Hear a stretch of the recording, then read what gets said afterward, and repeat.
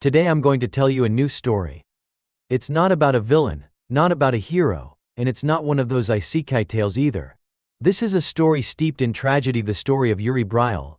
He was the third prince of one of the most powerful empires on the continent, yet he was branded with the unforgivable crime of genocide. From a young age, Yuri had been destined to become the future head of his house. He was blessed with extraordinary talent in swordsmanship. However, he fell early, lured in by the seductive promises of the noble class. Having lost his sense of purpose far too soon, he quickly became easy prey, a tool for others to exploit. When his entire clan was wiped out, every accusation, every charge, was pinned on him. And by the time he finally realized his mistakes, and sought a way to make things right, it was already too late. Over the next 30 years, Yuri carved out a name for himself as a fearsome mercenary. But he didn't fight for gold. He fought for revenge. In every battle he pushed himself to the brink of death and back again. As long as his enemy still drew breath, he would keep fighting. But in the end, it amounted to nothing. In the end, he still died in agony, run through by the blade of his closest friend. Yet when he opened his eyes again, he found himself somehow reborn, thrown back 10 years into the past, to the very day his kingdom was destroyed. Oh, looks like I've gone on a bit too long, huh? Well then, let's get right to it, starting with Chapter 1. In the biting cold, where snow blanketed everything in sight, a group of men huddled inside a small house, whispering and exchanging rumors. Hey, have you heard the rumor going around? There's some lunatic wandering the battlefields these days. A lunatic? One of the men slammed his beer mug down on the table. They say he's got these empty, soulless eyes, especially for a mercenary. And after every battle he just disappears like he's chasing the next fight. A mercenary who doesn't care whether he lives or dies. That's not something you see every day. But what unsettled them the most was what the lunatic always muttered under his breath: I survived. Again. Their conversation grew more heated. I heard he always shows up in battles connected to the Empire. People say he's not in it for money, he's chasing some personal vendetta. Just hearing about him gives me chills. So who is this lunatic anyway? The scene cuts to a trail of blood staining the snow-covered road. Well, according to the rumors, they say he's a prince from a kingdom that was completely wiped out. Under the pale moonlight, a young man, drained of all strength, slumped against a boulder. They say he's always searching for a place to die. A soldier stood before him, watching him in silence, and finally asked, "Is this really the best answer you could come up with, destroying yourself?" At that moment he was nothing more than a walking corpse, sunken eyes, skin stretched thin over sharp bones. He was the third prince of Briel, Yuri Briel. A name steeped in shame. The prince who destroyed his own kingdom with his own hands. Back in the past 10 years ago, inside a lively, bustling casino. Let's go. And that man, the sinner, the sole survivor of a fallen kingdom, was none other than the third prince of Briel, Yuri Briel, 18 years old at the time. He slammed his hand down on the table and shouted excitedly, "Man, I'm on fire today." Trailing behind him was a royal court mage. Hernandel, his name. With a puzzled look, he asked, "This is incredible. How do you always win?" "Every single time." A few people around them began to rise from their seats, preparing to leave. "Ah, it's just luck. You think I'm any different from the rest of you?" Yuri waved them off playfully. "What's this? You're all getting up now. Why don't you stick around for another round?" But Yuri, clearly drunk, was swept up in the thrill of gambling. "Let's double the bet this time." He slurred, grinning. Seeing this, Hearn furrowed his brows and quietly reminded him, "We should really get going. If we stay any longer, we're going to miss our appointment." Suddenly, a hand slammed harshly against the table. "You little punk. We've been nice so far, why don't you take the hint and get lost?" Two men glared at Yuri, their tempers flaring. "You really think we don't know you've been cheating? Using those dirty tricks?" Pathetic. Yuri wasn't about to back down. He slammed the table and shot to his feet. "Dirty tricks? Who do you think I am, huh?" The men sneered, mocking him. "From the way you act, you're definitely no noble. What are you, the king of this country or something?" "The king. Please.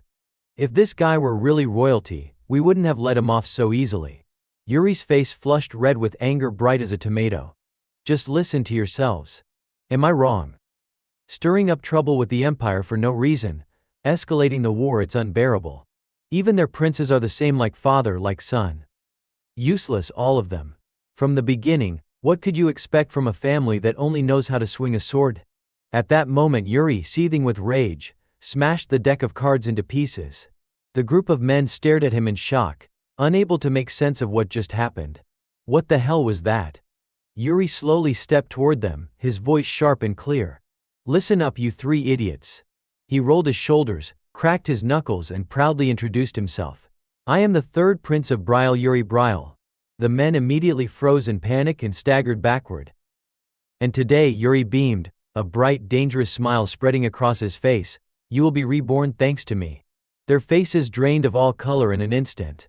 Night had already fallen, and Yuri was frantically trying to explain himself to a young woman. Can't you see I'm telling the truth? I was late because my father had an emergency meeting. I even sent a message through the communication bridge to let you all know. The woman in question was none other than Catherine Ivorna Gronzian, Princess of the Empire. She said nothing. She simply frowned at him, her gaze sharp and unwavering. I mean, come on, can't you ladies let me off just this once? Yuri pleaded awkwardly. Catherine's tone hardened. Do you think you're the only one who had trouble making time? Do you have any idea how far I had to travel, how carefully I had to avoid being seen, just to meet you here? I get it, I really do. But please, try to understand my situation, too, Yuri replied, scratching his head in frustration. My father is, well, not currently in his position of power, so I have to be extra cautious for a while. Honestly, I wasn't even supposed to tell anyone about this. Catherine's expression instantly turned ice cold. Oh, so I'm anyone to you now? That made Yuri panic. No, that's not what I meant. Without another word, Catherine took off the green jade bracelet and tossed it aside. If you don't trust me, then why would you ever give this to me? Why not just give it to some other woman you trust more? Disappointment clouded her face as she turned away. Don't contact me again until I'm the one who reaches out first. Wait, Catherine. Yuri called out, watching helplessly as she walked away. He picked up the jade bracelet, his heart sinking. What am I supposed to do now?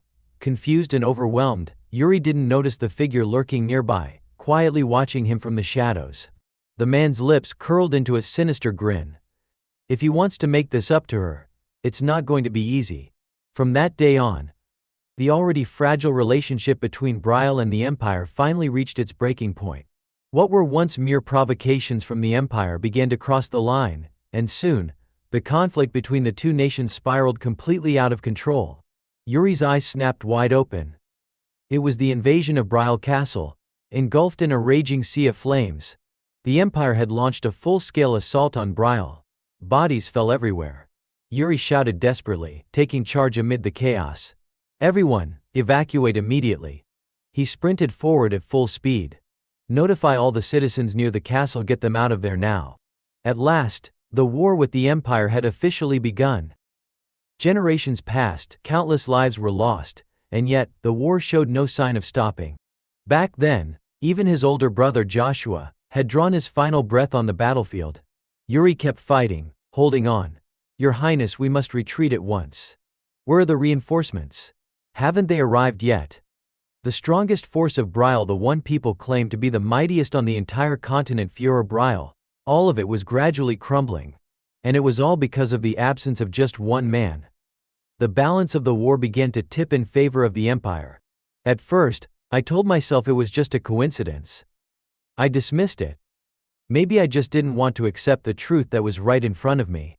But as I remembered the countless life and death battles I had survived, as my rational mind slowly returned, I could only reach one conclusion: the betrayal of Catherine, the only person I had entrusted with everything.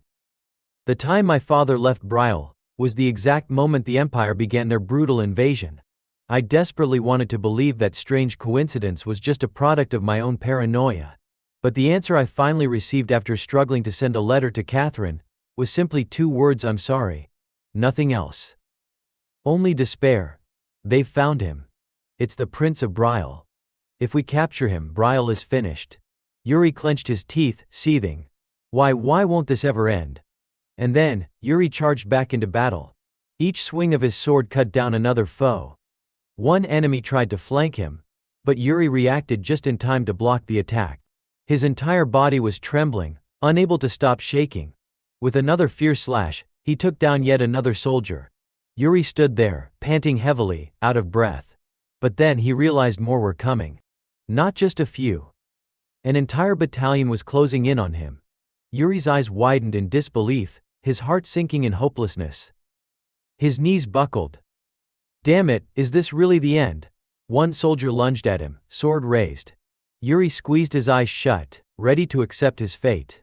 But then someone suddenly leapt in front of him, shielding him from the deadly blow. Blood splattered across Yuri's face. He froze in shock, his body stiff. No Roland. But Roland was already collapsing, his body slowly giving in. With his last bit of strength, Roland whispered, "Please survive, Your Highness." Yuri's heart shattered as he watched Roland, the one who had always been by his side, slip away. After that, more soldiers of the Brial family appeared, rushing in to protect Yuri. They pleaded desperately, "You mustn't stay here. Please, Your Highness, you have to run. If anything happens to you, Brial will have no future. Hurry, run, Prince Yuri." Yuri clenched his teeth, his mind torn in indecision. Amid the enemy's shouts, there he is. The Prince of Brial is fleeing. After him. By then, dawn had already broken. The enemy soldiers continued their relentless pursuit. He couldn't have gone far. Find the prince now. Yuri was hiding somewhere, gasping for air, his chest rising and falling in ragged breaths. I can't stay hidden here forever, he thought. Anxiety etched across his face. Somehow I need to break through their encirclement and plan for the future. Images of his father flashed through his mind. Where was he now? His father's prolonged absence likely meant only one thing: the Empire had killed him. At that very moment, the door to Yuri's hiding place creaked open. An Imperial soldier had found him. Panic surged through Yuri. No, if I die here, Brial's future will be gone for good. In desperation, Yuri suddenly called out, shocking the soldier. Please spare me. He dropped to his knees. If I die here, Brial will never stand again. His hands trembled as he thought about the knights who had laid down their lives for him. What I'm trying to say is, Yuri shut his eyes tightly. I'm sorry. The soldier replied calmly, there's no need for lengthy explanations. The Empire's crimes will not go unpunished. Yuri's eyes widened in disbelief. Soon, Imperial troops will flood this place. Go, leave now. Without hesitation, Yuri fled into the depths of the forest. His mind was in turmoil. No matter what, I have to survive. I must live to restore Brial and take revenge on the Empire. But that so-called purpose was nothing more than the arrogant dream of a naive boy. Reality was far more cruel than he could have imagined. A torrential rain poured down as if mocking him, each of his footsteps heavier than the last. In the end, everyone died. All that bloodshed, what was it even for? Now I don't even have a reason left to justify it. The letter, the one that only said I'm sorry, he discarded it without another thought. Yeah, now the only reason I hold this sword is to punish myself. His hand tightened around the jade pendant Catherine had left behind. One day, someone will come. Someone will end me. Back to the present. The soldier standing before him spoke coldly. They say you're always looking for a place to die. Yuri's hollow eyes stared straight ahead. The man continued, so that's why you charge into the most dangerous battlefields, recklessly risking your life. You just wanted to rest. You really think self-destruction is the best answer you've got? You're the pinnacle of selfishness. Behind the man's mask, a faint red glow flickered. Even death would be too generous for someone like you. You talk like you're some noble martyr. But the look in your eyes right now, you want to kill me, don't you? Let's finish this. Yuri Brial, 3rd Prince of Brial. Suddenly Yuri's eyes widened in shock. Anyone who knew about my past should have died long ago.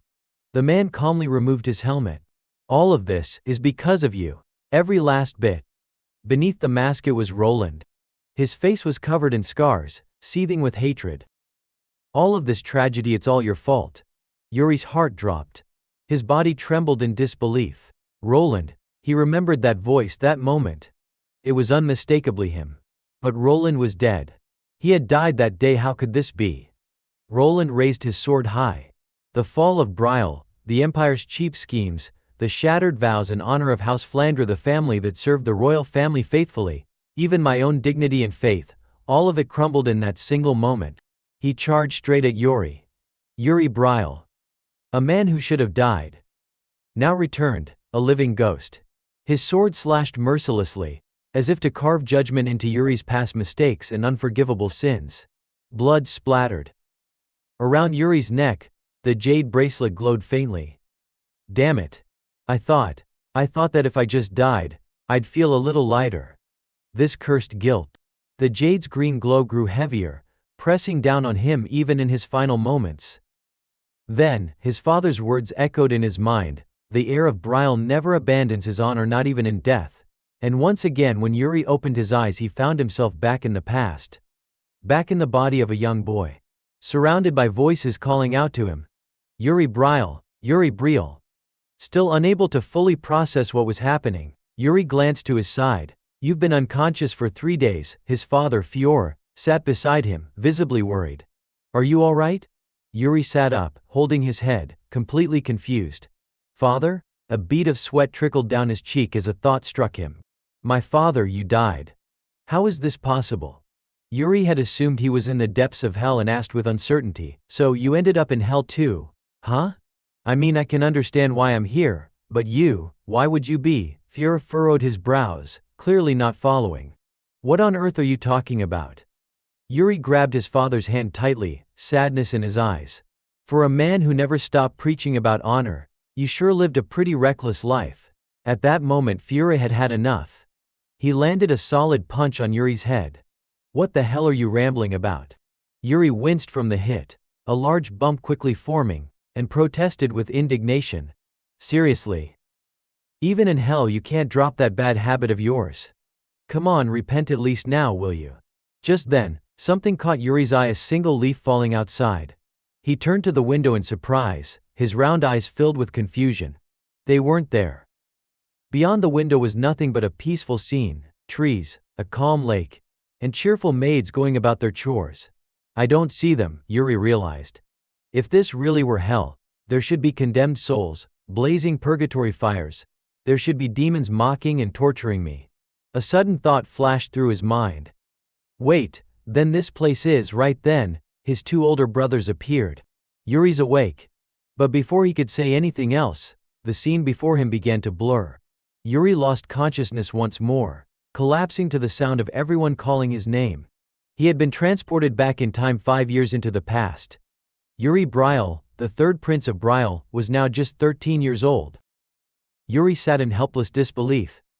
At first, I thought this was just a dream, or maybe a long vivid memory, but no matter how hard I tried, I couldn't wake up. The world didn't end, either. Instead, the same old scenes buried deep in my memories kept replaying, over and over. And I couldn't deny it any longer. Yuri sat at the dining table, surrounded by the cheerful voices and laughter of his older brothers. He still couldn't shake his amazement. The truth is I've come back. Back to the spring of my 13th year. The truth is I've been given another chance. The curtains by the window were suddenly drawn open, and a voice gently called to him. Your Highness, it's time to get up. Yuri peeked his head out from under the covers. You told me to wake you, didn't you? Determination slowly formed on Yuri's face. It's time to practice swordsmanship. He shot up in bed the instant he was fully awake, and rushed to get out of bed. Anna, bring me my clothes right away. Wait, my training clothes. As his feet hit the floor, Ina smiled and gently reminded him, Your Highness, please calm down. Let's start by washing your face. Please come sit here. Suddenly, the gruesome image of her murder flashed in his mind. She had died right here, in this very room. Yuri's face darkened, and he fell silent for a moment. Then he turned to her. Anna. Yes, Your Highness. Yuri smiled brightly, raising 3 fingers. Slap me. 3 times. As hard as you can. Anna froze in shock. Excuse me, Your Highness, are you asking me to commit treason? Yuri remained calm and confident. If I tell you to do it, then it's not treason. You're sure about this? She asked, still unsure. Yuri smirked proudly. Yuri Bryle never breaks his promises. And so, the sound of thunderous slaps echoed through the room. Later Yuri stood in the training yard, his cheek red and swollen with a large bump. I forgot how terrifying her strength really is. Some passers-by chuckled as they walked by. Not a single one offered him any medicine. The clash of swords rang out as usual. Bernard, Yuri's sword instructor, focused intently on their sparring, teaching him purely through combat. Yuri sighed to himself. Even Bernard doesn't bother to ask about my bruised face. Yuri watched him seriously, but Bernard simply continued the match without a word. He didn't even correct Yuri's stance. When did Bernard start teaching me solely through sparring? Yuri wondered. A memory surfaced. Bernard once reported to Fuhrer His Highness is a natural-born genius, intellectually speaking. But it's a shame. Bernard's expression was somber. If the prince had been just a little more earnest, he could have been a true blessing to Brial. Yuri had been eavesdropping from behind the door. Yes, I'm certain it started from that moment. Back then, he realized Bernard had switched to only sparring with him, because he never took the proper lessons seriously. His grip on his sword tightened. When I heard that I was becoming lazier with each passing day, instead of trying harder, I just kept running away. Yuri suddenly called out, "Bernard!" His face now radiated determination. "From this day forward I want you to train me seriously." He pointed his sword straight ahead and declared firmly Yuri Brial will train with everything he's got from now on. Hearing that, Bernard smirked. "I'm not sure what suddenly come over you, but as you wish, Your Highness." Yuri smiled brightly in return. But then, Bernard's expression shifted. He raised his sword with deadly seriousness. A sharp, cold glint flashed in his eyes, and a green aura of sword energy enveloped his body. "From now on, we begin your true training." Without warning, Bernard dashed toward Yuri with incredible speed, giving him no time to react. "Wait, Bernard!" Yuri cried out, panicked, but Bernard had already leapt back, giving Yuri just a sliver of breathing room. Yuri let out a helpless laugh. Of course. The sheer killing intent radiating from him is insane. Yuri's heart pounded in fear and disbelief. Before coming to Brial, Bernard was famously known by another name, the Sword Demon. Not long after, Yuri found himself sprawled on the ground, completely out of breath, his sword knocked from his hand. So this is what real training under the Sword Demon Bernard is like. If I didn't have the battle experience from my mercenary days, this would have been way worse. He raised a shaky hand, panting. Even though he was exhausted and his body was covered in scrapes, Yuri couldn't help but think, at this pace, my skills will improve fast. This isn't bad at all. From a distance, Bernard stared at him in quiet surprise.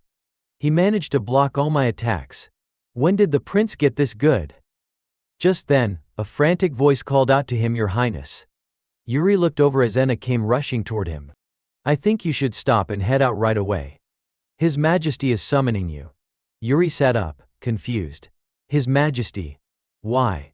His eyes suddenly widened as something clicked in his mind.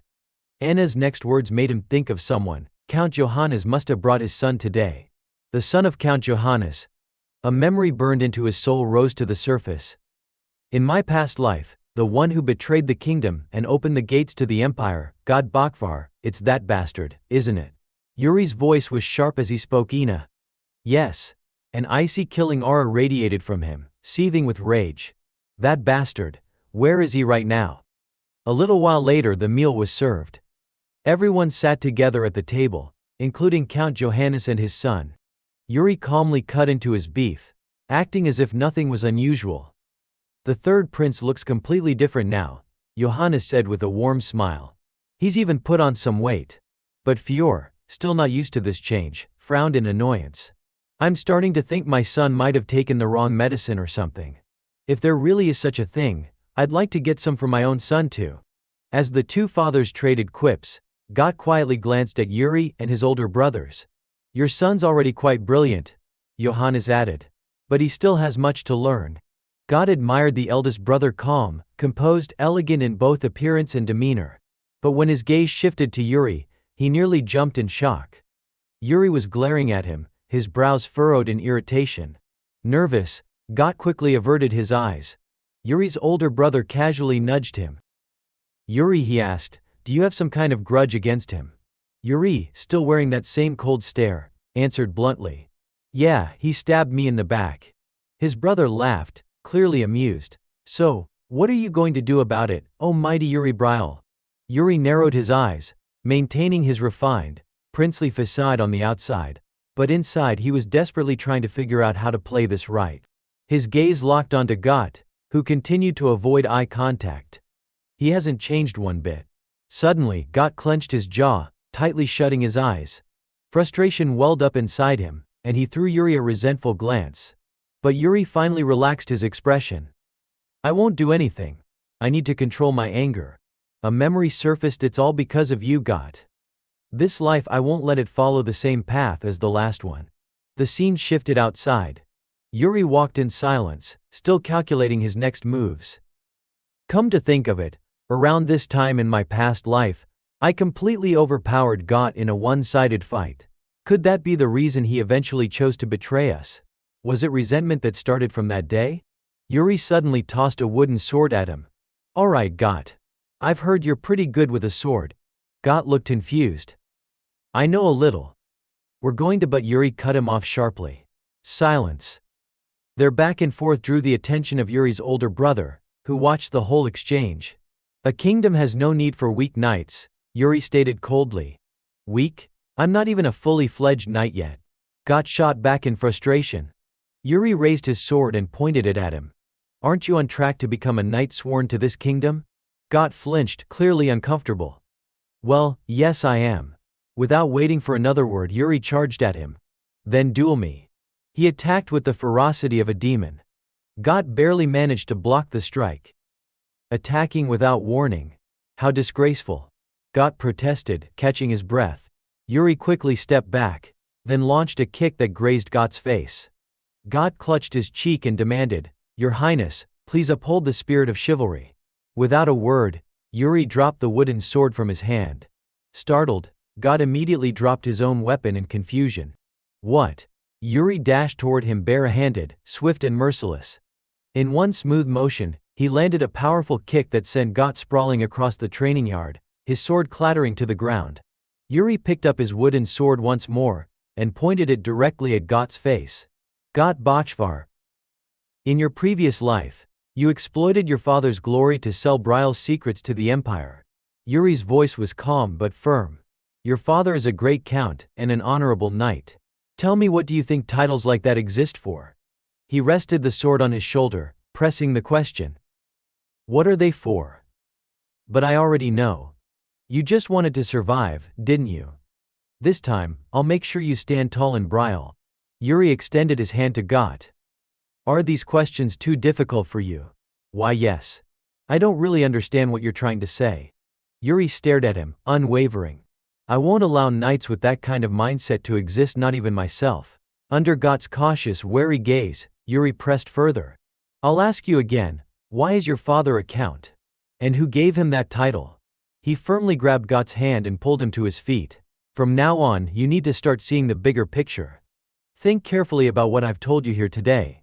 Yes, Your Highness. Got quietly excused himself and walked away, not forgetting to turn and bow politely before leaving.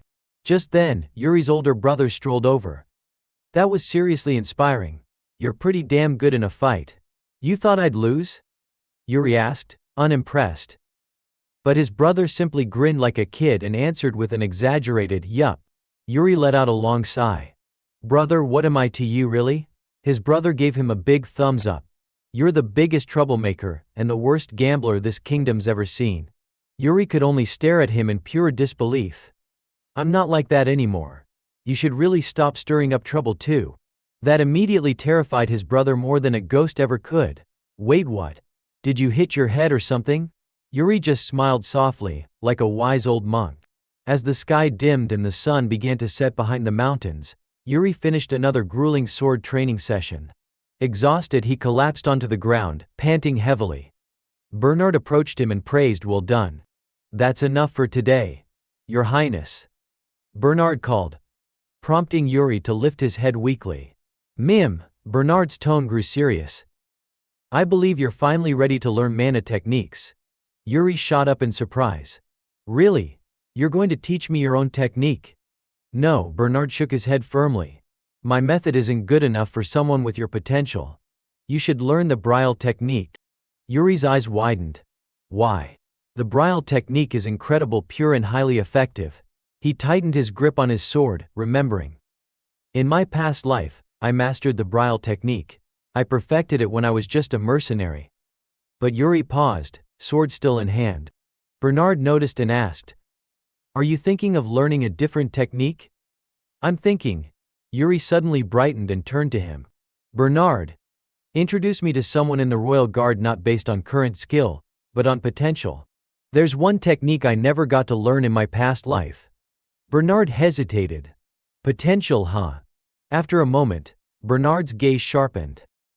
"If we're talking purely about potential, then that would be Gerald." "Gerald? Purely based on potential?" Yuri murmured, then looked away and softly said the name. "Gerald, before I returned to the past, I met him near the end of the war. His skills were decent. Honestly, I was surprised he survived as long as he did." He recalled the scene vividly, Gerald trembling, telling him, "I'm so pissed." "About what?" Yuri had asked. His potential really was something special. Gerald had clenched his teeth. "I could have been so much stronger if I'd been properly trained from the start. But I wasted it." Yuri had smiled back then. "Hey, it doesn't really matter. We both suck anyway." Back in the present, Yuri brushed the dirt off his clothes and stood up. "All right." With a cheerful grin he walked ahead. "Let's go meet that lazy knight." Gerald at that moment was off training somewhere. Yuri smiled softly, fully determined. "I'm going to wake him up." The afternoon sun cast a warm glow across the hallway. Someone stood there, quietly bowing his head in contemplation. He glanced back just as the door creaked open. Yuri had arrived, casually raising a hand in greeting. Rosso looked at him in surprise. "Your Highness, what brings you here today?" "I just came to check in on everyone," Yuri replied cheerfully. "We're still nowhere near your level, but we're doing our best," Rosso said humbly. Yuri leaned over the railing and observed the training grounds below.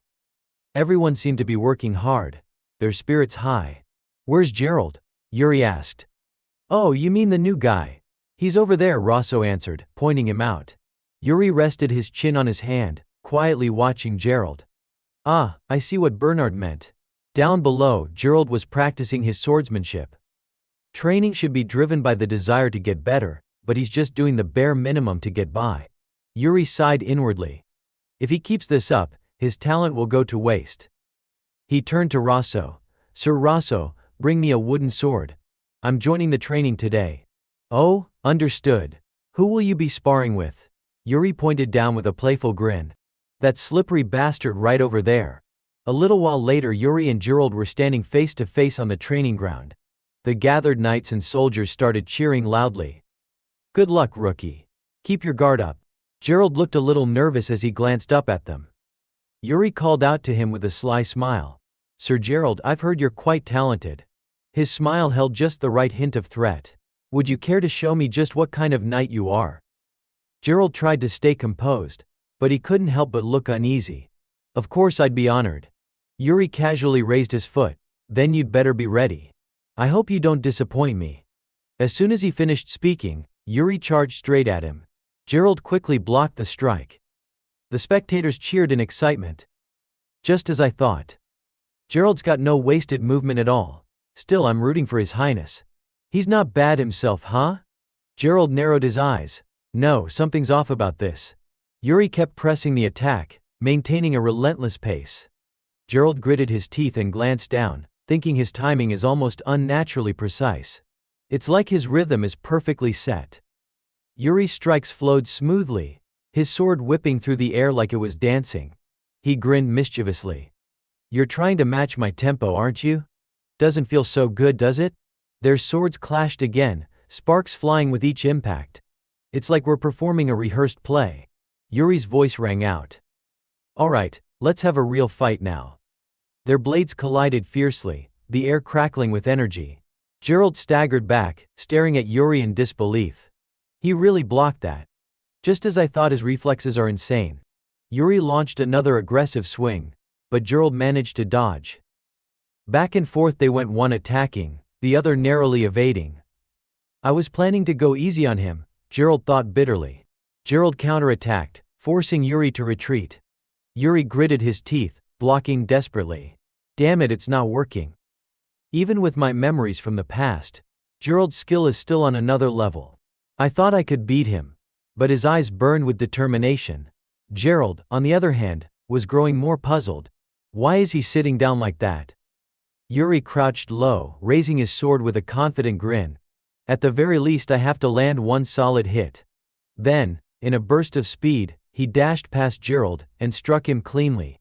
I got you. Yuri cheered like a child who just pulled off his first prank. The crowd erupted in excitement. Wait, he actually landed a hit. His Highness is amazing. Without missing a beat, Yuri readied his stance again. You weren't holding back on me, were you? Not at all, Gerald replied, still confused. Strange. I'm the one attacking, but somehow I feel like I'm the one being cornered here. Yuri slowly advanced toward him once more. Gerald dodged the next attack just in time. Yuri clicked his tongue in mock disappointment. Such a shame. That single comment lit a fire inside Gerald. Tech. He's really starting to piss me off now. Seeing what was unfolding, the spectators up above began to panic. Gerald, what the hell are you doing? Are you crazy? Gerald had already started channeling his mana technique, his face twisted in furious rage. A sword strike narrowly grazed Yuri's shoulder, missing him by just a hair. He's up against the third prince. Snap out of it. Gerald's eyes were wide, veins bulging, his fury consuming him. In the next moment, a few strands of Yuri's hair fluttered to the ground. A shallow cut now marked his forehead. Gerald immediately panicked. Your Highness. The onlookers shouted in alarm. You lunatic. Your Highness. Are you all right? Yuri casually waved them off. I'm fine. What, is this your first time in a sparring match? But your wound. Without a second thought, Yuri tied a cloth around his forehead to cover the cut. Gerald gripped his sword tightly. Come on again. Yuri raised his sword with a wide, excited grin. Now this is getting fun. Without hesitation, Yuri launched himself forward. There's no reason to stop now. He kicked off the ground, moving faster, his body agile and fluid, weaving unpredictably. Gerald, frantically dodging, couldn't help but think, this prince, he's different from me. The attacks kept pushing him to the edge. No. Gerald suddenly realized. He's forcing himself to his own limits on purpose. He focused all his attention on Yuri's every move, sharpening his senses. Both of them now stood face to face, fully aware they each had to surpass their own limits to continue this fight. The two of them stood locked in a tense standoff, the air crackling between them. Suddenly, Gerald's heart raced, his blood felt like it was boiling inside his veins. He charged forward without thinking. I've never felt like this, not even when sparring with people stronger than me. Yuri raised his sword to block the incoming strike, his expression sharp and focused. But this young prince, there was something electrifying about him. Yuri stomped hard on the ground, grinned, and leapt into the air. Mid-jump, he swung his wooden sword in a wide arc. Gerald narrowly dodged, feeling something inside him surge awake. The force of Yuri's swing was enough to slice off a few strands of Gerald's hair. Damn it. Gerald gritted his teeth and clenched his sword tighter. He immediately channeled his mana again, and launched another fierce attack. Yuri's sword began to crack from the pressure. Finally it split clean in half, shattered beyond use. Gerald had broken Yuri's wooden sword into pieces. The fight was over. Yuri let out a deep sigh and looked at Gerald with a bright, satisfied smile. That's it. We're done here. Gerald slowly withdrew his mana, panting hard from exhaustion. Yuri extended his hand toward him. I just realized something, Gerald. Gerald instinctively grabbed his hand. Oh no, well done. You did great. But inside, Gerald's mind was still spinning. That relentless willpower and unshakable resolve, I've never experienced anything like that before. How can a prince that young? Yuri, noticing Gerald's dazed look, asked curiously, what are you doing? Gerald blinked. Huh? Yuri smirked confidently. What are you doing? Why are you still holding my hand? Gerald, flustered, quickly let go under Yuri's teasing gaze. You made the prince bleed and now you're just standing there like nothing happened. I'm really sorry. Without another word he bolted away. Yuri sighed as he watched him leave. Such a clumsy guy. Yuri was sprawled out on the ground, completely exhausted. Suddenly the loud cheers from the crowd jolted him awake, his eyes wide open in surprise. Everyone was shouting with excitement. Your Highness. You were amazing. At that moment someone approached Rosso. Rosso turned to him in surprise. Captain, when did you get here? I just arrived a moment ago, the man replied.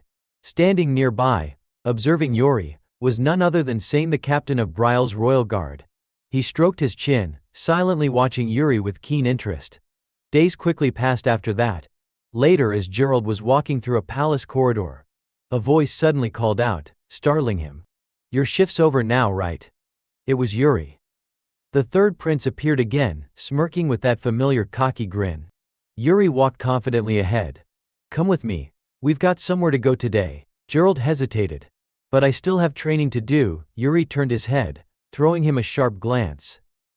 "Looks like you've finally come to your senses. You owe me for that, so you're coming." Gerald had no choice but to agree. "Fine." "Good." Yuri grinned, clearly pleased. Gerald was still pushing his body to its limits. He still had a long way to go, but for now it was acceptable. Gerald asked, "So, where are we going?" "Just shut up and follow me," Yuri chuckled. "If it turns out to be something dangerous, I'll bring someone else along too." "Who?" Gerald frowned. Yuri raised his hand and shouted to a young man nearby. "Hey Hernado. The royal mage of Brile." Hernado turned around, looking a little awkward.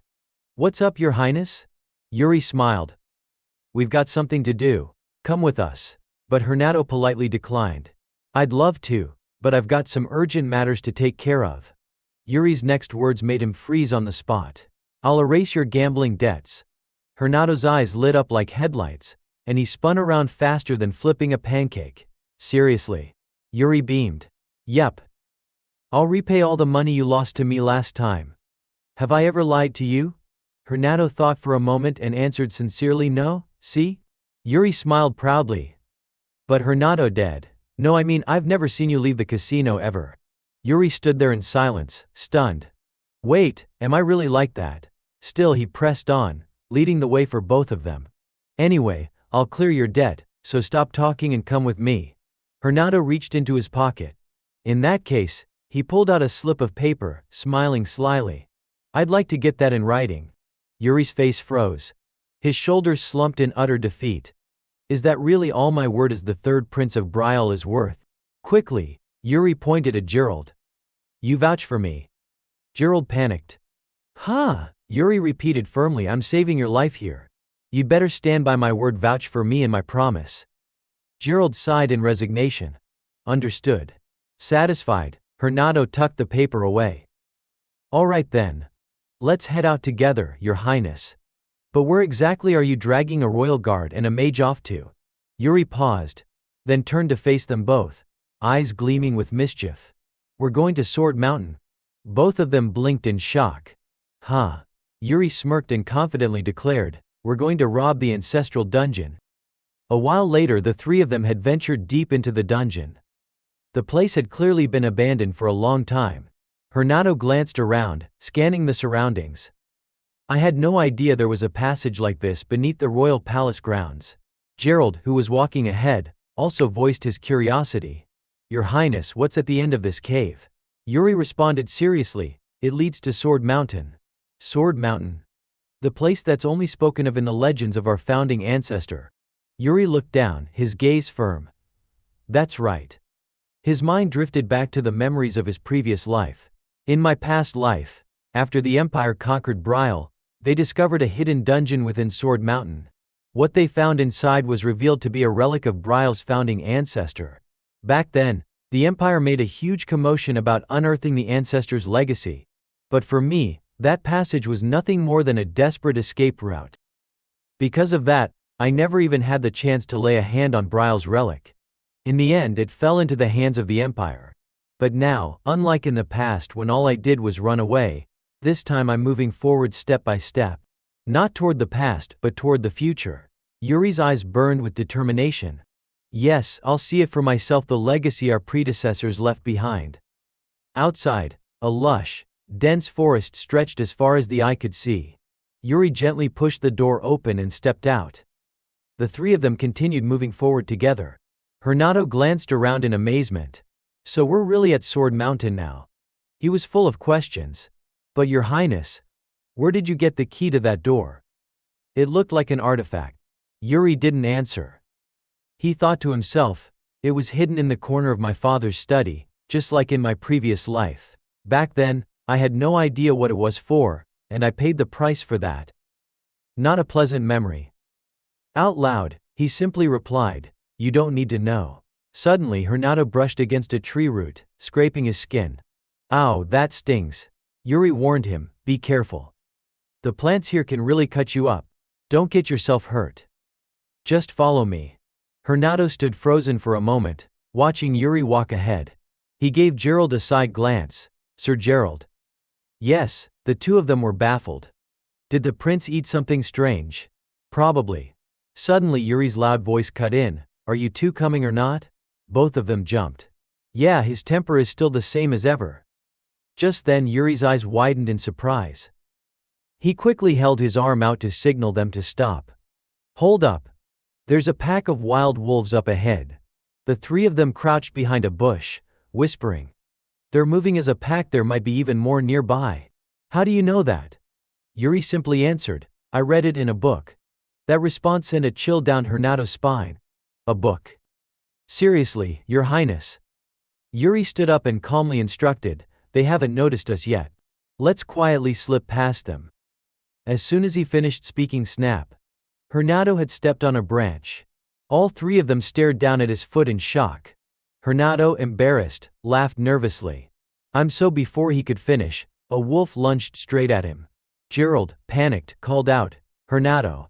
In a flash, Gerald swung his sword and slashed the wolf clean across the neck. It collapsed right at Hernado's feet. Yuri, arms crossed, praised him. "You knew wolf fur is thick and coarse, so you used the right mana technique. Good work, Gerald. But now, their leader has its eyes on us." Sure enough, the leader of the pack was staring them down, drooling as it slowly opened its jaws. It tilted its head back and let out a long, echoing howl that rang throughout the forest. Immediately, the entire wolf pack surrounded the three of them. Gerald gritted his teeth, gripping his sword tightly as he infused it with mana. "You two, don't wander too far from me." The wolves bared their dripping jaws, snarling. Two of them charged straight at Gerald. He didn't take his eyes off them. With a swift slash, he sent both of them to meet their ancestors. From behind, Hernado cheered in excitement. "Wow, you're pretty good at this." As expected from Brile's captain of the Royal Guard. Yuri nodded in agreement. "Yeah, he's strong. But he still has a long way to go." Gerald was quickly overwhelmed, facing wave after wave of incoming wolves. His body started to tremble from sheer exhaustion. At that moment Yuri called out, "Hernado." Yes, Hernado straightened up immediately. "Looks like it's time for you to show off that combat magic my father trusted so much." Without hesitation, Hernado began casting his spells. One by one, fireballs materialized in his hands. "You really know how to make good use of a combat mage." Hernado grinned. Gerald, still fighting fiercely, glanced back in surprise. "Huh? What's going on?" A flaming sphere came flying straight toward him. Gerald yanked his sword out of a wolf's mouth and leaped out of the way. Boom! A massive explosion shook the forest.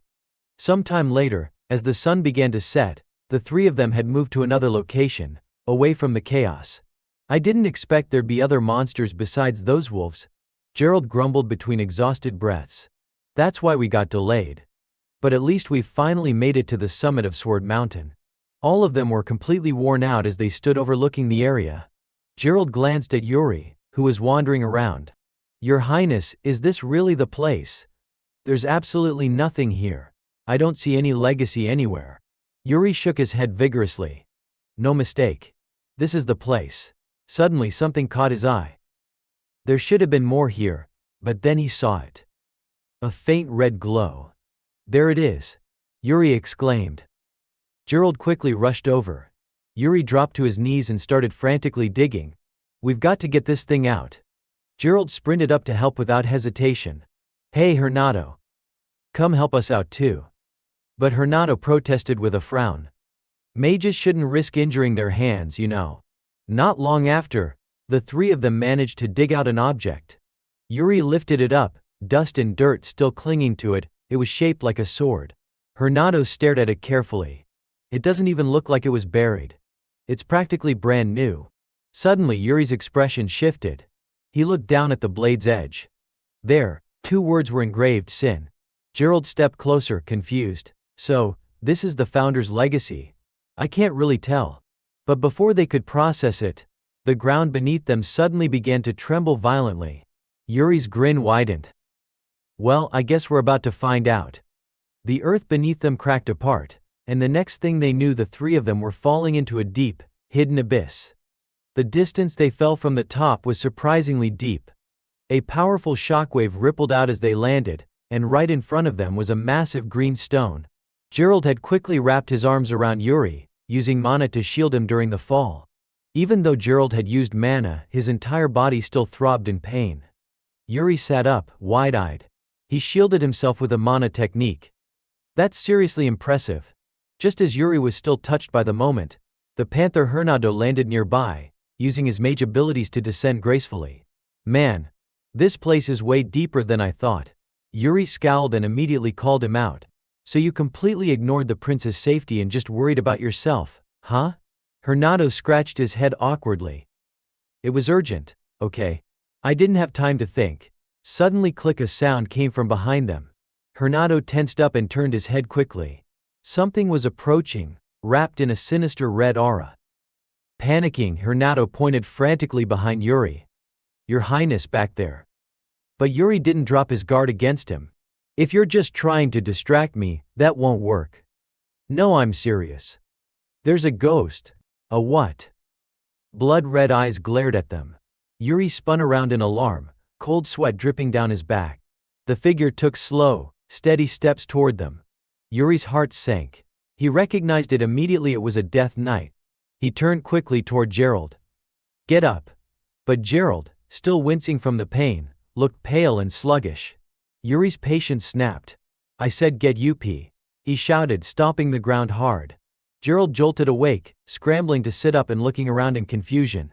Where are we? The Death Knight was now right in front of them. Despite the pain racking his body, Gerald instinctively jumped in front of Yuri. Your Highness, please step back. I'll handle this Death Knight. Yuri couldn't help but admire him. Look at this guy, he's got pretty fast reflexes, huh? Dark red and black energy pulsed from the Death Knight's body. Yuri narrowed his eyes as he examined him. Death Knight, just as the name implied, a knight who had returned from the dead. A Death Knight was said to be even stronger than they had been in life. But then, Yuri calmly stepped forward. It's fine. He's not dangerous. Gerald, still tense, pressed him. How can you be so sure? Call it a gut feeling, Yuri said confidently, stepping even closer to the Death Knight. There's no way a guardian of our ancestors' dungeon would raise a hand against me, Yuri Brial, one of their bloodline. Don't you agree? The Death Knight silently stared at him. Then he slowly drew his sword. Your Highness, watch out. The two behind him shouted in panic. The sword came down toward Yuri. But instead of attacking, the Death Knight simply plunged the tip of his sword into the ground right next to him, slicing off a few strands of Yuri's hair. Hernado panicked and shouted. Oh no. The prince's head's been sliced clean off. Yuri, with a dumbfounded expression and a slightly botched haircut, glared back at him. You better start being more careful with your words, you hear me? Hernado quickly corrected himself. I mean, the prince's hair got sliced in half. At that moment the Death Knight finally spoke. That arrogant expression of yours, it's just like his. Yuri furrowed his brows. His? Who are you talking about? The Death Knight uttered a name, Erich Brial. Everyone was stunned. Gerald's eyes widened.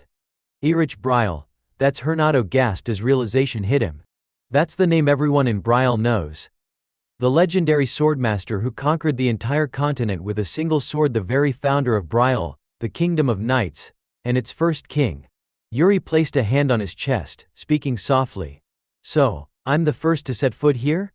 The Death Knight nodded. Yes. No one else has come before you. His gaze shifted toward the sword Yuri had just pulled from the ground. If you weren't a descendant of Brial, you would never have been able to draw that sword. Yuri lifted it, admiring it in his hands. Then this must be the peerless sword our ancestor once wielded. But the Death Knight interjected. I've used that sword myself. Yuri froze, visibly thrown off. He stared at him in disbelief. What's with that look? Are you looking down on it just because I used it? The Death Knight asked, annoyed. Yuri turned away slightly. No. I just feel bad for touching something that belongs to someone else. The Death Knight's tone became grave. Descendant of Brial, tell me your purpose here. Yuri gripped the sword tightly and boldly extended his hand toward the Death Knight. I am Yuri Brial, the third prince of the current Brial royal family, descendant of Erich Brial. I've come to claim the legacy of our ancestor. Bestow it upon me. The Death Knight silently stared at him for a long moment, then turned around. The time has come. It seems I must now fulfill my duty. Yuri's expression hardened with determination as he followed closely behind the Death Knight. Gerald, still processing everything, was flustered. This can't be real. We've entered the ancestral dungeon of Brial. We're speaking to a Death Knight. This is not the royal guard life I ever imagined. Yuri's voice suddenly pulled him back to reality. Gerald. What are you doing just standing there? Gerald flinched. Huh? His eyes widened in shock. What the? In that moment, an image of Yuri's past life flickered in Gerald's mind like a phantom. Are you coming or not? Yuri asked again. Gerald quickly shook it off, trying to refocus. What's going on with me? Am I really starting to see hallucinations? Finally, he hurried to catch up. Not long after, the three of them arrived in front of a massive green crystal. The Death Knight sat upon a nearby stone, his gaze heavy with pressure as he looked at them. I hope you are worthy. In the next moment, Yuri was suddenly transported. He now stood alone in the middle of a barren desert. Where am I? From afar, someone appeared. An illusion. Yuri muttered, confused. Are you our ancestor? But then his eyes went wide in terror. No, wait. That's the figure charged, sword raised and battle ready. That's not human. Yuri quickly raised his sword to block the strike. Looking closer, he could see a glowing green magical core inside its chest. Yuri's heart pounded as he realized. This is a faceless puppet, wielding a sword infused with green energy. This is the mana technique. The puppet suddenly pointed to a glowing source of light within its body. Yuri frowned in confusion. What is this thing trying to show me? It held its sword in one hand and raised the other. A swirl of green mana surged up, wrapping around its blade. Yuri immediately shifted into a battle stance. A mana technique. It's showing me the basic principles right here, in real time. The puppet pointed again, this time at its sword, and then at Yuri. It wants me to copy it. Right now, in the middle of a fight. Yuri scratched his head in disbelief. My ancestor was seriously insane. Looking at the puppet, Yuri thought to himself, training someone who's never learned mana by just tossing them into live combat, this is something that would only happen to someone living their second life. With a heavy sigh, Yuri sat down and placed his hand on the ground. Mimicking the puppet, a faint green glow suddenly flickered at his fingertips. His eyes widened. So this is how it works. He called out to the puppet. Hey, Yuri gave an awkward, sheepish grin. Just so you know, I don't really have a solid grasp of any serious combat strategies yet. Surprisingly, the puppet seemed to understand and even smiled back. Facing it, Yuri steeled his resolve. I have to get stronger. Because soon enough, the Empire will reveal its true ambition and launch a full invasion of Brial. He recalled that terrifying scene from his past life. This time I'll destroy them. I won't repeat my past mistakes. Yuri tightened his grip on the sword as mana surged from his body, channeling the swordsmanship of Erich Brial. With a burst of speed, he dashed forward, eyes sharp, sword raised, and leapt high into the air. He swung his blade in a powerful arc, determination burning in his voice. This will become mine. The scene shifted to another place. Someone slowly opened their eyes, still dazed. It was a training hall filled with all kinds of weapons. Gerald had somehow ended up here. He furrowed his brows, confused. Huh? Looking around carefully, he finally realized. This is a training room. He scanned the surroundings and then noticed his own singed hair. So that really wasn't a dream. Gerald immediately shifted into a battle stance, spinning around as he called out, Where are you hiding? Come out and fight me. Suddenly a shadowy figure appeared behind him. Gerald's senses kicked in instantly. He whipped around, only to find someone who looked exactly like him. A doppelganger. Is this some trial from the Death Knight? Gerald studied the figure seriously. What's your name? Are you also Gerald? The doppelganger smirked wickedly. Gerald, don't fight against your destiny. Gerald frowned, uneasy. What? The fake Gerald continued to press, You joined the royal guard because you wanted a peaceful life, didn't you? Stay away from the third prince. You'll only bring misfortune upon yourself if you defy your fate. Gerald let out a long sigh, looking down at the sword in his hand. The old me probably would have agreed with him. He suddenly recalled the moment during his spar with Yuri, when the prince had asked him, "Don't you find this all boring? Like we're just actors in a play?" Gerald's expression shifted. He bared his teeth and grinned confidently. "You wouldn't understand because you're a fake." The doppelganger paused, silenced. Gerald continued with fire in his voice. "You can't take back what you've already done. So why don't you think about your final move?" The fake suddenly drew his sword while Gerald was still speaking. "Your answer's wrong." The doppelganger swiftly lunged forward, eyes sharp like a blade. But his attack was easily blocked by Gerald's sword. That move was way too predictable. Both fighters trembled from the force of the clash. Their swords identical in both form and technique crashed again and again. The me from the past really was. The doppelganger backed away, sneering from behind the defensive barrier. "Boring." Gerald ground his teeth and charged. "Die." His sword sliced clean through the fake's body, sending him collapsing to the ground. But then from the wound Gerald inflicted, a strange, viscous liquid began to ooze out. Gerald's eyes widened in shock. "What the hell is that?" The fake's body started to morph grotesquely, its flesh bubbling and twisting as it expanded. Of course, there's always a second act.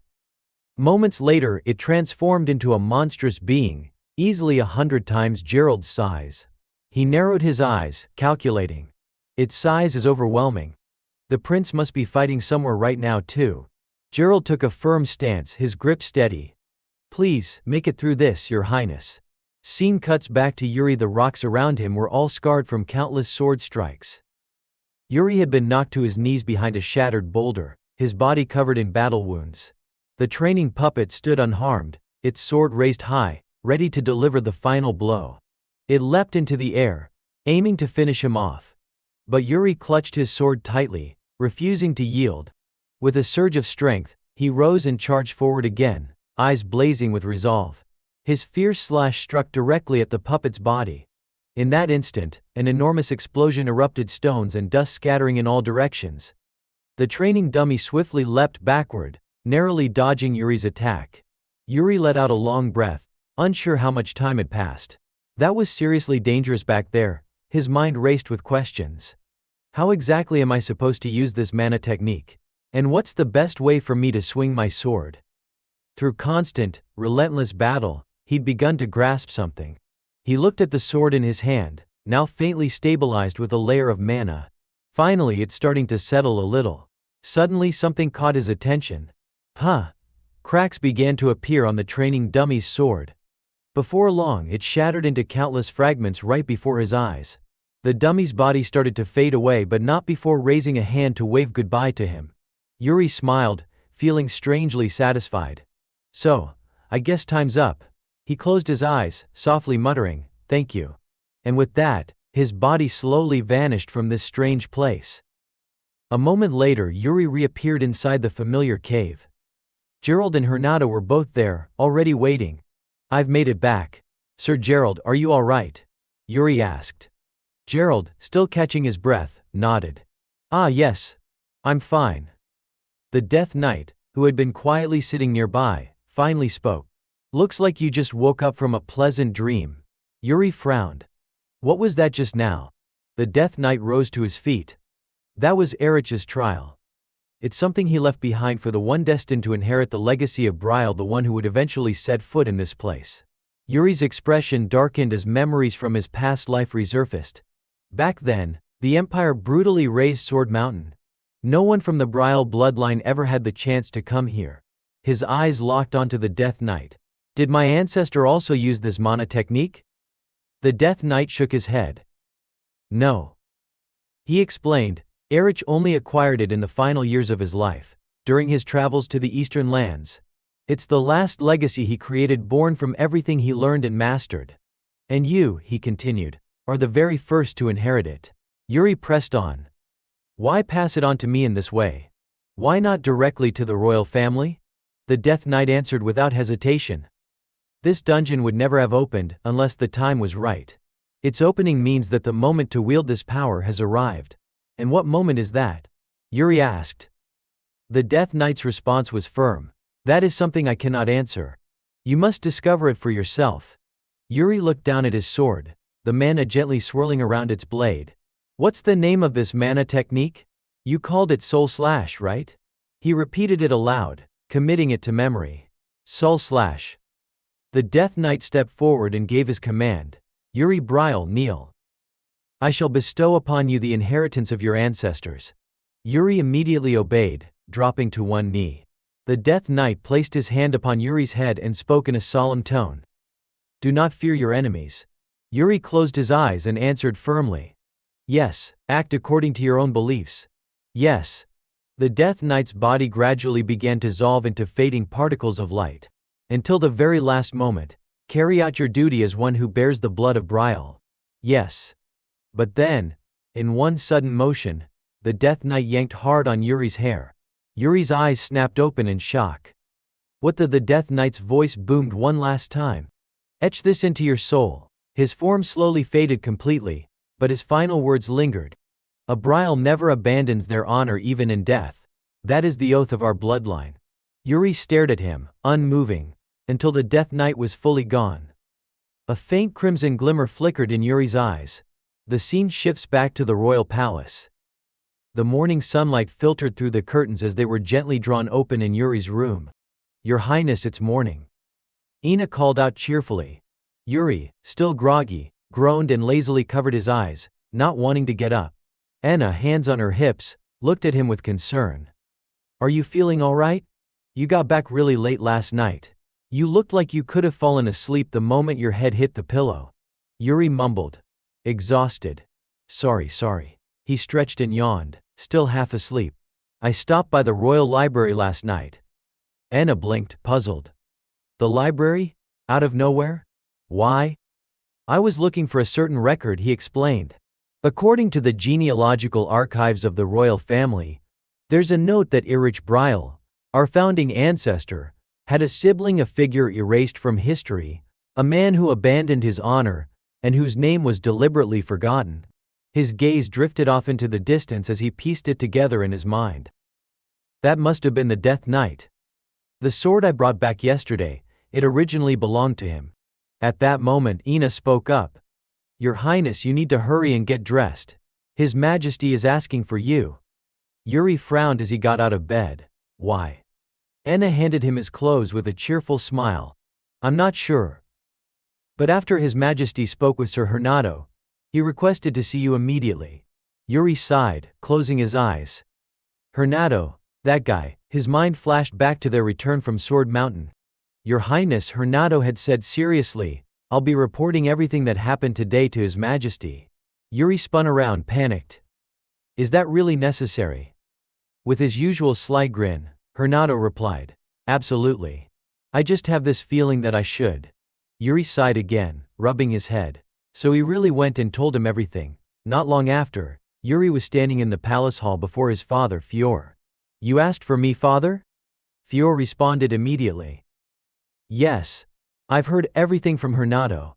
Not only did you leave the palace without permission, but you also discovered the ancestral dungeon at Sword Mountain. Yuri scratched his cheek nervously, avoiding his father's gaze. Yeah, well, that's about right. Fior slowly stepped closer, his tone growing more intense. I've also heard that you've changed quite a bit. His father's expression was serious. Your handmaid Bernard, even Hernando, they've all said the same thing. Fior placed his hand firmly on Yuri's head. Tell me, what is it that's changed you? A bead of sweat trickled down Yuri's face. His grip tightened around the sword at his waist. He instinctively stepped back. Fior paused, puzzled. You don't want to tell me? Yuri shook his head. No, it's not that. Then why did you step back with that look on your face? Yuri's eyes opened slightly as he explained. Because father, you were clenching your fist. Oh? Fior glanced at his own hand and relaxed it. I see. All right then, Fior said, softening his tone. Tell me. Yuri looked straight at his father and finally spoke. I had a dream. A dream. Fior repeated, curious. Yuri continued. Yes, and in that dream, I committed a terrible sin. Fior's gaze sharpened as he listened carefully. A terrible sin, you say? Directly, Fiora asked him. Yuri Brial, what is the sin you committed in that dream? Yuri lowered his head and quietly answered, my sin was that I couldn't save Brial. He began recounting his past life, disguising it as nothing more than a dream. In my dream, Brial was caught in a great war, countless innocent lives were lost. I tried to save them, but I failed. The kingdom collapsed, and I fled in disgrace, only to die a pathetic death. Placing his hand over his chest, he continued, when I woke up from that dream, the necklace mother gave me was gone. That's when I thought. Yuri's expression turned serious. Maybe that dream was a warning from mother. Fiora still had more questions. Then, what was it that destroyed the kingdom in your dream? Yuri hesitated, anxiety flickering in his eyes. It's too soon to mention the empire, besides, things might change this time. Maybe the invasion won't happen now that I'm altering the past. After a brief pause, Yuri chose his words carefully. I'm not sure. It was a dark army I've never seen before. Hearing this, Fiora suddenly smiled in relief. Placing his hand on his waist, he said warmly, I see. Perhaps it was nothing but a fleeting nightmare, or maybe it really was a warning from Lily. But what truly eases my heart is that you've chosen to straighten yourself out. That statement left Yuri quietly unsettled. Have I really changed? All I've done is desperately struggle to be forgiven for the sins I've committed. Just then, Fiore's tone shifted, becoming firm and direct. There's something we need to settle. His face was now resolute. Bring me your sword. Fiora Brial, the man known as a genius who wielded a sword from the moment he could walk. A man whose name was synonymous with the word founder. He had carved his name into the continent's history through his extraordinary swordsmanship. Yuri stood facing him, fully aware of what this meant. The 10 Pillars, that's the title given to the strongest fighters on the continent. And he's known as the strongest among them. In short, he's the most powerful swordsman alive. No one would ever dare to underestimate him. Glancing away briefly, Yuri mumbled, this is the first time I've ever stepped into Father's training hall. Fiora's voice lowered, steady and cold. I never once believed that any of my sons would have talent in swordsmanship. Yuri offered a slight smirk. I guess I'm the exception. Fiora let out a faint sigh, almost in disbelief. This talent, it suddenly appeared, huh? Without warning, Fiora pointed his sword directly at Yuri, catching him completely off guard. His father posed a simple question. What does talent mean to a swordsman? Fiora's gaze bore down on him with immense pressure. Is it strength, speed, reflexes, or exceptional intelligence? The tip of his sword remained steadily pointed at Yuri. If you possess all of those things, does that guarantee you'll become the strongest knight? The answer came swiftly and firmly. No. Yuri was stunned, lifting his eyes to his father in disbelief. Fiora raised his sword before him, his voice resolute. There's something far more important than what can be seen on the surface, something that allows you to surpass the very limits of being human. His sharp, icy gaze locked onto Yuri. Something that transcends duty, something that rises above crisis. Then, Fiora's eyes widened, his entire presence radiating overwhelming authority. Yuri felt crushed by the sheer weight of that pressure. Wait, what is this? A red aura began to surge and swirl around Fiora. His aura, it's different now. In a sudden flash, Fiora drew his sword. I don't even know what to call this. Just as quickly, the red aura dissipated. It's as if I can hear the sword calling out to me. Yuri was left in awe. Gripping his sword tightly, instinctively falling into a defensive stance. He hesitantly asked, is it destiny? Fiora nodded, as if that answer resonated with him. Perhaps. Maybe that's exactly what it is. Yuri lowered his gaze, lost in thought, his heart in turmoil. In my past life, I was never meant to walk the path of the sword. But now, is it different? Fiora's voice brought him back. What do you think? Do you believe you should take up this sword? His father's words lingered heavily in the air. Do you hear the sword calling you? Even when death is right before you, will you still press on? Will you still hold that sword tightly in your hand? With firm resolve, Yuri shook his head. I don't. His eyes flicked up to meet his father's. I don't feel anything. At that moment, Fiora's expression darkened, his presence became monstrous, terrifying like a demon unleashed. Yuri instinctively recoiled, fear gripping his entire body.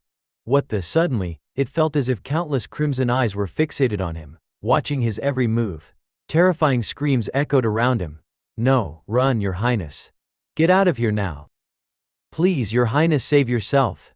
Yuri's eyes flew wide open, only to be greeted by a nightmare made real. The palace, it's engulfed in flames again. The massacre, it's happening all over again. Frozen in place, Yuri couldn't immediately comprehend the situation. What is this? Snapping out of his daze, he frantically looked around. Why is Brielle burning again? Suddenly, the chilling shouts of soldiers rang out. There he is. That's the third prince. The last prince of Brielle is right there. Imperial soldiers were steadily closing in on him. Yuri's heart sank as realization hit him like a crushing wave. The Imperial army. His trembling gaze dropped to his own hands. Wait, hold on. Did I come back? Yuri found himself once again trapped in that same catastrophic moment, the fall of Brielle. The world around him was engulfed in raging flames. Yuri stood there stunned. What is this? Suddenly an enemy soldier leaped from behind him. Die, Prince of Brielle. Gritting his teeth, Yuri spun around just in time. He raised his sword, managing to block the surprise attack. His brows furrowed as he glared at the soldier, then swiftly struck him down with a clean slash. Panicked voices rang out nearby. Your Highness will hold them off. Please, you must escape while you can. The soldiers of Brielle were desperately fighting at his back, buying him time. Your Highness, please run. Each of them was fighting with everything they had. But Yuri couldn't believe what he was seeing. Is this really just a dream? A wave of despair washed over him. Was Brielle's fall truly inevitable? Destined to collapse in vain? His expression darkened. I can't stop it, not again. He found himself once more face to face with the Empire's advancing army. Yuri gripped his sword tightly. Strangely, the sword he now held wasn't one he'd possessed in his past life. The enemy soldiers charged toward him with ferocity, but Yuri's eyes burned with fierce determination. I swore I will never fear my enemies again. The voice of the Death Knight echoed in his mind. Act according to what you believe in. Until the very end, fulfill your duty as a member of the Brielle bloodline. Resolute, Yuri unleashed his mana and surged forward to meet them head-on. His sword cut down soldier after soldier, their bodies collapsing in pools of blood. Splashes of crimson sprayed across his face, forcing him to squint against it. A spear suddenly shot toward him. Yuri reacted in an instant, deflecting it, and with a sharp thrust, he drove his blade through the enemy's skull. His sword was now soaked in blood. Panting, Yuri muttered under his breath, one after another, they just keep coming. Prince of Brielle, you're finished now. Just give up already. Gritting his teeth, Yuri growled back, a Brielle. He dropped into a fighting stance. Never abandons their honor, even in death. He charged forward, gathering his strength, and leaped high into the air. To the very end. Before he realized it, he was already soaring above the Imperial soldiers. Fulfill your duty as a Brielle, to the very end. Suddenly the scene shifted. Yuri found himself back in the training room, standing in front of his father. He was still trapped in the hallucination. To the very end, Yuri's hand landed firmly on his shoulder. Yuri, can you hear me? Yuri. His father's loud voice snapped him out of it. Father. But his body was still trembling, unable to adjust. The Legion, the Black Legion. Yuri's eyes darted around frantically. The Black Legion is here. Fuhrer calmly tried to steady him. Yuri, calm down. You saw an illusion. Finally, Yuri came to his senses. His hands were still trembling uncontrollably. It was just an illusion. Fuhrer remained silent, then let out a deep sigh. It seems I was wrong. He placed his hand gently on Yuri's shoulder. Yuri, perhaps, this sword should be yours to carry. Yuri smiled softly, nodding with quiet satisfaction. Yes, that's my decision. But Fuhrer's worried expression lingered. Seeing that, Yuri couldn't help but think, why's he making that face all of a sudden? If someone saw this, they'd think I'm about to drop dead. He patted his father's back cheerfully. Don't worry, father. He pointed to himself, full of confidence. You know it, I'm a genius, remember? Fuhrer finally let out a small smile. His fist slowly rose, and as expected, a deafening blow landed squarely on Yuri's head once more. Scene changed to Yuri's training ground. Bernard suddenly turned around. Yuri, now sporting a swollen bump on his head, approached him. Your Highness. Bernard eyed him curiously. Who created today's masterpiece? Yuri awkwardly avoided the question. Father. Bernard chuckled knowingly. Seems His Majesty used a bit of force today. But I won't be going easy on you just because of that. Yuri scratched his head. I know. His gaze was firm and resolute. Thinking back, Yuri knew Bernard had remained in Brile because of his father. He asked carefully, Bernard, you stayed in Brile under the condition of a duel with my father, right? That's right. Yuri crossed his arms. So, if I asked you to stay now, would you still stay? Even if you never got the chance to duel him? Bernard met his gaze seriously, then suddenly burst out laughing. No. Yuri sighed in exasperation. Damn it, still as blunt as ever. But Bernard's expression softened. Seems like you really want me to stay, huh? He rubbed his chin thoughtfully. I'll stick around if you can show me something worthy of my respect. He laid out his condition. For example, the swordsmanship of your ancestor, Erich Brile. Hearing this, Yuri looked confused. You want me to teach you the swordsmanship of my ancestor? Bernard nodded, clearly interested. I'm starting to get curious about it. Yuri hesitated. Sorry, but that's going to be difficult. Deep down he thought, well, it makes sense. After all, they call it the demon's sword for a reason. Bernard, however, remained cheerful. It's fine even if you haven't fully mastered it. I was prepared for that from the start. Yuri slowly drew his sword. You're right about that. But what I meant is this won't be of much use to you. He pointed his sword forward and began to channel his mana. This sword technique is one with the mana method itself.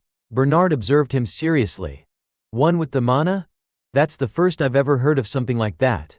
Normally, the mana method is used to enhance swordsmanship. Yuri closed his eyes, focusing on his senses, then calmly responded, that's why I said it would be difficult to pass it on to you. Besides, it'll never be complete. Bernard studied him for a moment, then gave a simple answer. Fine by me. Yuri was genuinely surprised. Really? Bernard placed a hand over his chest. It doesn't matter if the swordsmanship is incomplete. In exchange, I'll stay in Brile. He spoke with absolute confidence. Even if it's only half, I'm sure there are parts I can still understand. Yuri couldn't help but think. That's some crazy level of confidence. But he smiled, genuinely happy. All right then. You'll stay in Brile like you promised, right? Yes, Your Highness. Bernard took a few steps back. Now then, he pointed his sword at Yuri. Can you show it to me? Yuri instantly got into position.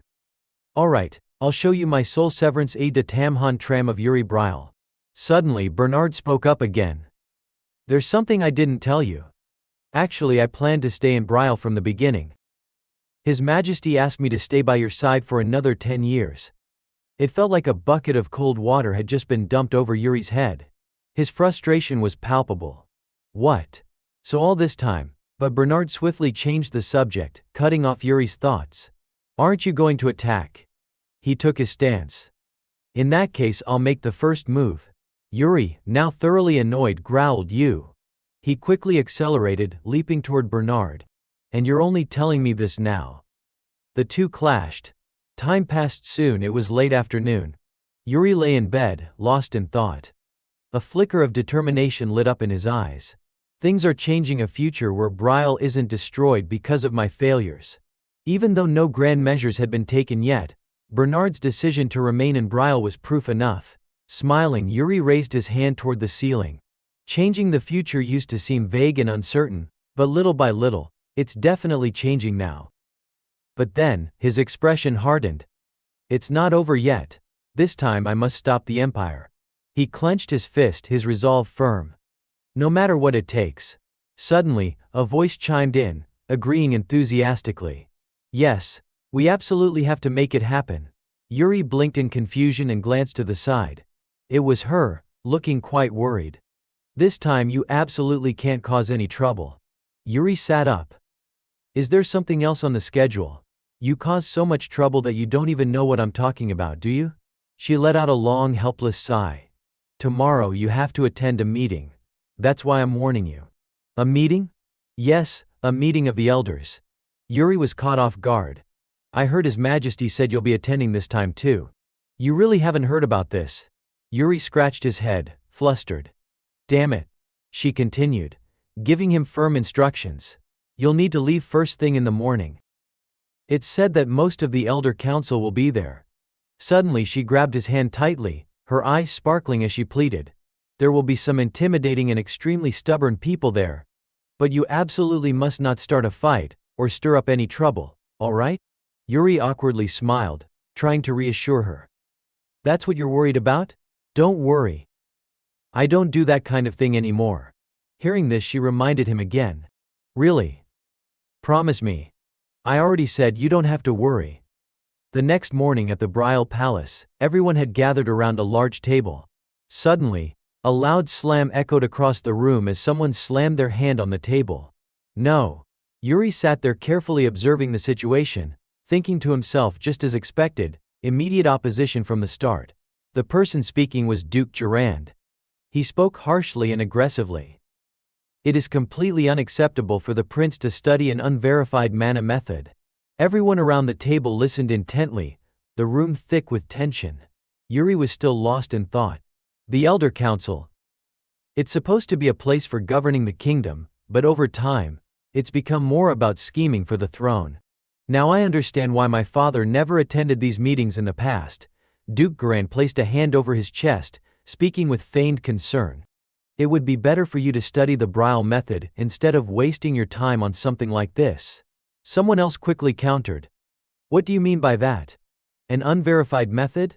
This is a legacy from our ancestors. With a smug arrogance, the man added, how can you be so sure it's truly a legacy from the ancestors? Are you questioning the prince's integrity? Duke Durand gave Yuri a sly, despicable look. I simply mean it's better to be cautious. Aren't we all here out of concern for the prince's future? At that moment Yuri crossed his arms confidently and spoke up. So you went as far as convening an entire Elder Council just to debate my mana technique? I'm truly touched by your dedication. Yuri's inner thoughts betrayed his contempt. Shameless. This traitor was the first to bow to the emperor when Brial fell. He's as silver-tongued as ever. Then Durand turned to another man. Sir Saint, what is your opinion? You are the captain of Brial's royal guard. Saint was visibly uneasy, his fingers intertwined, sweat trickling down his brow. I don't have the authority to make such a judgment. And why not? Saint answered anxiously. Every mana technique has its own strengths and weaknesses, and each person has unique traits as well. Durand abruptly stood up, aggressively scanning the room. Even the captain of the royal guard says he's unsure about this mana technique. Nothing could be more unsettling than that. Shaking his head in disappointment, he added, I think it would be best to abandon such a mana technique altogether. Someone else quickly defended Saint. What Sir Saint said doesn't mean he's uncertain. He meant that every mana technique holds its own value. But another nobleman, allied with Durand, immediately shot back. That's all the same. The Duke is only concerned that this mana technique might harm the prince. Yuri remained silent, calmly observing them all. Just look at these people, pathetic. The murmurs of agreement filled the room. I think so too. I agree with the Duke. The tide had completely turned against him. If it's only been a short time since I started learning the method, they might think I can still switch my mana core system. But because of the battle experience I had in the Ancestor's Illusion, the soul severance has already taken deep root in my core. I probably couldn't explain all of this, even if I tried. What should I do now? As Yuri struggled with his thoughts, another voice suddenly echoed through the room. You certainly know how to sway a room. Startled, Yuri's attention instantly shifted to the speaker. Sunlight streamed in, illuminating the man as if he were some kind of savior. The man raised his hand. Excuse me, I'd like to say something. The one who had spoken was none other than His Highness, Prince of Freedom Calcio Arancha. Calcio posed a simple question. Among all of you here, how many have actually faced an orc in battle? The room quickly filled with murmurs and whispers. Duke Durand spoke up, his voice sharp and condescending. Who are you? What's your title? The man respectfully rose to his feet and introduced himself. My name is Calcio Arancha. I hold the title of Prince of Freedom. Immediately, the Duke's face twisted with contempt. A mere baron. And someone as lowly as you dares to participate in a council of elders? Calcio gave a helpless smile. It's not like I wanted to be here either. But what can I do? His gaze sharpened. Duke Saiter personally entrusted me with this task. Yuri's eyes widened in surprise. Duke Saiter? He's definitely the Marquis who guards Brile's borders. True to that title, Saiter was the lord stationed at the frontier, the kingdom's front lines, and he was renowned as a battle-hardened warrior who had spent his entire life on the battlefield. Yuri studied Calcio closely. He's famous for not caring about noble politics at all. So what could have possibly compelled him to send someone to this elder council? Someone else in the room asked, puzzled. What could have happened to make Duke Saiter send someone here? He's not the type to explain things in detail, Calcio replied with an easy smile, but seeing how the high nobles here are so obsessed with power struggles and constantly drowning in meaningless debates, I think I understand now why the Marquis sent me. He spoke bluntly. Mana techniques don't make that much of a difference on the battlefield. Whether it's Brile's method or the Imperial Spirit Arts, in the end, it all depends on the one who wields them. Then Calcio extended his hand toward Yuri. What do you think, Your Highness? Yuri smirked, genuinely pleased. I like this guy. He answered without hesitation. As the Prince of Brile, I don't see why there's even an argument over whether I should train in our ancestors' mana technique. No matter what anyone says, I will continue learning the mana technique of my forefathers. Calcio grinned and carried on. It seems that the instincts of a sword-wielding prince have already decided to follow the will of his ancestors and pursue this mana technique. So then why are all these unrelated people, with no authority or responsibility, so desperate to chime in? His sharp words didn't stop there. Usually the loudest people in these rooms are the ones who've spent their entire lives at a desk and have never swung a sword in battle. Duke Garan's face turned a furious shade of red, burning with rage. Prince of Freedom. You speak recklessly. But Calcio simply smiled brightly. My apologies if I've overstepped. I just can't help myself. When you fight orcs at the border every day, you tend to lose your patience. The entire room fell silent. Only Calcio's voice continued to echo. I've said this before, but may I ask, among all of you sitting here, how many have actually fought orcs in real combat? His words left the assembled duke speechless. One of them finally sighed and muttered, You're not wrong, but even so, the prince is still young. His judgment. You mean I should tear apart the mana method and rewrite the entire thing? Yuri interrupted, his brow furrowed, his tone sharp. You're saying that while fully knowing that's impossible, aren't you? Calcio chimed in smoothly. Besides, it doesn't seem like the prince has any intention of backing down. Or are you planning to forcibly rip out his mana core or something? The duke slammed the table in anger. But Calcio remained unfazed. I don't think you're going to do that. Which means this argument is a waste of time.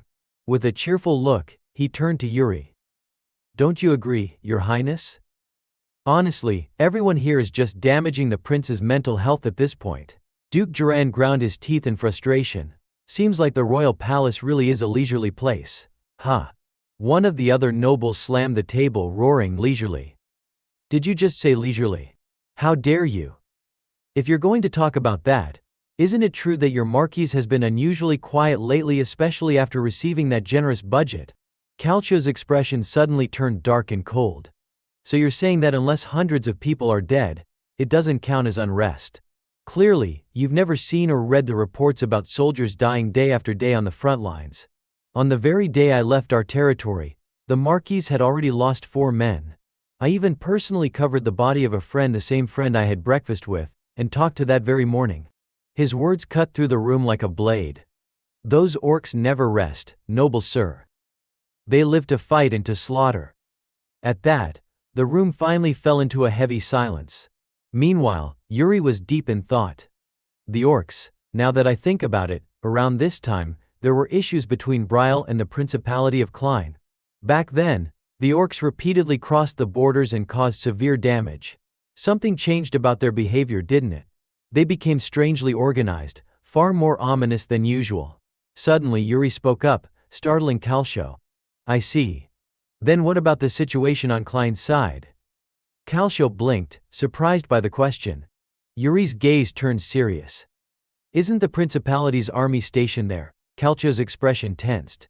Well, that's the thing. Their border troops suddenly withdrew. Yuri narrowed his eyes. What about the border villages on their side? A brutal image surfaced in his mind: villages utterly destroyed, civilians slaughtered, others enslaved. The devastation was horrific. Yuri shut his eyes tightly, thinking. The timing lines up perfectly. Is this a civil war? Or, he suddenly blurted out, is the third son of the Duke behind all this? People on Duran's side looked at Yuri, confused and silent. Duke Garand. It was only then that Yuri realized he had spoken out loud. He quickly stood up and covered his mistake. I think that's enough for today. The Duke gave a fake, insincere smile. Is that all, Your Highness? Yuri opened the door and walked out. Let's move on to matters far more important than my trivial mana method. Like, oh, I don't know, defending against the Principality of Klein and the Orcs, perhaps. The Duke's face twisted in fury, scrunching up like a monkey's backside. Quit worrying about some kid going through puberty. The sun had nearly set, and the moon was beginning to rise. Inside a small house, a figure appeared within a glowing green crystal orb. So, the third prince actually said that. Yes. Calcio sat in his room, stroking his chin as he conversed with the figure. Rumor has it he's nothing like the person he used to be. And what's your impression of him? The voice asked. Calcio recalled the serious look on Yuri's face. He remembered the question Yuri had asked him: didn't the army from the Principality of Klein once garrison there too? Calcio smirked, intrigued. He's got sharp eyes. The man inside the orb chuckled, clearly amused. Seems like we'll need to keep an eye on him. Calcio, I want you to investigate the third prince. Calcio raised an eyebrow. He doesn't seem particularly noteworthy on the surface. Do you want me to run a full background check? If it's necessary, go ahead. Calcio pushed himself up from the table. In that case, I'll get started right away. I'll contact you later, the man said. The orb soon faded back to its dull gray color. Calcio gazed out the window with a soft sigh. So peaceful here, even though soldiers are dying on the front lines every single day. Just then his eyes caught someone moving through the streets, a figure with their head completely covered. That guy looks familiar. Wait, is that the third prince? Calcio furrowed his brow. What's he doing here? Then he quickly dismissed the thought. No, that can't be right. But it really was Yuri. He had even dragged Hernado along with him. I snuck out of the palace just like you asked me to. But his heart pounding with excitement, Yuri added, when I was a kid, sneaking out was basically a daily routine. You mean like 3 times a day? Hernado teased. Yuri glanced around. Something like that. I used to be quite the rebellious teenager. Hernado, acting like an overexcited child, whispered nervously, that girl over there is staring at us. Do you think she's already figured out who I am? Yuri scoffed, rolling his eyes. Why do you sound so thrilled about this? You can leave the palace whenever you want. Hernado chuckled. When I sneak out alone, it's just me fooling around. But sneaking out with you. Now that feels like we're staging a full-blown rebellion. So what now? You planning to pull some wild stunt? Yuri shook his head. Not happening. Even if I wanted to, I wouldn't do it while you're around. Hernado faked a dramatic sigh. Oh, how disappointing. Then he asked, so where exactly are we going, Your Highness? Yuri held up a gold coin, grinning. The most illegal gambling den in the entire capital. Gambling? Hernado blinked, his mind jumping straight to dice and betting tables. Wait, but you just said we wouldn't be doing anything bad. Yuri shot him a look. We're not. Now stop arguing and just take me there. Don't pretend like you don't know the place. Hernado scratched his head, smiling sheepishly. Every time I get drunk, instead of going home, I end up there. But Yuri immediately shut him down. Hernado. His tone grew firm. Let me be clear, this is all for Brial. Hernado's eyes widened slightly. Don't tell me. He thought to himself, just how far ahead has he planned this? Of course he's already thought this through. Excited like a puppy, Hernado jumped and sang as they strolled through the streets. All right, Your Highness. Tonight, let's flip that whole gambling den upside down. At this moment Yuri found himself reminiscing. In his past life, among the people of Brial, there were a few who had once caused an uproar across the entire continent. There was the kingpin who dominated the underworld, and the infamous loan shark giants in the world of commerce. rulers of the continent's financial circles. And then there was one more, the one who decapitated those infamous kingpins and spread terror throughout the streets of Bryal. She was an extraordinary assassin. Yuri's gaze hardened as he looked ahead. The person she killed. By now, the two had arrived at their destination, where a large crowd gathered in front of them. Yuri silently thought, "It's this guy, the most cunning loan shark right now." The shabby-looking man's name was Goryo. He looked at Yuri and sneered smugly. "I never imagined someone as distinguished as Your Highness would have business with the likes of us. What an honor this is." Yuri crossed his arms and smirked confidently. "So, you already know who I am." Hernado, standing beside him, blinked in confusion. "What?" Goryo put on a fake, oily smile. "Of course. The royal court mage and the third prince himself visiting our humble den. Even those in power need someone to handle the dirty work, don't they?" Yuri's expression shifted. "A sharp observation. I'm not here just to gamble or have fun." Goryo chuckled, eyeing Yuri like he'd found fresh prey, then gestured for him to come in. "Then let's sit and talk, shall we, Your Highness?" Hernado sat next to Yuri, utterly panicked. He leaned in and whispered, "Your Highness, you said you weren't going to gamble.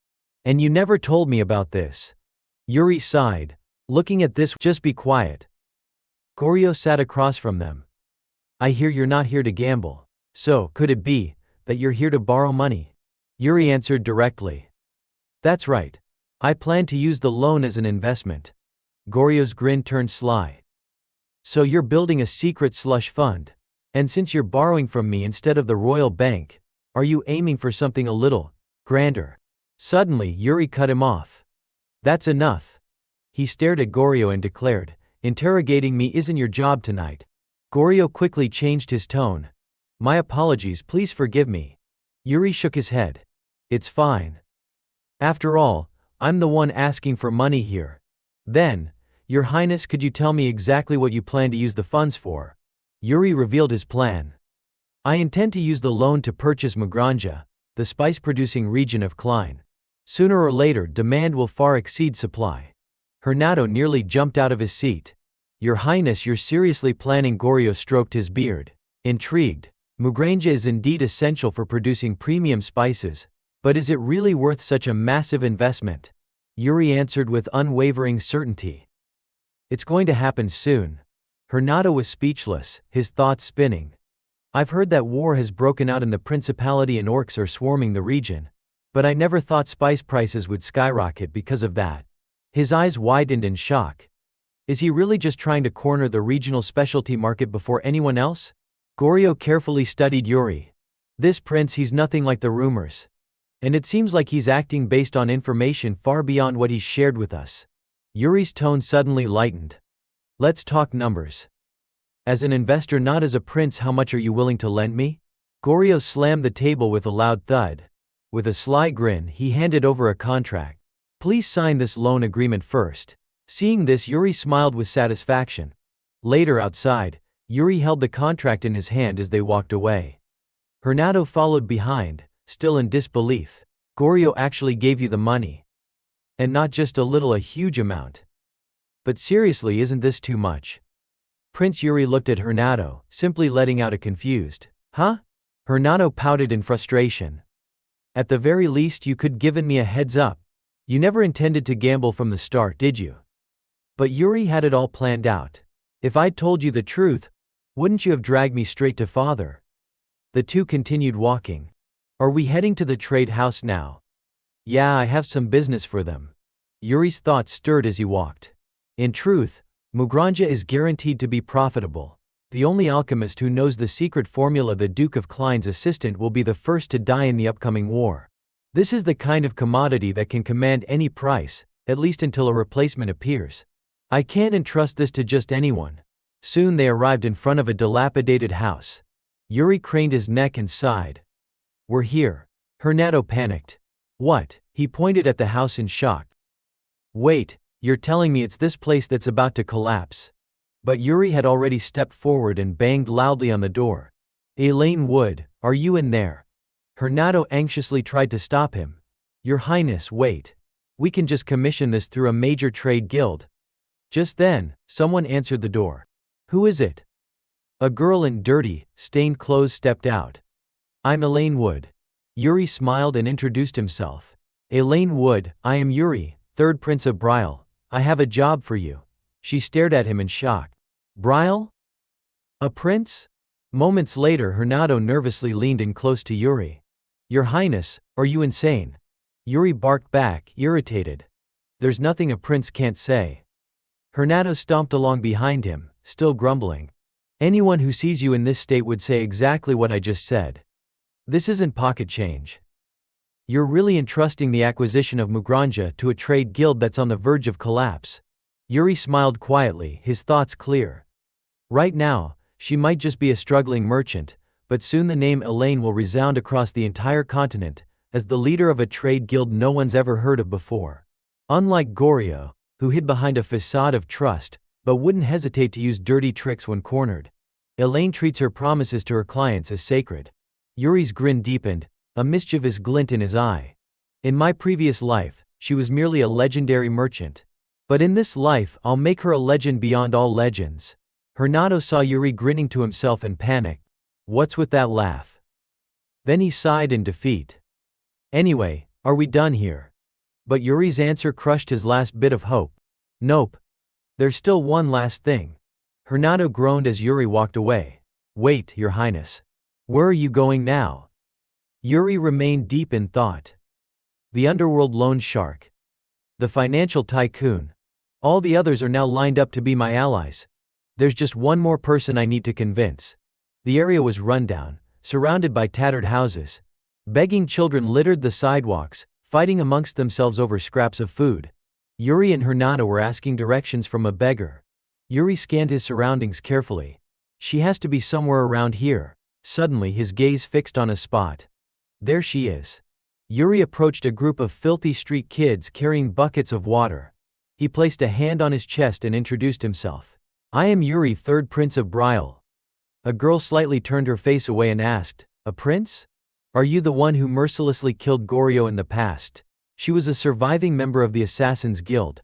The filthy beggar girl in front of him, her name was Asana.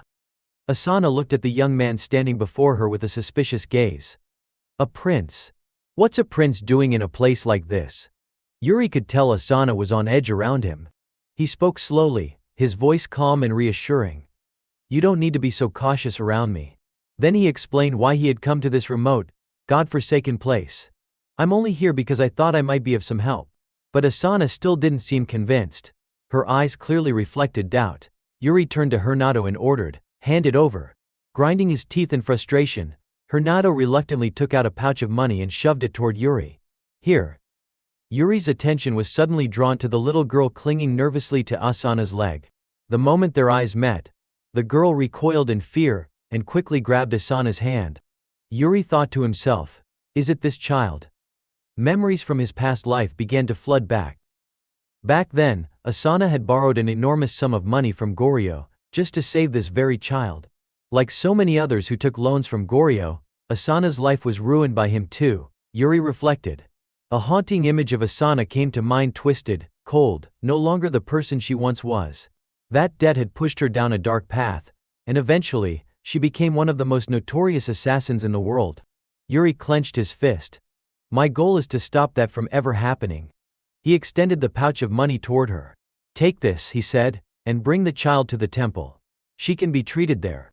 Asana, still wary, accepted the money with hesitation. What do you want in return? She asked. Yuri's tone turned enigmatic, almost playful. What do I want? Just one thing. Asana lowered her eyes to the ground, clearly imagining something dreadful he might demand in exchange for the money. But Yuri simply smiled, warm and genuine. I am Yuri Bryle, third Prince of the Empire. Remember that name. And with that he turned and left with Hernado. As they walked away, Hernado couldn't hide his confusion. You really gave that much money to a beggar? Yuri answered calmly, without slowing his pace. That was an investment. For the future. He smiled inwardly, feeling content. I've begun to build connections with people I'll meet in the days ahead. Yuri cast a quick glance at the man walking behind him. Now, there's only one person left. He stopped in his tracks and turned around. Hernado, he called out, there's something I want to ask you. Hernado let out a dismissive grunt. Himph. Yuri pressed on. What did you see inside the tomb of the founding king? At that, Hernado fell silent, his expression drifting into a moment of deep thought. Then, quite suddenly he broke into a carefree grin. Gambling, he said, utterly nonchalant. Yuri blinked, caught completely off guard by the flippant answer. What? Ignoring the prince's bewildered face, Hernado went on with genuine excitement in his voice. I played a game where I bet my life at the Barthologas casino right in the heart of the empire.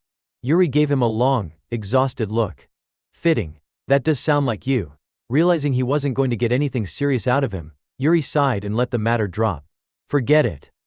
Anyway, about what happened tonight, Hernado snapped out of his reminiscing, nodding softly. Yes, your highness. Yuri held out his fist in front of him, a grin tugging at his lips. Keep it a secret, all right? And just like that, the night passed quietly. The next morning inside the grand, opulent halls of the Seine royal castle, Fiora sat on his throne, a deep scowl etched across his face as he stared at Hernado. Hernado bowed respectfully. Yes, your majesty, Fiora asked. I heard you went out yesterday with Yuri. Hernado answered honestly. Ah, yes. That's right. The king leaned forward slightly, his tone probing. Can you tell me what happened? Hernado began sorting through the memories of the previous night, then recounted slowly. He convinced me to leave the palace with him. He continued. Then we went to a casino, the biggest one in the capital. The moment those words left his mouth, Fiora's face visibly tensed with concern. A casino, he repeated. Did the boy gamble there? Hernado, seemingly excited to share, replied with enthusiasm. Yes, he did. Is that so? Fiora muttered, now clearly troubled. But Hernado, simple-minded as ever, didn't seem to notice the change in the king's expression. Still grinning, he added. You'd think he'd be good at gambling, but turns out he's terrible at it. Lost every single coin I lent him. Fiora asked tightly. And then what? Hernado paused, his tone suddenly becoming more hesitant. Then he spoke slowly.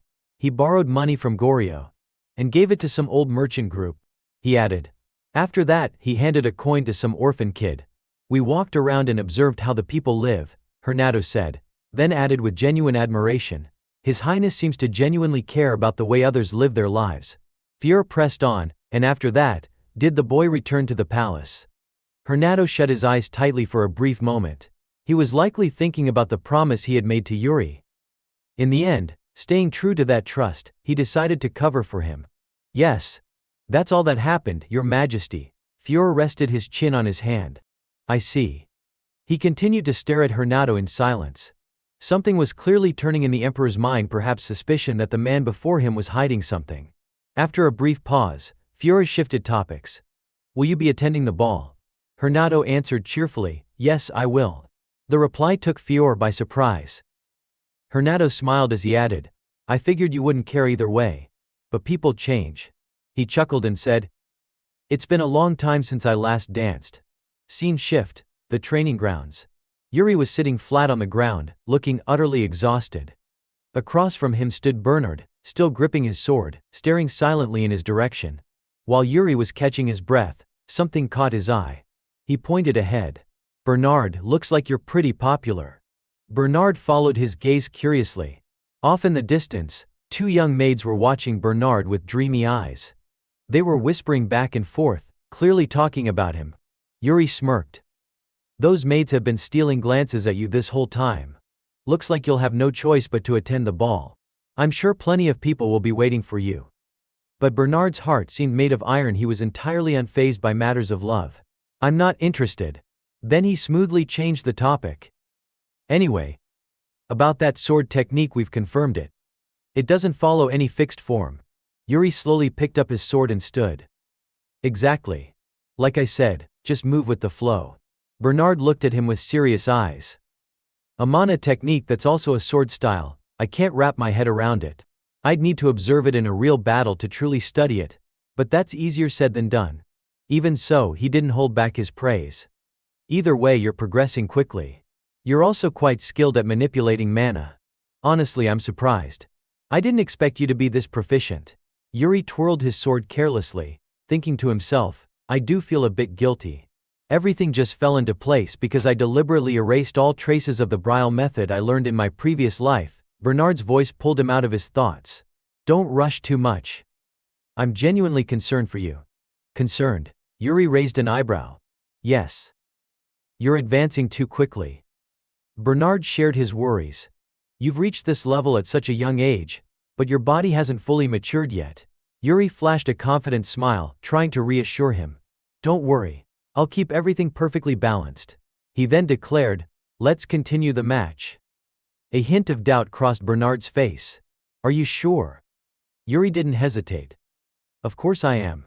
He tossed aside his wooden sword and took hold of a real one. Let's try fighting with real blades. Inwardly he told himself, I need to get stronger. Fast. Bernard accepted with a slight grin. All right. Yuri grinned and suggested, how about we make a bet? If I land a hit on you, you have to attend the ball. He thought Bernard would take the bait, but instead, the older man turned him down flat. No thanks. Why not? Yuri asked, confused. Bernard replied with confidence, because I'll win either way. He added, besides, if you lose, you'll just come up with an excuse to back out. You're not exactly the most trustworthy. Yuri was fuming. We'll see about that. He gripped his sword tightly as the match began. The two clashed in a blur of movement. I'm going to land a hit. Yuri shouted. Both of them bore fierce, focused expressions. But in the end, Yuri lost. Damn it, I couldn't do it. A few days later, the sound of horse hoofs echoed along the cobbled streets. On the day of the ball, a luxurious carriage pulled up to the royal palace. Inside the carriage sat a handsome young man and a charming, elegant girl. The man was none other than the empire's second prince, Georg Ivarna Grandzion. He turned to the girl beside him and said, you haven't taken your eyes off that window once, Yekaterina. She leaned forward, peeking outside. It's been a while since I've had a chance like this. I'm a little excited, that's all. That girl was the empire's princess Yekaterina Ivarna Grandzion. Yekaterina smiled and added, there's also someone I want to meet. Inside the grand, magnificent castle, Anna's voice rang out, so, how is it? Prince Yuri stood deep in thought, staring at his reflection in the mirror, unsure if his outfit was truly perfect. Eventually he replied, it's way too flashy. All these decorations are a mess, take them all off. Anna looked at him, puzzled. It looks fine to me. You used to love this kind of thing, didn't you? Has your sense of style changed that quickly? She added, all done, Your Highness. With that she turned to leave. Suddenly, Yuri spoke up. Anna, would you dance with me? Anna turned back, startled, her throat tightening. Excuse me? Yuri scratched his cheek awkwardly, avoiding eye contact. I want to practice dancing. But I don't have anyone else to practice with. Her face showed clear reluctance as she stammered, is this really necessary? Yuri raised an eyebrow. What's with that look? In the end she still offered her hand. You're not planning to step on my feet and make me fall, are you? Yuri grabbed her hand firmly, pulling her swiftly toward him, teasing, Ina, come on, I wouldn't joke about something like that. Their hands intertwined. Just follow my lead. Slowly. Her cheeks flushed pink as she looked at him. You're teasing me, Your Highness. I'm actually pretty good at dancing, you know. Do you dance often? With whom? Night gently blanketed the mansion. She smirked playfully. I have quite the reputation too, you know. I've just never danced with someone as short as you. Yuri shot back without hesitation. Just wait. The height difference won't matter soon enough. Somewhere, through the large window, the two of them could still be seen, lost in their dance. You just stepped on my foot, Yuri remarked. Oh, did I? Must have been a misstep, Anna replied, completely unfazed. She stepped on him again. Oops, again.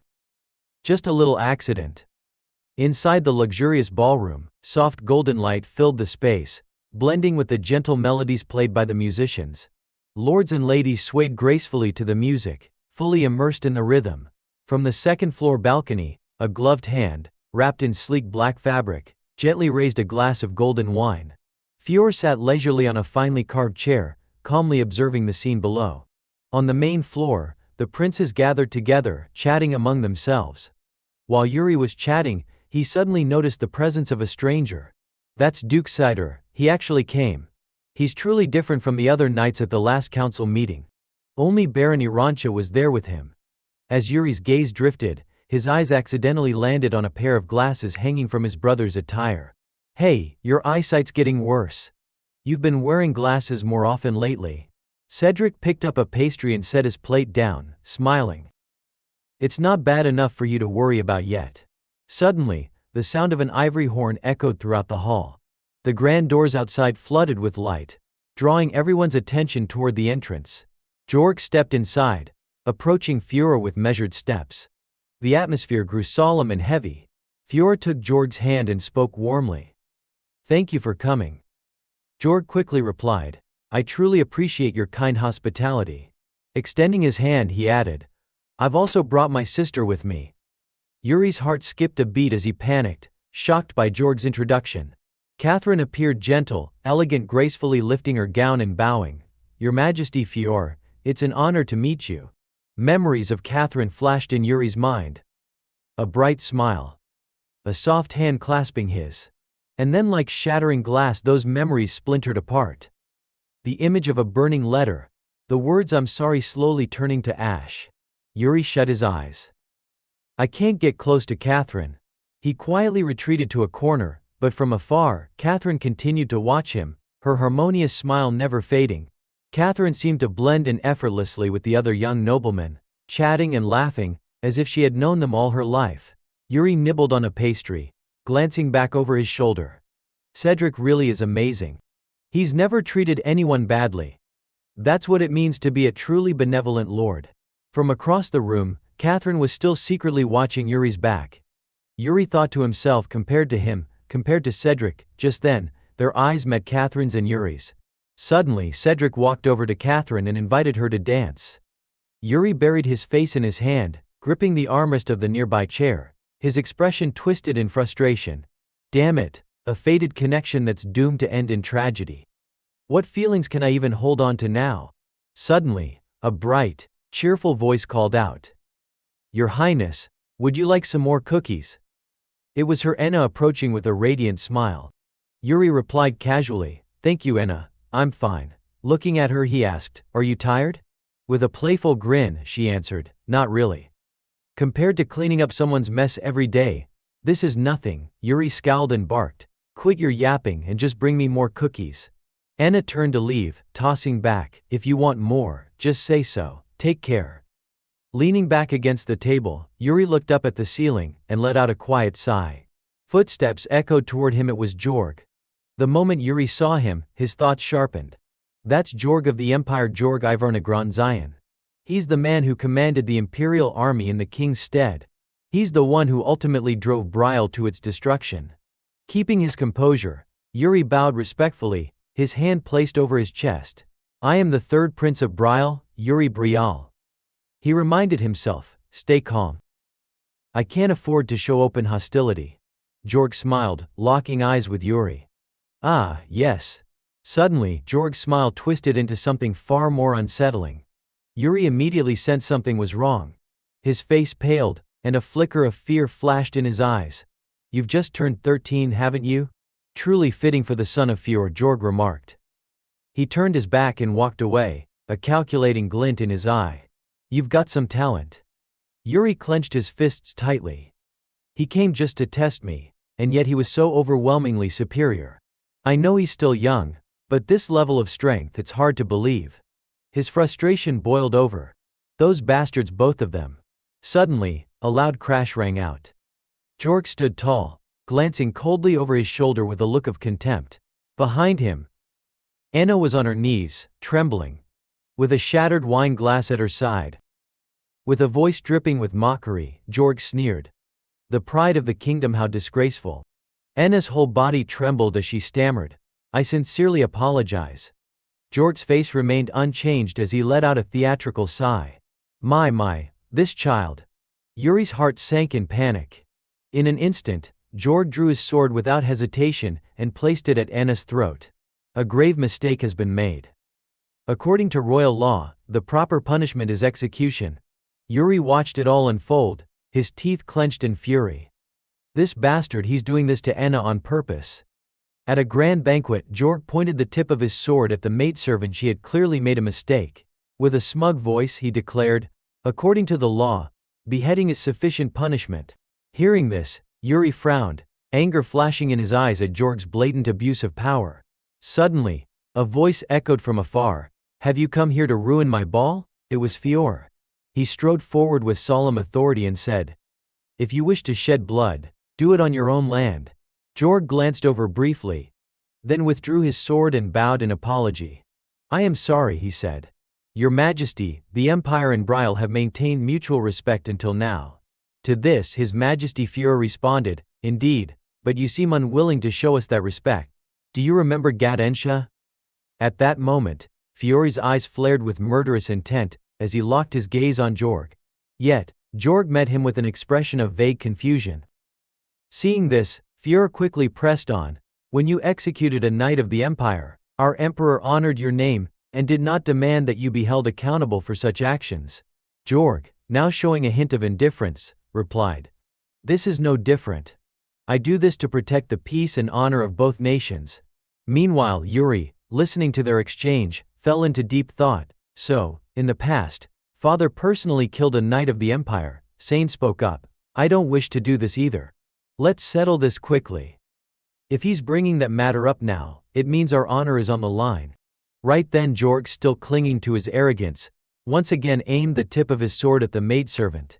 In a calm, almost dismissive tone, he said, "There won't be much blood." Witnessing his outrageous behavior, Yuri couldn't stop thinking, stopping him now would be nothing short of provoking the entire empire. But still, desires, ideal conditions, reality, rationality, and strength. However, Jorg was someone who would never cast aside his honor no matter the circumstances. At that moment, a glimmer of hope suddenly lit up in Yuri's eyes. "That's the oath of Brial." Jorg, still glaring at the maid with murderous intent, was suddenly interrupted by a voice calling out. Prince Yuri quickly stepped forward, shielding the maid. "She is my servant. Trying to worm your way out of this by pinning the blame on her. Then her mistakes are mine as well. I had forgotten I'm a prince too. So please take that into consideration. And in the past, I was once a criminal. This life is the sentence I must bear. Yes, from the very beginning, I never had the right to choose. Please withdraw the execution order for her." Instead, Yuri's next words rang out firmly, "I ask you to consider a duel." As soon as he finished speaking, a loud, hearty laugh erupted, but Yuri didn't flinch. His expression remained steadfast, waiting for Jorg's response. Jorg laughed for a good while, fully amused, and then finally replied, "Very well. You said your name is Yuri, correct?" Yuri immediately answered, "Yes, Your Highness." "May I call you Yuri?" Jorg asked. Of course, Yuri nodded. "All right, Yuri." Jorg turned to His Majesty Fury and said, "Your Majesty, the third prince has proposed a reasonable alternative. I intend to accept it. What do you think?" Faced with this turn of events, Fiora could only nod in agreement. "Yes, thank you." Jorg turned back, a smug grin spreading across his face as he looked at Yuri. "Normally, I would fight this duel myself, but for the sake of honor, I will appoint someone to fight on my behalf. Since you're still young, I'll choose the youngest member of the royal guard." Hearing this, Yuri quickly bowed. "Thank you, sir." Without another word, Jorg turned and walked away, but not before leaving behind a parting remark. "Well then, see you soon." After everything had settled, Yuri approached the maid and softly called, "Enna." He gently helped her up as she trembled in fear. When Enna managed to stand and saw Yuri, the prince gently patted her back a few times, offering comfort. "Go get some rest." Still visibly shaken, Enna began to sob.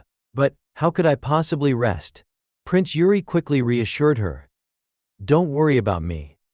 As he finished, the other maids came over and carefully led Enna away. Yuri turned and began walking alone when he suddenly crossed paths with Catherine. She looked at him with deeply affectionate eyes. Yuri shook his head in exasperation. "So many unnecessary thoughts," he muttered. Irritated, he turned his back and walked away. Meanwhile, Catherine, sipping her wine, quietly continued to watch him, her attention now fully fixed on him.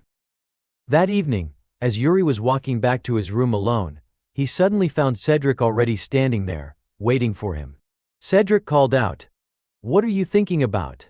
Lost in his thoughts, Yuri finally noticed his brother had been waiting for him all along. "Brother." He quickly walked over to Cedric and answered, "I can't let him kill Anna." Hearing that, Cedric smiled and said, You're something else, honestly. With that, Cedric reached out and gently ruffled Yuri's hair. Yuri was caught a little off guard. He smiled, thinking, it's been so long since I last felt this. Cedric rested his hand on Yuri's head and asked, Yuri, do you want to help out? The person you're about to face, he may act like he's being fair, but in reality, he's anything but. At that moment, Yuri recalled Jorg's smug words from earlier. Normally, I would fight this duel myself, but for the sake of honor, I will send someone to fight in my place. Since you're still young, I'll pick the youngest member of the Royal Guard. If they're the same age, then even if something accidental happens during the fight. But Yuri cut Cedric off firmly. I know what you're worried about. Cedric finally looked a little more at ease. Then I won't need to explain further. I'll handle everything else. Yuri, brimming with determination, replied, no. I started this, so I'll finish it. Deep down, he thought. Once he sets his mind on something, Jorg will stop at nothing to see it through. Cedric looked at Yuri and smiled with genuine trust. I believe in you, Yuri Brial. Of course I do. But what about the ball? Yuri asked. Cedric chuckled. It's a bit chaotic now, but I'll take care of it. Go get some rest. Yuri smiled and replied. All right. Thanks, brother. If the kingdom hadn't fallen, he would have been the one ruling Brial by now. Turning his back, Yuri walked away toward his room, thinking, I'll witness what kind of kingdom Brial will become under his reign. In this life I will fight to see that future with my own eyes no matter who I have to face. The next morning, Yuri stepped onto the battlefield, ready to fulfill the promise he had made at the banquet the night before. Everyone had gathered to watch him fight. Seated below the grandstands, Hernado spoke up. The third prince is participating in a duel. Captain Saind, what do you think? Saind replied. His opponent's stance is solid. The young prince has quite the mastery of swordsmanship, even though he's not officially a knight. The opposing knight drove his sword into the ground with a loud, sharp thud, clearly making a show of his power. Saind continued. The Empire's royal guard is truly elite. I wonder if the prince will be all right. Why are you smiling? Just look, Hernado said, gesturing toward Yuri. Saind turned to see the young prince yawning sleepily as if he had just woken up. But almost immediately, Yuri snapped to focus, stepping into his battle stance. I don't think you need to worry, Hernado remarked with a knowing smile. In Yuri's past, the title of Grand Mage was a rank no one else could ever hope to reach within the hierarchical system of the Mage's Tower. It was a title reserved only for those who had mastered the primordial magic. Among them, there existed the most supreme form of magic, one that allowed a glimpse into the fate of the world itself, known as destiny creation magic. In this world, only Hernado had ever reached that level. At that moment, Hernado was playing cards with Yuri, yet he couldn't avoid the boy's sharp-tongued teasing. You were acting all high and mighty just a moment ago, but you can't even win a single round. That's pathetic. Let me give you a hint. This was the first time Hernado had ever lost at a game since he acquired primordial magic. Was this mere coincidence? No. Yuri smiled in pure satisfaction, utterly pleased with himself. With just one glance, he can read his opponent's hand, even trace the flow of luck itself. But from this kid he can't read anything. Instead, what Hernado saw was an illusion of a mountain of swords. He had witnessed, with his own eyes, a young man with black hair and black eyes, the undeniable symbols of Brial's royal bloodline, and the unmistakable arrogance in the gaze of the third prince. Though the prince's body was drenched in blood, he kept swinging his sword, never once stepping back. The vision ended with the prince collapsing in utter despair. Perhaps everything began from that very moment. What Hernado had once dismissed as a string of coincidences began to converge on a single focal point. All right, mind your attitude, Hernado snapped. However, after witnessing Prince Yuri's strange, unexplainable actions during their recent outing, Hernado became convinced that miracle, that destiny creation magic, it could actually be used. Returning to the present, Hernado thought to himself, Prince Yuri is a man without a fate. Finishing that thought, he let out a sly, almost wicked smile. Noticing his expression, Saind, who was walking beside him, asked, Why are you smiling? Look, there's really nothing to worry about. On the battlefield, Yuri casually rested his sword on his shoulder and playfully taunted his opponent. We're ready over here. How long are you planning to keep swinging your sword at thin air? From the other side, Jorg rested his chin on his hand and asked, Do you need more time to prepare? But Yuri confidently replied, I can start whenever you want. His opponent, the Imperial Knight, also called out, so can I. Fiora rose with authority and announced, very well. Then I hereby declare this trial by combat begun. The two combatants immediately took their stances. A voice shouted from the sidelines, begin. Without hesitation, Yuri and the knight dashed forward, clashing swords in an instant. The knight's eyes widened in surprise, caught off guard by the ferocity of Yuri's initial strike. Yuri gripped his sword tightly, swiftly weaving around the knight with skillful footwork, repeatedly forcing him into a defensive scramble. The fluidity and precision of Yuri's movements left his opponent struggling to keep up. Satisfied with his initial assault, Yuri allowed himself a brief moment of pride. But the knight was not about to be outdone. He steadied his stance and began to swing his sword in fierce retaliation. From beneath the grandstands, Fiora suddenly spoke. Hernado. Hernado immediately acknowledged the call. Yes, Your Majesty. Fiora's voice grew serious. What do you think the outcome will be? Hernado simply glanced at the field, where the fierce battle between the two fighters raged on without pause. He remained silent for a moment before replying, I don't know. Fiora continued his questioning. Didn't you once say that your coming to Brile was guided by destiny? That's right. Is it time for you to leave now? Fiora asked. No. Fiora lowered his gaze and quietly said, I'm glad to hear you're not planning to leave just yet. Hearing this, Hernado chuckled sheepishly. You've granted a lowly mage like me far more honor than I deserve. I'm truly grateful. Fiora fixed him with a cold, piercing stare. Be careful, excessive humility can invite disaster. I understand. So, does that mean nothing major is going to happen, right? Hernado smirked, then asked, who do you think is stronger? Meanwhile, back in the arena, the tide of battle seemed to have shifted. Jorg's knight launched a relentless, rapid-fire assault on Yuri. His eyes had grown sharp and emotionless, as though he had transformed into a machine of war. At that moment, Fiori's voice rang out. The opponent, Hernado, immediately agreed with his assessment. So you see it too. His gaze remained locked on the battlefield as he silently reflected, when I first set foot in Brile, everything seemed to be aligned by the guidance of the heavens. It led me to this place, to the one who could rewrite the fate of the world, to the strongest being on the continent. But that sword had never been drawn, so I once thought, maybe I no longer had any reason to stay. Suddenly he spoke aloud, startling Fiora. I thought my time here was over. Back on the battlefield, each swing of the knight's sword was dangerously precise, deadly, even. The brutal onslaught had clearly taken its toll on Yuri, who now staggered, worn down by his mounting injuries. Yuri struggled to refocus, his fighting spirit flickering, though it seemed the moment for a counterattack had not yet arrived.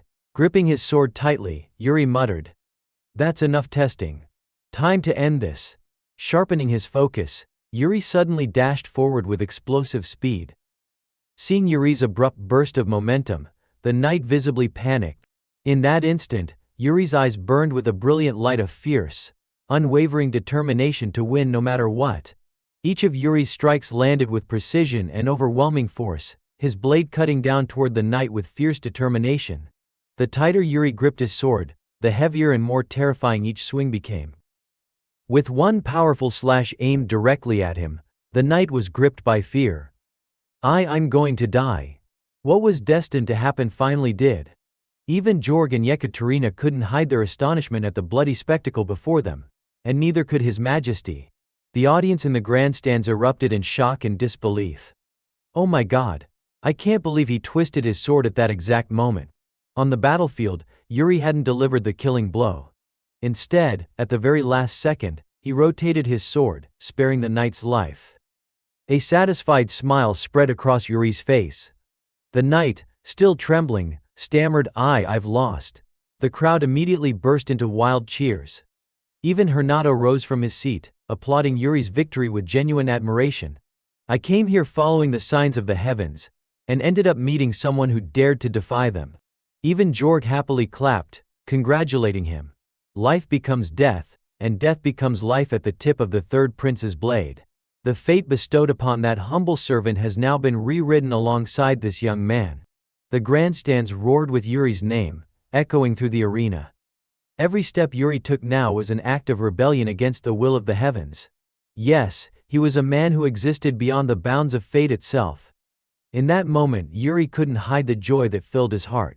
Yuri Briel, the one who had risen above destiny. Hernando could not hold back his praise. You are truly extraordinary, my prince. Honestly, I can't wait to see how you will continue to rewrite the fate of this world from now on. Yuri gently wiped the dirt and grime from his face. Yuri Briel, you have surpassed destiny itself. Yuri let out a bright, hearty laugh. To think you're the one making people wonder how you'll reshape the fate of the world, I can't help but be excited to see what's next. In the blink of an eye, 5 years passed. At the palace, a young maid hurriedly dashed through the halls, her heart pounding. No wonder things have been going so smoothly. If someone catches me like this, suddenly, a voice called out, making her jump in fright. Hey you there. It was Yuri's older brother, wearing a stern, intimidating expression. You're new here, aren't you? The maid panicked. He has black hair, that's the mark of the Briel royal family. He pressed, what are you doing here at this hour? The maid hesitated, breaking into a cold sweat as she tried to steady herself. Calm down. Just say exactly what the senior maids taught you. When she didn't answer, his voice grew sharper. I asked you, what are you doing here? The maid's thoughts scrambled. If it's the one who always wears that emotionless face, that would be His Majesty. I've heard the crown prince is always polite and greets everyone with a warm smile. So this can't be him. Those cold, dangerous eyes and that slouched posture, his frustration boiled over. Are you seriously ignoring me right now? The maid instinctively tried to avoid him. He must be the third, he leaned in, catching her unfinished thought. The third what? She quickly blurted out, I have somewhere I need to be. He narrowed his eyes. So you all share this unspoken rule when it comes to the royal family. Huh? Let me guess, you've all been taught to avoid me specifically. Grinding his teeth, he growled. All right, that's enough. Today I'm going to teach you people a proper lesson. Just then a voice called out, catching the attention of both of them. Brother, what are you planning to do this time? The person approached, steadily closing the distance. In the maid's frantic thoughts, they warned me about another one. If I see someone who walks around with absolute confidence, if he's also carrying a sword at his waist, then that can only be Yuri, our Yuri at 18. Who else could it be? Yuri playfully scolded his brother. Are you bullying the maids again? A little while later, Yuri picked up a pastry and popped it into his mouth. He strolled alone through the palace halls, chewing the pastry with satisfying crunches, as he gazed out the window, reflecting on what had just happened. Are you bullying the maids again? No, in fact, that maid had given him the pastry herself. Thank you. This is the only one I have. So Yuri wiped the crumbs from his mouth, smiling. That snack I got from the maid was pretty good. He brushed his hands together, dusting off any remaining crumbs. His eyes flicked to the side, his senses sharpening. From his hand, a faint green aura emanated, mana. In this void-balanced state, even while holding a sword, the pressure on his body could be reduced thanks to his mana control. Yuri clenched his hand firmly. Looks like I've finally reached that level. His thoughts drifted back to his past life. It's been 5 years since I regressed, since I was killed by Roland's blade. That day, Yuri suddenly awoke and found himself back in the past. Sliding on his gloves, he muttered, looks like my peaceful days are about to end. I bet they're all running their mouths right about now. Sometime later, Yuri arrived in front of a meeting room and knocked on the door. Inside, people were audibly bickering. Are you just ignoring everything I'm saying? That's not what I meant. The guard at the door glanced nervously at Yuri. The voices inside continued to rise. You're the one who won't listen to me at all. Irritated beyond belief, Yuri's mana began to pulse around him. The guard quickly tried to intervene.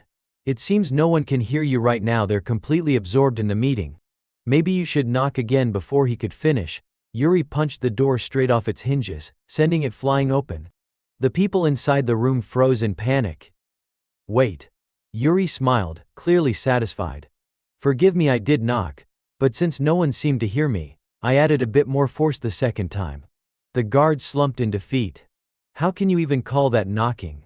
I'm going to get punished for this. Fear sighed heavily, eyes still shut. You want to join the meeting, my son?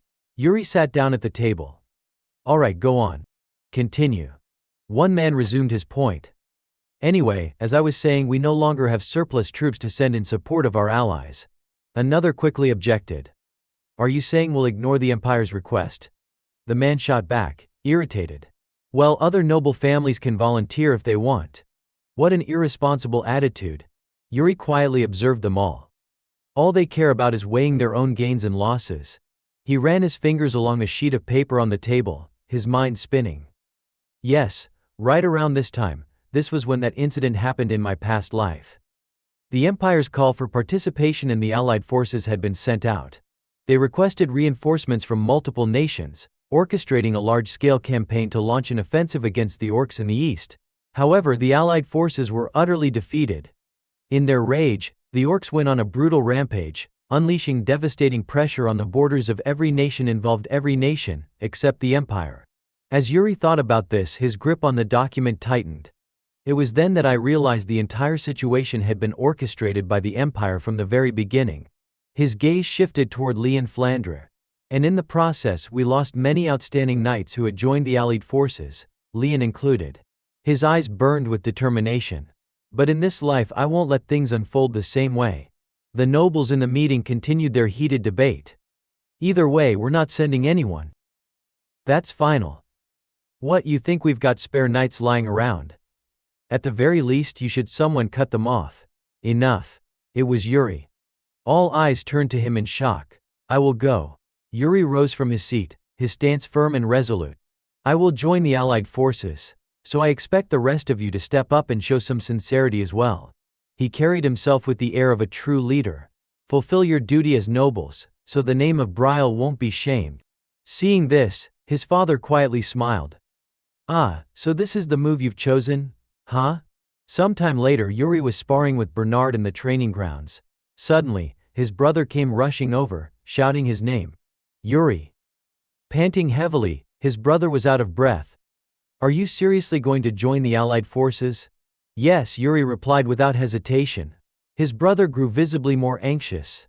But why? Your royalty, you don't need to personally go. I already know what you're always saying, don't I?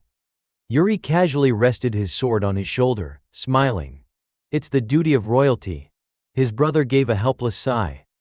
All right, Yuri. I finally understand how you think now. Today, huh? With a confident thump to his chest and his eyes shining, his brother declared, come back safe, all right? While you're gone, I'll protect the palace. With that, he happily ran off. Yuri shook his head, exasperated. What a touching brotherly moment. As long as he doesn't cause any trouble, I'll have peace of mind. Yuri turned to Bernard. You're not worried about me. Bernard finally spoke. As long as you don't do anything reckless, I trust you'll return unharmed. Thank you for your generous assessment. Bernard furrowed his brow. Still, you should be careful. Yuri grew serious as Bernard gave his warning. Orcs aren't easy opponents. They're far stronger and more vicious than you might expect. And especially if you see an orc carrying a flag on its back, be careful. Those are called flag orcs. Even among orcs, they're especially brutal and powerful. Yuri responded confidently. Don't worry. I've got my own way of handling things. Oh, you have a plan. Just then, a young maid came running in, breathless and flustered. Your Highness. She panted, trying to catch her breath. A guest has arrived bringing the item you ordered. Yuri turned his head with a bright, excited grin. A plan. Of course I have one. He smiled, brimming with confidence. A very special plan. At that moment, in a quiet room, a man was sitting, leisurely sipping a cup of tea. Not long after, Yuri pushed open the door and entered. This is Guillermo, the vice president of the Merchant Guild. Guillermo stood up respectfully. Your Highness. Yuri took a seat and asked curiously, what about Elaine? She's currently on the road, so I've come in her place. Yuri frowned, visibly uneasy. She's still running around everywhere on her own. Tell her to ease up a little. She said this is what she's best at. At that, Guillermo pulled out a small box. Well then, but is this the only reason you called me here today? Of course not, Yuri replied with a relaxed smile. I've brought the item you mentioned last time. Yuri's eyes lit up as he eagerly looked inside the box. Well done, Guillermo.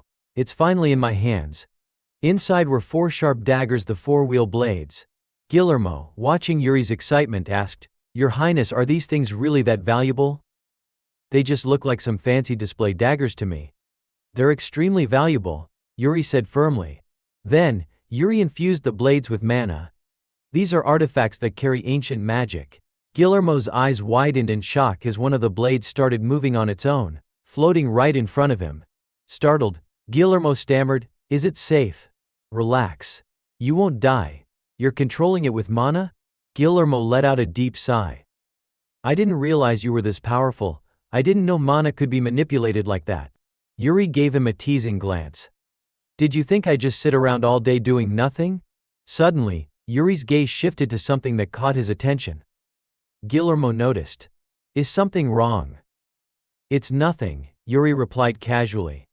Then he continued, "Anyway, send my regards to Elaine. Next time, give me a full report on the progress of setting up the new branch in the Empire." "Of course, Your Highness." "I'll take my leave now. You're dismissed." As Yuri leaned back in his chair, a pair of feet quietly appeared behind him. Asana emerged from the shadows, seemingly having been there the entire time. Yuri glanced sideways at her. "How's Goryo?" Asana pulled down her scarf. "I've delivered the warning, just as you instructed." She recalled the moment. "I left the message right by his head while he was sleeping." Yuri smirked in satisfaction. "Well done. He just won't stop trying to get his hands on Elaine's money." Then, Asana asked, "Your Highness, are you truly going to join the Allied forces?" "That's what the palace staff have been saying." "Yes, I'm going." Her eyes filled with worry. "Please, Your Highness, you must be careful." "You say that like I'm going alone," Yuri replied calmly. Asana blinked, surprised. "What do you mean? You're coming with me. You think you can keep up?" Asana's eyes widened at first, but then she broke into a bright smile. "Fine," she answered cheerfully. "Anywhere is better than the place I came from." "All right, I'll contact you again soon," she said, taking her leave. A few days later, on the day of deployment, Yuri stood tall, clad in shining armor. His older brother rushed over, calling out with concern, "Yuri." Looking at him gently, he offered his heartfelt blessing. "Stay safe out there." Yuri smiled confidently. "Don't worry, I'm invincible. I'll bring glory to House Brial." Then he teased, "When you have free time, you should take a break too, you know. Take care of those eyes of yours." His brother chuckled softly. "Got it." Then, he suddenly pulled Yuri into a tight hug. "Come back to us." "Yeah," Yuri reassured him, "I'll come back." A trumpet sounded in the distance. Fior was present as well. His expression was serious as he announced, "We will now begin the departure ceremony." Yuri stepped up onto the platform, his eyes firm, locked onto the path ahead. Fior asked, "Are you nervous?" "Not at all. Look behind you." Behind Yuri stood the assembled army. "All the soldiers you see here, each and every one of them is a precious life you now carry on your shoulders." Yuri closed his eyes tightly, firming his resolve. "Not all of us may return alive. But I will make sure none of them suffer the same tragic fate they did in my previous life." "Are you sure you can do this?" Fior asked again. "Yes, father, of course." Before Yuri could finish, Fior suddenly cut him off. "Then endure this." The moment those words dropped, Yuri's eyes flew open in shock. In an instant, he was trapped inside a vision, a completely different world. Before him stood a red and black monstrous figure, exuding a terrifying bloodthirst. Yuri's hands trembled. "I can't move my body." The creature approached him. His instinct screamed this was death itself drawing near. The grotesque figure loomed right in front of his face. Panic overwhelmed him. "If I don't dodge, I'll die. But can I refuse to accept this?" "Yes, I can." Mana surged explosively from within him, enveloping his body in a blue light. Yuri immediately shifted into a combat stance, then swung his sword straight at the monster. The vision shattered. When he came to, standing before him was his father, Fior. They had been crossing blades. Fior grinned proudly. "Excellent." Yuri glanced down at his sword. This is my farewell letter in place of words." Fior sheathed his sword and gave him one final order. "I won't give you a long speech. Just come back alive." "Yes, father." Yuri turned and glanced back at the troops behind him. Raising his sword high, he stood at the front and declared boldly, "I am Yuri Brial, third prince of Brial. Excitement burned in his voice. Put your faith in me. The soldiers roared in unison. All forces move out. Scene shift in a dark, shadowy place. A monstrous hand clenched tightly around an iron bar. A red-eyed beast locked eyes with the figure in front of it, and let out a savage growl, saliva dripping from its open maw. A voice rang out, so, we meet again after 5 years, third prince.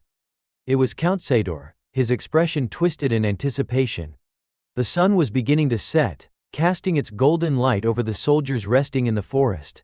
Yuri wiped the sweat from his lips and asked, We've come quite a distance, haven't we, Sir Raymond? How far have we traveled now? Raymond, a knight of Brial, quickly replied, We've just reached the entrance to Sador, Your Highness. A little further, and we'll arrive at the border town of Sidor. He continued, After that, we'll pass through Gid and head to the assembly point at Bulshad. Yuri stood up and stretched. Good. Our current pace is acceptable, right? Of course. Suddenly, a voice called out, Your Highness. Both Yuri and Raymond immediately turned toward the source. In that instant, memories from Yuri's previous life flashed through his mind. It was all because of you. He recognized the man approaching. It was Roland Flandre, the eldest son of the border marquis. The very man who had taken Yuri's life in his past life. Roland respectfully knelt before him. It's an honor to meet you, Your Highness. I am Roland Flandre. Yuri awkwardly nodded. Ah, I see. All right then. With his hand placed over his chest, Roland spoke sincerely, There's something I've wanted to tell you, even before we met. Yuri wiped the sweat from his brow, feeling uneasy. And what's that? Roland's face lit up with admiration. I admire you. What? Yuri was completely caught off guard. Roland continued with great enthusiasm, Ever since I heard about what happened 5 years ago from my father, Your Highness has been my role model. You, the third prince, who raised his sword to protect a maid, that is the image of a true knight. Yuri gave a helpless smile, watching as Roland's eyes sparkled with pure respect. Yuri gave him a friendly pat on the shoulder. Well, I've heard a few things about you too from your father, Lord Leon. Let's work well together from now on. Roland saluted proudly. To serve you is my greatest honor. Just then, Raymond reminded him, Your Highness, it's time for us to depart. Ah, right. Raymond added in a low voice, You should be aware, Count Sador isn't exactly known for being a warm or welcoming man. Even if he doesn't offer a grand reception, don't take it personally. Later that night at the Count's estate, the entrance was adorned with a large banner that read Welcome, Third Prince. Dozens of soldiers stood in formation, their voices echoing Welcome, Your Highness, Third Prince. Yuri sighed and laughed. He's giving me quite the grand welcome, much more than I expected. Count Haim Theodot of Sedar approached and bowed respectfully. Welcome, Your Highness. We are honored by your presence. Yuri stepped down from his horse, smiling graciously. Thank you, Jaime. I appreciate such a warm welcome. Haim replied.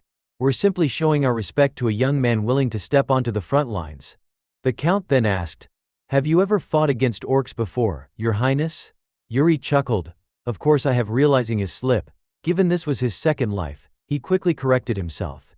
I mean, no I haven't, but I've studied them thoroughly. Glancing back at his troops he added, Most of the soldiers here don't have real combat experience with orcs either. So at the very least I should try to learn alongside them. Haim smiled with approval. I see. That's admirable. He then bowed slightly. Then, Your Highness, may I present you with a gift? A while later a man stood in front of a door inside a room, carefully unlocking it. Yuri and Haim stepped inside. Haim carried a small torch. It's in here, Your Highness.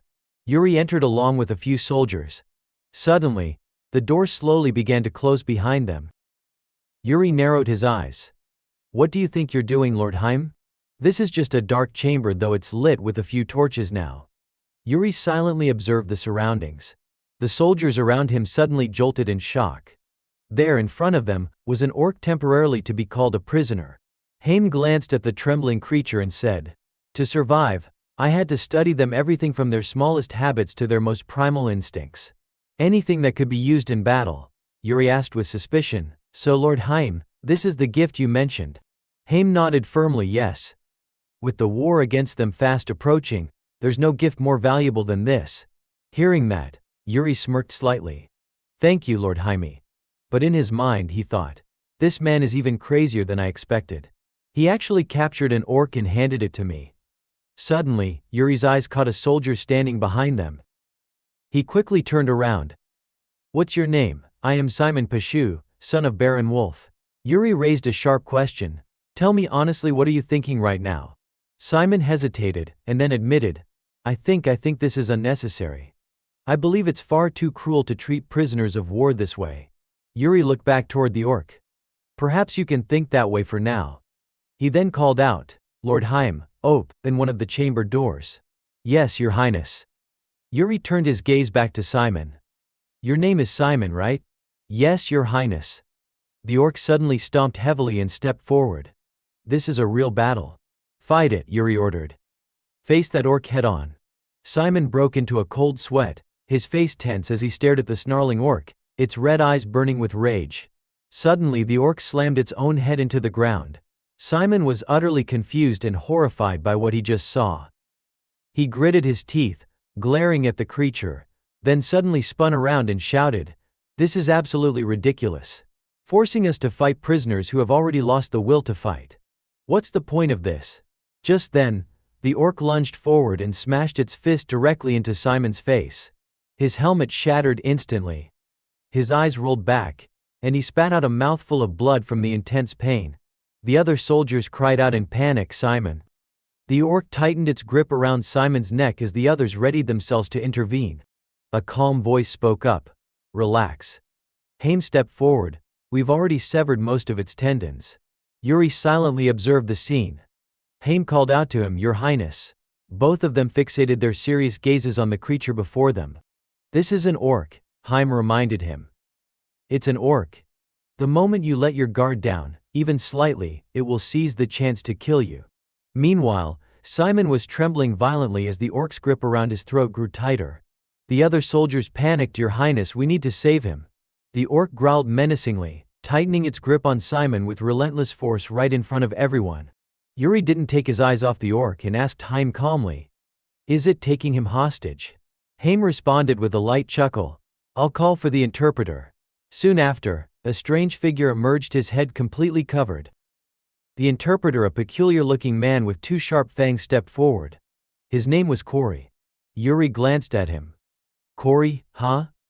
The man nervously replied, "Yes, sir." Immediately Corey clutched his ears, trembling in fear, as he listened to the orc's snarls and began to translate.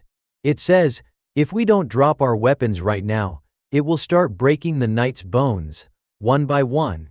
The orc growled again, violently tightening its hold on Simon, who screamed in agony. Yuri promptly called out, "Hernado, it's your turn." Hernado quickly cast a spell. Raising his hand toward the orc and Simon, a green magical aura surrounded the two of them. "Now!" Hernado shouted. Without hesitation, Yuri burst forward at full speed. "Nice work." In an instant, Yuri managed to snatch Simon from the orc's grasp before it could even react. Simon was safe. The orc, furious, stomped its foot so hard that the entire chamber trembled. Its red eyes flared, and it let out a thunderous roar that shook the air.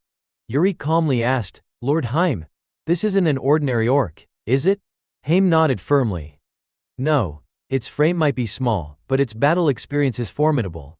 His expression grew serious as he explained, "When we captured it, it was feasting on a knight's corpse all by itself. That orc has already killed many people." One of the knights clenched his fists in rage. "That bastard! I don't care if it's a prisoner of war, I'll kill it myself." Yuri quickly intervened, "Calm down." The knight was taken aback. "Your Highness?" Yuri's eyes shifted behind the orc. "I'm not stopping you, but take a look behind him first."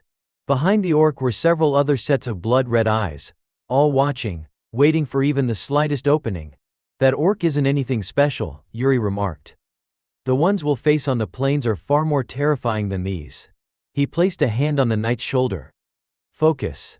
This is training. Learn how to kill an orc." The knights raised their swords, preparing to face the creature head-on. The orc roared, gripping a warhammer tightly as it charged forward. Hernado quickly cast a magic barrier to block its strike. Suddenly, blood spurted from the orc's mouth. A knight had managed to pierce its chest with a well-aimed sword. Seeing this, Yuri clapped in approval. Well done. But the knights didn't look pleased. None of them were celebrating. You don't feel triumphant? Yuri asked as he stood before the orc's lifeless body. I get it. This was just a test, a battle against a foe that couldn't fight back. His voice lowered, serious. But this experience will increase your chances of surviving on the battlefield. Be grateful to Lord Heim for that.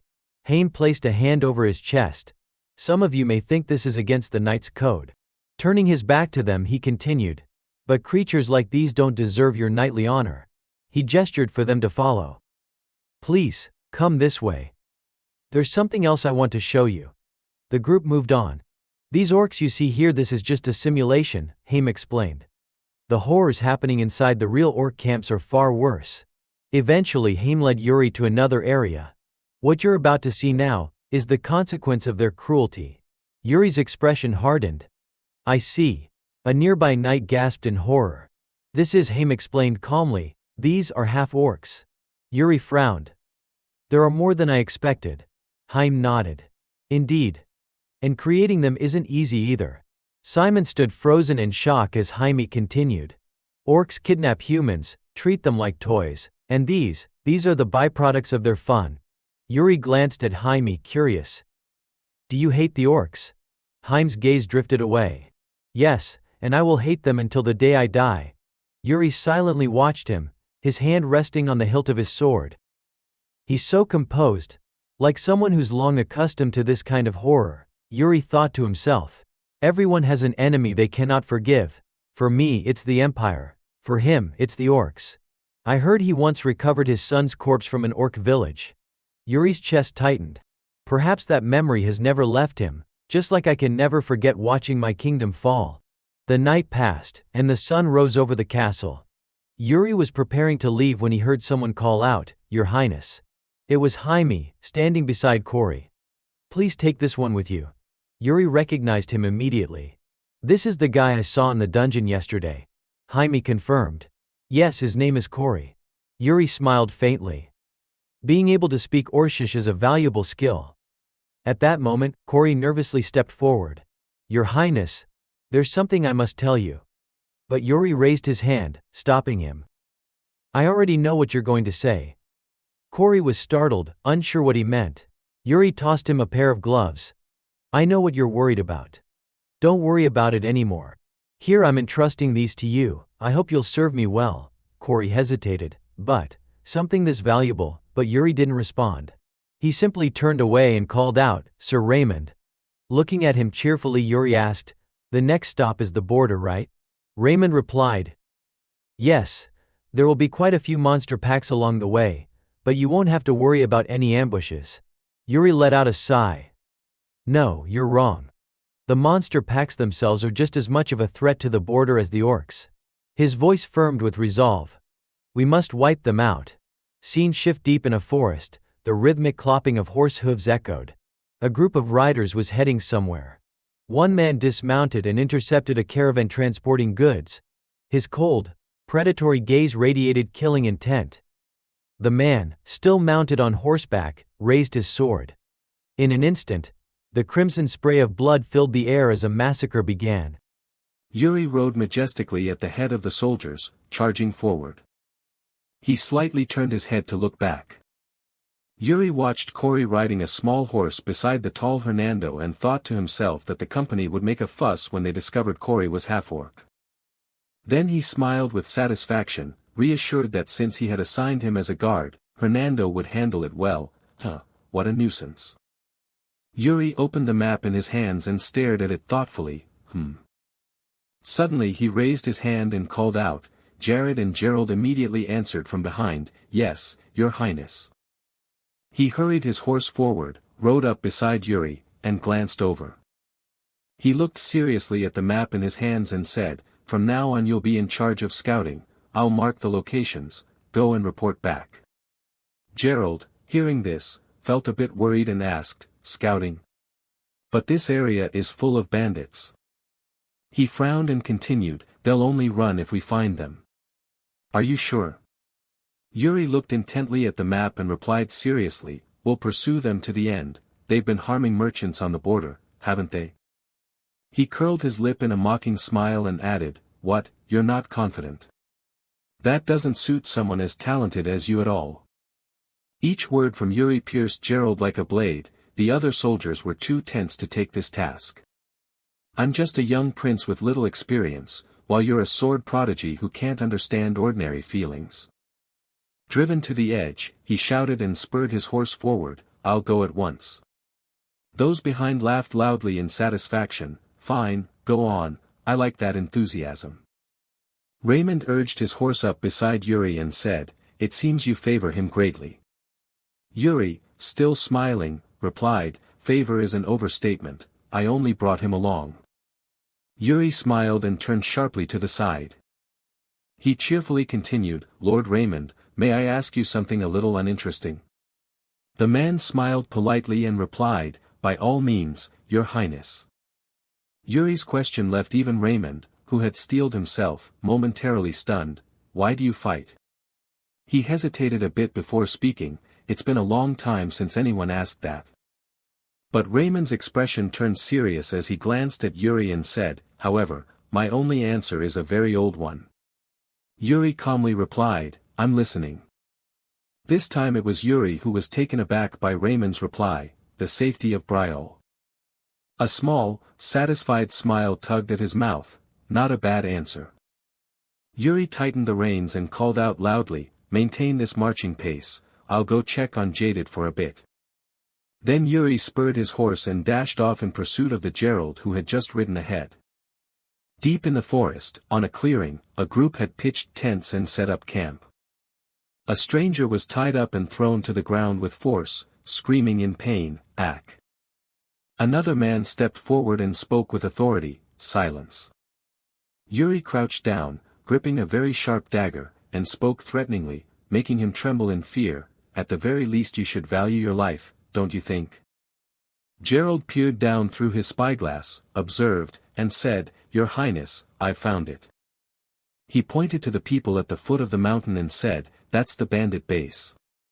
Yuri didn't hesitate to praise Gerald, "Well done, Jared." Then he glanced down at the bound man on the ground and interrogated him, "So you say this one scouted alone, right? He didn't go with anyone? Is it true your commander sent you alone?" His whole body was tightly bound with ropes, he could only stammer, "Yes, yes, that's right." Then the other man continued. Yuri heard this and immediately frowned, "I'm just a recruit, so I don't know much." The blazing red pendant around his neck caught Yuri's attention, Without a word Yuri immediately plunged his hand into the man's shirt to search him, causing the man to panic and scream, "Kya!" He managed to pull out a necklace whose pendant glowed with red light. "What is this?" Yuri asked, interrogating, "Is it yours?" The man responded shyly, "No, my captain gave it to me and told me to wear it on patrol." Yuri's face darkened as he drew the gleaming sword at his hip. It looked like a magical weapon. "What kind of magic is engraved on it?" The man wailed, "I don't know anything."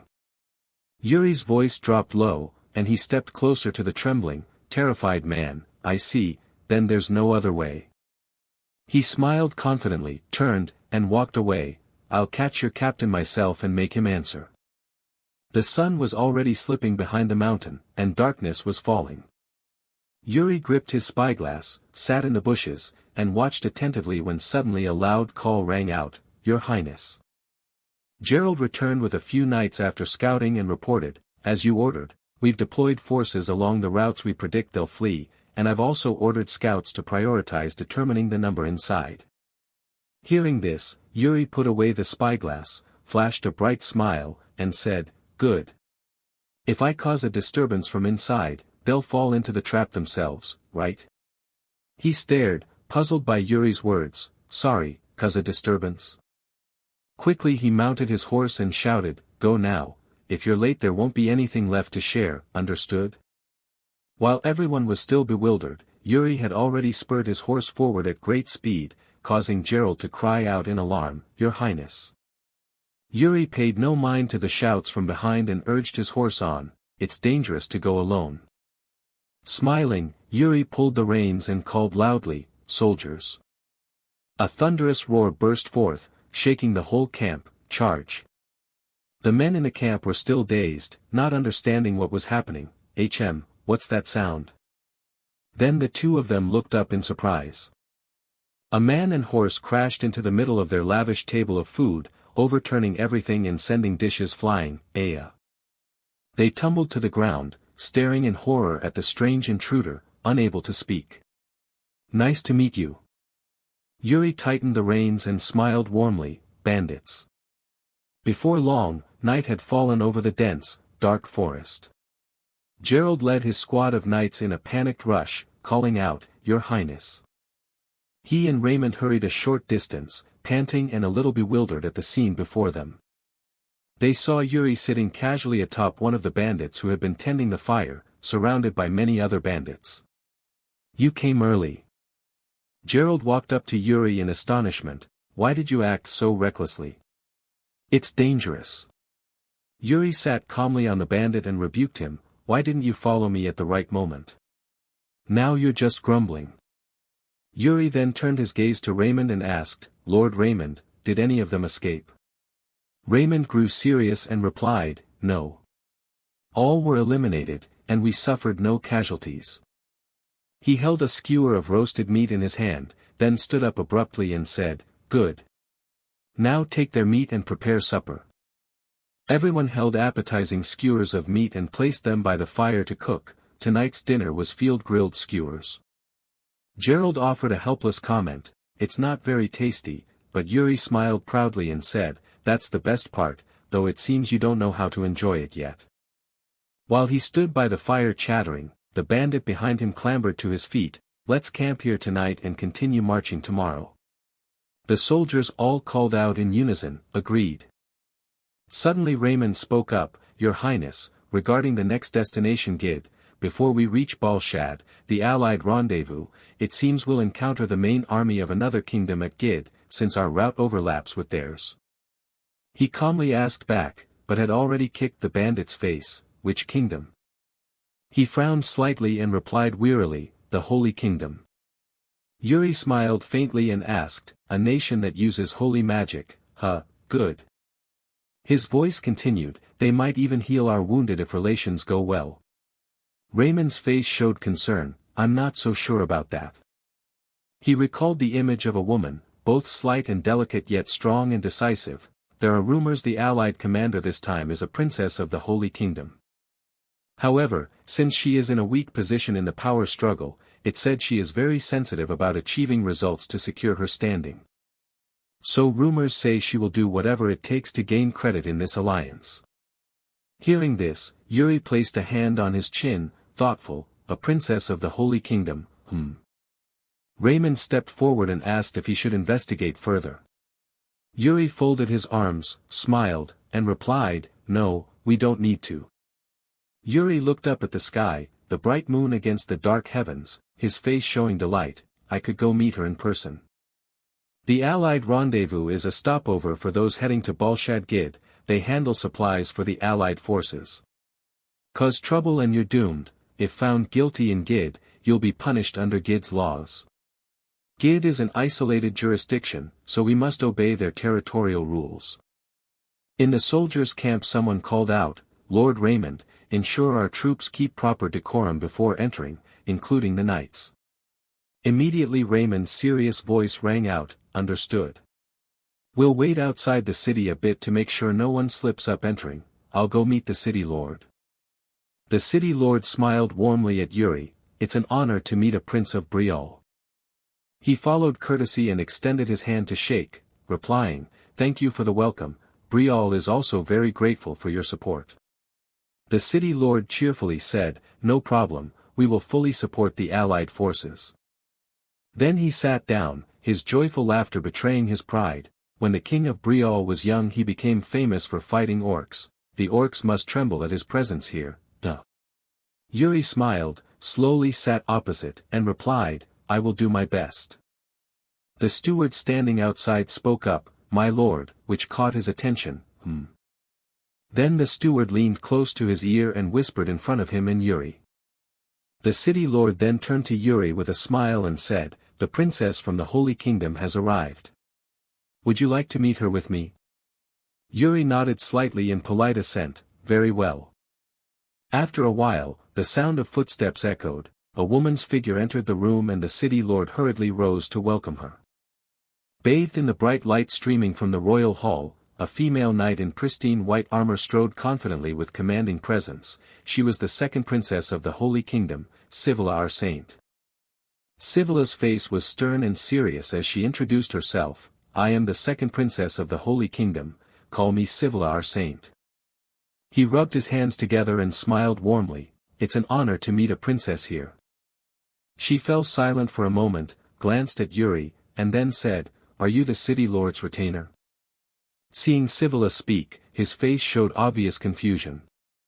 She glanced at Yuri and said sternly, But he clearly doesn't care. I have matters to discuss with him, so let us speak privately. The city lord, sensing a misunderstanding, hurriedly began to explain, Ah, princess, he is. Before the city lord could finish, the soldier accompanying Sivilla barked loudly, Silence. The princess is speaking. And you, sit properly and show respect. Only then did Yuri utter an, Oh, me. His next words left them all gaping and frozen, the third prince of Briol. The city lord quietly withdrew a handkerchief to wipe his brow in this awkward moment. The knight who had earlier spoke now panicked and hurriedly explained, I also oversee Briol's forces, your highness, I. He shouted excitedly, leaving Yuri at a loss, My fault, I should have dressed properly like the other knights instead of looking like a homeless man. Then the other knights bowed deeply and apologized to him sincerely. Sivilla, witnessing this, could do nothing but cover her face in helplessness and say, Forgive us, we were wrong, pardon me, your highness. They then sat back down at the table, and someone asked, Do I look cheap? He responded with an awkward smile, Not at all. Sivilla calmly apologized first, I'm sorry about earlier. Okay, that's enough. Yuri, sitting beside her, smiled and teased, Oh, should I let it go? He offered his tag forward with a social smile, We should reintroduce ourselves. I am Yuki, the third prince of Briol. They shook hands cordially, very pleased to meet you. Yuri cheerfully asked on impulse, How old are you, Sivilla?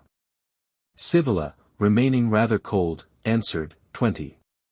Yuri honestly replied, I'm 18, only a 2-year difference, so let's be friends. With warm eyes he offered a friendly smile in the sunlight filtering through the curtains, then tilted his head and said, Then I won't be formal, nice to meet you, Sivilla. She was slightly surprised and exclaimed, Ah.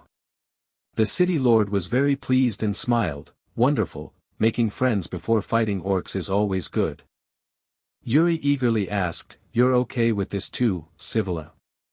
Sivilla, taken aback by his quick banter, hesitated a beat and said, Ah, yes. He frowned slightly and, with keen observation, asked, I don't see the other units on the road to Gid, Sivilla, did you go ahead with your knights? She nodded softly beside him, Yes, the main force will arrive tomorrow. Yuri stroked his chin thoughtfully and looked another way, I hope they're all right. Sivilla frowned in reply, looking very serious and somewhat intimidating, The Holy Kingdom's military follows strict rules, do you think something might happen? He smiled wryly and said, Oh, I meant outside, not internally. Orcs sometimes appear beyond the border, despite their size, they're good at ambushes. The city lord nodded quickly in agreement, True, they're cunning beyond their physique. Yuri smiled, slightly affected in tone, It should be fine this time, they're troops of the Holy Kingdom. Still, he cast a brief glance at Sivilla and added, But I think you should keep that in mind. In the sunlit central square bustling with people between colorful market stalls, a familiar voice called out, How are the Holy Kingdom knights? Yuri and Hernando strolled the streets and chatted. They're outdated, the princess must be having a hard time, he said, rubbing his chin and looking around. Do you see anything good about her? It seemed you were concerned for her.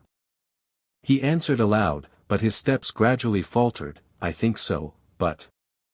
Yuri pulled out the red necklace he retrieved from the bandits and held it up, staring at it intently, are you sure you bought this here? Hernando also closely examined the jewelry shops and concluded that only that place would sell something like this. Yuri held the necklace and walked ahead, saying, I clearly remember him saying this can lure orcs. More specifically, he said if an orc smells this necklace, it'll go mad and rush in, sounds like a battle drug.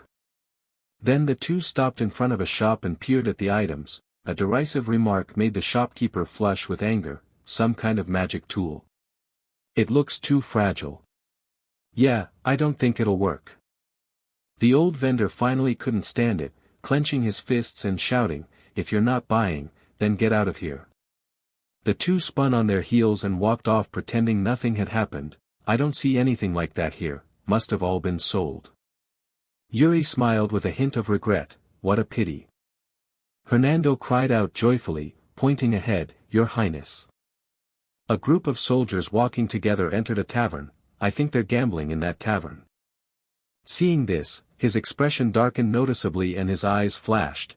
Brial soldiers gambling cannot be ignored. Both of them cracked their necks and strode purposefully toward them. We can't be a respectable army if such shameful behavior continues. The man following nodded in agreement, Yes, Your Highness. Ahead, at the gate of a large building. There were quite a few knights gathered. One stepped forward a few paces and asked, Was your meeting with the city lord okay? Sivila replied coldly, It was.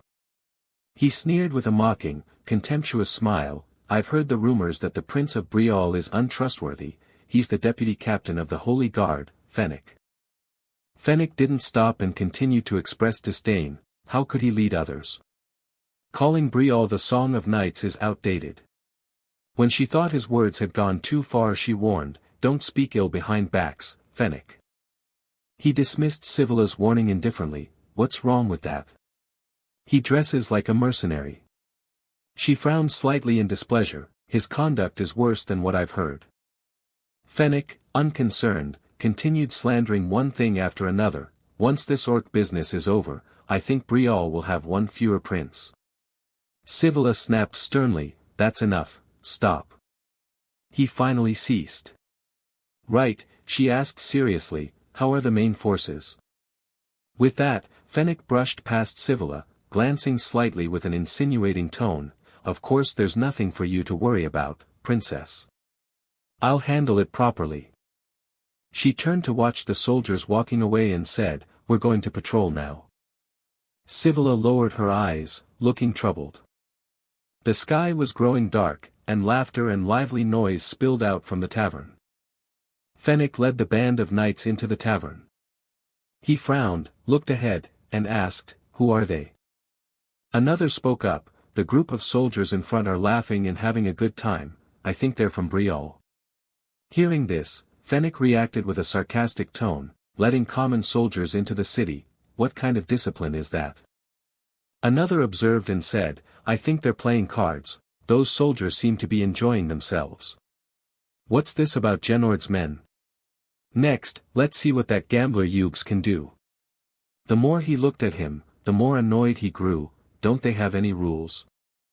The knight beside Fennec scoffed, I think they're like this because their captain is no good either.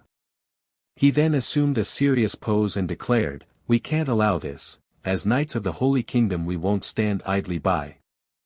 Having said that, Fennec drew a breath and shouted loudly, What are you doing? His heavy voice echoed through the tavern, causing the knights and even Raymond to turn and stare in bewilderment. Do you think this is a place to play? Fennec raised a finger as if lecturing them, Even if it's the business of another nation, I can't believe my eyes, do you take the allied army for a joke? Suddenly a familiar voice cut him off, What did you say? A firm hand landed on his shoulder, causing Fennec to freeze and slowly turn to look. Yuri smiled warmly and asked, What's your name? Fennec, showing disgust, brushed Yuri's hand off his shoulder. Yuri returned the look with cold eyes, Third Prince. Then Fennec glanced at Raymond's group and said, Acting like that will only bring trouble to you and your knights. He put on a self-satisfied smile, It seems you still don't get it. You should give them a sword, not cards, and I'm not sure you've ever held a sword properly. Yuri gave a faint cold chuckle. His eyes became sharp and icy. I'm asking your name. Don't the Holy Kingdom's forces have ranks? Those words were enough to make the smug man falter. That. Another person then appeared. When the familiar voice rang out, both turned at once. What are you doing? Sivilla stepped in with hands on her hips and a commanding tone. Lord Fennec, didn't you say you were on patrol? Fennec bowed his head begrudgingly and said, Forgive me. He narrowed his eyes with a cold, murderous look and, at the order, left, move out of here. Still unwilling, Fennec departed with several of his soldiers, and as he reached the door he cast a quick glance back at her. Sivilla frowned in return, not one to be easily bullied, and glared at him. She then turned to Yuri, sighed, and apologized. I'm sorry, I'll apologize on that day. He replied with a carefree smile, no need. Yuri spoke on. Sivilla's hand on the sword at her hip twitched. It's hard to control everyone. Can a holy crusader army be influenced like that? She then turned and headed for the door, leaving a parting remark, I'll repay this debt next time. He cheerfully answered, yeah, next time. Yuri frowned and watched Sivilla leave in thoughtful silence. He recalled what Raymond had told him before coming, that she was losing in terms of power, so she's sensitive about her record, and he wondered inwardly if that was what Raymond meant. Yuri pushed the thought away, smiled, and approached. After all, he wasn't much better than her. In the lively tavern his carefree voice rang out, shall we start the next round? A young soldier eagerly stepped up, this time it's my turn. Yuri laughed and praised him, spirit like that is commendable. Outside, Fennec stood angry and cursed under his breath, damn it. He turned in confusion and demanded of Sivilla, have you grown close to that Prince Brial? She replied coldly, is now the time to worry about that? Fennec, deeply displeased, raised his voice, Your Highness, didn't I say that that man has the position of, another voice cut him off, Your Highness, Lord Fennec. Both turned around in surprise. A knight from afar was hastily riding up on horseback. He stopped and leapt down from his horse, both rider and mount were scratched and splattered with mud. He knelt and said, Forgive my rudeness, but I have urgent news to report. Sivilla, sensing something amiss, replied, What's happened? His words stunned both her and Fennec, the main force has been ambushed by orcs. Armor gleamed and clanked through the night. The Lord looked up at Sivilla, fully armored and mounted, and said respectfully, Your Highness, are you setting out immediately? Worry filled his face, shouldn't we ask the Brial forces for assistance? Seeing this, she fell quiet, as if pondering something. The Lord then offered, if you want to minimize losses to the army it would certainly be better if, suddenly a gruff voice cut in, what are you saying? Fennec, having appeared out of nowhere on horseback, sat high and spoke down, the Holy Kingdom will handle its own affairs. Lord, do you think we'll lose to those lowly orcs? The Lord waved his hand and forced a smile, hurriedly explaining, Haha, I didn't mean that. Sivilla replied gently, It's all right, Lord. She stood under the moonlight, her strength made beauty enhanced, she smiled faintly, I understand your concern, but we can resolve this easily. Thank you for your care. With that, Sivilla urged her horse hard and shouted, Move out. Thus a column of knights led by Sivilla thundered down the forest road at night. The Lord clasped his hands behind his back and watched the cavalry surge forward. The young soldier beside him turned and said with a puzzled look, The Holy Kingdom is stubborn indeed. Wrinkles of age marked the Lord's face, yet his hidden worry showed as he added, Especially the deputy commander is even more headstrong, we have no other choice. He then turned to the young soldier and ordered at once, Go to the Brial camp immediately and see the third prince. The soldier bowed and obeyed, yes. The Lord frowned, urgency in his tone, Hurry, there's no time. Beneath the brilliant moonlight against the black night sky. Raymond approached Yuri, who was intently reading a paper, and asked, Your Highness, what does the paper say? His eyes never left the paper as he answered seriously, startling the man beside him, the Holy Kingdom's main force was ambushed by orcs. Yuri frowned and continued, the Alliance asks us to help clear out the nearby orcs in return. Raymond, slightly troubled, asked, but the request comes from Jade, not the Holy Kingdom. Yuri's gaze left the paper and he glanced up, recalling Fennec's cold remark, she seems very stubborn. Then Yuri turned and ordered, Lord Raymond, prepare to go to battle immediately. Raymond placed his hand on his chest, bowed slightly, and replied at once, at your command. He then asked the young soldier beside him, what is your name? Still kneeling, the soldier nodded respectfully and answered, Roy, your highness. Upon hearing this, Yuri continued, all right, Roy, go to the tavern beside the charm market and summon the Brial troops. He bent down and whispered a small secret, tell them I'll only take the first 10 to arrive and they'll rush over. Roy quickly understood Yuri's meaning, yes, your highness. He clenched the paper in his hand and watched the direction the rider sped off. Yuri set the paper back on the table and said, now then. He lifted both hands and brushed off the dust.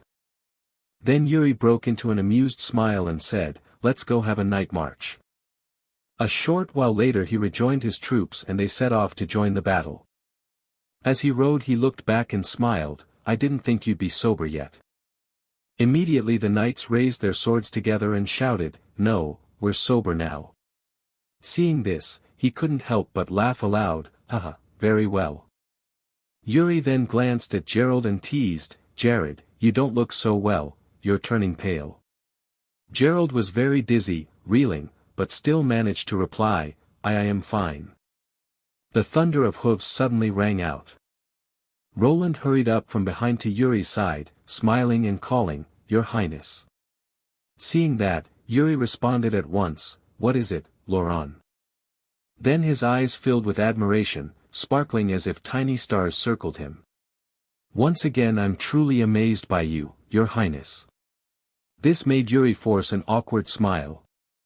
Roland kept gushing, not only did you forgive the holy knights who offended you, you even reached out to help them in this situation. His eyes shone brighter, I've learned there's no need for petty revenge. I admire you for that, he continued to flatter Yuri, truly the far-sighted view of a prince who sees not only outward appearances but what's inside as well. Yuri could only smile helplessly and hurriedly explain, haha, it's not like that. Yuri thought inwardly, when did Laurent become like this? The face hidden in shadow curved into an enigmatic smile, I appreciate your loyalty. Yuri kept pondering Roland's expression, he was completely different from in Yuri's previous life, strange, but Yuri himself had changed too. He continued to praise Yuri non-stop, I just know how to value things more. That fool might have been influenced. Raymond shouted and urged them forward, Your Highness, look ahead. Ahead, a chaotic battle was unfolding, the holy knights of the Holy Kingdom. Yuri's commanding voice rang out, lifting the morale of every knight and focusing them to prepare for battle, everyone listen, this is our first engagement against the orcs. From now on I will be the first to enter. And the last to leave in every fight. He rode forward, a terrible murderous aura already radiated around, third Prince of Brial, Yuri Brial. Yuri's order carried an invisible weight, commanding you all. Horses' neighs echoed through the forest alongside his solemn voice, no one is to be wounded. Rewinding to a short time before the Empire's knights appeared. Sibylla's face briefly showed displeasure.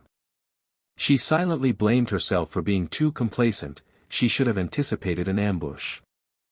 Images of the hero warning her that orcs sometimes appear from within the borders began to form in her mind. Thinking that, she inwardly reproached herself again, I should have been more cautious. At that thought, they saw the group of knights ahead engaged with the large orcs. Both sides were hacking at each other with all their might when someone in Sibylla's group shouted, they're still fighting. From Sibylla's perspective, seeing her detached units still holding out eased her slightly. She told herself, all right, our banner still stands. She then turned and ordered her subordinate, Lord Fennec, we will charge straight for their main command. Hearing that, Fennec immediately nodded into position, we will surge forward. So, at his command, the squad of knights spurred their horses and dashed ahead. While Sivila at the rear silently prayed over her pendant, "O holy servants of our Lord, grant us strength." As she spoke, a white radiant glow began to emanate from within the pendant, enveloping her and her horse. The knight raised her sword forward and shouted, "Faster." Then, led by her, within seconds they came face to face with a grotesque, sinister skull. No sooner had the group arrived than its eye sockets flared blood red. And with it some kind of magic formation activated on the ground, causing the earth to crack apart into pieces. The horses panicked. And the princess herself guessed something and shouted, "It's a trap." Unfortunately for her, before the group could react they fell straight into a deep pit the enemy had prepared. While falling, Sivila's mind filled with regret. Have I made the wrong decision again? People praised me when I awakened my divine power as a child. How extraordinary you are. The warmth in that voice. I began learning swordsmanship to live up to those expectations. When my sword defeated my brother, I realized that learning swordsmanship was the worst decision I ever made. My brother kept forcing me into battle for fear I'd seize the heir's position. Your soul will be saved and ascend to heaven if you fight for our holy Lord. Back to the present, her face twisted as she cursed under her breath. What nonsense. He just wants me dead. All around, the knights trembled in pain as they fell below. Still, Sivila forced herself to reassure them, "Everyone, concentrate." She then noticed black liquid coating her and guessed, "This is some kind of oil." Then, as if remembering something, the princess quickly looked up. Sure enough, at the pit's rim stood orcs holding torches, ready to hurl them down to burn them. One orc raised his torch high as if preparing to throw it down. Seeing that, Sivila's face went pale. Her mind scrambled, barely thinking, from ambush to fire trap. What do I do now? How do I survive? What am I living for?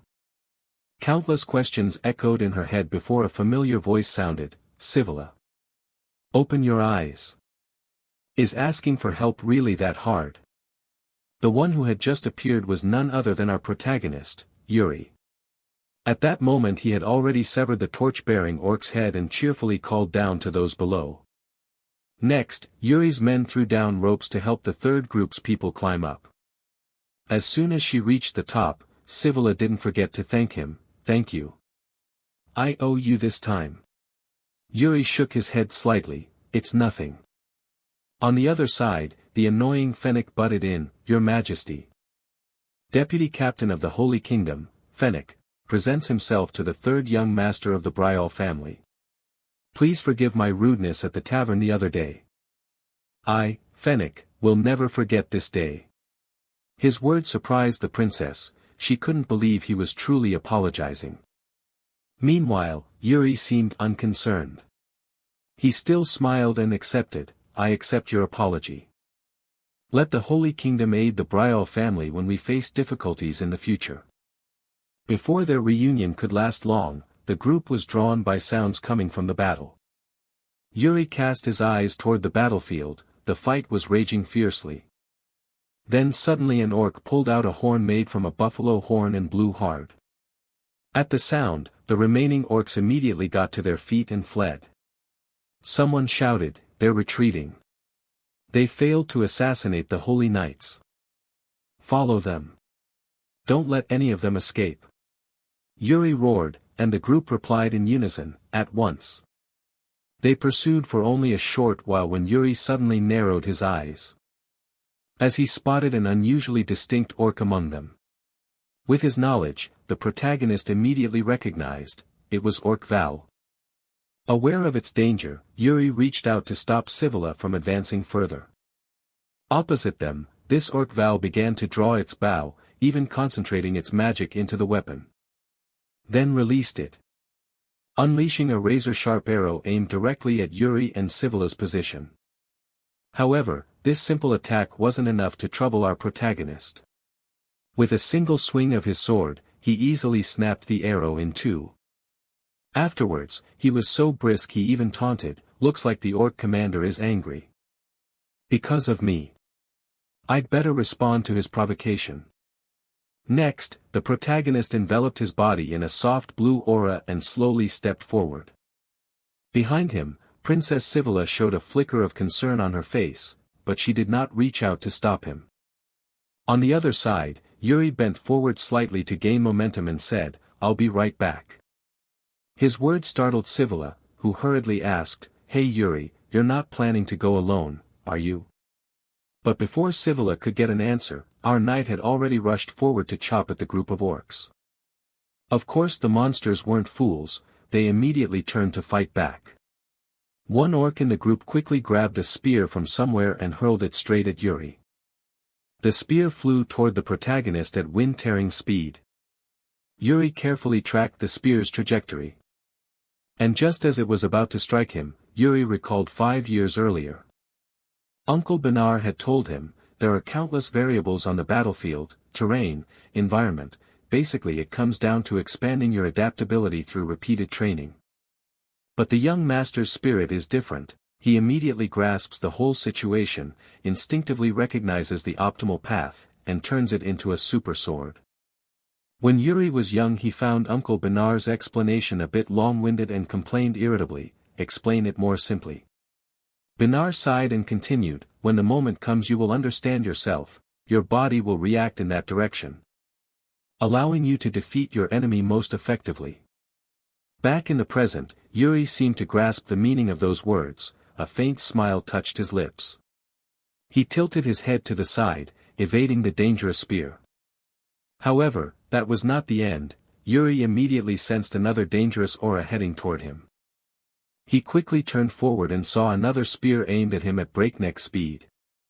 To deal with this move, Yuri instantly dropped to the ground. Then leapt up hard, narrowly avoiding the spear's tip as it struck the ground and left a small hole. Next, his brave body lightly landed on the shaft of the spear. He used its spring to vault straight onto the heads of the monsters. The 2 orcs across from him were startled to see Yuri effortlessly dodge the attack. But before they could do anything, our protagonist drove 2 swords into a chest, spraying blood everywhere. The remaining orcs, seeing their comrades fall so quickly, screamed in fury and rushed to gang up on him. Aware of this, Yuri quickly calculated his response in his head, it's 1 versus 3, a direct confrontation would be too dangerous.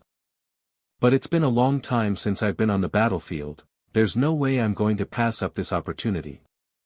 Thinking that, his face briefly showed intense excitement. Yuri's eyes widened, focusing completely ahead. Very quickly, streaks of cuts began to appear in his vision, I see it. The optimal path. Following the guidance he saw, Yuri unleashed countless sword strikes at lightning speed, causing the unlucky orc to scream in misery. Then of course the 2 green-skinned ones behind him could not escape the same fate. Following their companions, piercing screams began to ring out until all sound faded away.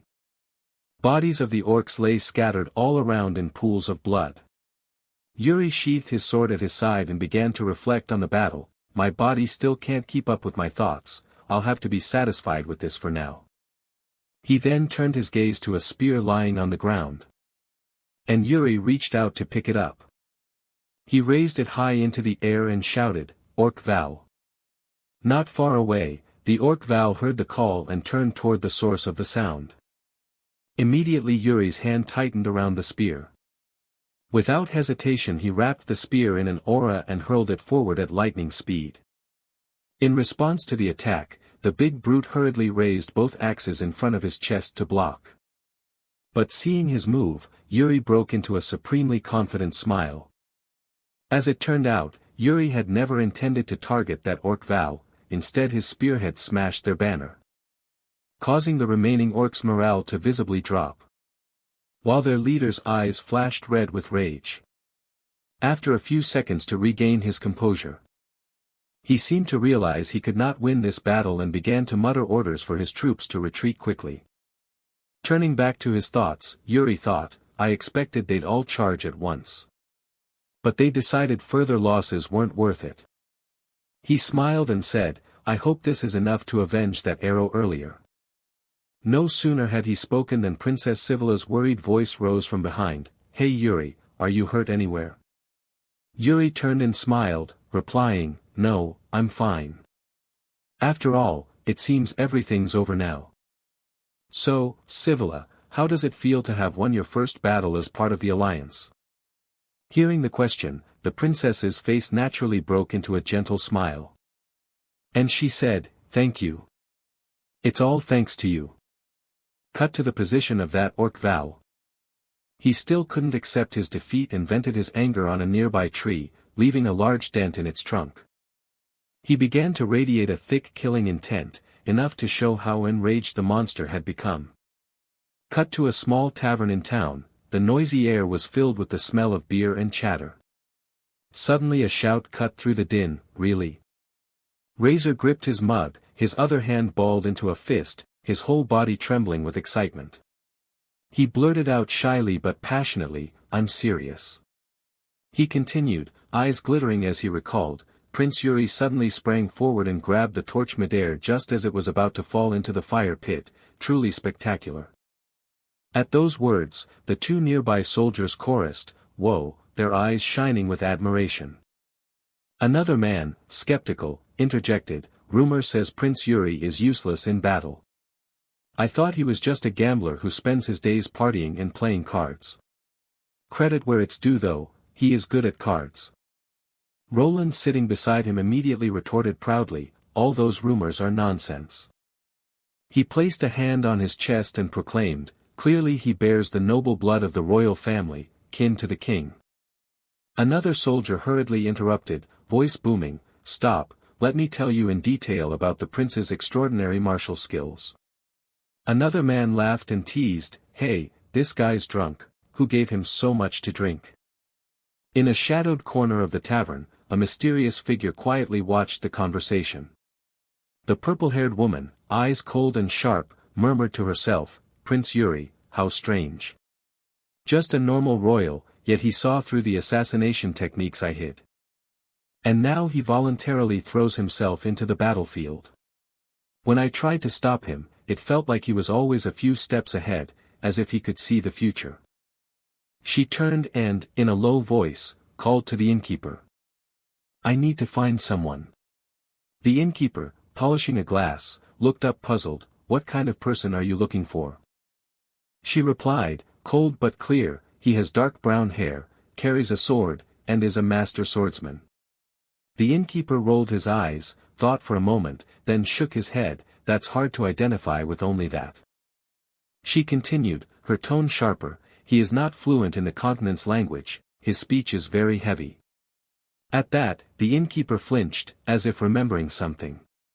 He clapped his hands, eyes bright, ah, now I recall. Not sure if his hair is brown, but there was a guy who spoke the continent's language clumsily. He ordered Italian rice, asked for no seasoning, and inquired the way to Balshad. The purple-haired woman nodded, quietly drew out a shining coin and placed it on the table, I understand, thank you. Seeing the coin, the innkeeper's eyes lit up and a broad smile spread across his face, haha, I'm not saying this for thanks, but I gladly accept the gratitude of a noble guest. He turned his back and left, while the purple-haired woman sank into thought. Balshad, the gathering point of the Orc Alliance. That is also the place the prince is heading to. I must depart first and find him. One of the strongest swordsmen of the East. Cut back to Yuri. After the battle at Jide, the army quickly moved to the next location. On the way they camped several times, and thanks to experience from before, everyone prepared more thoroughly. Watching the army become more proficient, Yuri smiled contentedly, everyone gets quicker after a few practices. I thought I'd have to teach from scratch, but this is excellent. Raymond standing beside him replied, we've camped many times and are getting used to it. Yuri nodded, sincerity in his eyes, thank you, Raymond. It's all thanks to your hard work. With that he turned, calm in tone, I will go inspect the surroundings. Please look after things. Raymond nodded and responded respectfully, yes, your highness. Alone, Yuri walked through the vast forest, thinking to himself, Just stepping away from camp makes everything so quiet. The risk of a night ambush is probably higher than I thought. Suddenly, from deep in the woods, a loud shout rang out, cutting through his thoughts. Yuri immediately headed toward the noise. There, two soldiers were berating Cory. One growled, "I told you not to draw attention." He continued, voice full of contempt, "Dirty orc-tongued traitor." Faced with the insults, Cory remained silent, tears falling quietly. The other soldier grew more aggressive, "You look like a spy. Aren't you deceiving the prince, colluding with the orcs?" Cory hurriedly lifted her face, voice trembling, "No, that's not true, I'm definitely not." The soldier stepped forward, grabbed Cory's hand, and yanked off the glove she wore. "Not true. Thief, give it back now." Cory begged, "I didn't steal it, please return it."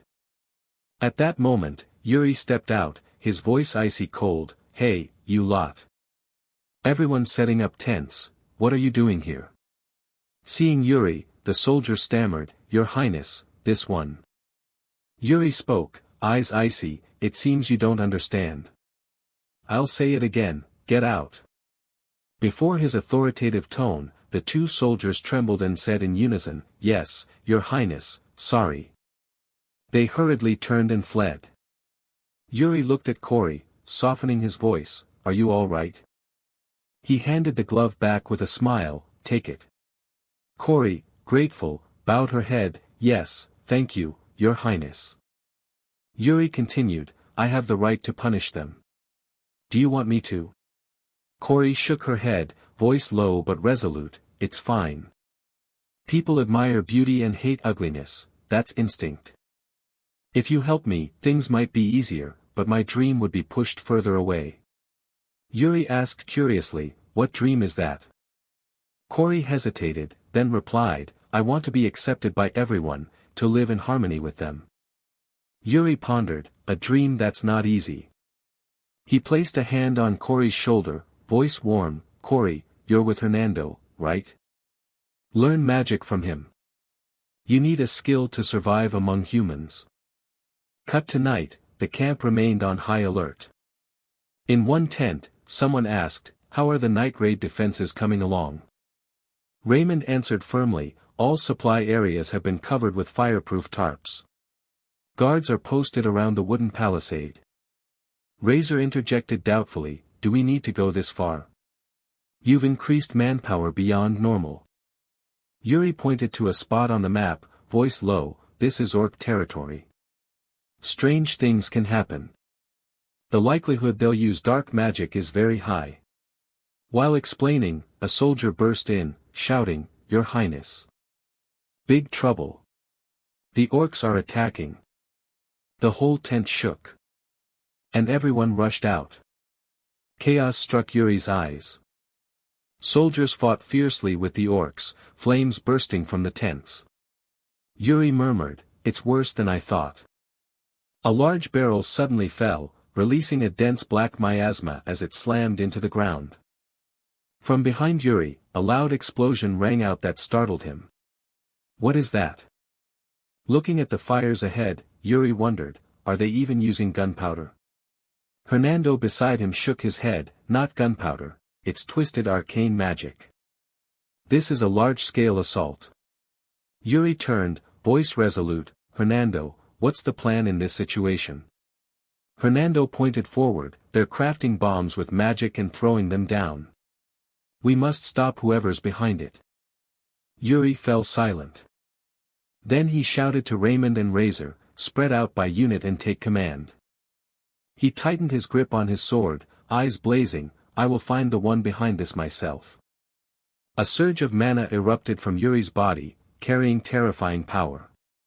He murmured with determination, "And I will see his face."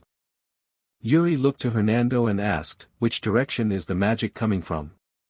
Hernando pointed ahead and replied, "That way." With that, Yuri stomped hard on the ground and said, "All right, I'm going, I'll return."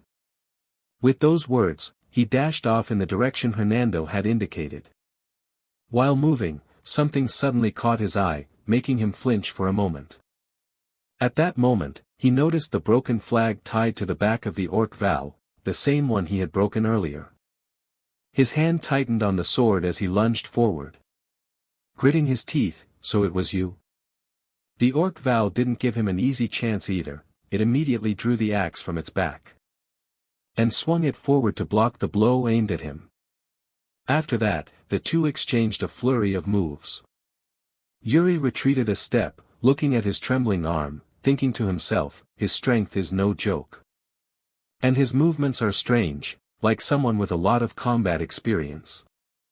I don't like this, but first I must keep my distance. Before he had time to think, the orc Val lunged, raised its axe, and swung hard at him. With his quick reflexes, he easily stepped back to dodge that attack. It followed with a series of strikes aimed at Yuri's position, but he used his agility to evade them. This angered the orc Val, it roared and launched another attack. But this time Yuri decided not to dodge and immediately raised his sword to meet its strike. As soon as he parried, he spun his blade and delivered a powerful downward slash toward the orc Val, making it cry out in pain. His face darkened as he murmured, "I admit he's different from the rest. He's on a completely different level." Then his gaze grew serious as he said, "All right, let's see how skilled you really are." With that he lunged, driving his sword hard toward the orc Val's throat, forcing it to startle and dodge. Suddenly, a dense black aura enveloped its body. As if empowered, it immediately swung the axe down with full force, striking the ground and shattering the earth. Fortunately, Yuri had pulled back in time to avoid that attack. Sliding along the ground, he closely observed every move of the orc Val. Then he spoke, "Aside from the front guard, this is the moment." Following his gaze, the entire orc Val was wrapped in the black aura. Looking at it, he murmured, "Arcane method?" The orc Val tightened its grip on the axe and calmly stepped in front of him, showing no fear. He thought to himself, "When I heard they're using magic, I should have suspected. Could that orc mage really wield mana?" Recalling the scene of the burning camp, he exclaimed, "Do they even know how to use gunpowder?"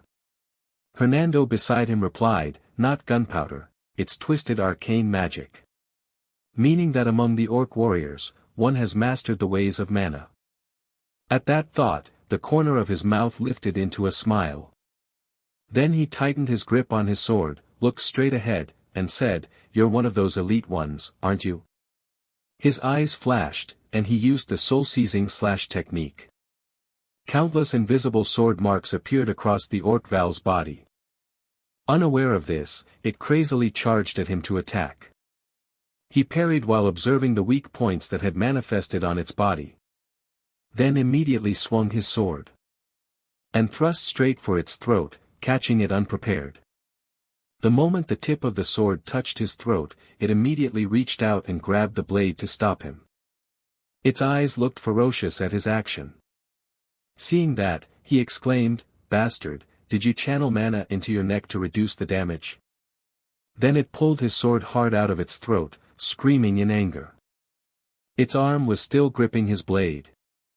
But he tightened his hold on the hilt and swung a powerful cut, severing the fingers that held the blade from its hand.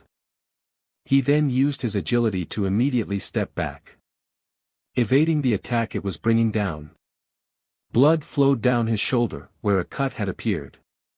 He gritted his teeth, inwardly admitting in anger, "This one isn't ordinary." Then a smile creased his lips as he said, "So light blows don't work on you, huh?" Having said that, he poured a large amount of mana into his sword, looked forward again, and smiled, "All right, then let's have a proper fight." Both sides now maintained intense focus on each other, not daring to lower their guard. Then like two arrows they rushed at each other, unleashing successive slashes that made the surrounding air tremble violently. Immediately after, a large explosion occurred where they were fighting. As the smoke cleared, only large craters remained on the ground. Alongside them was a fragment of the axe blade embedded straight into the earth. Yuri's gaze turned incredibly cold. He looked directly at the orc Val kneeling before him. Without hesitation, he rushed forward, tightened his grip on the sword, and shouted, "It's over." Then he drove the sword hard into the orc Val's chest, making it cry out in pain. Then it rolled onto the ground. He withdrew his sword and looked at the orc Val. It was still moving, and he thought to himself, he's still alive. This one is an elite, so he will surely know a lot. Killing him now would be a waste. At that moment, soldiers came running from a distance, shouting, "Your Highness." One called out, "Are you all right?" The other glanced at the orc Val and said, "Is that an orc?" He nodded in agreement, "Yes." He asked, "How's the situation at the camp?" The soldier respectfully saluted and replied, "It's almost fully stabilized, sir." Yuri gently sheathed his sword and said, "Good, gather all surviving orcs in one place and bring this one along." He glanced down at it and said, "From now on, the interrogation of the orcs will begin. Return to the camp." At that point, Hernando stepped forward, looked at Yuri's wound, and said, "This is a spot that's easily injured. You must regularly loosen it properly if you don't want to get hurt." He began treating it. Yuri turned and asked, "You got hit by an orc again and you're whining?" Hernando smiled and replied, "What? Are you just off wandering and letting others take the hits?" Hearing that, Yuri snapped, "You brat." After a few minutes of treatment, Hernando released his hands and said, "Done. Luckily the wound isn't too deep." Yuri then rotated his shoulder joint slightly and felt movement was easier than before. He smiled and said, "Much better now." But before he could finish, Hernando interrupted, "Ah, Your Highness, please wait a moment." He turned to a soldier and said, "Bring that chair here." This made Yuri start slightly and look at him. At that moment, a finely carved chair was slammed down onto the ground. Hernando announced, respectfully introducing, the chair of a commander who commands respect on the battlefield. Now conduct the interrogation right here. Looking at it, Yuri asked curiously, "What's this, Hernando?" Hernando smiled from behind and said, "A commander needs presents. I had a soldier who used to be a carpenter make it." Examining the chair, the corner of Yuri's mouth lifted in a smile. Embarrassed, he approached and said, "Since you went to the trouble to make it, I can't refuse." He then moved forward and sat down with a satisfied expression. He murmured, "Not bad, actually quite decent."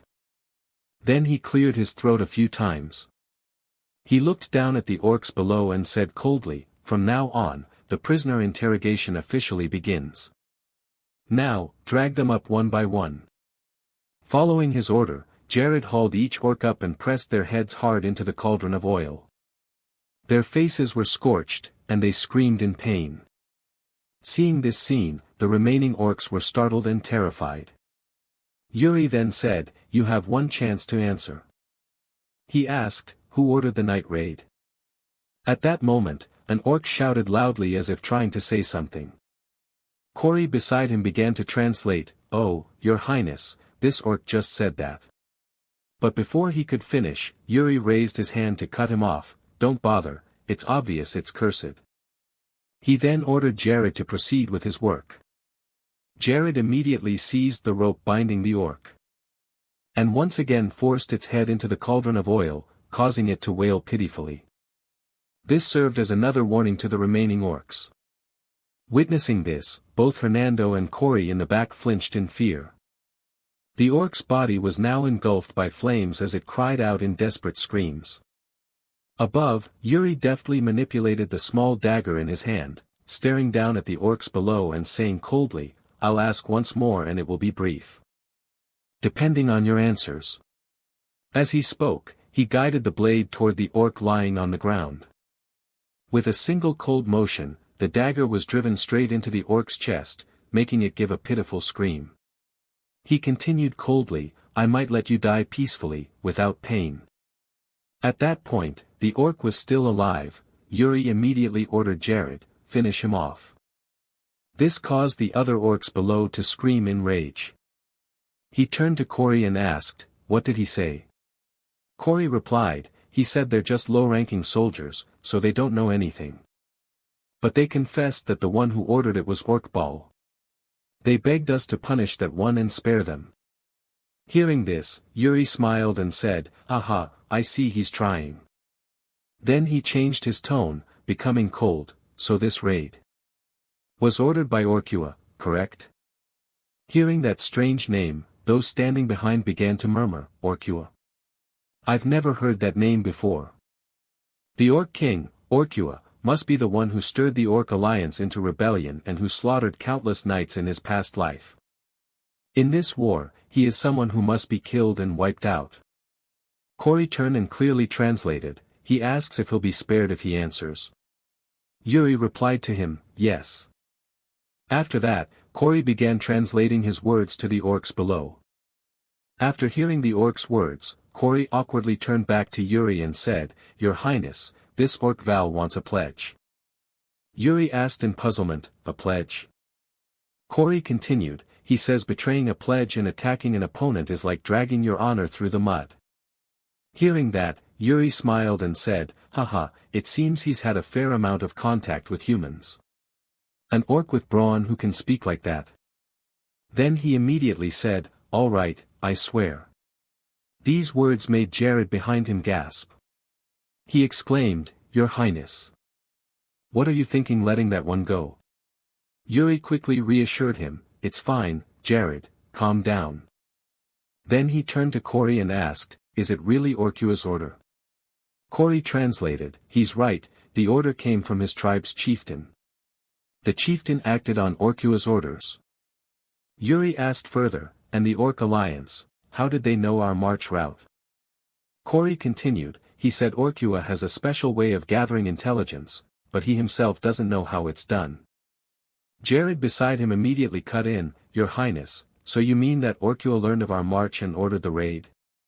Yuri sighed softly and replied, "Yes, the Qing state's concentration was likely discovered the same way." Then he looked down and asked, "Orc Val, this is your final question. Orkua, how strong is he?" At this question, Orc Val let out a low snarl. Then said something that made Cory flinch. Her whole body trembled as she began to translate, "He says that even a horde of Orc Vals charging together could not defeat him. He swears there is no creature in this world more savage and powerful than Orkua." Thinking that over, Yuri nodded in agreement, "Yes, that may be so, but remember this. Humans are even more treacherous than the orcs and far cunninger than you think." As he spoke, he picked up a chain, making the Orc Val below glare in fury. He continued, "You want to challenge me? I intend to keep my oath." "Hey, are they really going to rush in?" The Orc Val trembled and struggled, but the chain around him began to show signs of breaking. Seeing this, the soldiers behind started, shouting, "The chain is fraying, damn it." Shortly after, the chain snapped completely. Orc Val stamped the ground hard, clenching his fists and lunging straight at Yuri, letting out a cry of hatred. But Yuri called out to stop him. He went on, "Now it's a pity, someone who babbles about honor all day is truly unworthy." At this moment, Orc Val was surrounded on three sides by three of Yuri's personal guards. Yuri paid him no mind, turned gently and walked away, saying, "Kill him." No sooner had he finished speaking than a jet of hot blood spurted out, splattering across the ground. Time quickly passed as the scene cut to the human army's encampment. At the same time, inside the tent, the moans and cries of wounded soldiers began to rise unceasingly. Not far away, a warm voice also rang out to reassure everyone, "Stay still, it will be over soon." As he spoke, he began using his healing arts to mend the wounds. From his palms, a stream of golden light spread over the soldiers' injuries, restoring them at a pace visible to the naked eye. But before he could rest for a moment, another urgent voice called out, "Priest, please check over here too." Hearing that, the kindly priest Germain simply turned and replied, "All right, I'm coming." No sooner had he spoken than Hernando's prompting came from behind, "Priest, tend to the patients over there first. I'll handle this side." Seeing that, the priest nodded and answered, "Ah, yes, thank you." Elsewhere, his old friend Cory carried a large bucket of water into the tent and said, "Priest, I've brought water." Upon hearing him, Germain replied, "Good job, Corey. Step back a pace." After saying this, the priest began to place his holy magic into the bucket of water. From his palms countless pale golden sigils began to rise, making Corey, who watched from the side, gape in awe. At that moment his mind was full of admiring thoughts. That was just ordinary water a moment ago.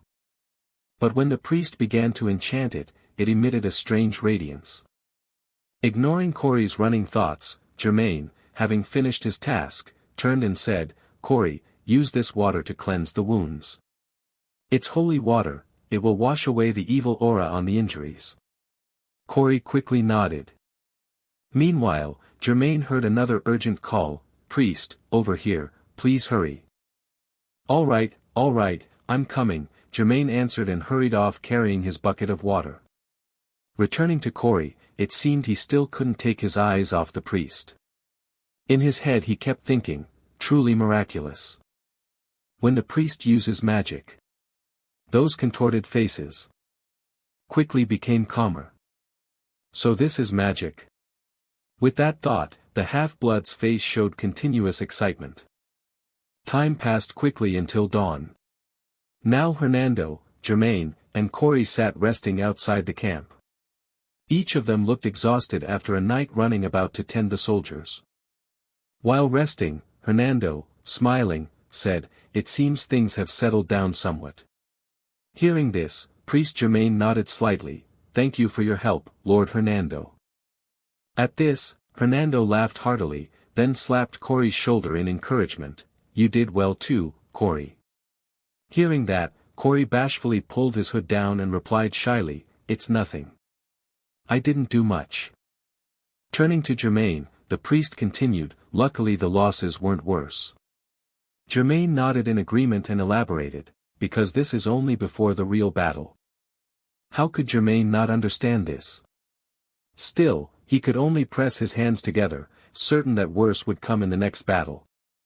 May God watch over us. From Hernando's vantage, sensing the priest's heavy mood, he offered reassurance, "But I think things won't be that bad." His remark left the priest somewhat puzzled.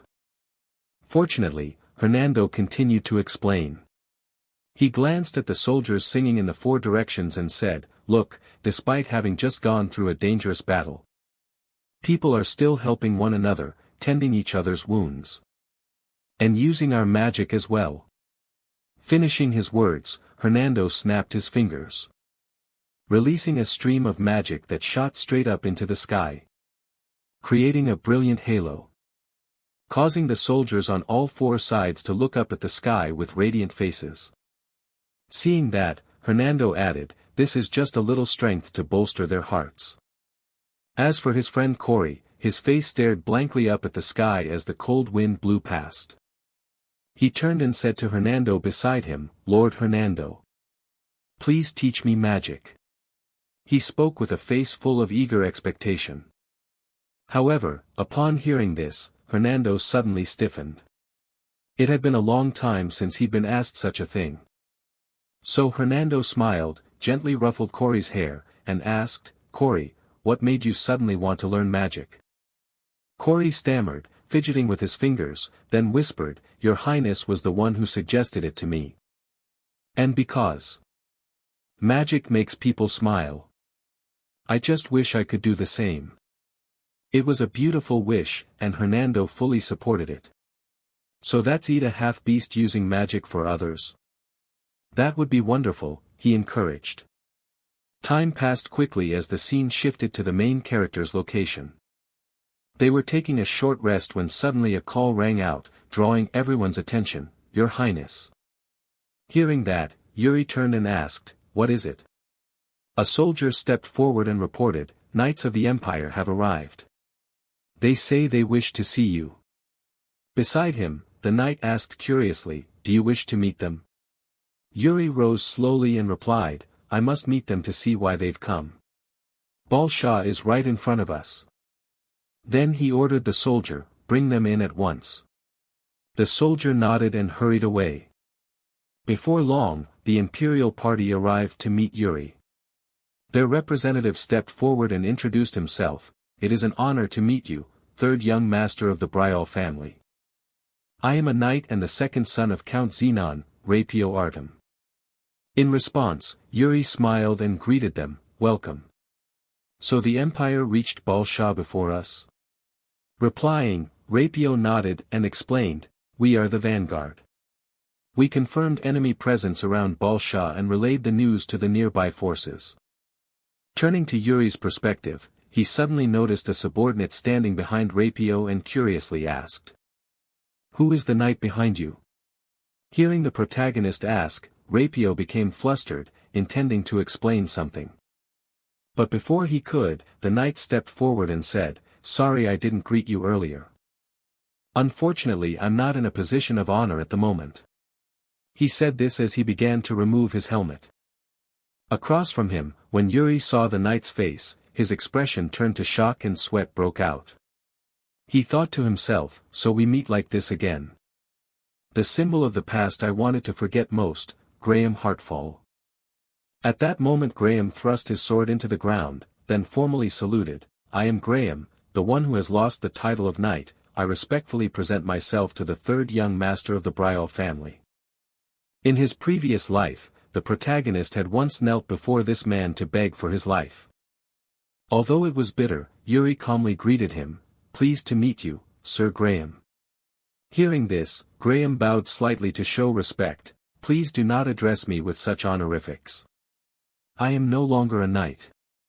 To that, Yuri responded with a question, if you say you've lost the title of knight, are you participating in this war without any title? The protagonist's words made the knight blush as he admitted, yes, though it's very embarrassing. Before Graham could finish, Rapio interjected, Graham did nothing wrong, he just ran into a bad superior. Not letting Rapio continue, Graham raised a hand to stop him, as if telling him not to say more. However, Rapio still seemed a bit annoyed and went on, I mean, am I wrong? There's no knight as renowned as him. Turning back to Yuri, he quickly began piecing the story together in his mind. He'd heard that Graham had been stripped of his knighthood for some reason by the Empire. And he hadn't expected to run into him again within this alliance. Yet the upright, chivalrous man he knew better than anyone now doubted his own worth and the spirit of knighthood. Thinking this, Yuri offered encouragement, indeed. I've heard a great deal about you, Sir Graham. It's an honor to meet you. Graham coughed softly, embarrassed, you don't need to praise me so much. On his side, our protagonist smiled and stated his purpose, I wanted to ask, Sir Graham, would you like to come to Brial with us? The sudden proposal left the faces of the two across from him visibly surprised. As for Yuri himself, he was reminding himself inwardly, I'm fed up with the Empire's knights, but he is an exception. In his previous life, he spared me. And he paid the price for it alone. Back in the present, Yuri continued to offer, so what do you say, Lord Graham? If you come to Brial, I will treat you generously. At those words, Graham's face suddenly broke into a faint smile. Then the knight bowed his head and declined, I'm sorry, Your Highness. His words left Yuri momentarily silent for a few seconds. But then he smiled. He had already expected Graham to respond that way. That's unavoidable. I respect your decision, Yuri replied. Time passed quickly. At this point, Yuri's group had moved on to Valshard. Glancing at the enormous city before him, Yuri murmured, we've arrived. Valshard, the Alliance's gathering place. It's much larger than I imagined. Hearing his young master's exclamation, his companion Hernando quickly chimed in, this is a city in the middle of the plains, yet its scale and influence are immense. Yuri continued to survey the walls and praised, they even used magic to build the fortifications. It's terrifying. The Valshard ducal family is a line of mages, right, Hernando? Hernando laughed and explained to his young master, yes, their line has produced outstanding archmages for generations. Hernando's mood seemed a bit tense as he warned, be careful. If you let your guard down, you'll be swallowed. He said this wearing a face meant to scare a child, but Yuri wasn't frightened, instead he was somewhat curious. An archmage? A mage, so is he just a stubborn old man? At that moment the city gate had opened, so he set the thought aside and entered. Time quickly passed, cutting to some banquet. The host's voice rang out to welcome everyone. Welcome to Valshard. I am the Duchess of Valshard. Marie Rose Entree. These words belonged to a very beautiful red-haired woman. Seeing her, the protagonist glanced at the attendant beside him and complained, not an old man. Hearing this, Hernando chuckled as if he'd succeeded in deceiving his young master, and explained, the title was only recently passed down to the next generation. Elsewhere, Madame Marie approached and greeted the two. It's an honor to meet you, Knight of Briol. Are you the third young master of Briol? She said this as she gently sat down beside them. Yuri nodded in confirmation. I am Yuri Briol, commander of Briol's army. Hearing this, the lady tucked her hair aside and smiled, truly as handsome as rumored. If you don't mind, how old are you? Yuri replied coldly, 18. The number only increased the lady's interest. She boldly leaned closer and said, oh my, only 4 years younger than me. We'll get along very well, won't we? Her words were full of innuendo, but our protagonist kept a cool head and mumbled, perhaps so. Then Yuri privately acknowledged Marie's beauty. She knows how to use her looks. That seductive smile unsettles people. But in my memory, it's not pleasant. Whatever her intentions, I can't view them positively. The more he thought, the clearer Yuri's mind became. He offered a reasonable statement. What does age matter? If you share the same goal, anyone can be friends, regardless of background, age, or gender. As soon as he finished, Marie's face went wide with surprise. But then she smiled seductively. Oh my. I wonder what fun scheme you came up with. She slammed the table, stood up, and shouted, Knights of Bruzan, come over here. We have the young master and the knights of the Briol family, the land of knights. From now on, we'll go to war together and fight side by side against the enemy. Since we can get to know each other beforehand, why not take this chance to become acquainted? She rattled on, smiling the whole time. Meanwhile, on the other side, the knight Jared seemed to sense something off and turned to ask Hernando beside him, hey, why is she acting like this all of a sudden? Thinking that, Hernando glanced at the beautiful lady before him and forced a few laughs. She probably means nothing by it. She's naturally sociable after all. From Jared's perspective, he still didn't fully buy the explanation, so he whispered, and it's Bruzan. Isn't that just a small country on the continent's edge? Yuri nodded and elaborated, yes, and it's a seafaring nation, tough by nature, with many strong warriors. Before he could explain further, a voice drew his attention, young master of Briol. I am Jonathan, commander of Bruzan's army. The man said this as he quickly poured wine for the protagonist. Yuri smiled and replied, thank you, sir. However, he was taken aback. Is what I'm seeing really wine? A fine vintage. This doesn't suit an isolated country like Bruzan. Yuri's words dripped with sarcasm, and Jonathan's expression turned ice-cold. A subordinate behind him couldn't contain his anger and shouted, how dare you look down on us? Call us a bunch of country bumpkins? Seeing him get heated, another comrade hurriedly ran up to restrain him. Still, the blonde knight yelled, how dare that mouth of yours belittle us like that? To keep the two from causing a scene, Commander Jonathan reached out to stop them. Calm down. Then he looked to Yuri and asked, should I take those earlier words as a provocation against Bruzan?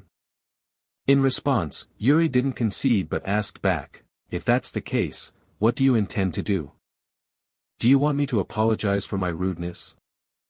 Contrary to everyone's expectations, Commander Jonathan suddenly laughed, no need for that. I see this situation two ways. 1, the third young master of Briol is as rumored, merely a bastard. Or 2, you're testing us before this alliance is formed, the man analyzed calmly. The subordinate still refused to accept it and shouted, "Captain, please step aside so I can teach him a lesson." Back with Yuri, he remained smiling as if nothing had happened. Nothing is more dangerous than an unreliable ally on the battlefield. "So can you prove yourself?" he proposed, and this seemed to suit Jonathan, who immediately agreed. Of course, a knight proves himself with his sword. Elsewhere, the beautiful Marie clapped in delight at the prospect of the men fighting. "All right. Then let me lead you to the arena." With that, the group quickly escorted each other to the arena to fight. Each side would have to send out one knight under their command, while Jonathan, Marie, and Yuri happily sat above to watch.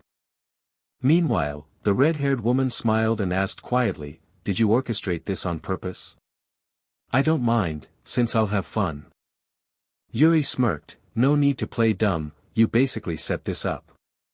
Marie sipped her wine and replied, You were the one who joined me." Of course Yuri had his own purpose in provoking Bruzin to create a match like this. He thought inwardly, testing Bruzin's strength is important, but there's another thing I need to confirm. In the future, one of them will receive a title like his father did. A title awarded to the strongest on the continent, the 10 strongest. Their name will be engraved on the 10 strongest list. Knowing in advance who that will be couldn't hurt. Cut to the arena interior, the Bruzin knight introduced himself first, "My name is Freund." The Brial knight replied, "I'm Laurent." Before Laurent could say more, Freund sneered, "Enough of the pleasantries. Let's have some fun." Laurent answered coldly, "It will be my honor to receive your instruction." Everyone fell silent, waiting for the match to begin. The 10 greats, on this vast continent, among them, it's an honor given to those closest to being the strongest, the name they carry. In every national conflict across the continent, and in every war, it wields overwhelming deterrent power. Sitting above, the one presiding was Yuri, deep in thought. Gathering such talents would surely be a great asset in the future, and as male friendships often begin, they often start with a fight. Laurent, in knightly armor, looked coldly at his opponent when suddenly the man called his name, Laurent Flandre. That man was one of Jonathan's subordinates. In a mocking tone he said he'd heard much about that name, a genius who'd won numerous sword tournaments, right? Named Freund, a knight of Bruzin. The rasp of steel against the ground sounded in bursts as Freund croaked in a deep voice, "Weren't those tournaments just entertainments for the nobility?" He coldly raised his sword and shouted angrily that they were after all just noble sons playing with swords. Laurent watched Freund approach, observing his movements with a chill.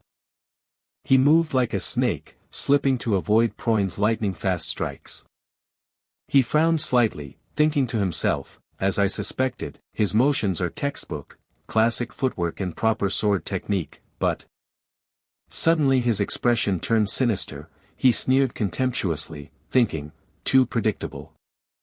Freund spun silently and quickly lunged his sword at Laurent, shouting triumphantly, "I'll be the first to win."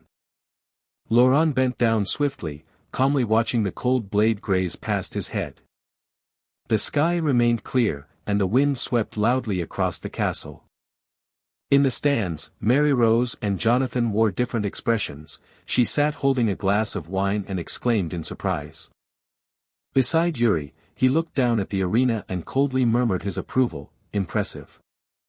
Roland's face remained unchanged, now he had his sword pointed at his opponent. Freund's expression turned fearful. He couldn't believe it, the opponent was pointing a sword at his throat.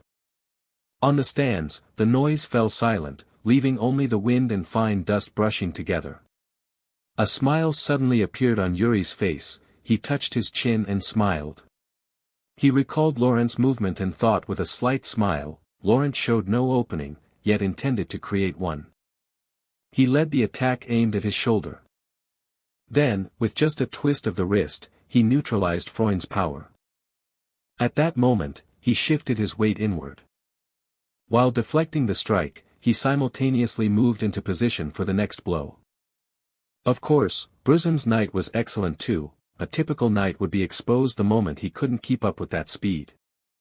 But he read the attack and produced the most effective counter. Laurent was superior by a level in precision. On the arena floor, Proin planted his sword upright, brushed sand off his trousers, and laughed helplessly. I was surely red. Then the two shook hands, laughing excitedly. I lose, Lord Laurent. Your skill is outstanding. This match was very instructive for me. At that moment, among the Bruzan knights, everyone clapped and laughed cheerfully. No one was jealous. In the stands, Jonathan smiled faintly and said, "Indeed, Brial is a nation of knights with truly remarkable skill." Yuri smiled modestly in reply, "You flatter us. Bruzan's knights are excellent as well." "It's 1-0, Bruzan won't accept defeat here," he continued, shaking his head. "Of course not." Then he looked down and called a name, Jose. The man immediately answered, "Very well." Jonathan stood on the stand, looked down at Jose and ordered, "You will be the next to fight." He slowly stepped into the arena. He hurriedly rested his sword on his shoulder and appeared before everyone with measured pace. Yuri smiled softly in silent approval. "Jose, look strong." Mary Rose covered her mouth and whispered excitedly, "Oh my, look at those muscles." He boasted arrogantly, "I will use a proper stance. My name is Jose Eritor, Knight of Bruzan." On the stand, Jonathan glanced proudly and said, "Jose is the strongest in our unit, he's aiming for Bruzan's strongest title." Yuri stroked his chin and murmured the phrase after him, "The strongest of Bruzan, Then he ordered someone to face Jose, Jared. Jared flinched when he heard, "Jared, it's your turn." He was surprised, his finger trembling as he pointed at himself in disbelief. "Me?" You urged him impatiently, "Come on, hurry up." Jared, tired and dispirited, trudged into the arena while his teammates cheered him on energetically, "Come on, good luck." Facing the small man, Jose clasped his hand and smiled, "Jose Eritor, pleased to spar with you." He replied in a low voice, "I'm Jared, likewise, pleased to spar." He quietly studied Jared's fearful expression and thought, "It's over, the look on that face, no matter how you see it, is that of someone purely hungry for victory." Jose suddenly smiled and said coldly, "A type who is always probing his opponent." "Then I'll strike first," he finished, immediately changing his stance. Jared swallowed and stared intently at Jose's movements. A giant figure, he prepared to swing his sword down at him. Jared trembled, calculating that he had to block this strike. Seeing the cold, sharp blade coming at him, he fearfully sank to the ground, stepped back and thought, "No, I can't stop this." Jose prepared to swing his sword once more. Jared went pale and sat motionless. He stared at the sword, alert, trembling and gasping. Suddenly Jose's dark, demonic voice rang out, "And yet you still have the leisure to glance." After saying that, he moved like a coiling snake, striking and slashing at Jared before he could react. Overwhelmed by raw strength and power, he wearily blocked the cold blade. He frowned at his opponent as his body trembled in waves.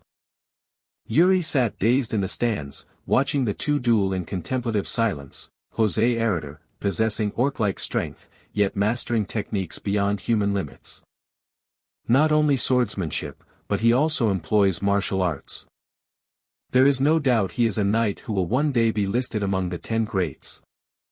At this moment, Jose was grappling with Jared. Jared panicked at the urgency and physical strength.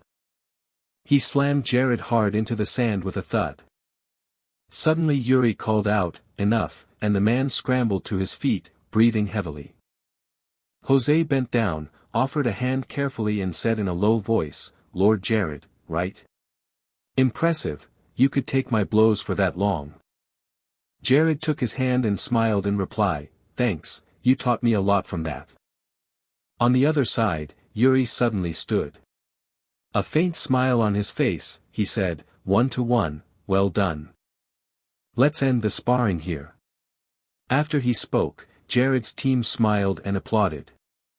Mary Rose carefully set her wine glass down on the railing and softly said, "So, our getting to know time is over, then?" He glanced at her and grinned, replying quietly, "It seems so, building trust among battlefield companions is very important." She stepped slowly toward him and, hesitating, said sadly, "But, Your Highness, I feel a bit disappointed." Then Mary Rose gently touched the shoulder beneath Yuri's knight armor. She said in a low voice, "You said understanding Bruzin is important. But are you really going to postpone getting to know me?" Mary Rose stroked his face lightly and, with a seductive tone, spoke her last words, Your Highness." He looked at her for a moment, then suddenly sighed. Just then Jonathan approached familiarly and broke the ambiguous mood between them with a question, "Come to think of it, High Mage Duke, didn't you say you'd show us your study?" Mary Rose had to give up. She turned around, not very pleased, and replied, "Ah yes, I did say that." Yuri sighed again beside her, mumbling, "Was that an act?" He, seemingly oblivious to her attitude, cheerfully begged, "Could you show it now? Everyone's curious." Mary Rose looked at him and realized she couldn't refuse, so she nodded, "All right, very well." Then she turned to ask Yuri, "And you, Your Highness?" Before she finished, he flashed a cheerful face and cut her off, "I have matters to discuss with my knights." He then bolted away at altar-like speed, his voice fading in the distance as he called back, "Excuse me, I'll be off first." Unsurprisingly, Yuri's action made Mary Rose furious. She shouted in embarrassment and anger so loudly that her voice echoed through the arena, "How annoying!" Jonathan, standing beside her and puzzled, asked, "What's the matter? Why act like that, High Mage Duke?" As time passed, an important event was about to occur, various flags flew against the deep blue sky, and before long the entire coalition had gathered at Balsad. At the city gate stood the tall figure of a knight who had arrived. His journey clearly made everyone aware of his presence when word spread that the Empire's commander-in-chief had come. This caused scheming and plotting to begin, and knights from different places started to make contact with one another. Each army began probing and assessing the other's strength. Except Briol. And true to that, Yuri was leisurely practicing swordplay within his country's camp. Hernando approached the open ground to meet him, asking with some worry, "Your Highness, are we really only focusing on training?" Yuri answered firmly, "Yes." He remained uneasy and continued reporting on the opponents, noting that other commanders seemed to be sharing strategies and forming alliances. Yuri glanced disdainfully at the sword in his hand and replied, "Even so, it's still half-hearted." He hit the nail on the head, "They're simply gathering those who can use a sword from each nation." Hernando, still stunned by his words, repeated, "Half-hearted?" Before he could recover, Yuri continued, asking, "Do you think their pride will easily yield?" Yuri calmly analyzed, "Everyone thinks they're the strongest, so words won't create real cooperation." Hearing this, Hernando was convinced, rubbing his chin in agreement, "Ah, that's true." The gleaming sword reflected Yuri's face. He thought solemnly to himself, "After all, only actual strength is the ultimate proof." Suddenly he turned with a friendly smile and asked, "Then how about we spar with each other?" Responding to Yuri was not Hernando but a third man who stepped forward and said as he approached, "It would be an honor, Your Highness." It was Roland. He drew his sword in a display of admiration and said, "Truly an honor to spar with you." Yuri pointed his sword straight at Roland in a provocation, "Don't expect me to hold back." Hearing that, Roland broke into an excited, delighted smile. Roland then raised his sword before him and assumed a fighting stance, replying, "Of course." Yuri immediately grew serious, his gaze fixed on Roland as he judged, "Truly Roland, his magic is pure." Yuri commented with satisfaction, "A worthy opponent to spar with." Moments later he adopted a ready posture, a blue mana aura swirling around him. In the blink of an eye Roland leapt forward and attacked first. Yuri reacted swiftly, raising his sword to parry Roland's blade. Seeing this, Roland stomped the ground and changed his technique. He held his sword across his chest and concentrated mana into its tip. Instantly he thrust the blade swiftly toward Yuri. Not stopping there, Roland followed with a dense flurry of thrusts over the next few seconds. Yuri glanced as the blade zipped past his cheek and marveled at the astonishing precision. Watching each stroke Roland made, Yuri silently praised him, a blade honed so finely it couldn't tolerate the slightest tremor. Indeed, he has always been like that. Recalling memories from his previous life when he was killed, Yuri appreciated Roland even more. Even if it meant killing him, it seemed to resist Yuri's fiery emotions. His sword contained only purity. Now facing Roland's close-range assault, Yuri smiled confidently. Unlike the past, if he could envision a future, he could entrust his back to Roland's sword. In an instant Yuri shifted from evasion to counterattack. He nimbly swung his sword to block all of Roland's thrusts, firmly thinking to himself that his duty was to hold the position until reinforcements arrived. Yuri forcefully knocked Roland's sword aside. Roland was pushed back several steps and had to plant a hand on the ground to steady himself. But immediately he sprang up and rushed back into the fight. Yuri also smiled with exhilaration and charged forward. Roland raised his sword beside his head, ready to fight with all his might. Their blades clashed violently, sparking showers of flame. Outside, the soldiers drawn to the match all shouted and cheered. Gerald folded his arms and sighed in annoyance, remarking that everyone was really fired up. Suddenly a shadow fell over him with voices praising, "Prince Brial truly has formidable strength." Gerald turned to the newcomer and exclaimed in surprise, "And you are?" He eyed the red-haired youth's glittering, excited face and asked, "Lord Jose?" Suddenly Jose cupped his hand to his mouth and shouted, "Your Highness, I have a request." Yuri, puzzled by the shout, turned and heard his request, "I want to spar too." Hearing that, Yuri stopped, slung his sword over his shoulder and murmured, "Spar." Yuri grinned broadly and agreed heartily, "All right." Then he pointed at someone and instructed, "Then I'll have you fight Jared over there." The man cried out in terror, "What?" Jose unceremoniously hoisted Gerald onto his shoulder and carried him off as Gerald's miserable screams echoed, "Your Highness." Yuri ignored the cries, smiling brightly and waving, "Have fun." On the other side, Roland sheathed his sword, bowed in thanks, and said, "Thank you for the spar, Your Highness." Yuri replied amiably, "You're welcome, let's train again next time." Then Yuri stood silently watching his figure recede into the distance. Under the dense green leaves that shielded the sunlight above, he walked to the tree's base to rest. Yuri sat down on the grass and exhaled in relief. Suddenly he folded his arms and asked seriously, "Did you learn anything?" Beside the trunk where only he had been moments ago, the figure of another girl appeared. He called out, "Asana." A breeze rustled the leaves, making the scene peaceful. Below, Yuri observed Asana's abilities and assessed, "It seems your skills have improved a bit." She replied respectfully, "Perhaps, the moves seem more effective on the plains." Yuri glanced at Asana and calmly asked, "So, what about the investigation into the stranger?" She leaned against the tree and reported, "We found traces of him in Balsad." Immediately the information about the stranger surfaced in his mind, one of the 10 greats, an Eastern swordsman known as the Stranger. In his previous life, the man had once fought Okua alone. Yuri pondered and formulated a plan. At that time, no one knew why he fought, but the enemy of my enemy is my friend. With that, he ordered, "Good, find him before we clash with Okua." Asana obeyed without hesitation, understood. Yuri's gaze grew calm as he envisioned the gruesome blood crystal scene soon to occur and thought gravely, "If we're slow, it'll be very troublesome." He, in the battle against Okua, is the one who will inherit a seat among the 10 greats.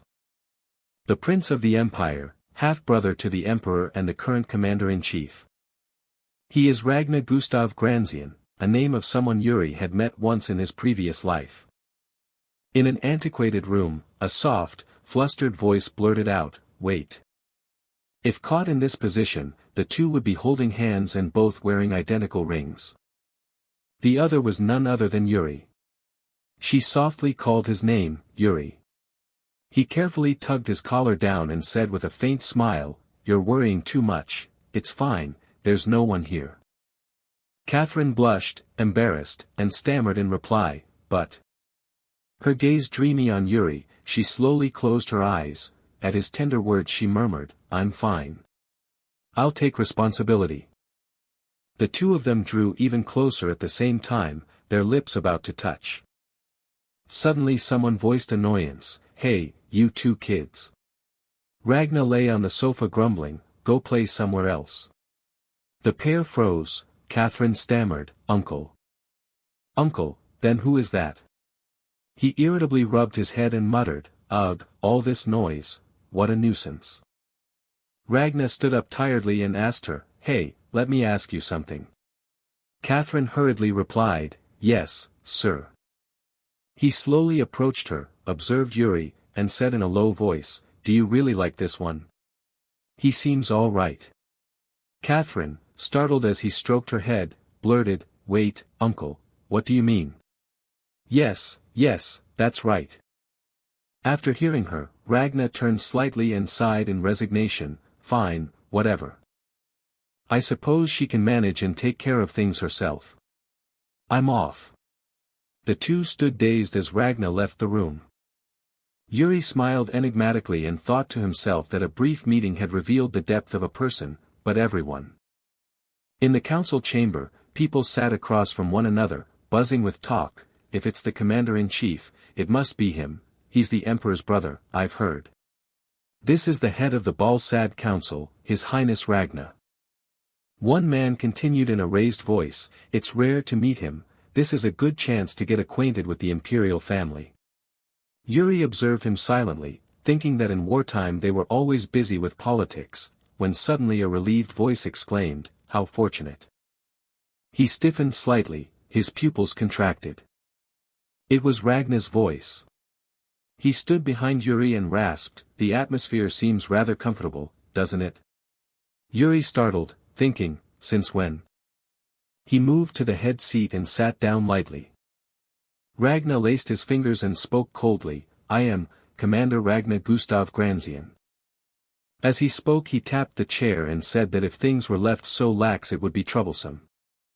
A powerful aura radiated from him as he threatened in a deep voice, I'll say this first, I hate cowards. Everyone's faces went pale, and at once they all thought the same thing, this is the Imperial Commander's deathly charisma. Even Yuri couldn't withstand Ragna's overwhelming pressure, he thought wearily that it was indeed a spectacular entrance. Ragna continued, I'll cut down anyone who dares flee. The rest will be treated as ordinary knights and rewarded according to merit and results. Any questions? The others faced one another, scrutinizing in silence. Yuri frowned, thinking that he knew this man's character. After a moment, Yuri calmly raised his hand and asked, I have a question. Ragna replied softly, ask. Ragna carefully studied his face and the others, thinking that he liked those who dared hold their heads high despite lacking strength, he respected confidence even before ability. Then Yuri asked an unrelated question, how does the Empire assess the strength of the orcs? Ragna narrowed his brows and asked, kid, who are you? Yuri answered calmly, I am Yuri Bryal, commander of the Bryal forces. Hearing his name, Ragna smiled approvingly and thought silently that among them he favored those with both ability and composure. He murmured, so that's the boy George mentioned. Then he rose lightly and said, good question. It has been confirmed that a man named Okua has subjugated 3 major orc tribes. They are growing at an alarming rate, he said, then placed a hand on Yuri's shoulder. Standing close behind him, he explained the strategy in a low voice, the vanguard force is currently encamped near Balsad. We will go to battle the day after tomorrow, this will be the first battle of our allied forces. And that vanguard. Will you accept it, Yuri Bryal? The council chamber fell silent, at Ragna's question, everyone secretly watched him. Suddenly, Yuri let out a breath. He looked up at him and said with resolve, very well. I am honored to stand on the front line. Night fell and the tents were pitched. Yuri sat on a log, the firelight flickering across his face, when a soft voice asked, Your Highness, what are you thinking about so intently? Mary Rose stepped up to Yuri with a smile. He asked with curiosity, the Supreme Mage Duchess. He didn't look at her, merely asked, is something wrong at our camp? She kept smiling and carefully sat down. She, hitching her skirt up, replied, you boldly seized the coveted vanguard position in such a grand manner. Yet your expression looks troubled, which makes us concerned. Yuri glanced at Mary Rose coldly and said, you worry about me too much. She turned to him, grinned, and replied, didn't you deny us the chance to get acquainted? I'm worried about this battle because of the lives of the people in Balsad. The vanguard cannot be handed to anyone who will blindly follow, so I feel unsettled. So instead of that worried look, please answer seriously, Your Highness. Then you can have my support on the battlefield the day after tomorrow. Yuri turned to Mary Rose and asked skeptically, how? She explained softly, don't forget, I am the Supreme Mage Duchess. A burst of red flame flared from her hand. Blushing, she said, on this plane, wouldn't I be more useful than that Hernando cock? Hearing her, Yuri fell silent and calculated in his mind. Then he finally spoke, the day after tomorrow, many will probably die. Yuri stood up quietly, prompting Mary Rose's curiosity. He looked at the knights, his comrades on the battlefield, watching them laugh and talk, and said, the front line is the most exposed place, and also where most die. Someone who once dined with us here. Talking and laughing together, we will become cold corpses. Because I have decided so today. Suddenly Yuri's fingers clenched together, he smiled wryly and said, I'm not putting on a sad face, it's just that. I want to shoulder that responsibility seriously. Hearing his words, Mary Rose's eyes widened and sparkled as she looked at Yuri. She grew a little admiring. She suddenly stood up and, beaming at him, said, good, that's an answer that pleases me greatly. You are the type to look to the soldiers rather than to me, though I'm still not satisfied with that, nevertheless. She stepped close to him, then gently stepped back. She extended her hand.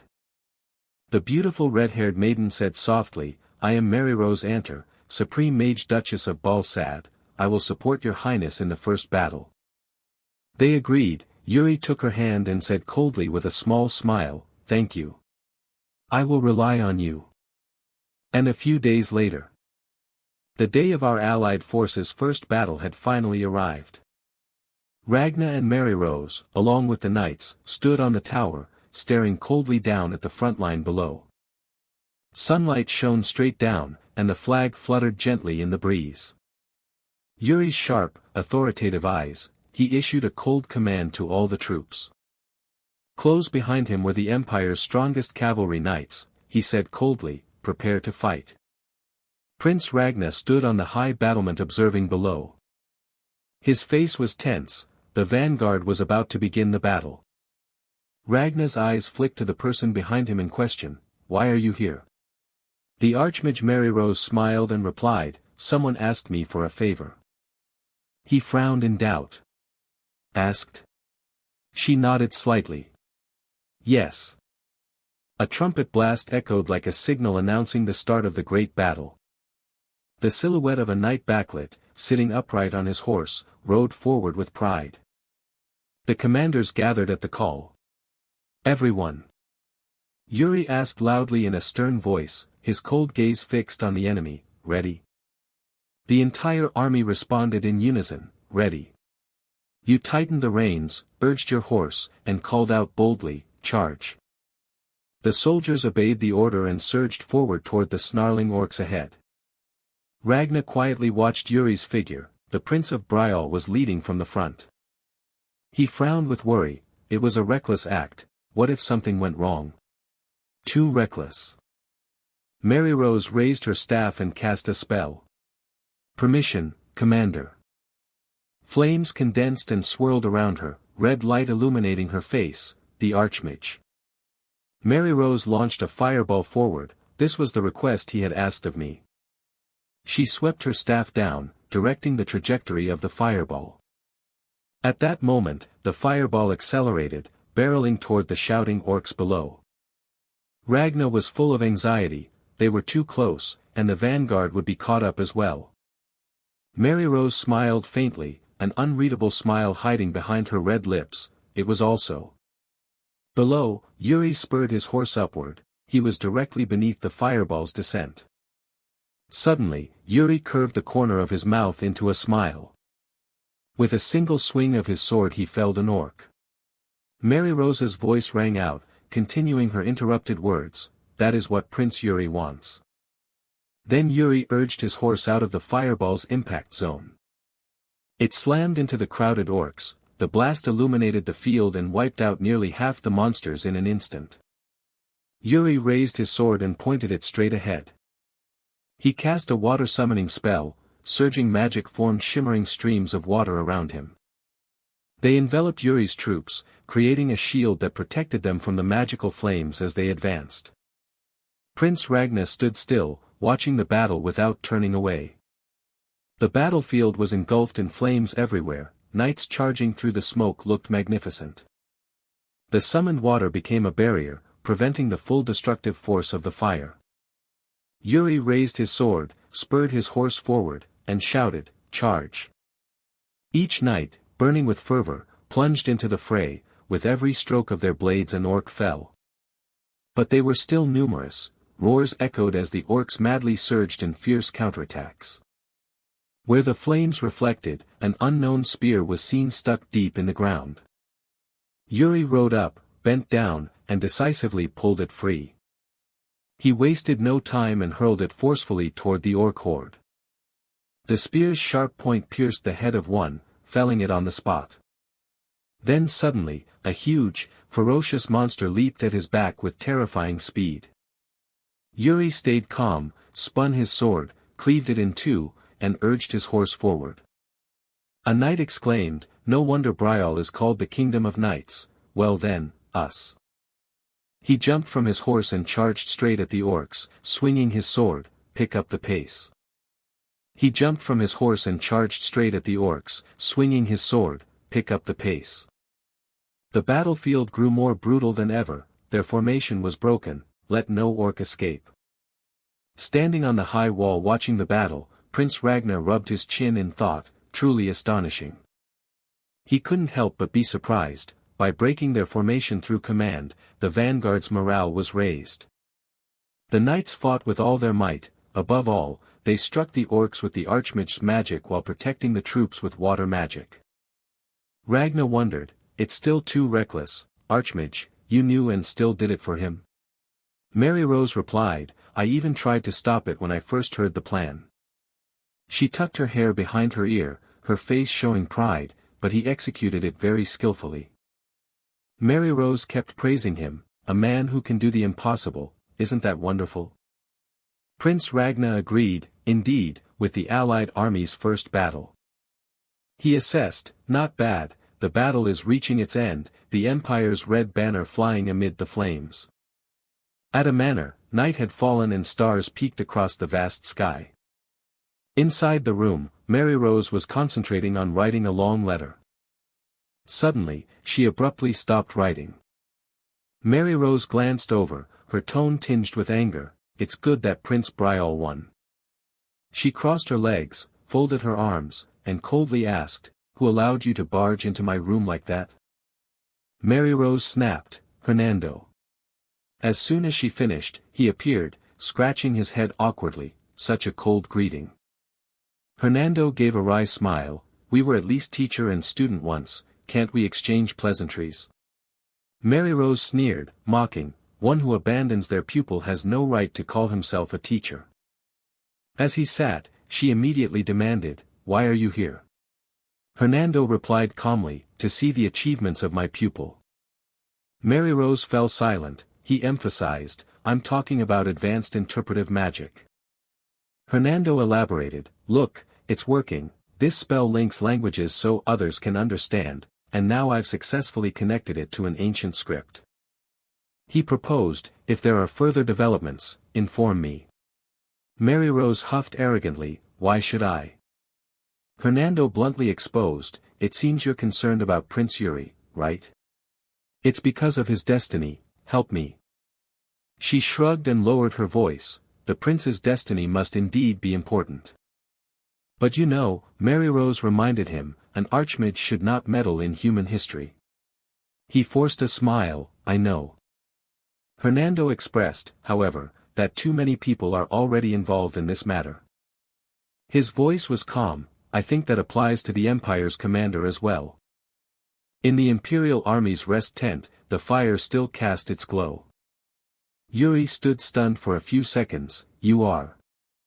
He mechanically asked again, assigning me the reconnaissance mission. Prince Ragna looked at Yuri, a smile appeared on his face as an answer. That evening at their camp, fires flickered outside and the command tent remained lit. Yuri stood by the table and said, You said you'd assign me a reconnaissance mission. Granzian smiled in confirmation, exactly. Tomorrow we'll move into the eastern grasslands, which are Orc territory. He pointed to a spot on the map. There will surely be ambushes, the entire allied army will march cautiously. Hearing that, you chimed in, so you want to form a separate unit to protect most of the allied forces? Granzian praised, you understand quickly. Yuri fell silent in thought, his gaze seeming uncertain about something. Then he made his decision, thank you for the assignment, but we, Brial, stood at the vanguard in the previous battle, I think it's only fair to give other kingdoms a chance. Granzian turned away and sighed, are you talking about those who think themselves superior? I only trust skills I see with my own eyes. He turned to Yuri and said, therefore, Brial, your highness, suddenly Granzian paused. Yuri smiled confidently and looked down, what if we do it this way? On the other side she jumped up, form a reconnaissance squad. He picked up the letter and said, yes, your highness once said that, I'll accept volunteers who want to be the scouting unit to protect the main army. Jonathan smiled at the paper and added, and not just volunteering, the kingdoms that volunteer will send troops to compete with other kingdoms. Cut to another scene, Sane placed a large cup of wine on the table and said, see, your highness wants to make us compete with each other. He smiled in affirmation, that means he hates those who just wander and do nothing, it's been a long time since I've been this excited. Over here, after reading it Hernando exclaimed, seek out orcs on the road and cut off their right ears, future allocations will be based on these achievements. He turned back and, confused, asked Yuri, Prince, did you propose this? Yuri replied gently, yes. Yuri smiled confidently, it's an order from the Supreme Commander, so people will sign up. Based on the results, we'll also learn each kingdom's capabilities. Gerald still asked worriedly, but Prince, reconnaissance is quite different from ordinary battles. He hesitated fearfully, we really have no experience in this. But Yuri suddenly raised a hand to stop him, it's fine. He bowed his head, thought for a moment, and smiled mysteriously, I have my own method. His words echoed out to the fields where horses grazed, from now on, I will lead the main force into the grasslands. Granzian, having prepared his troops solemnly, said, move through the grasslands until dusk, track the orc bands and eliminate them. He turned to his subordinates, the kingdom with the most orc ears will get priority in future task allocations. Sane, having heard this, maintained a stern, unshaken expression. Yuri said nothing, his sharp gaze fixed straight ahead. Then Granzian looked down at them and shouted, very well. He flipped the hourglass and said, beginning now. The three of them then turned their backs to one another, the atmosphere was tense. Granzian watched and curled his lips into a slight smile as he looked at the three, seemingly calculating something. Beside him Sane turned and asked, Your Highness, you seem to be eagerly anticipating Prince Brial's actions, hearing that he still looked forward, do I appear that way? Granzian looked up in praise, he's still very young, but he always seems to stand out. At that moment the army kept surging forward strongly, and if Brial stands out again this time. He sighed, I might grow closer to him, at that moment a confident smile spread across his face. From behind, Yuri's subordinate chased after him and asked, Prince, have you finished planning? He answered immediately, no, I'm just going to find a few orcs first. Hearing that, He broke into a sweat in anger. What's the use of just finding them? I told you this before. Yuri laughed decisively and said, don't worry, there's always a way. Suddenly he warned you, Prince, look over at 1 o'clock. At that moment a horde of orcs rushed past them like a tidal wave. He exclaimed in surprise, a pack of orcs, these monsters are all small holes, with blood-red eyes and long, sharp fangs. Yuri raised his hand and said, good, then shall we lure them this way? At that moment the red ruby began to glow brilliantly, surrounded by a line of blue magic. The orcs, seeing their group, immediately turned back aggressively. It opened its mouth full of fangs and roared as if to threaten. Then the entire horde changed direction and attacked them all at once. Yuri looked straight ahead and reminded those behind him, everyone knows what to do, right? They all fell silent and listened seriously, each person already knew what to do next. He added, we only need to cut off their right ears, that will be enough. Then they shouted, charge! And the whole force thundered forward. Gerald lunged forward with his spear. Next Jonathan also charged directly at the orc with his sword. The blade plunged into the creature's body, red blood spraying up. One monster fell, lying on the ground without any movement. Over there the soldiers also attacked the orcs fiercely, without fear. At that moment an even larger foot appeared. The leader stepped forward, raising its weapon high to attack. At the same time Yuri charged, the sound of hooves ringing across the field. The big orc spun to wind up its weapon, its eyes flashing a fierce red. But suddenly something flashed across its throat as swift and decisive as lightning. That something was none other than his sword. Before it could reach Yuri, it was destroyed. He looked up, his gaze determined as he calculated the next move. Now the monsters lay strewn across the ground, all wiped out. I had prepared 2 things for this mission. Yuri recalled, one of them was the crystal necklace he stole from the bandits, and the other was. Suddenly Gerald turned and said, we caught 10 of them, if this continues, we'll surely beat the other kingdoms. He then picked up a knife, a stream of magic swirling around it, we can't be satisfied with just this. Hearing that, he stood dumbfounded and sweating, what? Yuri suddenly threw the knife down, the blade burying deep into the ground. Immediately a pillar of golden light shot up into the sky, and a whirlwind rose. He gaped in astonishment, his eyes wide open. Amid that pillar of golden light, a vivid blue magical flame flared up from Yuri's body. He smiled and affirmed, we will only return after we've wiped out every orc in this area. As far as is known, Spirit Slash is a strange magical technique that can transform according to the user's will, a unique method of controlling mana. The sword, imbued with great power, plunged into the ground, it senses the earth's tremors through its own quake, transmitting into the power of the earth, if one follows that rhythm with Spirit Slash and expands their perception. It can perceive the movements of the orc forces. It feels each deliberate step they take. And above all, it detects a cavalry force riding toward the woods. Yuri Bryal's thought revealed, you can sense everything beneath the ground, far beyond what the eye can see. A chilling aura emanated from his gaze as he said, but I won't be satisfied with just that, we will hunt every orc in this region. The third prince's eyes and face were resolute as he declared they would only return once all were exterminated.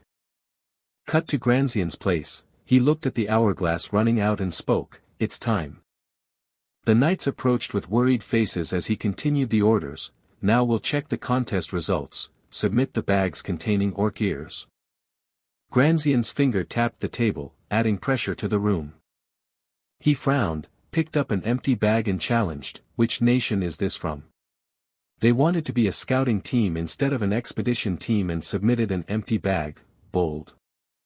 Then he instantly hurled the bag to the floor and barked, pathetic, next. But one after another Lien received only empty bags, he shouted in anger, this one too. The bags were submitted in succession with nothing inside, which only fueled Lien's fury, and this one as well.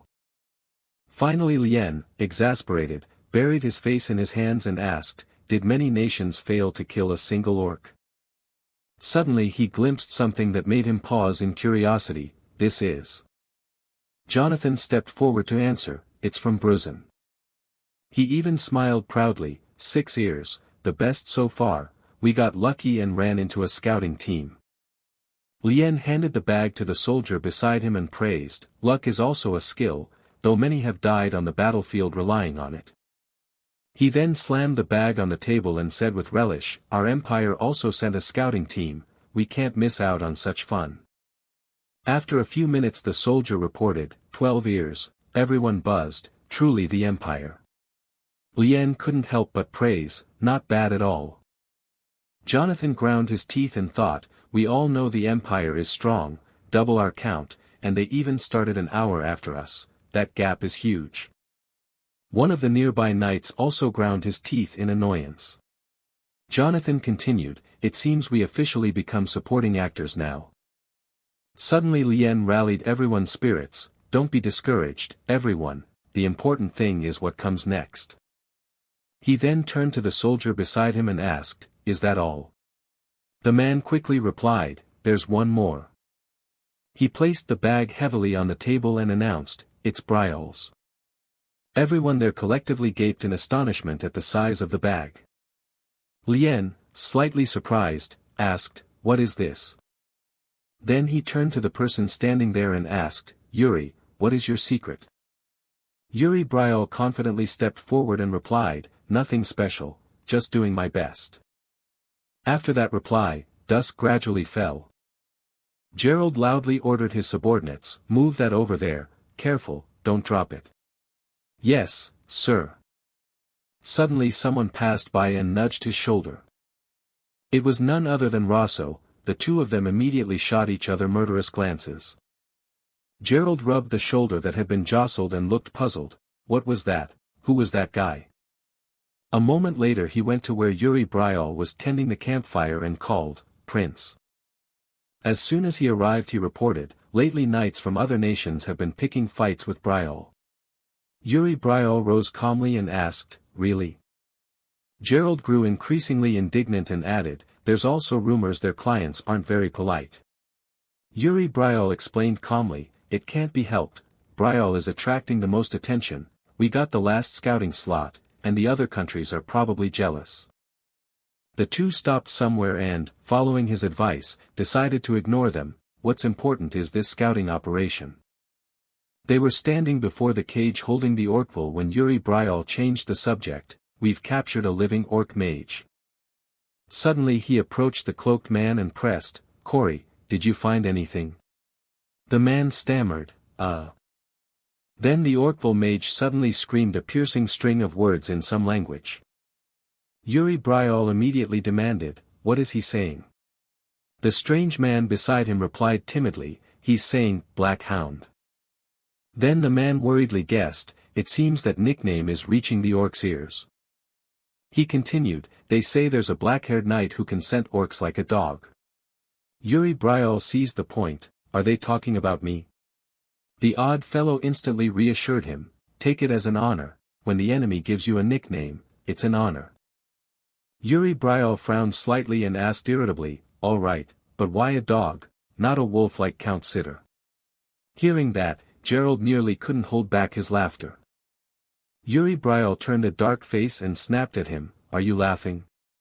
Gerald tried to restrain himself so hard he trembled as he answered, no, sir. He then forced a positive spin and said proudly, anyway, it means my reputation has reached them, right? My achievements are considerable. The man agreed, yes, precisely. Not finished, the man added a rumor that the Emperor's Black Hound has its sights on Okua's throat. Yuri Briol froze in suspicion, the Emperor's dog. In an instant he understood and exploded with anger, so it's those bastards. His face twisted with fury as he drew his sword and muttered, so they think I'm the Empire's lackey. Just then Gerald shouted, Prince. Faced with his superior's rage, Gerald could only counsel restraint and tell his men to handle the orc interrogation. But Yuri Briol, deadly serious, ordered the trembling orcville mage, kill every last one of them for us. A moment later he seemed persuaded and said, "All right, I understand." Then the odd man spoke up, "Prince, about the orc village on the hill." His tone turned grave as he recounted, "Under Okua's command is Kurui, leader of the hill tribe. They say he's finished preparations to face the alliance, and Kurui, who united the tribes by force, is an extremely powerful warrior." Before he could finish, Yuri placed a hand on his head and said, "They say the alliance will be swallowed by Kurui before they even reach Okua." Yuri Brial smiled and praised, "Well done, Kori." The man still timidly replied, "Yes, thank you, Prince." Then Yuri ordered, "Watch Jared's back." The man quickly replied, "Understood." Yuri added, "I'll report this to the Supreme Commander." Later, in Lien's tent, something left Yuri staring blankly. Lien asked with interest, "Tell me, do you have a girlfriend?" Yuri Brial replied immediately, "No, I don't." He continued asking about your age. You answered briefly, 18. Before he could ask more, Yuri Brial interjected, "And what's this about?" Lien, sipping his wine, explained, "It's not something to talk about during wartime, but..." His next word struck heavy on your spirit, "I have a very beautiful niece, you know." Lien didn't notice Yuri Brial's suddenly pale face. He stood and demanded, "Let's go, we'll talk about it later." Outside, you remained bewildered and pensive. A niece? Could she be Prince Ragnar's niece? Unbidden, Catherine's face flashed into your mind, and you muttered, "Don't tell me." For a moment your emotions spun into chaos, and you shouted, "Impossible." Yuri Brial clutched his head like a madman and said, "After all this, I don't want anything to do with her anymore." Suddenly a clear voice rang out, calling, "Yuri." The speaker asked anxiously, "Is something wrong? Are you all right? You look unwell." Yuri Brial regained his composure as if he'd found a solution. "Here we go." Seeing the girl before him bathed in light, he silently thanked the goddess of salvation. The puzzled knight asked, "Why are you looking at me like that?" The late night was quiet, the torchlight sputtering and casting glow. Yuri silently calculated, "To avoid meeting Ragna, I must pretend to be dating someone, anyone will do." A spark lit at the corner of his eye, "Someone who doesn't truly love me but owes me a favor, someone who can't refuse my request." Yuri fixed his gaze on the girl before him, and that person was you. He suddenly gripped the girl's shoulder. She asked, "What's wrong?" Yuri's voice turned serious, "Sibylla." He asked again, "Do you remember the time I saved you?" Sibylla nodded softly, "Yes, of course." Yuri emphasized, "I will need your help soon, no one but you." She looked bewildered. "What?" He gave no explanation and dashed off, leaving the instruction, "I'll see you later." Sibylla reached out, "Wait, at least explain what's going on." Yuri's figure faded away, leaving her muttering, "I wonder what's happening." At that moment someone suddenly appeared, "Your Highness." Sibylla startled, "Lord Fennec, is something the matter?" He smiled enigmatically, saying, "The two of you look good together." She frowned, clearly displeased. Fennec gave a thumbs up and declared, "I, Fennec, truly support the two of you." He shot a starry glance at Sibylla. She merely glanced back with a judgmental look.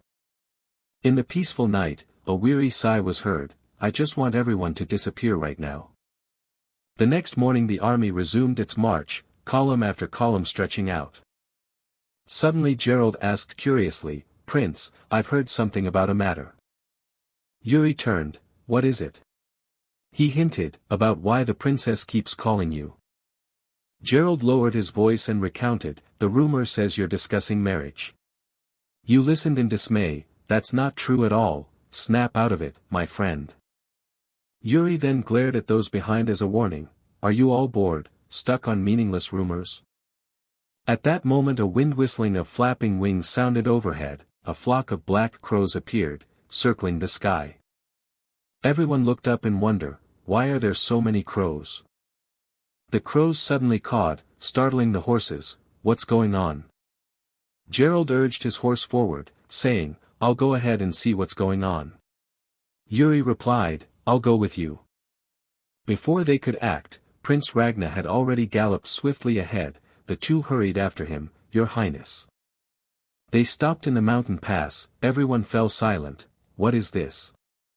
Before them lay a blood-soaked battlefield, hundreds of human corpses impaled on stakes, mutilated, the metallic stench of blood thick in the air, black crows perched densely on the dead. Gerald went pale. What is this? Don't tell me that's all of them. Prince Ragna curled his lips slightly, a strange welcome from these orcs. Yuri raised a hand to his nose. They've used human bodies as decorations. You could imagine the horrific scene of the recent battle. They've skewered human bodies on stakes and didn't even finish eating them, only to display them to us. Essentially they're saying this is your worth. After thinking it over, Yuri suggested, Your Highness, this will sap our morale, let us handle this section. Prince Ragna nodded slightly, very well. Immediately, Yuri ordered, Brial, prepare the torches. The torches were quickly lit. The whole troop dismounted to clear the field, gathering the bodies into piles and setting them alight. A knight frowned as he worked. How could they do such things? Yuri reassured him, don't let it affect you. He then turned to observe the others. Yuri shouted a warning, Guinness, Dyke, don't go in too deep, get out immediately. The two called by name reported at once, Yes, sir, we will return immediately. Guinness hesitated, but, this place is odd, isn't it? Dyke brushed it off, how could it be? He analyzed, the arrows are embedded in the ground, but they're oriented opposite to the way the orcs impaled the bodies. Guinness briefly guessed, it's like they were shot from above. While Dyke was still skeptical, really, on the cliff an orc raised a bow and fired at the two of them. Hot blood splattered onto Dyke's horrified face. At that moment Guinness was pierced by an arrow and vomited fresh blood. He collapsed. Dyke cried out in panic, Guinness. He immediately drew his sword and warned, enemy attack. On the cliff, countless orcs strained to draw their bows. They rained down thousands of arrows in a sudden assault. Dyke froze, it's over, I have to run, but what about Guinness? What should I do? At that moment Yuri dashed forward and shouted, Dyke, your arm, look at your hand. He gripped his shoulder tightly. Yuri then spun, shoved Dyke back, and at the same time swung his sword. The gleaming blade traced bright arcs through the dense curtain of arrows.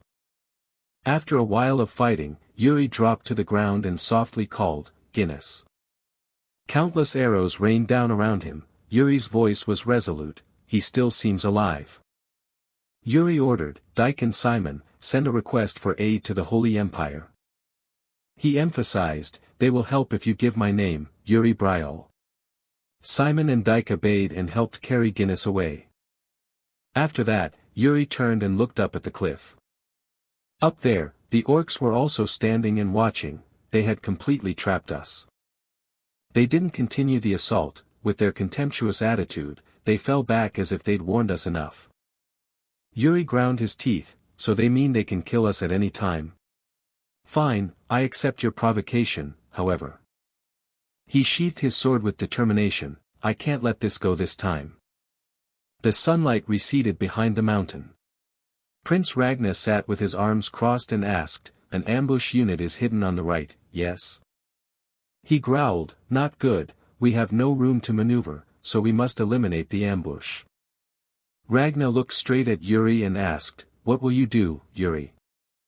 You curled the corner of your mouth, is there really any other plan? Yuri made a request, Your Highness, I only need your supply units to press the ambushers, so they can't come out. Both hands behind his back tightened. From Yuri radiated a boiling, resolute power, meanwhile we will seize the hilltop. Above on the cliff, the orc band waited in ambush. One of them suddenly heard a strange noise. It stood up cautiously and peered down. Suddenly, countless arrows were fired upward, streaking through the air. They struck into the rock face where they stood. The orc was terrified and screamed. Below, Prince Ragna commanded the archers into position and raised their bows. He ordered, "Do not let the orcs escape, this is a hunt for the orcs." At that moment, a steadfast hand clung to a protruding rock. Some soldiers tried to climb the high cliff.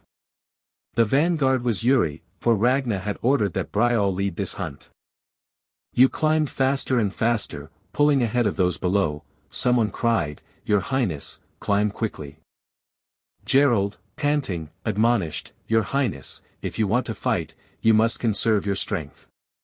Yuri taunted, saying things like "Conserve your strength, you're young and that's all the strength you have."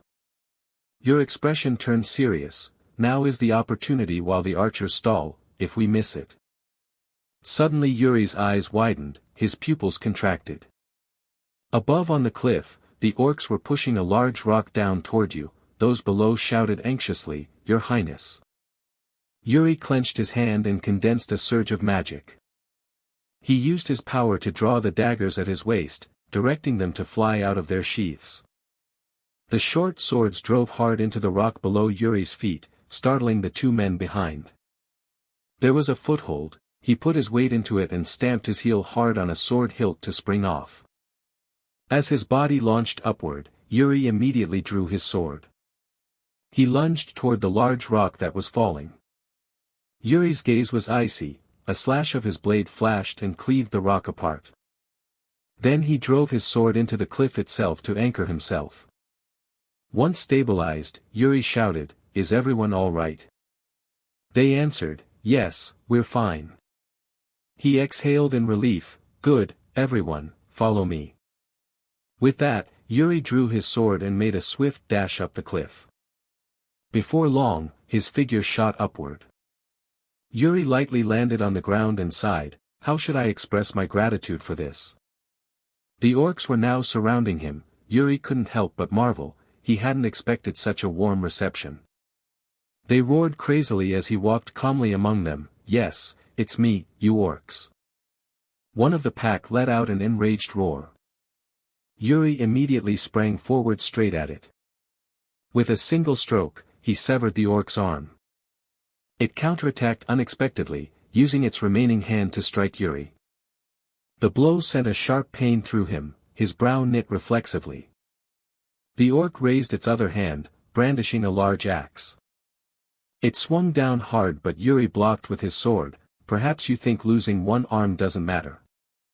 He sneered, "How's that? Can't use your strength like you thought, right?"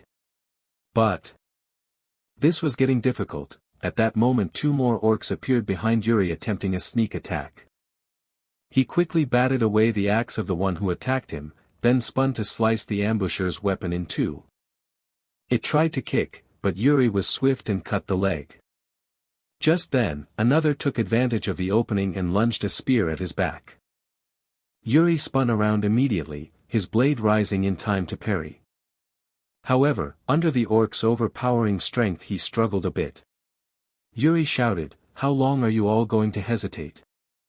No sooner had he finished than a hand grabbed the top of the cliff, "We're here." The vanguard soldiers had finally climbed up. They quickly joined the fight, swords flashed and orc after orc fell. Yuri broke free from his struggle and swiftly counterattacked to finish off the orc. He turned and ordered, "There's no time to rest, press the attack."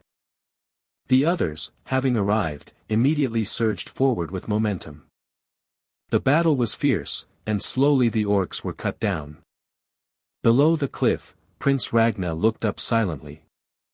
Pride was evident on his face.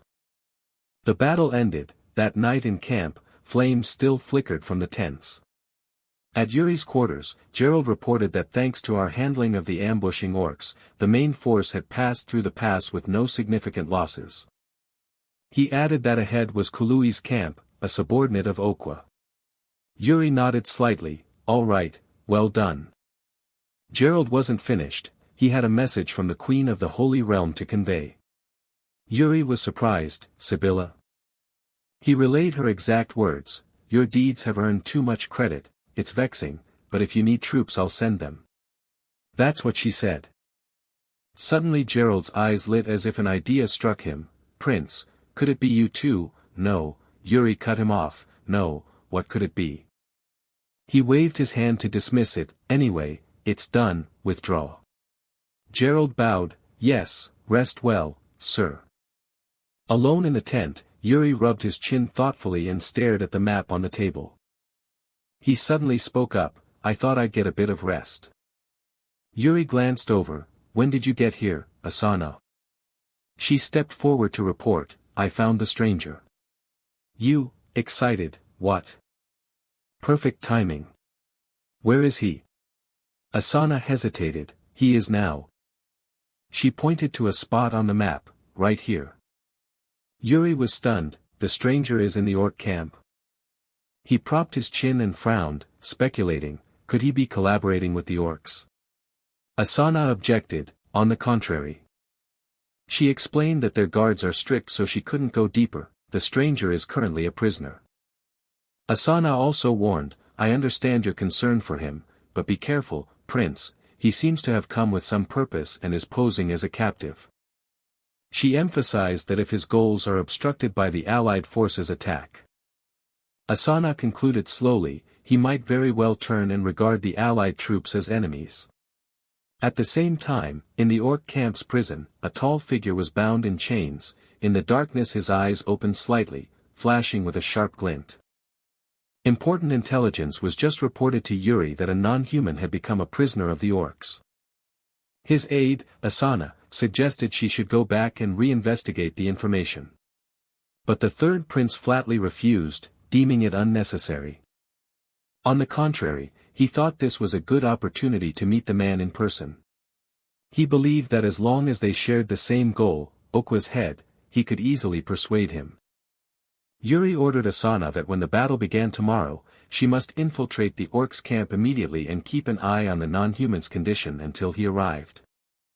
Seeing Asana hesitate, Yuri asked her if something was wrong. Asana showed concern for her lord's safety and hinted she wanted to accompany him if he intended to meet the non-human alone. She warned that the man was very dangerous and that she would act as His Highness's protector.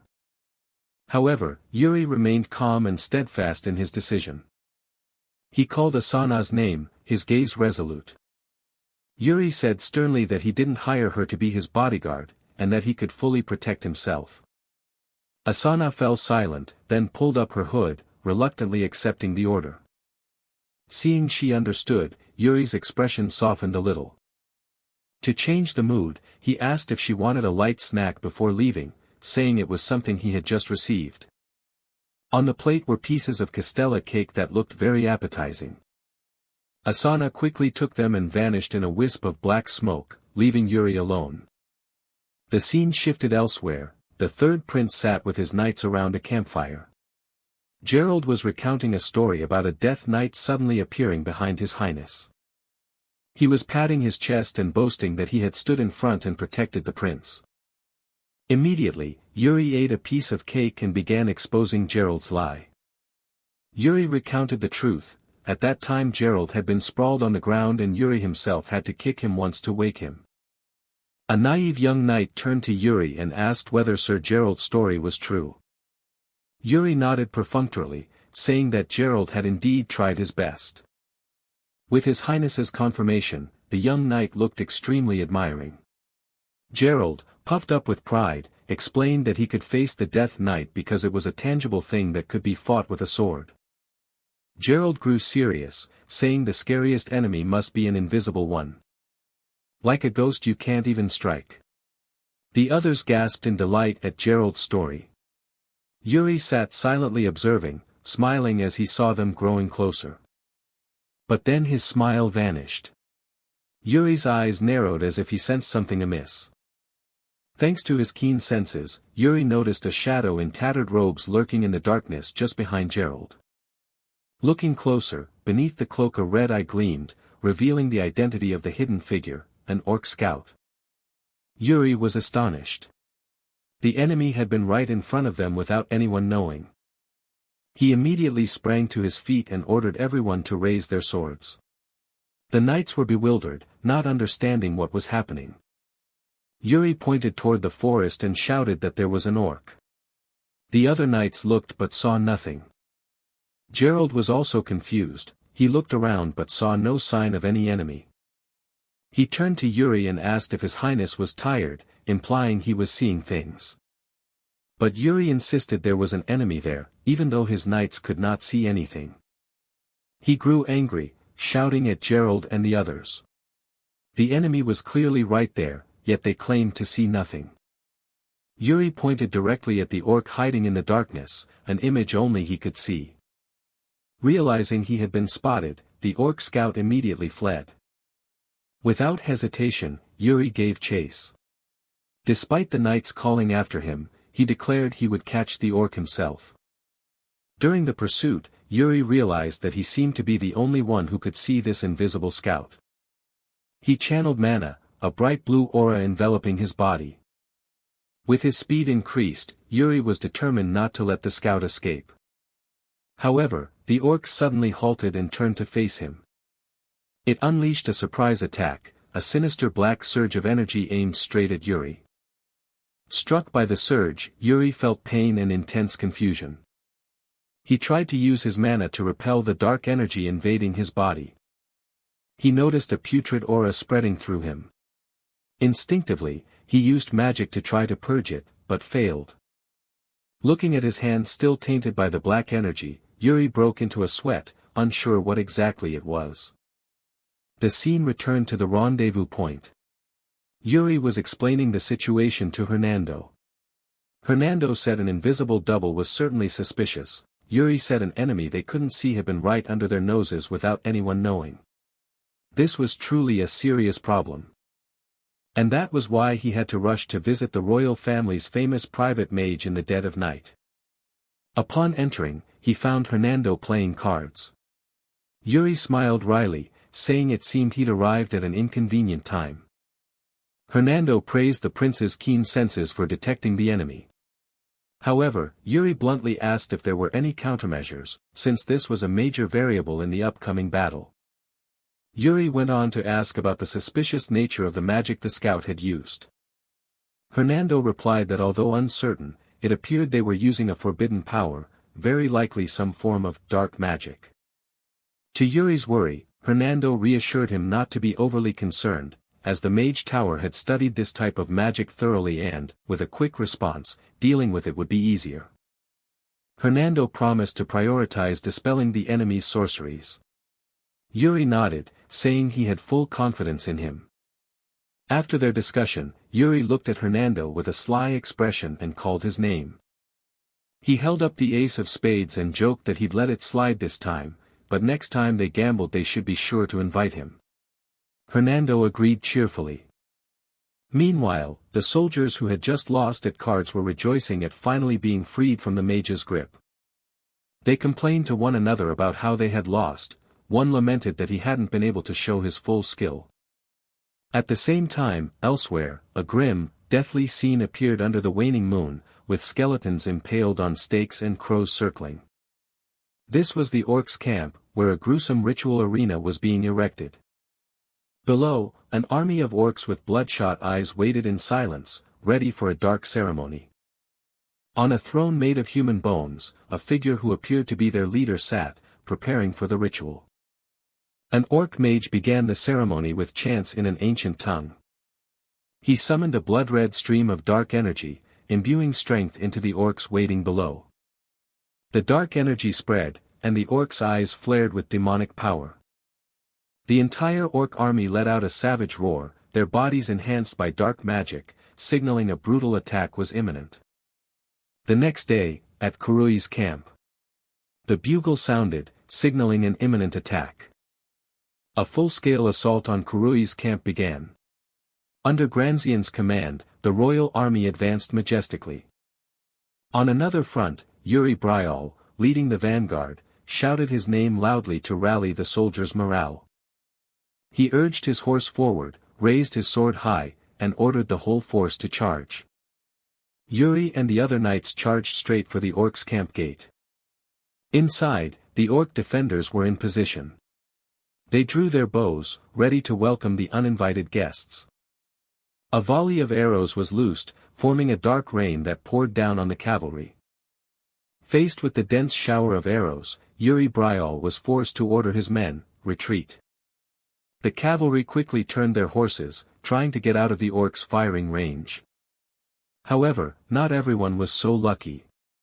An arrow found its mark, and a knight fell from his horse. Meanwhile, Yuri Bryal watched in silence. He knew this was a necessary trial for, "Don't turn back, Yuri Bryal. You must press on," he thought to himself. This retreat was entirely part of the plan. Yuri realized this was the opportunity, as his unit had successfully become bait, drawing all the orcs' attention. Meanwhile, at the main gate, the commander ordered the main force, "Charge. Break down the orcs' gate." On command, the soldiers pushed a massive battering ram, driving it with all their strength toward the sturdy wooden gate. The battering ram slammed into the gate, producing a loud crash that echoed across the battlefield. The front gate was broken. The royal army immediately poured in, beginning hand-to-hand combat with the orcs. Elsewhere, Yuri Bryal and his men halted. He said, "Stop. It seems His Highness has begun attacking the front gate already." A knight spoke up, arguing that their role as bait was over and they should return to join the main force. He hesitated, "Is there really any reason to go back there?" Jose proposed a bolder plan. "Since the front gate is under attack, they must be off guard. In that case, we should strike them from the rear to break their formation faster." Yuri thought it a good idea, but we don't have a battering ram. Besides, the back of the camp is built entirely for defense, surrounded by a solid palisade. Saying that, he smiled confidently, "I can handle that." A blue energy began to envelop him and his sword. Jose slung his sword over his shoulder and strode toward the orcs' encampment. Yuri could only stand stunned, sweating, exclaiming, "Unbelievable."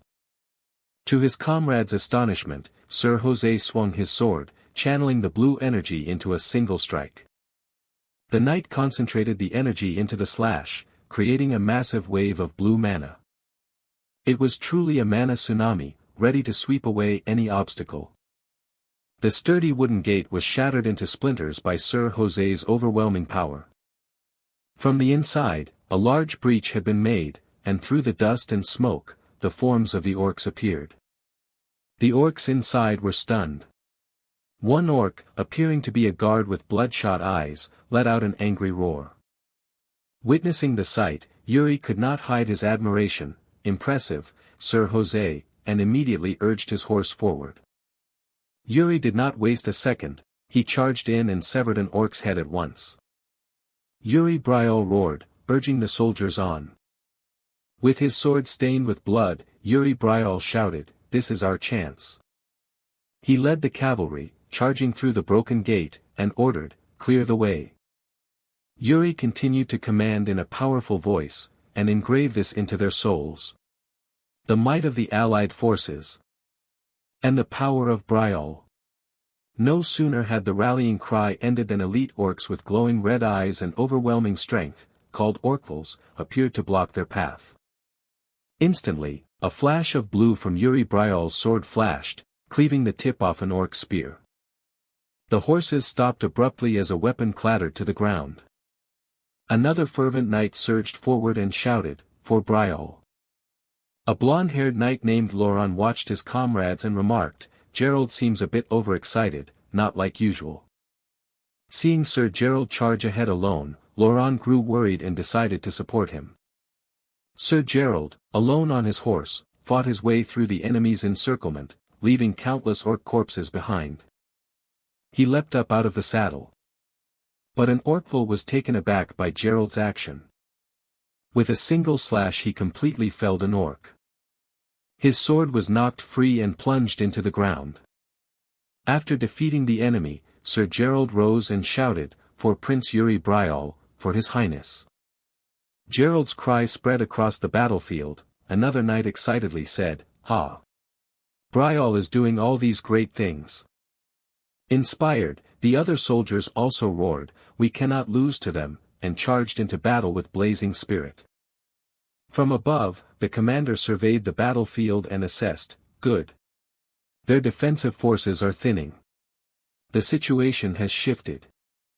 However, He remained somewhat worried. It's strange we haven't seen our main force arrive. They should be in the camp by now.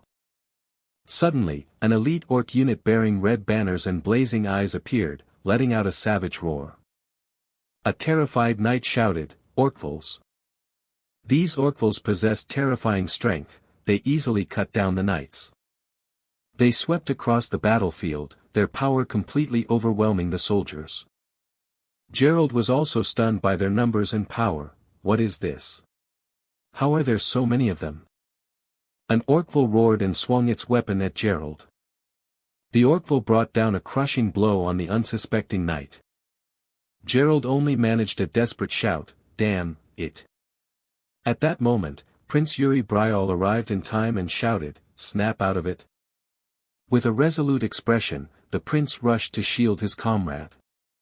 His sword blocked the Orcval's powerful strike, sending out bright sparks. While parrying, the prince turned to Gerald and said, "Do you plan to die after only telling your heroic tales once?" Gerald was still dazed, but the prince's firm command brought him back to reality. "Get into position, Gerald." Immediately after, the prince unleashed a blue-charged slash, felling the Orcval. Yuri Bryal's gaze was sharp and full of determination. Witnessing the prince's power, Gerald couldn't help but break out in a cold sweat. Inspired, Gerald rose as well, his sword began to glow. The two fought side by side, shoulder to shoulder. With their cooperation, the Orcvals were quickly defeated. Gerald turned to apologize to the prince, but Yuri Bryal sternly warned, "Don't let your guard down." Suddenly, the prince felt that something was wrong. He looked toward a strange structure adorned with skulls and sensed that something even more terrifying was there. A huge hand was clutching the head of a knight.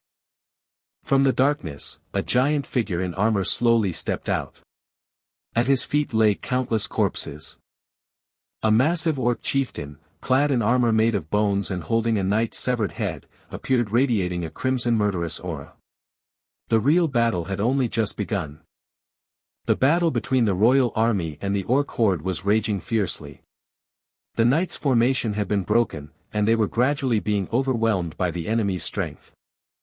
Amid the chaotic battlefield, Yuri turned and called out the name of one of his knights, Jared. Yuri sensed a dark energy emanating from there and decided to go inside. Both of them looked worried, hoping that their main force was still holding out within. Back on the battlefield, a knight was suddenly flung away. The rider was thrown past Yuri's face, leaving him momentarily stunned. Immediately after, a giant foot slammed down onto the ground. It created a massive shockwave, causing the surrounding ground to crack and break. Gerald, standing nearby, was also taken aback by what was happening. Yuri saw the sight and couldn't help but feel angry. Before them now stood a giant orc with bloodshot red eyes, wielding a huge axe. The orc raised his axe, and a soldier tried to shout to warn his comrades. But it was too late, the giant orc immediately brought his axe down. A devastating blow instantly took the lives of many knights. The orc's axe was now stained with the soldier's blood. The orc looked toward the knights with a murderous gaze. A number of soldiers had to fall before the power of this orc. The orc still stood towering amid a battlefield littered with the knights' corpses. At that moment, Yuri appeared and ordered all his soldiers to fall back. Because from now on, he would show no mercy. Yuri looked supremely confident, he drew his sword and prepared to face the giant orc. Yuri advanced alone toward the orc, ready for a life-or-death battle. Gerald shouted anxiously when he saw the prince confronting such a dangerous foe alone.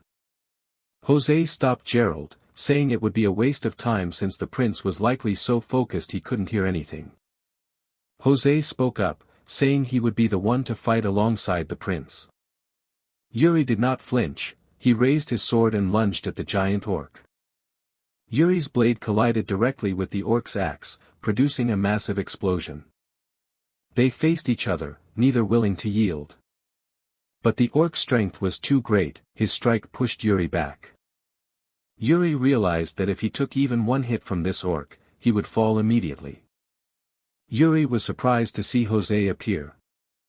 Jose said he saw the prince was in some trouble.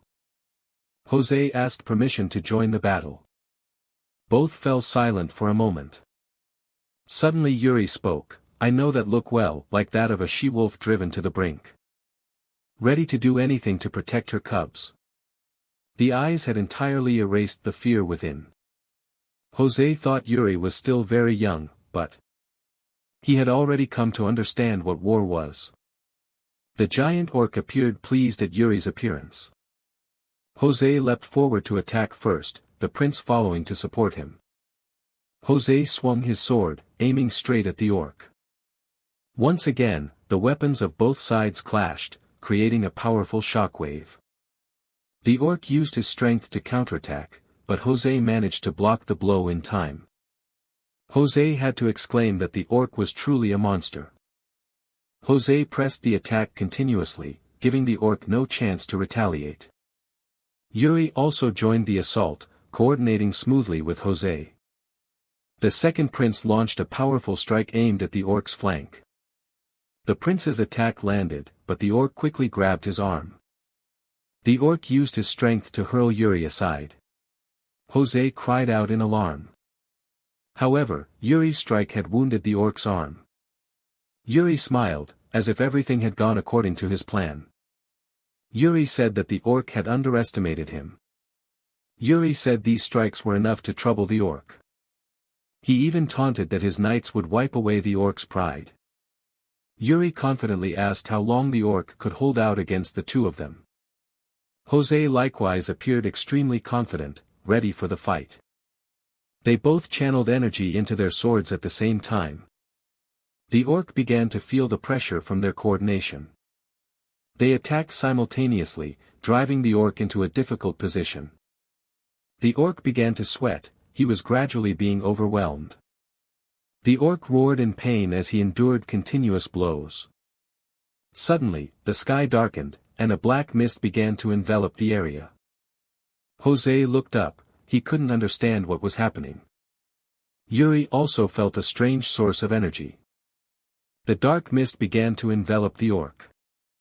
The orc was empowered by the dark energy, becoming stronger than ever. Yuri seemed to realize something. Yuri hurriedly shouted for Jose to fall back, but it was too late. The orc attacked Jose. Yuri screamed Jose's name in horror. The orc continued to strike. Yuri could only shout in despair, "Dodge!" Jose was hit by a tremendously strong blow, blood spraying everywhere. But he refused to fall. Jose gathered all his strength, trying to repel the orc's attack. But the orc's enhanced strength was too great, Jose couldn't withstand it and was driven back. Seeing Jose in danger, Yuri quickly rushed to assist. He launched a precise attack aimed directly at the orc's neck. Yuri checked on Jose, and Jose confirmed he could continue fighting. They both realized that since the black smoke appeared, the orc's power had been significantly increased. Yuri realized the sensation was identical to when he had faced the wizard before. He wondered why Hernando hadn't dispelled this dark magic. The dark magic not only empowered the orc but also spread across the battlefield.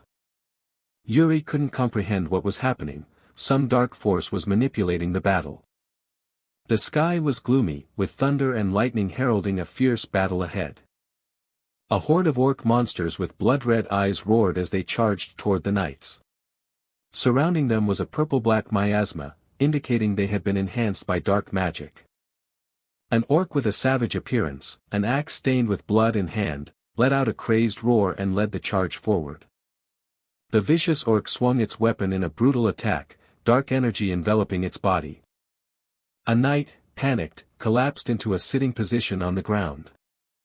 The situation worsened when a massive orc appeared. It raised a huge axe, ready to finish off the knight lying on the ground. In the dire moment, Yuri entrusted the enemy to Jose. At Yuri's command, Jose immediately sprang forward, bravely facing the danger. Prince Yuri himself entered the fray, blocking an orc's attack. Seeing this, another knight cried out anxiously, "Your Highness."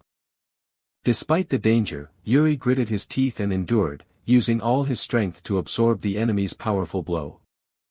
Yuri's sword sparked as it clashed with the orc's weapon. He deftly deflected the attack to the side.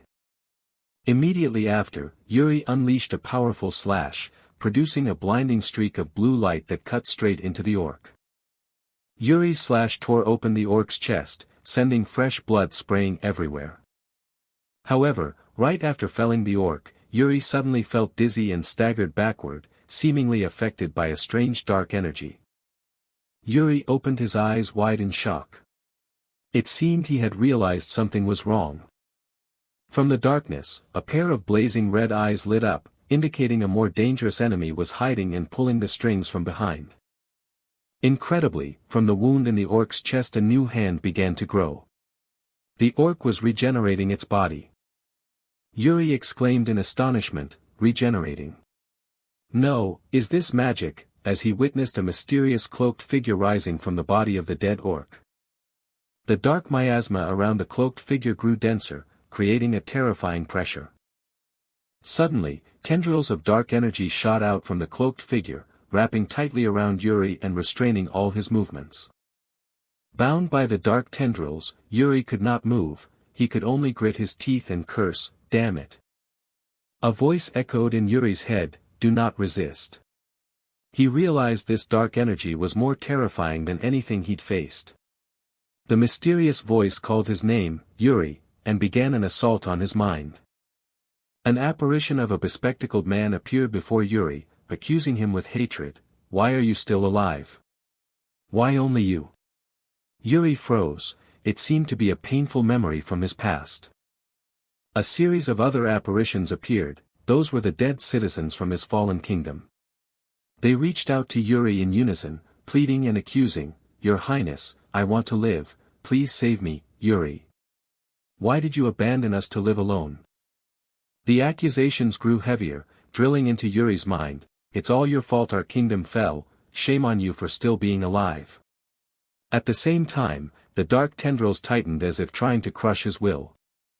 The apparitional hands covered Yuri's face, and the voices continued to echo in his head, "You are a mistake and the disgrace of the Brial family." Yuri's eyes went mad as the accusations continued to torment him, "You abandoned honor and duty to run away. And yet you still dare to use that name." The dark magic wielder emphasized the name from his past, Yuri Brial. But contrary to his expectations, Yuri's gaze was no longer despair, it was fury. The dark mage's eye appeared, declaring that Yuri could do nothing and that this was his fate. But from deep within, Yuri replied defiantly, "Fate, huh? Nonsense." Yuri's challenge shattered the illusionary space, causing it to tremble violently. The dark magic began to show signs of breaking. Yuri stamped on the shards of the illusion, which reflected the accusing faces. He sneered to himself, a foretold future. Yuri straightened, turning his back on the phantoms of the past, voice full of contempt, "Is destiny already decided?" He had fully reclaimed his will.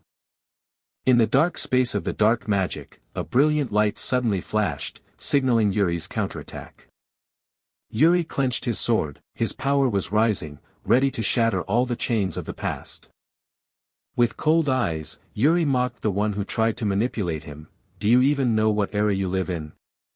Yuri's whole body erupted with a pure teal energy, his sword blazed, a complete contrast to that filthy dark magic. Yuri stared at his enemy, taunting while asserting his will, "You're still clinging to that thing called fate, huh?" His past and present images overlapped, showing his transformation. The cloaked dark mage could only watch as Yuri broke free from his control, unable to believe what was happening.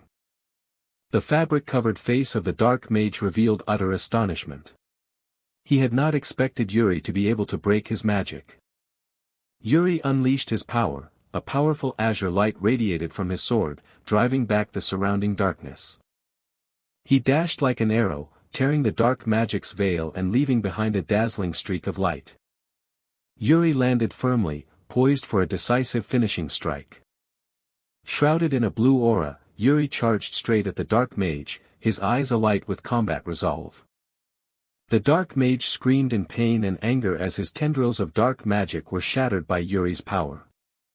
Yuri moved at incredible speed, his sword cutting through the dark tendrils trying to hold him back. Yuri delivered a powerful horizontal slash, creating a massive crescent of blue light aimed straight at the dark mage. Yuri's perfect strike cleaved the dark mage in two, giving him no chance to resist. As Yuri landed, the illusory space around him shattered like fragments of glass, showing the dark magic had been completely dispelled. The gloomy sky vanished, revealing light. The orcs' cries rang out everywhere as their dark enhancement disappeared. Yuri stood tall on the battlefield, the dark mage's corpse at his feet. He had won the psychological battle and broken the curse of the past. A close-up of the dark mage's face.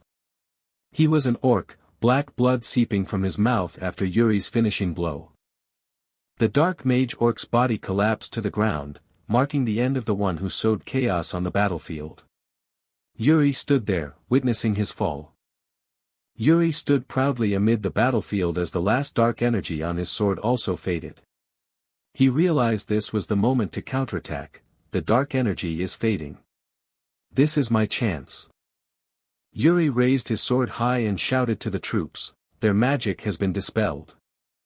Stripped of dark enhancement, the orcs grew visibly confused and weakened, their combat effectiveness dropped significantly. Buoyed by Yuri's declaration, the knights regained their spirit, shouted as one, and surged forward to begin a fierce counterattack. However, in another corner of the battlefield, the fighting remained brutal. Sir Jose was struggling desperately against a giant orc. From afar, Yuri noticed Sir Jose's dire situation and immediately turned his attention toward his comrade. The orc Sir Jose was facing was the same giant bone orc from before. He was still very powerful and ferocious. With overwhelming strength, the bone orc slammed Sir Jose aside, leaving him unable to fight back. Sir Jose spat out a mouthful of blood, he had been gravely wounded by the orc's attack. Yuri looked toward Sir Jose with worry and determination, he could not afford to lose another comrade. Yuri shouted in desperation, "Sir Jose," as he saw the bone orc close in and trample his loyal knight. The bone orc sneered savagely, raising its arm high, preparing to deliver the killing blow to Sir Jose. The giant orc's massive arm swung down at terrifying speed, aimed straight at the motionless Sir Jose. Yuri ran with all his might, shouting in desperation, "Stop," hoping to arrive in time. Despite his severe wounds, Sir Jose tried to warn Yuri, Don't come near." He didn't want to become a burden to his lord. The orc's attack continued to descend, seemingly unstoppable. But at that moment, Yuri appeared and intercepted the orc's strike, saving Sir Jose from the jaws of death. Facing death, Yuri told himself inwardly, "I will not run away anymore. Until I die, I will keep my head held high." The image of the giant orc reflected in Yuri's eyes. He was ready to fight, until the last moment. Suddenly the arm holding the orc's axe was severed. Yet the giant orc let out a pained roar. A mysterious man's sword had pierced its chest from behind. Yuri arrived and was stunned to see a stranger had saved Sir Jose and slain the beast. He called out, "Who are you?" The mysterious man turned, smirking with interest, and said to Yuri, "You're pretty cool yourself, aren't you?" The mysterious man stood there exuding strength and confidence while Yuri remained astonished. He looked at Yuri and added cryptically, "I like that." The arrival of this new character signaled a pivotal turning point. Amid the chaotic battlefield, a foreign man with brown hair and a goatee, his eyes glinting golden, swung a powerful sword strike. Enemy blood sprayed everywhere, showcasing his overwhelming strength. After finishing off the enemy, that man, Moyong-chan, stood with his back turned, surrounded by a sea of blood. His demeanor exuded coldness and seasoned battle experience. The orc commander, Kurui, collapsed to his knees on the ground. He let out one final, pained roar before falling. Moyong-chan grabbed the horn of the orc commander with such force that cracks formed. He growled at the dead orc, "Shut up. You didn't even let me eat properly. The complaint implied he had been taken prisoner before. From a distance, Yuri was watching Moyong-chan. He recognized Moyong-chan's voice as foreign and noted his muscular build. The knight continued analyzing, realizing Moyong-chan was using an Eastern style of swordsmanship completely different from theirs. Yuri Brial seemed to have realized something important. He thought to himself, this man must be. In Yuri's mind, the image of Moyong-chan's sword strokes was vividly replayed. Moyong-chan's complex and powerful sword movements flashed through Yuri's head. A slash across the orc's neck. Moyong-chan stood there, holding the orc commander's severed head. Yuri looked at him and affirmed, the one I've been searching for. He had finally found the foreigner from the rumors. Yuri Brial stepped forward to face Moyong-chan amid the ruined battlefield. The atmosphere grew tense. Moyong-chan spoke first, his tone slightly annoyed. I only came out because you did something impressive, but that ended up ruining some of my plans. Moyong-chan frowned, displeased that his plan had been disrupted. He asked Yuri, just now, you.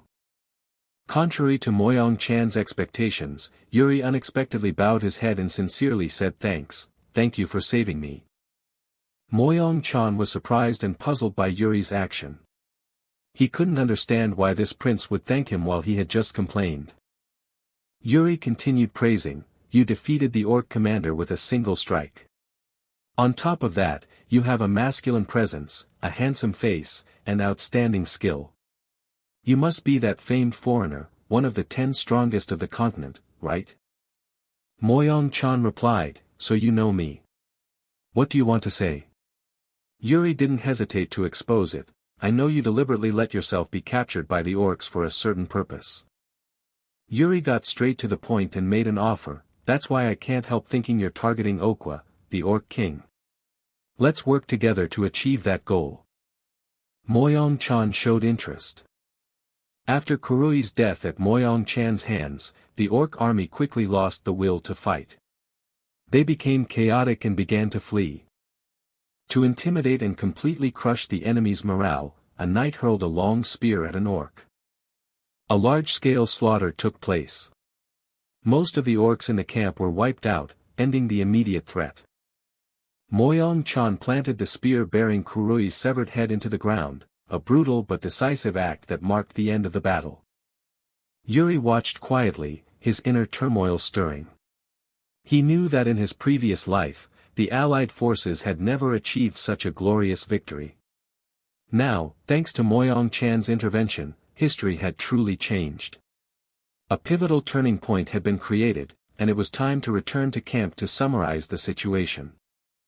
Back at the camp, a knight greeted 3rd Prince Yuri Brial, who looked quite exhausted after the battle. You did very well, Your Highness. Yuri asked Gerald about the casualty situation. He reported, we're compiling it, but it doesn't look too bad. However, he added a more concerning issue, moreover, more and more soldiers are breaking down mentally after witnessing what was inside the orc camp. Yuri frowned and replied, that's understandable. Yuri recalled the horrific scene. He thought, it must have been similar to what I saw in Sedor. The image of desperate hands reaching out from the darkness returned. Survivors in the orc camp were imprisoned in terrible condition. A desperate woman begged, I don't want to live anymore, please, kill me. The scene was worse than Yuri had imagined. Back in the present, Yuri ordered Gerald with a solemn expression, take good care of them so they don't become overly agitated. Gerald obeyed. Yuri then asked about the person he cared about most at the moment, what about the foreigner? Gerald reported that they had been and were fulfilling his requests under the prince's orders. But it seemed that this was far from easy. Gerald recounted the stranger's demands, from complaining of hunger and discomfort to criticizing the soup as too salty. Gerald continued reporting with a weary face, he ate, went to bathe, shaved. And now he started eating again.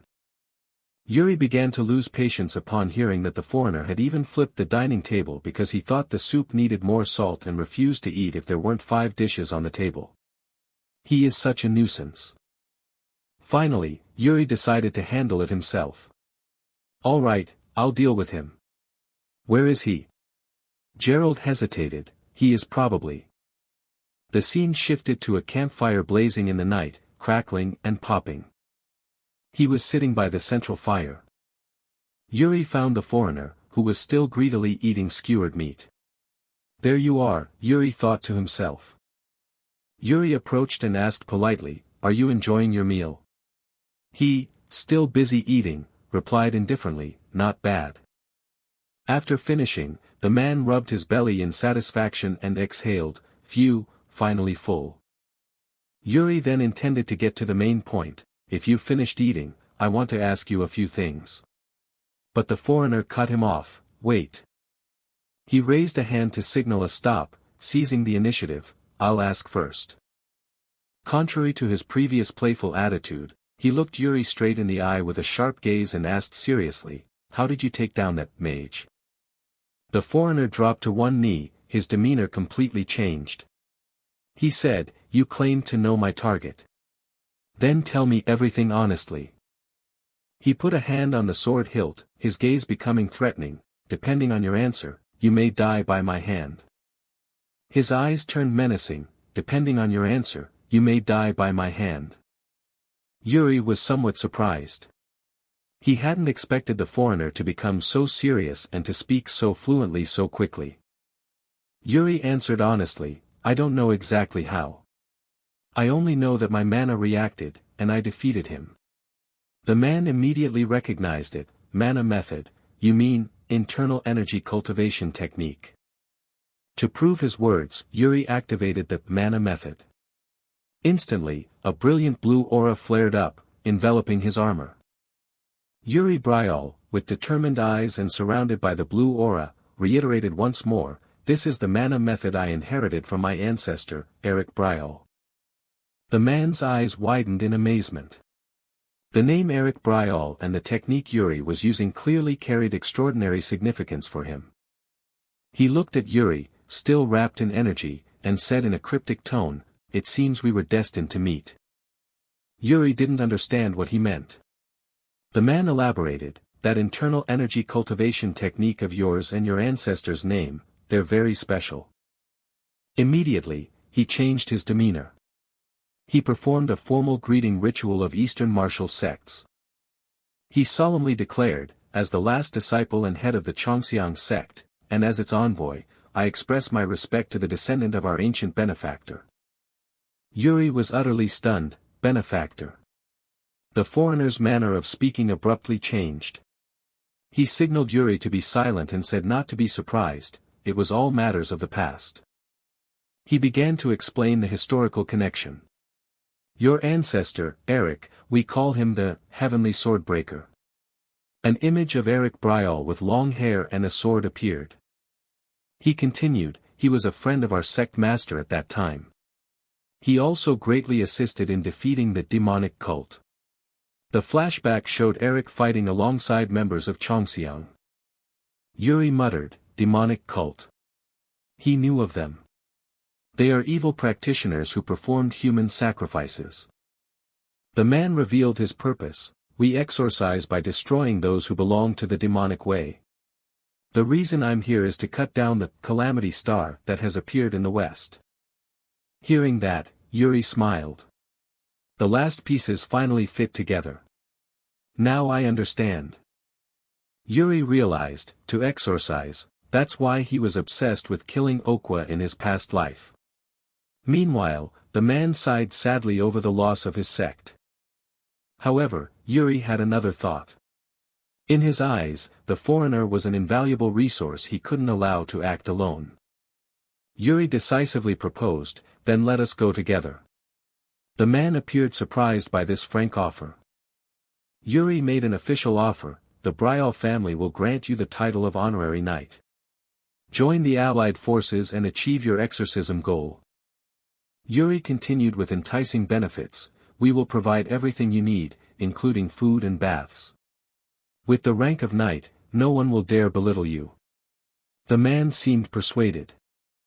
Yuri played his trump card, and when the war ends, I'll arrange you a position in a large merchant consortium. The image of a grand building and flying gold coins made the man's eyes light up. He cleared his throat, trying to seem indifferent despite being thoroughly tempted. He said, "Certainly, if you put it that way." Just as Yuri thought he had succeeded, the man suddenly raised a finger to stop him. "But I also have one condition." Moyang-chan declared an unexpected demand. "I've taken a liking to you, so from now on, call me master." Yuri was frozen, unable to believe what he had just heard. Moyang-chan pointed at Yuri with a mischievous smile and proclaimed loudly, "Starting today, you will be an adopted successor of our sect." Yuri's face showed utter bewilderment and shock, ending the chapter on a hilariously awkward note. Yuri was still stunned when Moyang-chan casually draped an arm over his shoulders. He smugly said that Yuri should have paid a high price for this honor, but since he was doing it for free, Yuri should be grateful. Yuri reluctantly declined, saying he was grateful but already had a master. A flash of his master, the sword demon, crossed his mind. Hearing that, Moyang-chan became angry.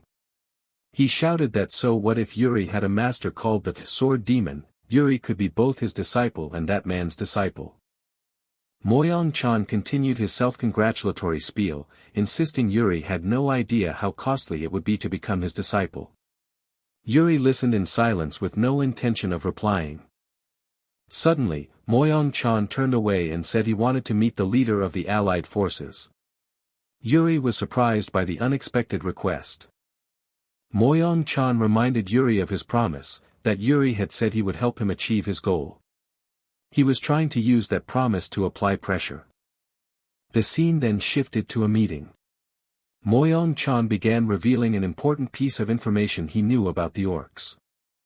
In the Alliance camp, Moyang-chan disclosed a horrifying secret: the orcs were conducting live human sacrifice rituals.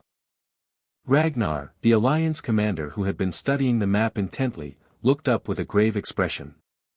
He repeated Moyang-chan's claim that the orcs were sacrificing humans. Inside the command tent, Moyang-chan, Ragnar, and Yuri discussed the matter. Moyang-chan explained that the human sacrifices indicated the orcs were using some form of magic. Yuri recalled the previous battle, when the orcs had suddenly become significantly stronger. He realized some kind of magic was to blame. Ragnar clenched his fists, his face set with determination. He said that if the orcs continued using magic, they had to be ready. He couldn't believe they would commit such atrocities.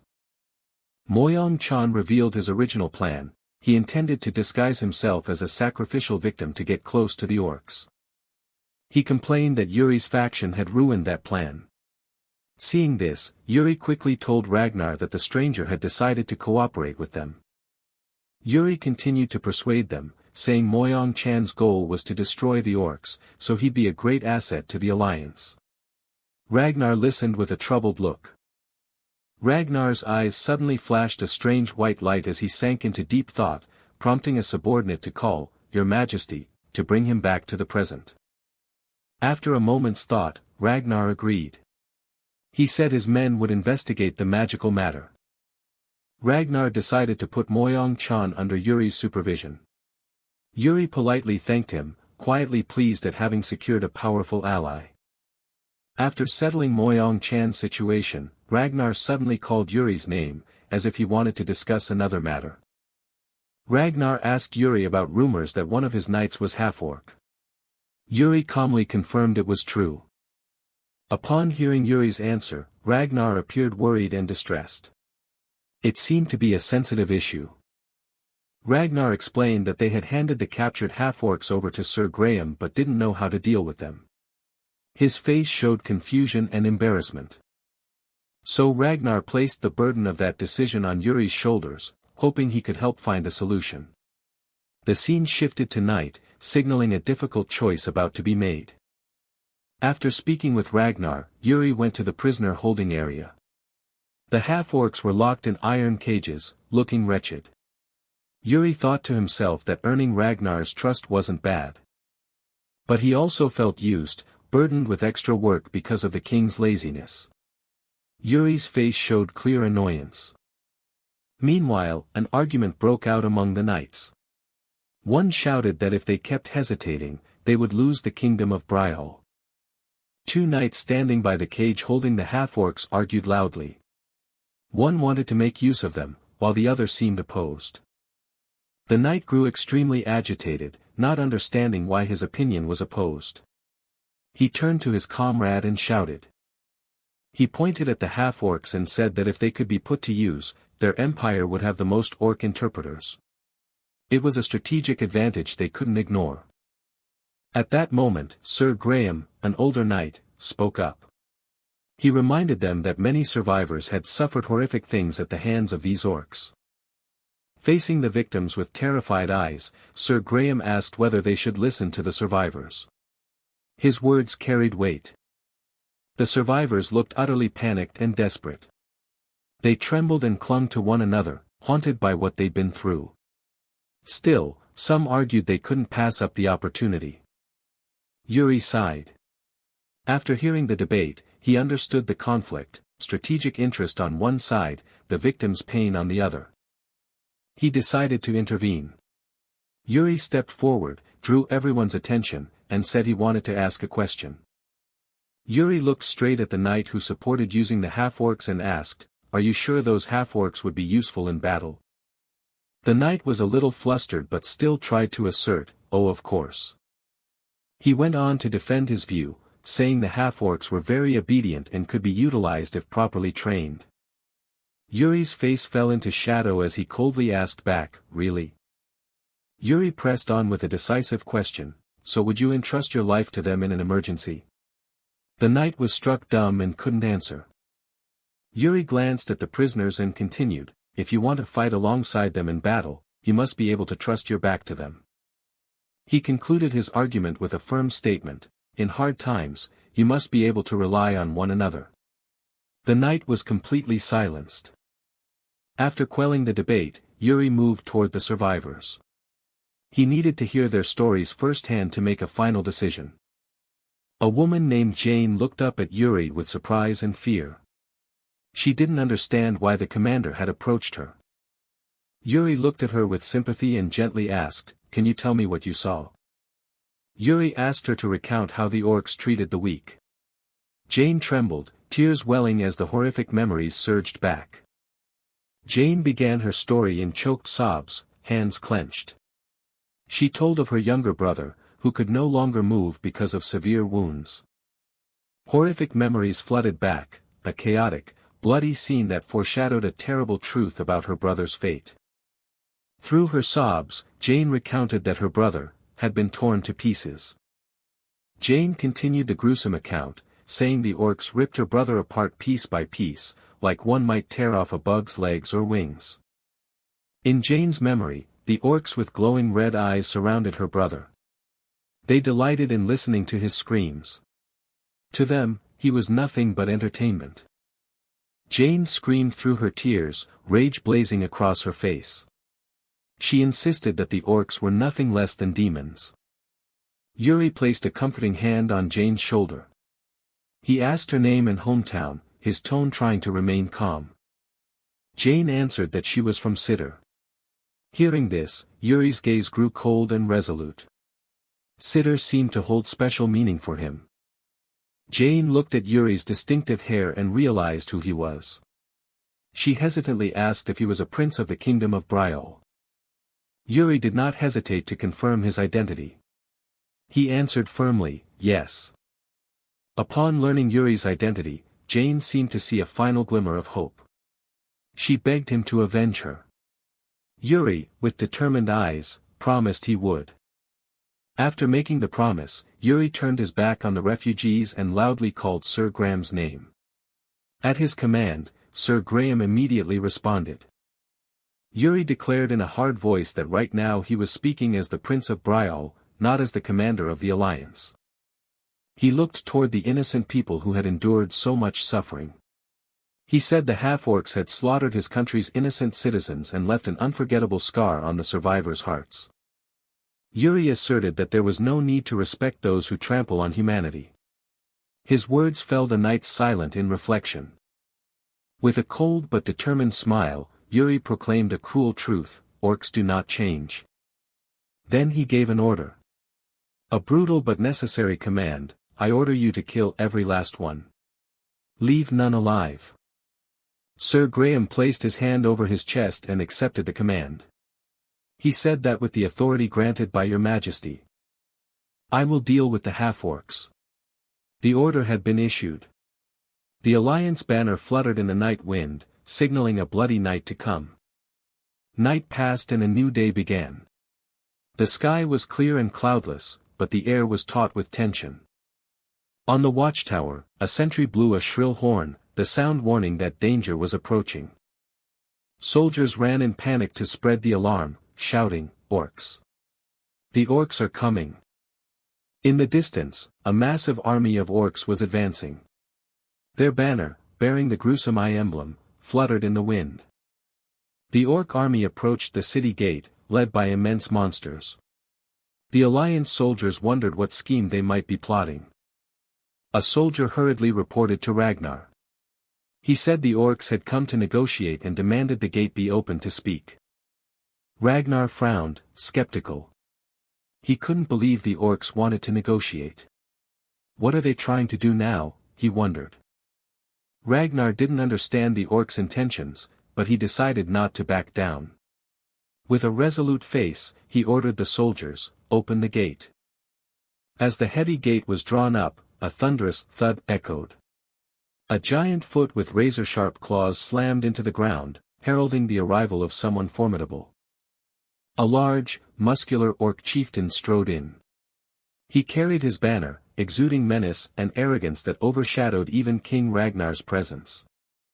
The orc chieftain cracked a sinister grin, revealing sharp fangs. His glowing red eyes shone with cruelty and brutality, foreshadowing a difficult confrontation. Ragnar and Yuri stood side by side, both grave-faced. They faced an unexpected enemy, uncertain of the true plot. The next battle would surely be brutal. At the heavily guarded camp, the orcs clustered together, whispering to one another with wary expressions. The atmosphere felt tense. From a distance, two allied soldiers watched the orcs with anxious, vigilant faces. Their presence was clearly a threat. Meanwhile, in the command room, Ragnar, the allied army commander, a blond man with a weary expression, sat reading a document. Standing before him was Yuri Bryal, a young knight in black armor. Noticing the commander's unusual look, Yuri spoke up, "Your Highness, may I ask what is happening?" Ragnar put a hand to his forehead, his face troubled as he clenched the paper in his hand and called Yuri's name. Ragnar began with a difficult question: "Why do you think I became commander of the Allied army?" Yuri looked puzzled by the unexpected question. Yuri answered naively that it was because Ragnar was skilled at war, but Ragnar immediately dismissed that, saying it wasn't the real reason. With his quick insight, Yuri immediately guessed, "You mean there's some political reason?" Ragnar admitted it, revealing that his relationship with the Emperor was far from good. He explained that although the title of prince and its accompanying power might seem fitting to lead the army, imperial politics were never that simple. Ragnar went on to say that whenever something looked suspiciously convenient, there was usually a plot by the Emperor behind it. Of course, if they won, he would be praised as a hero, a path paved with glory and support. But that's only if we win. Ragnar sighed and leaned back in his chair, looking despondent. For a moment, memories from his previous life flooded Yuri's mind. He recalled that Ragnar had been blamed for the Alliance's defeat and had relinquished power, allowing the Emperor to seize full control. The Allied army had been set up to fail from the start. Yuri realized Ragnar was merely a sacrificial pawn. He stared at Ragnar and asked, "Do you think this is a trap?" Instead of answering, Ragnar handed Yuri a letter and said, "Look at this." Yuri took the letter, and as he read its contents, he was stunned. The letter revealed a horrifying truth: the Emperor has made a secret pact with Okwa: withdraw before you become meaningless sacrifices. Yuri understood everything. The outcome of this war had been decided from the start. It's a dirty plan. Yuri ground his teeth, his gaze turning cold. Ragna explained that the letter came from an anonymous faction opposed to Okwa. The whole board had been arranged, and the Allied army's safe return had never been an option. Yes. What do you think, Yuri? Ragna asked, waiting for the young knight's reaction. After a moment of silence, Yuri spoke, Your Highness, may I make a proposal? Ragna agreed immediately. Faced with Yuri's determination, Ragna smirked, his eyes lighting up with interest. He was curious what the young knight would propose. Not wanting to keep Ragna waiting, Yuri crumpled the letter, threw it on the floor, and stomped on it.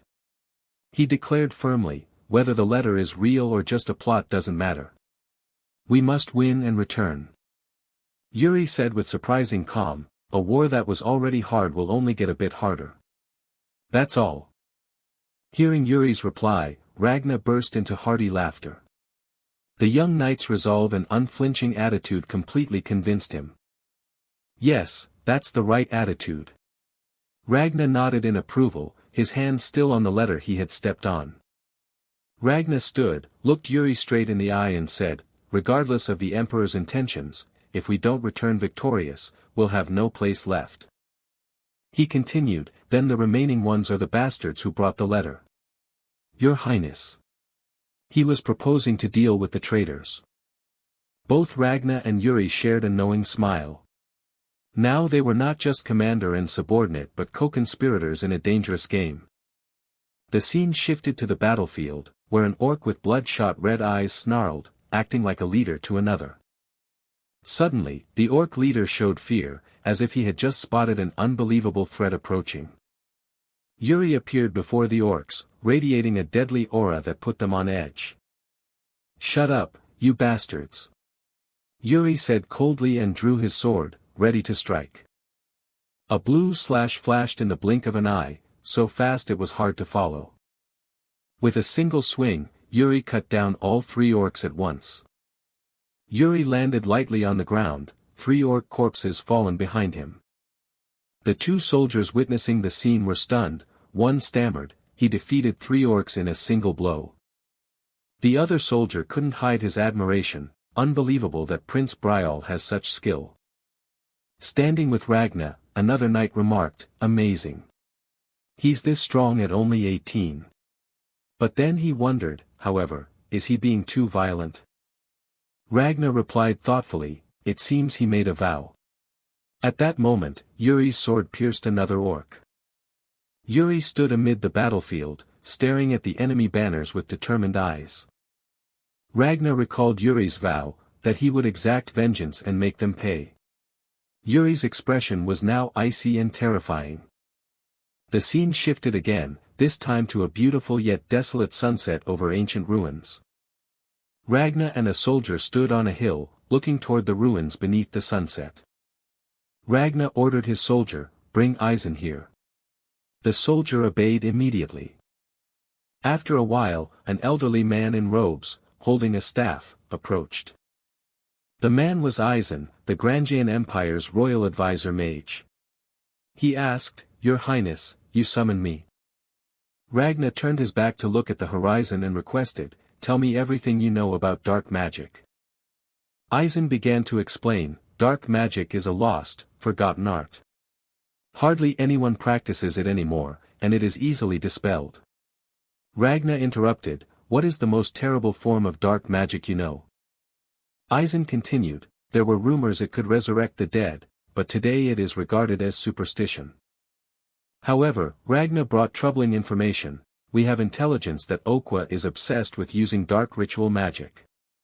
Eisen reacted with shock. They say he augments it through human sacrifices, Ragna said gravely. After encountering it in this battle, we must assume the orcs will only grow stronger. Eisen stroked his beard thoughtfully. If that's true, he began to consider a frightening possibility.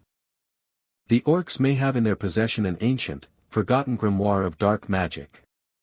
Ragna asked in surprise, a grimoire? Eisen explained that much remained undiscovered across these plains, such as an ancient nation called Adelvine that was said to have once existed here. And one of the 10 great ones still guards this land, a creature known as a product of dark magic, an image of a dark knight on horseback appeared. Aizen revealed the creature's identity, the Death Knight Gert. A terrifying skull-faced visage with blazing red eyes manifested, radiating lethal menace. Ragna asked anxiously, "So if Okwa is using dark magic, what do you think he intends to do with it?" Aizen admitted this was only a hypothesis. "But I think he's trying to summon something." Ragna murmured, "Summon, huh?" Ragna immediately grasped the implication. "So the reason he's stalling our advance while losing troops is, to buy time, I see." Aizen nodded, "Yes. If they've obtained a grimoire, they may have found a dungeon in the ruins of the old kingdom, possibly right beneath us." The scene descended into a deep underground cavern.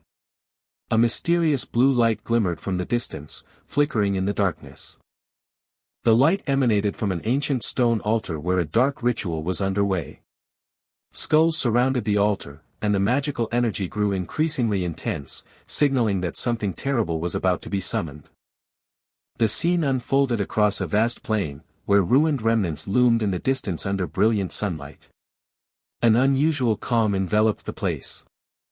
Amid that landscape, Yuri, clad in gleaming silver armor, led his troops atop a horse. A banner bearing a black dragon sigil proudly fluttered in the wind, marking their presence.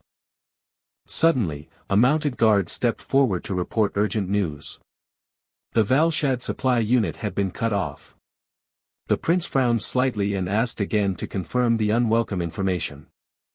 Other knights discussed among themselves, saying the situation was unavoidable due to continuous enemy raids and that security around the supplies had been tightened. Yuri fell into thought. Although his army still had enough provisions, supplies being cut off this early indicated the situation was far worse than he had anticipated. He began to analyze the situation. Orkua, the area closest to the plains depot, was likely where the enemy had concentrated. If they established camp and began a war of attrition, his forces would be at a great disadvantage. With a determined gaze, Yuri judged that they needed to resolve this issue decisively before circumstances worsened. At that moment, his warhorse suddenly stopped, showing signs of panic. It let out a thunderous neigh and reared on its hind legs, startling the prince as well. Immediately, he shouted orders to all the soldiers, "Everyone dismount now." The knights quickly obeyed, hastily leaping down from their saddles, preparing for the worst. The ground began to shake violently. One knight thought it was an earthquake, but the prince immediately dismissed that. This was something entirely different. He placed his hand on the earth and felt the source of the tremor. A stream of magical energy radiated from his palm, indicating a massive power was at work. The ground split open, and a colossal structure began to rise from the depths, carrying soil, rock, and a cloud of dust. The structure continued to ascend, revealing ancient stone spires. An entire fortress was emerging from beneath the earth. At last, the entire ruins of Orkua stood towering before the army. A massive multi-tiered stone fortress, silent and full of mystery. While the troops were still astonished, a group of mages and knights appeared. They were casting spells toward the ruins, led by a man in a red cloak. He held a staff set with a giant purple crystal, exuding authority. The prince stepped forward. Lodane turned, and the two greeted each other formally, though the prince was inwardly full of suspicion about this sudden appearance. Ragnar reported that they had found no connection between the orcs and these ruins. From the outside, it looked no different from ordinary ruins. However, Ragnar admitted that not being able to see inside made him uneasy. Hearing this, Yuri suggested, "Then we'll go inside and check." With a confident smile, Yuri placed his hand on his chest and said it was highly likely that something would appear before them. He volunteered to enter himself to ensure no further trouble occurred. Ragnar seemed convinced and agreed. Ragnar ordered the prince to take the royal knights with him. Upon hearing this permission, the prince could not hide his delight. The scene shifted to the clear blue sky. The army had assembled fully under His Majesty's orders, preparing to explore the mysterious ruins. One of the royal knights stepped forward to introduce himself. He was Lodane. The prince's army would now enter the ruins under the supervision of the royal knights. A close knight of the prince whispered, showing displeasure, "Your Highness, do we really have to go with them?" Yuri gave a wry smile, thinking they were merely following orders. Yuri said nothing, but remained on guard. The sudden involvement of the royal knights with them was certainly no mere coincidence. He glanced at Lodane's advancing troops, suspicious. They couldn't possibly have any other sinister motives, could they? The entire force approached the foot of Orkua Fortress. Its scale was majestic, a gigantic stone tower soaring into the blue sky. They halted before the main gate of the ruins, a massive, sturdy stone door. The gate seemed immovable. One of the prince's knights said he'd see what he could do, but it was clearly no simple task. While the knights fumbled, the prince watched silently, as if he had his own plan. He stepped forward, placed his hand on the door, and calmly said, "It's fine, we just need to break the door a little." He began channeling his mana. A pale blue-white stream of mana enveloped the prince's hand, slowly seeping into the stone door. His magical energy interacted with the ancient mechanism inside the door, producing a brilliant light. The prince's face showed intense concentration, a bead of sweat trickling down his cheek. With a loud sound, the heavy stone door slowly opened. The knights were astonished, not understanding what had happened. Yuri looked into the deep darkness and explained that he had only touched it lightly. The ease of it made him suspicious, as if the ruins had been waiting for someone to enter. He was silent for a moment, his gaze contemplative as he stared into the pitch-black entrance, cautious. After a moment's thought, he decided to proceed and ordered his troops to follow. Inside the ruins was a space as black as ink, not a sliver of light. A knight gasped at the encompassing darkness. The prince turned and asked Sir Jared, one of his knights, if he had a torch, but the answer was no. He looked at the others and realized that none of them seemed to have prepared torches for this expedition. The entire force stalled in the darkness, unable to take another step. Suddenly, Yuri recalled how the stone door had responded to his mana method. He looked toward a torch bracket mounted on the wall.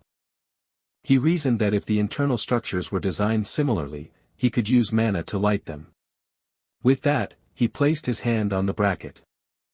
Immediately, a magical flame erupted from the bracket, illuminating the surrounding space. He continued activating the other brackets, and in an instant, a long corridor was lit by magical flames. A knight asked in amazement if he had been here before, but the prince denied it. The knight couldn't help but marvel at his highness's ability. Once the corridor was lit, Yuri solemnly ordered, "We move inside. Stay vigilant." The knights replied in unison, steeling themselves for what lay ahead. The force cautiously advanced deeper into the dark corridor, guided only by the flickering magical light. A soldier's face showed deep thought as he tried to analyze the mysteries of the ancient ruins. As they moved forward, a knight accidentally stepped on a dried bone on the ground. The corridor was scattered with remains. Among them were deformed skulls with sharp fangs, indicating these were the bones of orcs. At the end of the corridor, they discovered a strange sight, a lone human skeleton in tattered armor, leaning against a large door, surrounded by numerous orc remains. Yuri signaled everyone to stop. A knight said he would inspect the place first. He squinted, observing without overlooking any detail, trying to discern what had happened here. A knight approached the door and confirmed it was a dead end. He tried to push, but the door did not budge. Upon examination, they found many traces of a battle.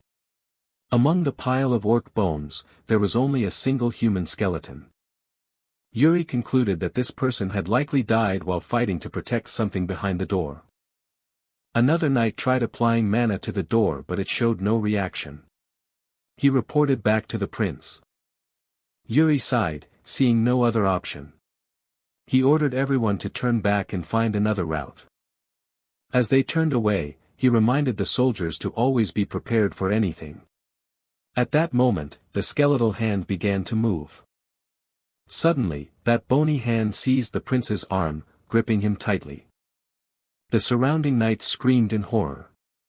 Sir Jared shouted his name in alarm, Prince Yuri. The entire force stood frozen at the unbelievable scene unfolding before them. The skeleton emitted a blinding light and rose while still holding Yuri. The knights rushed forward to help. Yuri cried out in pain as the strange energy from the skeleton flowed into him. He watched in amazement as the skeleton came to life. A voice rose from it, whispering, "Remember." The skeleton stared directly at Yuri as light enveloped it, finishing its message, "This is salvation." Prince Yuri Bryal suddenly felt his consciousness fade, a stream of white light enveloping him. When he opened his eyes, Yuri found himself in a spirit form, hovering over an unfamiliar castle. He realized this was someone else's memory. Suddenly, a young boy with brown hair and a green cloak ran toward him, happily calling out, "Master! Look at this!"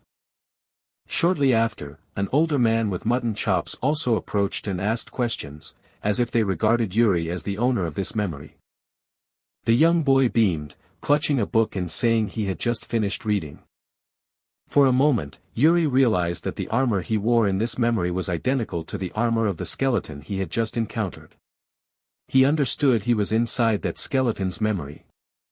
Yuri wondered why the owner of this memory wanted him to see these things. He needed to find out its purpose. Yuri stood there, silently observing the two's conversation, trying to piece together the fragments of the story. The older man gently ruffled the boy's head while the boy curiously looked at the staff with a green crystal in his hand. He inquired about the boy's advanced studies.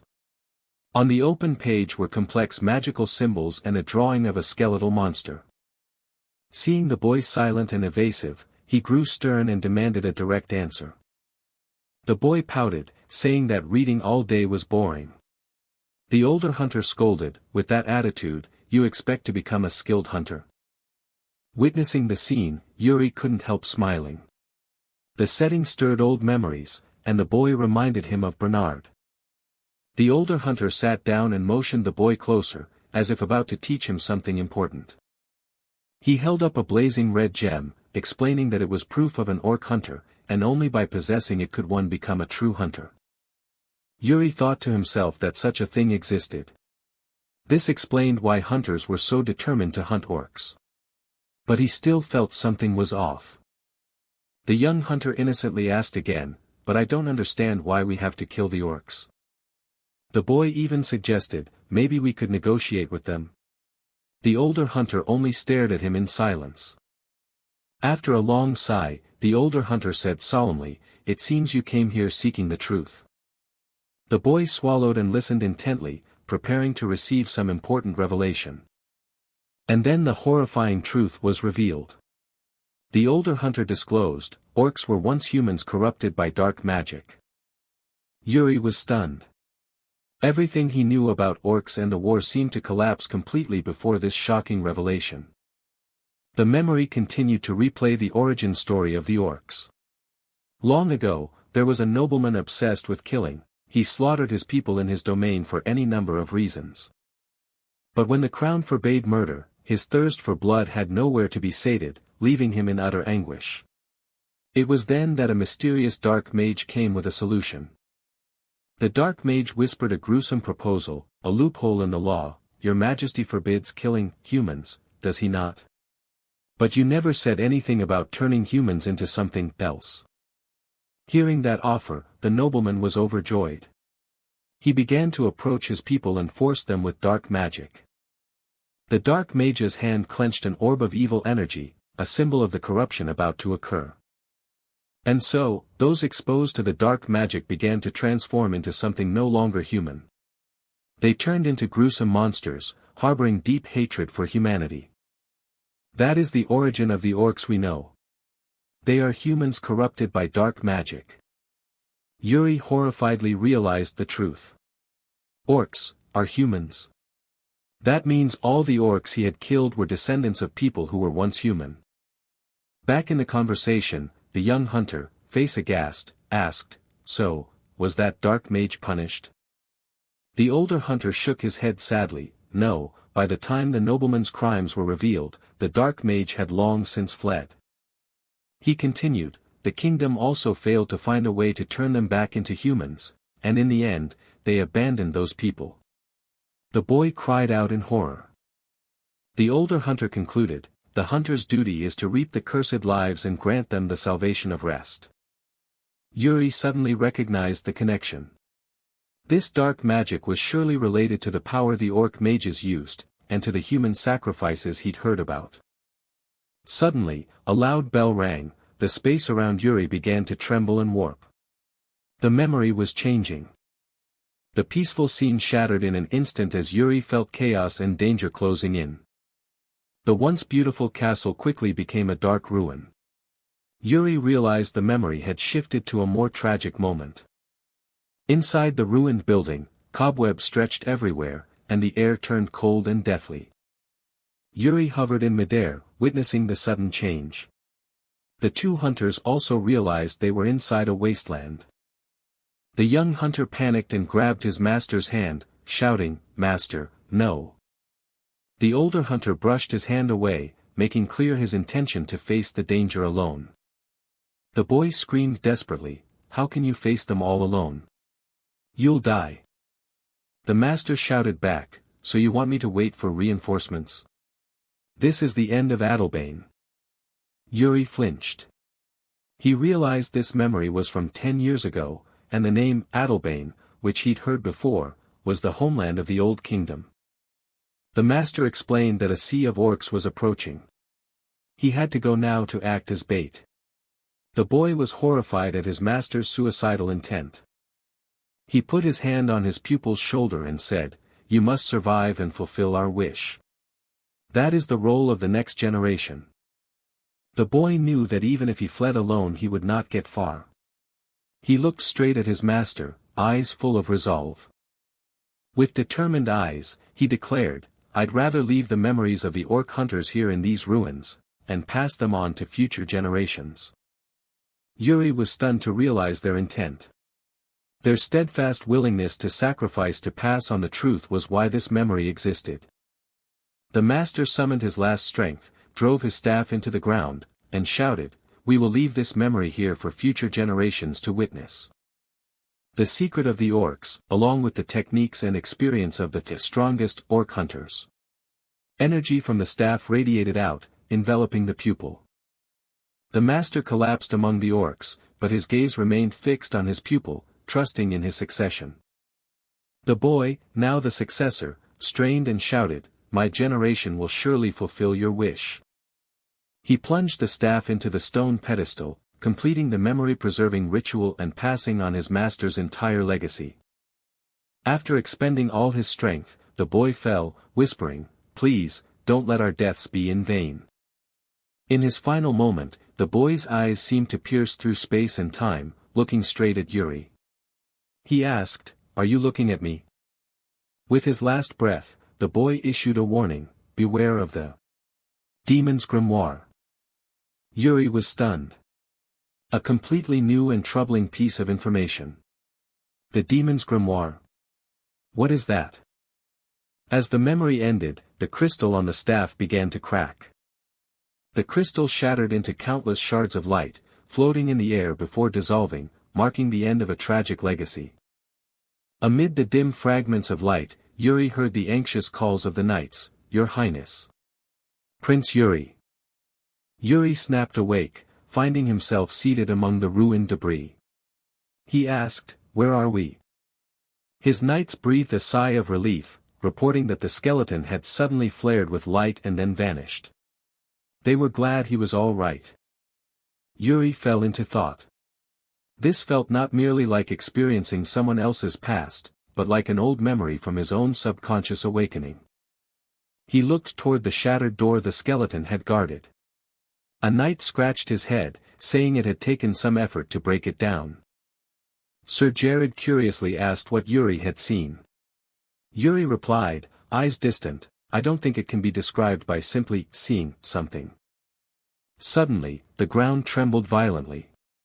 A knight cried out in alarm, "An earthquake?"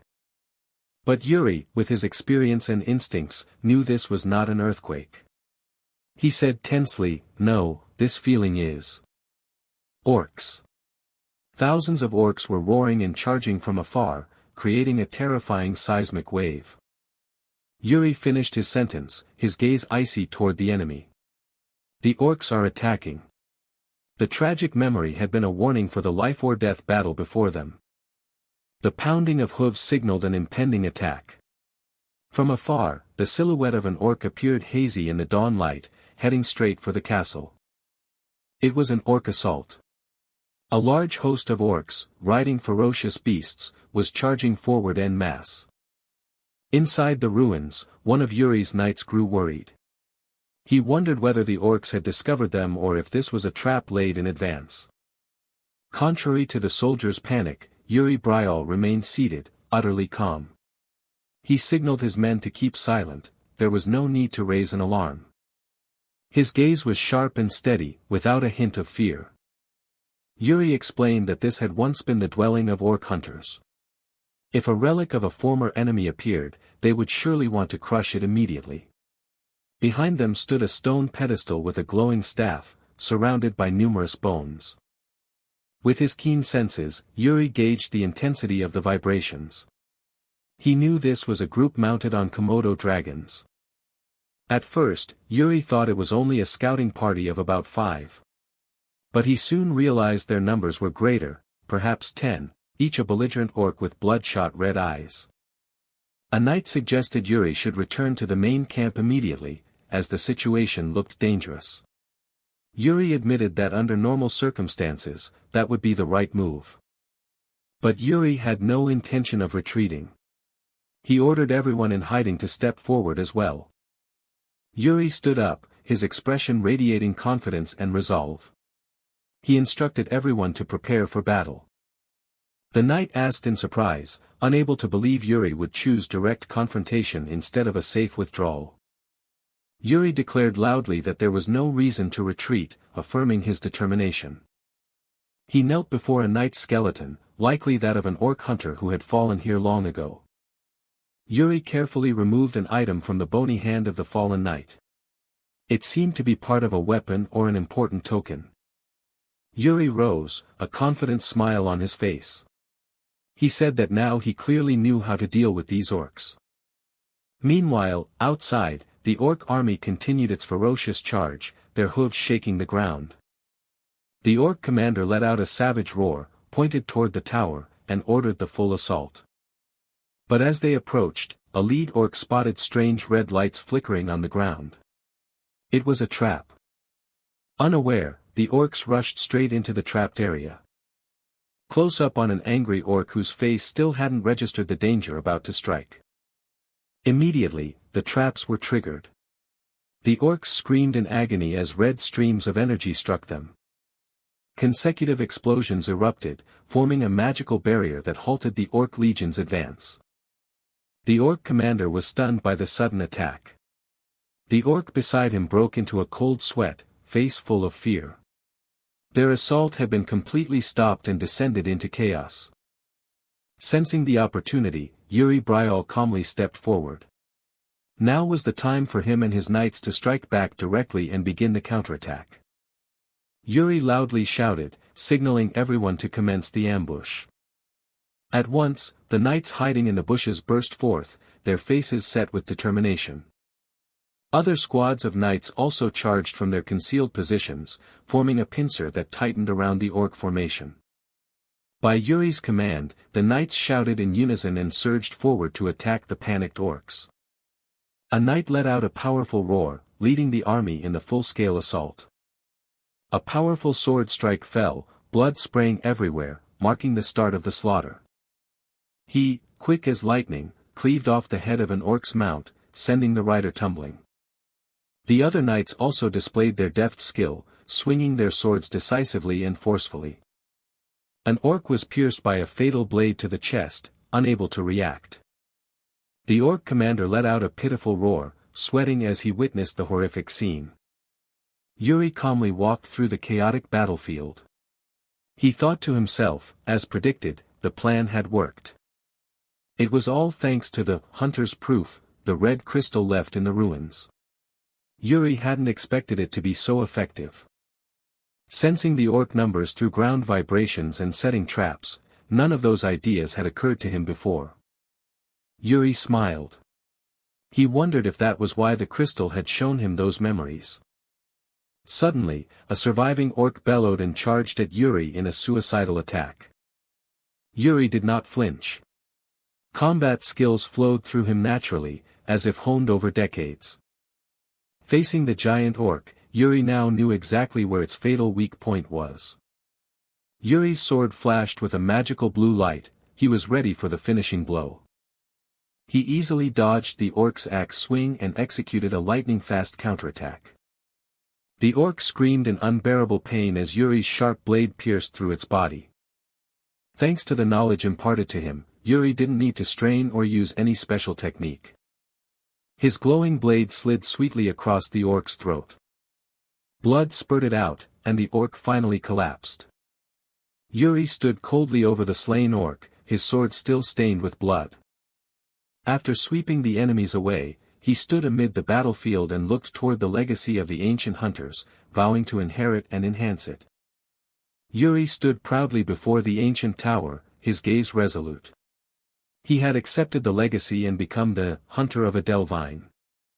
The scene shifted to night at the Allied camp.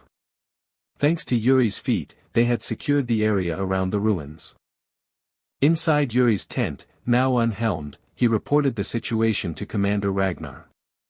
The commander praised him for a job well done, and Yuri humbly thanked him. Ragnar was surprised to learn the ruins had been the hunter's dwelling. Yuri confirmed, saying traces of their final battle still remained there. Yuri's face turned serious. He had something more important to ask. He said there was something bothering him. Commander Ragnar looked intrigued and listened attentively. Yuri went straight to the point, asking Ragnar if he knew anything about the demon book. Ragnar appeared surprised. He answered that this was the first time he'd heard of it. When asked whether it might be related to the ruins, Yuri simply said they suspected it had ties to dark magic. Commander Ragnar promised to inform him if he found any information. Yuri thanked him, bowed, and turned to leave. As Yuri turned his back, a hand was placed on his shoulder, stopping him. A red-haired knight called him Crown Prince of Bryol. Yuri turned around with a slightly annoyed expression. The knight smiled slyly and introduced himself. His name was Rodine, a man from the Empire. Rodine praised his impressive combat and outstanding swordsmanship. He continued to tease Yuri about his previously stiff expression. Yuri simply replied that the Empire's army maintained very strict discipline. Rodine compared Yuri to a seasoned mercenary, since he showed no sign of flinching on his first battle. After some praise, Rodine began to probe, asking whether Yuri had a lover back home waiting for him. Yuri immediately caught on. He bluntly asked Rodine if he had been sent here by Your Highness, which left Rodine a bit embarrassed. Yuri stated plainly that he knew Rodine was here to probe into his romantic life. Rodine, failing at matchmaking, turned to the man behind him and said Yuri seemed displeased and that he denied any involvement with an imperial princess. Rodine looked puzzled and asked why he would refuse when the princess was adored by the entire empire. He went on to praise Princess Ekaterina's beauty, kindness, and gentleness, beloved by all. An image of the fair-haired princess appeared, but Yuri only smirked, I suppose so. Yuri explained that such kindness makes people mistakenly believe they are specially favored, and Princess Ekaterina was that kind of person. To definitively end the conversation, Yuri crossed his arms and declared firmly, "Anyway, I have a girlfriend." Rodine froze, utterly shocked by the sudden confession, while an image of a girl named Sibylla appeared, looking extremely embarrassed.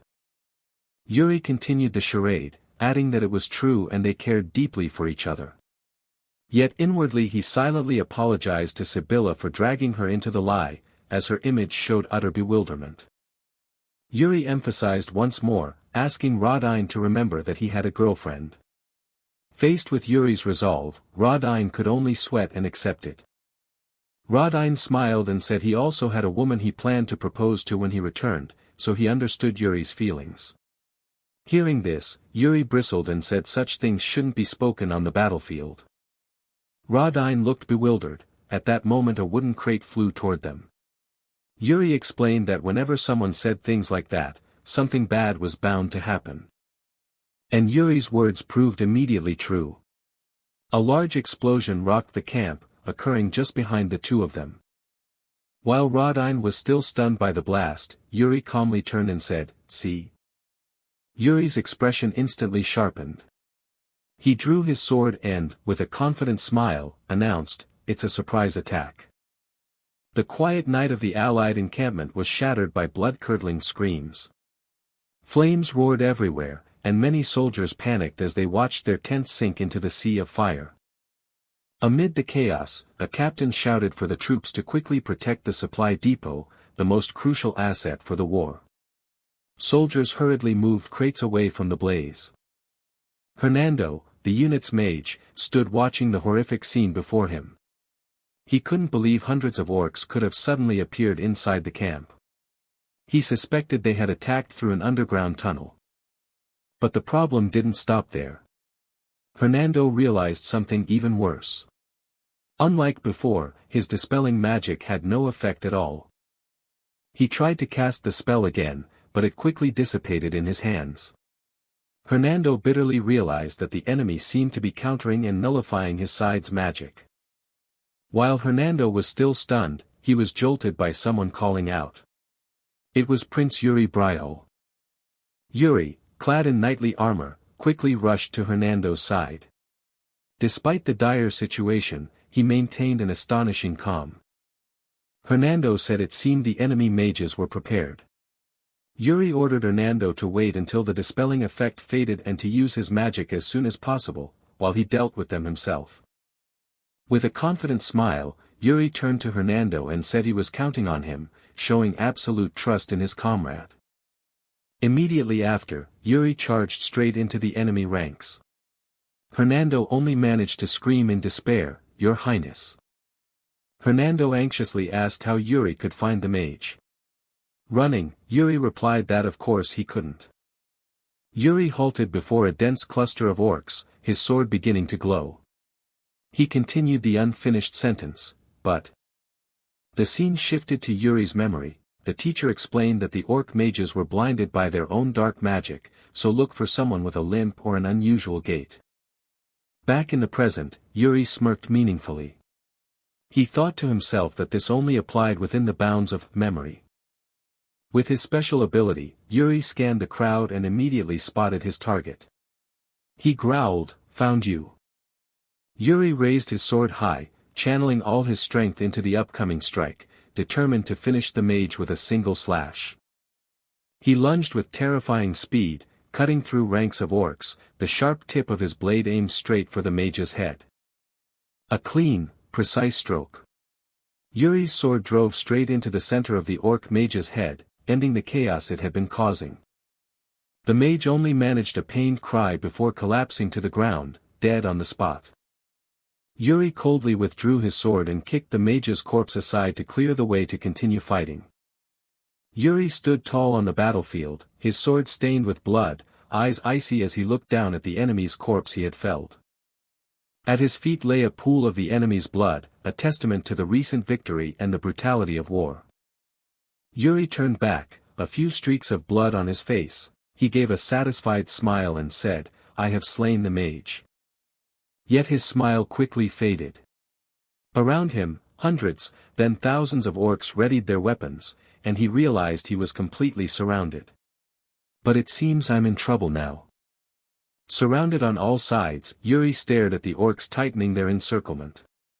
Their bloodshot eyes revealed a frenzied thirst for blood. But even in this desperate situation, Yuri remained cool. He smirked, "Or at least that's what you think." At that moment, a voice shouted, "Hernando." Instantly, a gigantic fireball was launched by Hernando. The orc mage's death had broken the magical suppression. A powerful blaze swept across the battlefield, incinerating scores of orcs and creating a precious opening for Yuri. Yuri didn't miss the chance, his eyes flashed with determination as he stared into the sea of flames. He plunged through the wall of fire, using the enemy's chaos to counterattack. A single powerful slash of his took down several more orcs. The flames from Hernando's magic still burned fiercely, temporarily splitting the orc ranks and giving Yuri the advantage. Yuri stood amid the inferno, turned to the panicked orcs and taunted, "How about that, you orcs?" He slung his blood-soaked sword over his shoulder and sneered arrogantly, "Now do you still have the advantage?"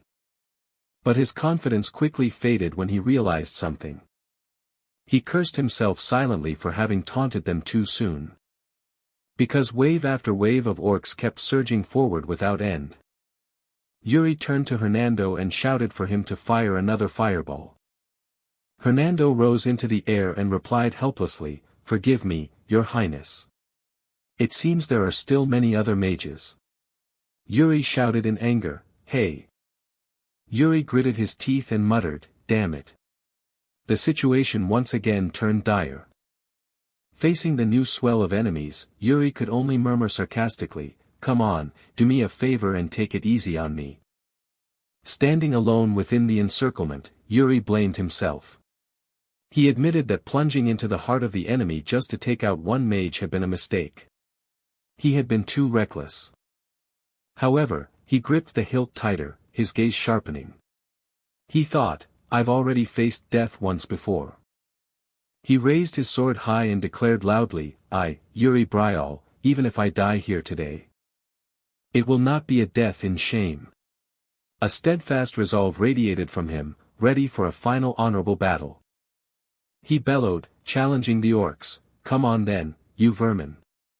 But at that moment, a deep warm voice rang from behind, "I like your determination."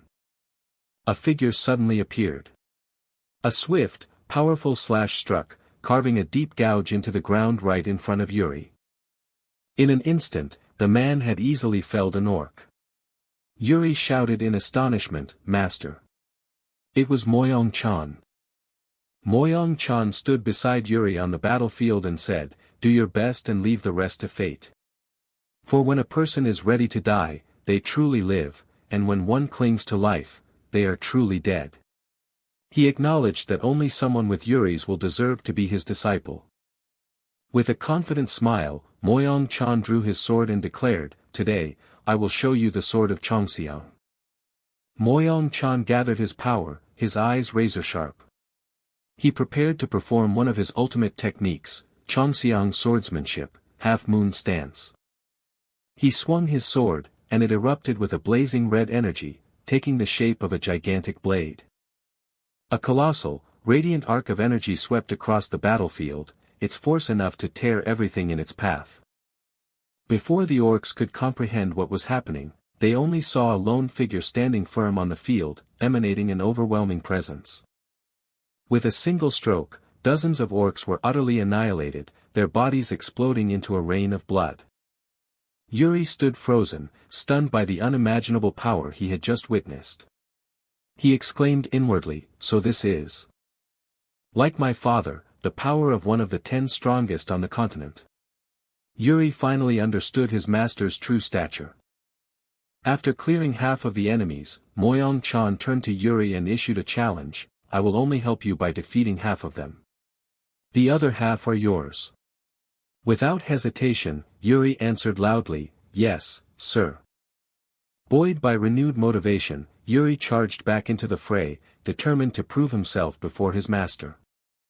Moyong-chan stood with his arms crossed, a faint smile playing on his lips.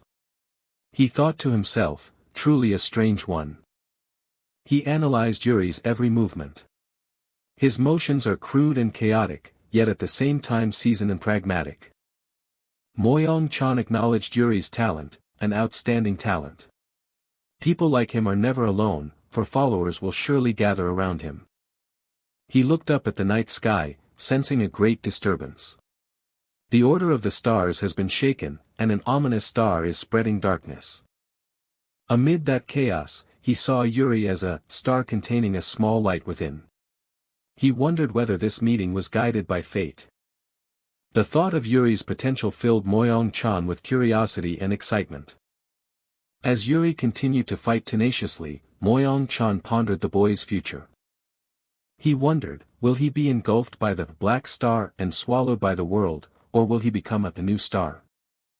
With expectant eyes, Moyong-chan decided to stay and witness Yuri's journey. Let's see. The battle between the Allied forces and the orc horde was still raging fiercely.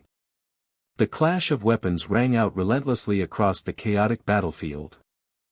A massive explosion occurred, its blast powerful enough to fling nearby orcs aside. A knight stood firm amid the smoke and dust, showing their resilience. The ground trembled violently from a tremendous physical impact, signaling that a powerful strike had just been delivered. From beneath the earth, orcs with blood-red, savage eyes crawled up, growling angrily as they charged into the fray.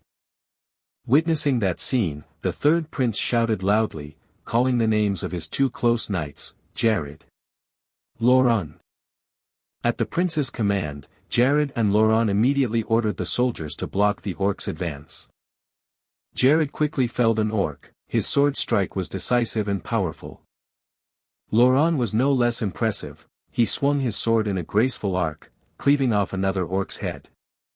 Jared reported to the third prince that there were many tunnels underground and the orcs were moving very fast. The prince fell silent, he had noticed something unusual. Yuri observed that with such a large number of orcs moving together, there was certainly something sinister at work. He placed his hand on the ground, feeling the vibrations and deduced that besides the orc mage, there was something else down there. Seeing the third prince kneel, Jared called anxiously, "Your Highness."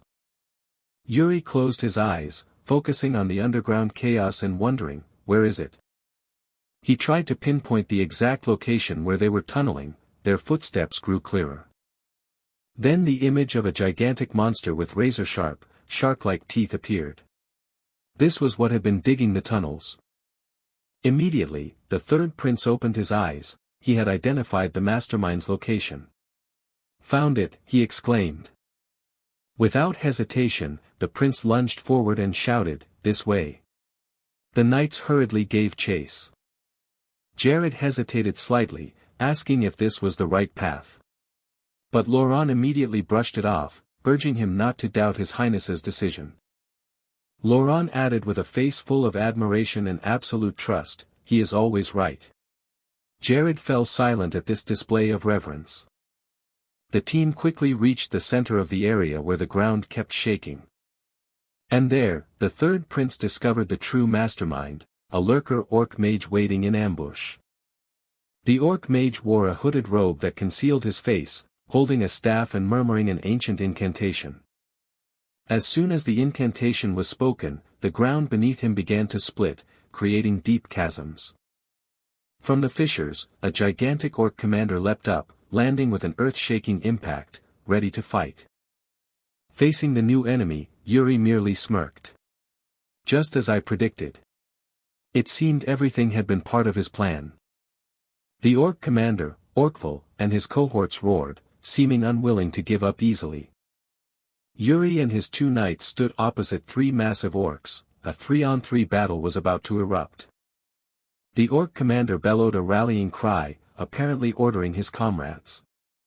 Jared leaned toward the prince's ear, saying that the largest orc seemed to have chosen him as an opponent. The prince's expression grew slightly annoyed, indeed, a nuisance.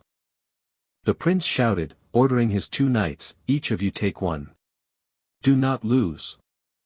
Jared and Loran immediately obeyed, replying firmly, "Yes, sir." Meanwhile, the prince had identified his own target.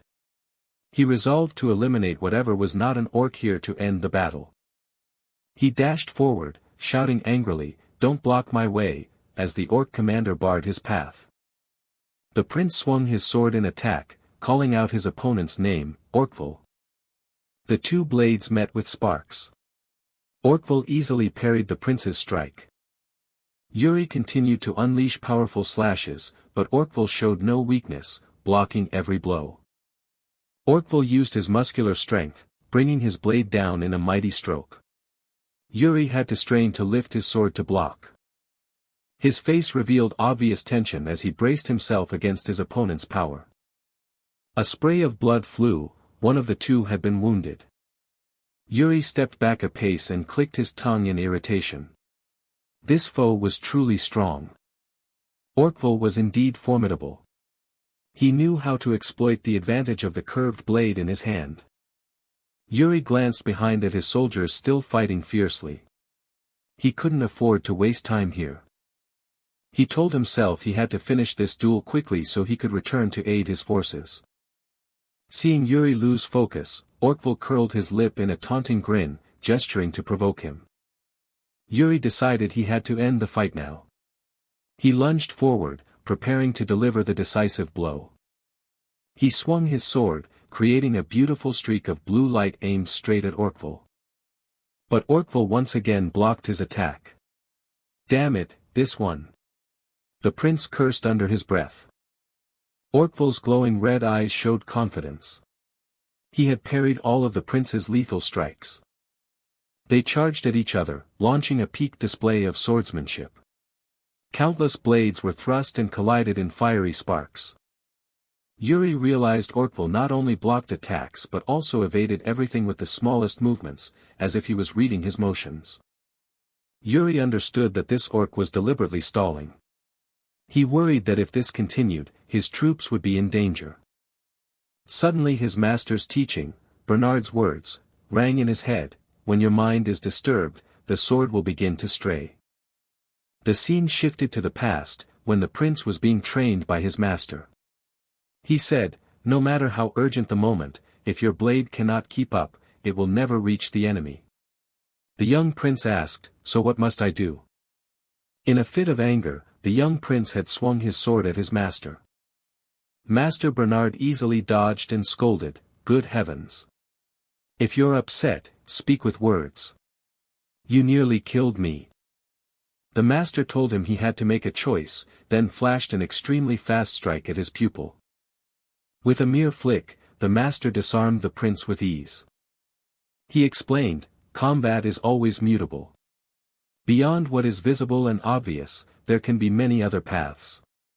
Therefore, Your Highness, you must remember the reason you fight on this battlefield."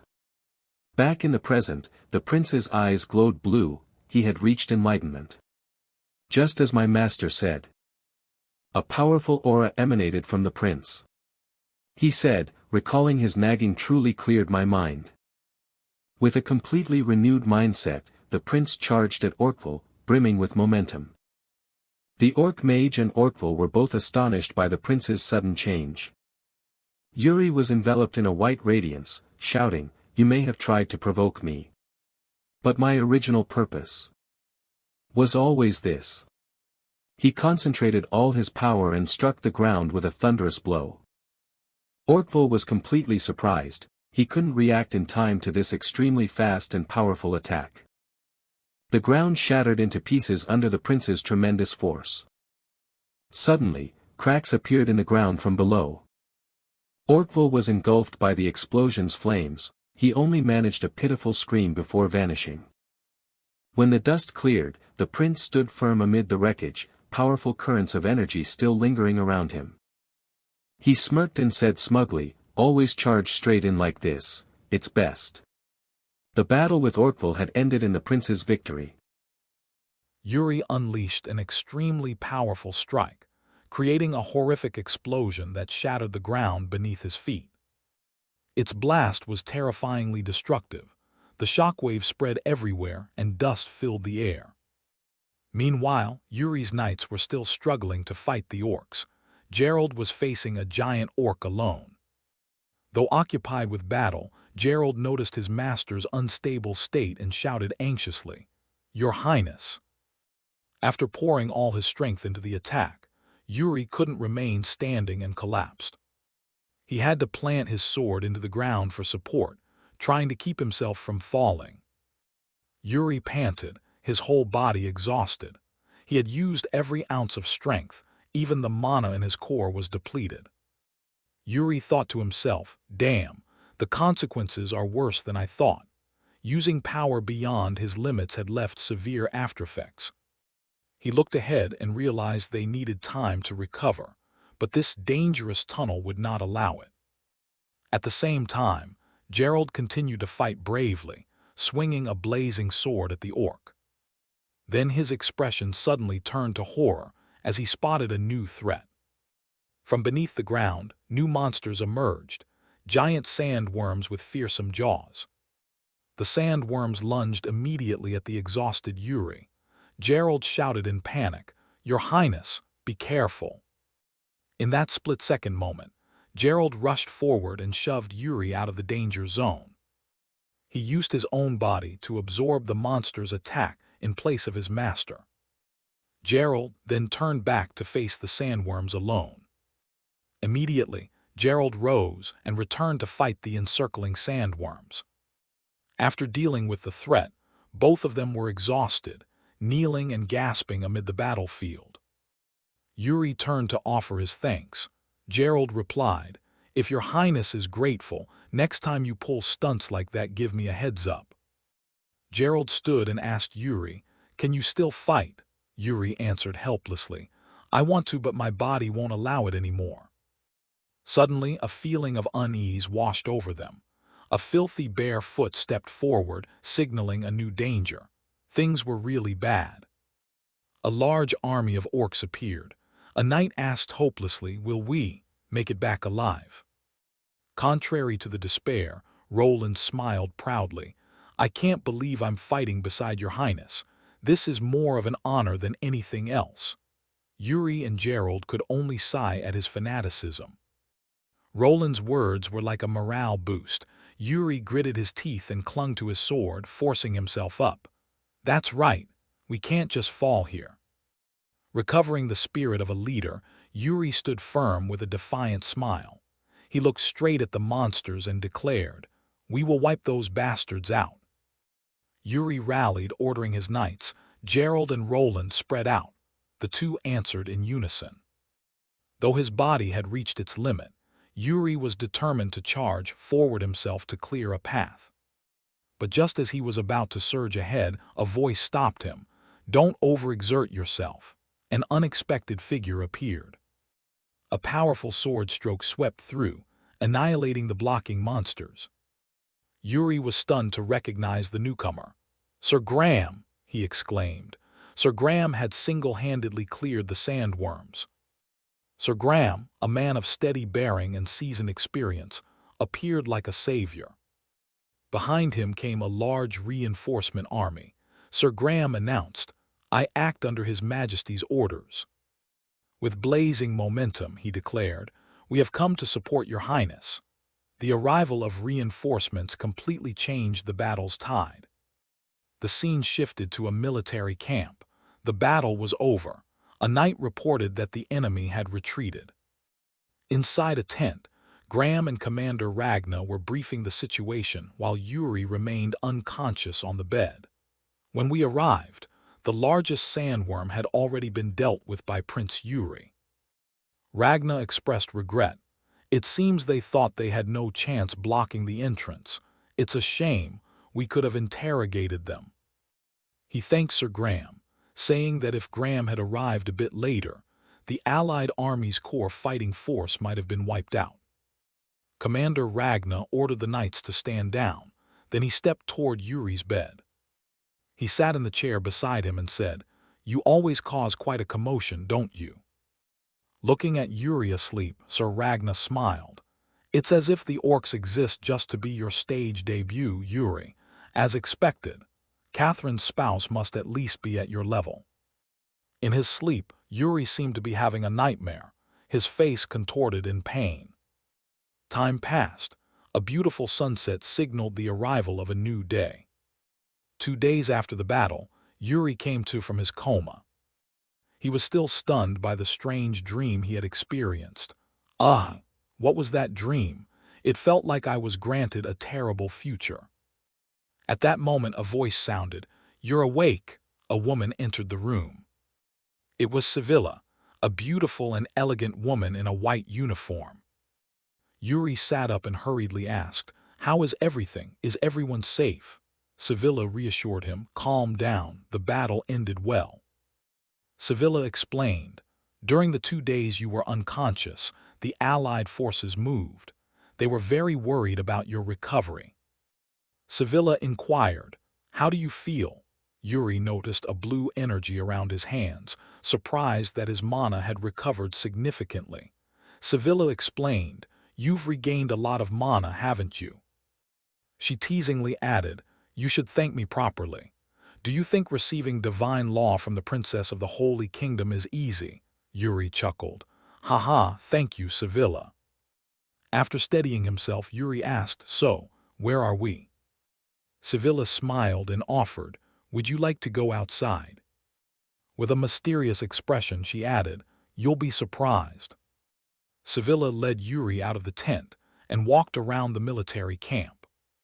When he saw the scene before him, Yuri was astonished. He stood silent before the magnificent sight. Sevilla turned to ask, do you have anything to say? Before them lay a gigantic fortress bathed in sunset. It was Orkua Fortress, the final destination of the Allied army. Yuri exclaimed, so we've finally arrived. Sevilla confirmed, yes. Suddenly Sevilla said, Yuri, I need to thank you. Yuri was surprised, not understanding her meaning. Sevilla explained that without him, getting here would have been very difficult, and even if they had reached it, many people would have died along the way. She looked at him sincerely. Yuri, we're lucky to have you on our side. Thank you. Hearing Sevilla's words, an idea suddenly occurred to Yuri. He took her hand and said, if you're grateful, could you do me a favor? Sevilla, surprised, asked back, a favor? Yuri looked straight into Sevilla's eyes, a little embarrassed. Sevilla, if you don't mind. He summoned his courage and squeezed her hand tighter. Then he made an outrageous request. Could you pretend to be my girlfriend? Sevilla froze at Yuri's words. Sevilla blushed and angrily retorted, what do you mean? Yuri scratched his head and explained, I think I'm about to receive a proposal and I want to avoid it at all costs. Yuri added, maybe this is good for you too. Your brother plans to marry you off as soon as you return, right? After a moment's thought, Sevilla agreed, all right. Yuri's face lit up with joy, really. But his joy was short-lived as Sevilla interrupted, however. Sevilla flashed a mischievous smile and said a condition. I have one condition. Yuri asked in surprise, a condition? Sevilla nodded smugly. This stakes my honor, I can't do it for free. She tilted her head and suggested quietly, the tidiest option would be a wish slip, how about that? Hearing that, he hesitated. A wish slip is a bit, which annoyed Sevilla. What, are you afraid I'll ask for something strange? She turned away a little disappointed. If you don't like it, fine, go ask someone else. At that, Yuri grew even more flustered. He helplessly ruffled his hair. Seeing this, Sevilla curiously asked on, who is this engagement with that you're trying so hard to avoid? Yuri answered briefly in despair, the Empire's princess. Her body went stiff. Huh. Sevilla frowned in confusion. Wait, why? That's someone you should be thanking heaven for. Yuri crossed his arms irritably. I'm a prince too, what am I thanking them for? She snapped immediately. What are you saying? Her state's status is above Brial's. Sevilla emphasized with a frown. More importantly, the princess's beauty and virtue, she lacks nothing. You should bow and be grateful, even that wouldn't be enough. At those words, Yuri's face instantly went pale. He bitterly pressed his lips together. Knowing explanations wouldn't help, he turned away in resignation. Anyway, I don't like her. From what I see, her personality is all fake. Yuri glanced at Sevilla hesitantly. Sevilla, about that wish slip you mentioned, he thought to himself, put that aside for now. I need another plan. At that moment, a loud call rang out. Yuri, you're awake. It left him completely frozen. From afar, His Highness Ragna approached beaming and said, I was just about to report your achievements to the court. He exclaimed with satisfaction, I thought you'd be bedridden longer but recovered so quickly. Truly an extraordinary young man. Hearing this, Yuri maintained a calm demeanor and replied, "Thank you, Your Highness." His Highness Ragna suddenly put a hand on his shoulder and whispered, "By the way, Yuri, my granddaughter heard about you. She's been especially interested in you." The news hit Yuri like a bolt from the blue. His face darkened. He kept patting Yuri's shoulder with a delighted look. What wonderful news! Yuri, out of options, looked to Sibylla for help. In despair, he clenched his teeth and thought, "Wish, slip, or anything. Do whatever you want. Help me now." Sibylla, but in response to that glance, Sibylla smiled calmly. She stepped forward and offered politely, "Your Highness, Prince Yuri has only just woken." Sibylla smoothly added, "Please consider letting him rest a little longer." His Highness Ragna frowned irritably and asked, "The Princess of the Holy Nation, what's her name?" She lowered her voice to introduce herself, "Sibylla Arsene, Your Highness." He asked curiously, "Oh, she's quite interested in Yuri, isn't she? Seems close." Sibylla took the chance to loop her arm through Yuri's and insisted, "It's more than just that." Then she leaned on his shoulder and feigned affection. "We're courting and have feelings for each other." The scene immediately turned His Highness Ragna to stone. He stood frozen for a long moment. Ragna, livid, demanded, "Really, Yuri?" Yuri could only force a smile in response. "Yes, that's right." Hearing that, His Highness Ragna boiled with anger. He clicked his tongue in annoyance. Ragna turned away annoyed. "Fine, a fitting pair," which left the couple stunned. "You just clicked your tongue," one of them said. He continued in a stern voice, "Anyway, let's put this aside for now. As you both know, we are about to begin the decisive battle with Okua. After continuous battles and a long campaign, we will advance once we've rested sufficiently." At this order, Sibylla and Yuri nodded without hesitation. His Highness Ragna added that because this is the decisive battle, we must prepare ourselves as thoroughly as possible. He warned anxiously that likewise the orcs will try to probe our weaknesses using new tactics. At that, Ragna suddenly cleared his throat. "However, the Brial Empire and the Holy Nation, the great powers of the continent, are gathered here. Could we possibly lose to the orcs?" He pointed toward the distant horizon with expectation and declared passionately, "From this moment we will wipe out those disgusting, unknown creatures to the roots, then clasp our hands tightly in an instant." His Highness Ragna then spoke loudly and solemnly, "And our names will resound across the continent." Yuri suddenly recalled his original purpose for joining the alliance, determined to change the defeat of his previous life. He had marched to Okua's throat without ever being defeated. Thinking of this, he closed his eyes for a moment as a flood of memories rushed back. 5 relentless years since reverting to age 13, Yuri trained his body and skills tirelessly and reclaimed the ancestors' legacy.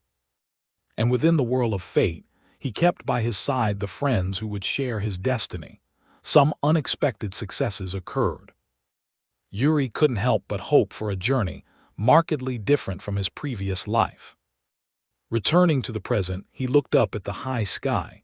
Now he had reached a level comparable to the continent's great powers. Yuri thought with satisfaction, "At last, I have confronted the mastermind who destroyed Brial." Yuri's gaze grew resolute. A fire began to stir in his will. Yuri affirmed with determination, "My goal is singular, to prevent Brial's destruction. This time I will surely protect it."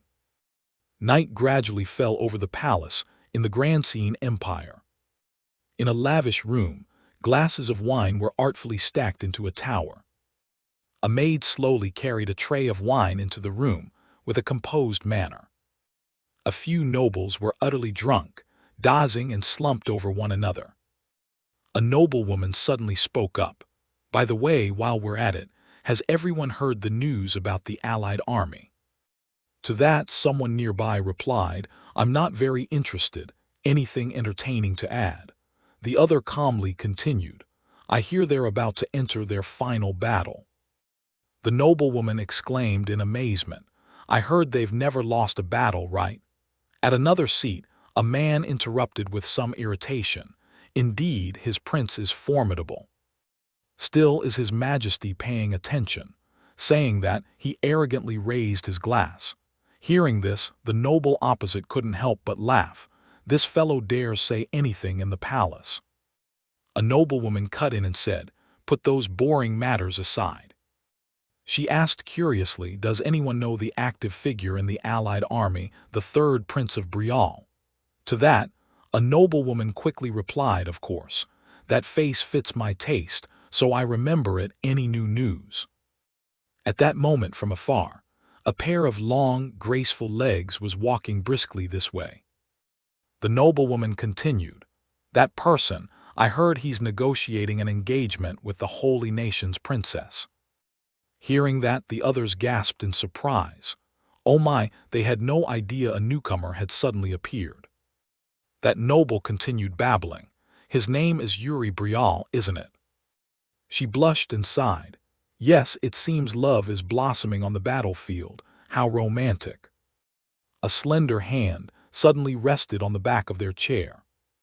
A familiar voice immediately rang out afterwards. "What interesting gossip are you all sharing?" Causing all the nobles to turn pale with fear. They instantly bowed, each of them stammering and unable to speak. The atmosphere in the room became suffocating in an instant. The tense group spoke in unison. "We pay homage to Her Royal Highness the Princess." Catherine seemed displeased. She covered her mouth with a sly smile.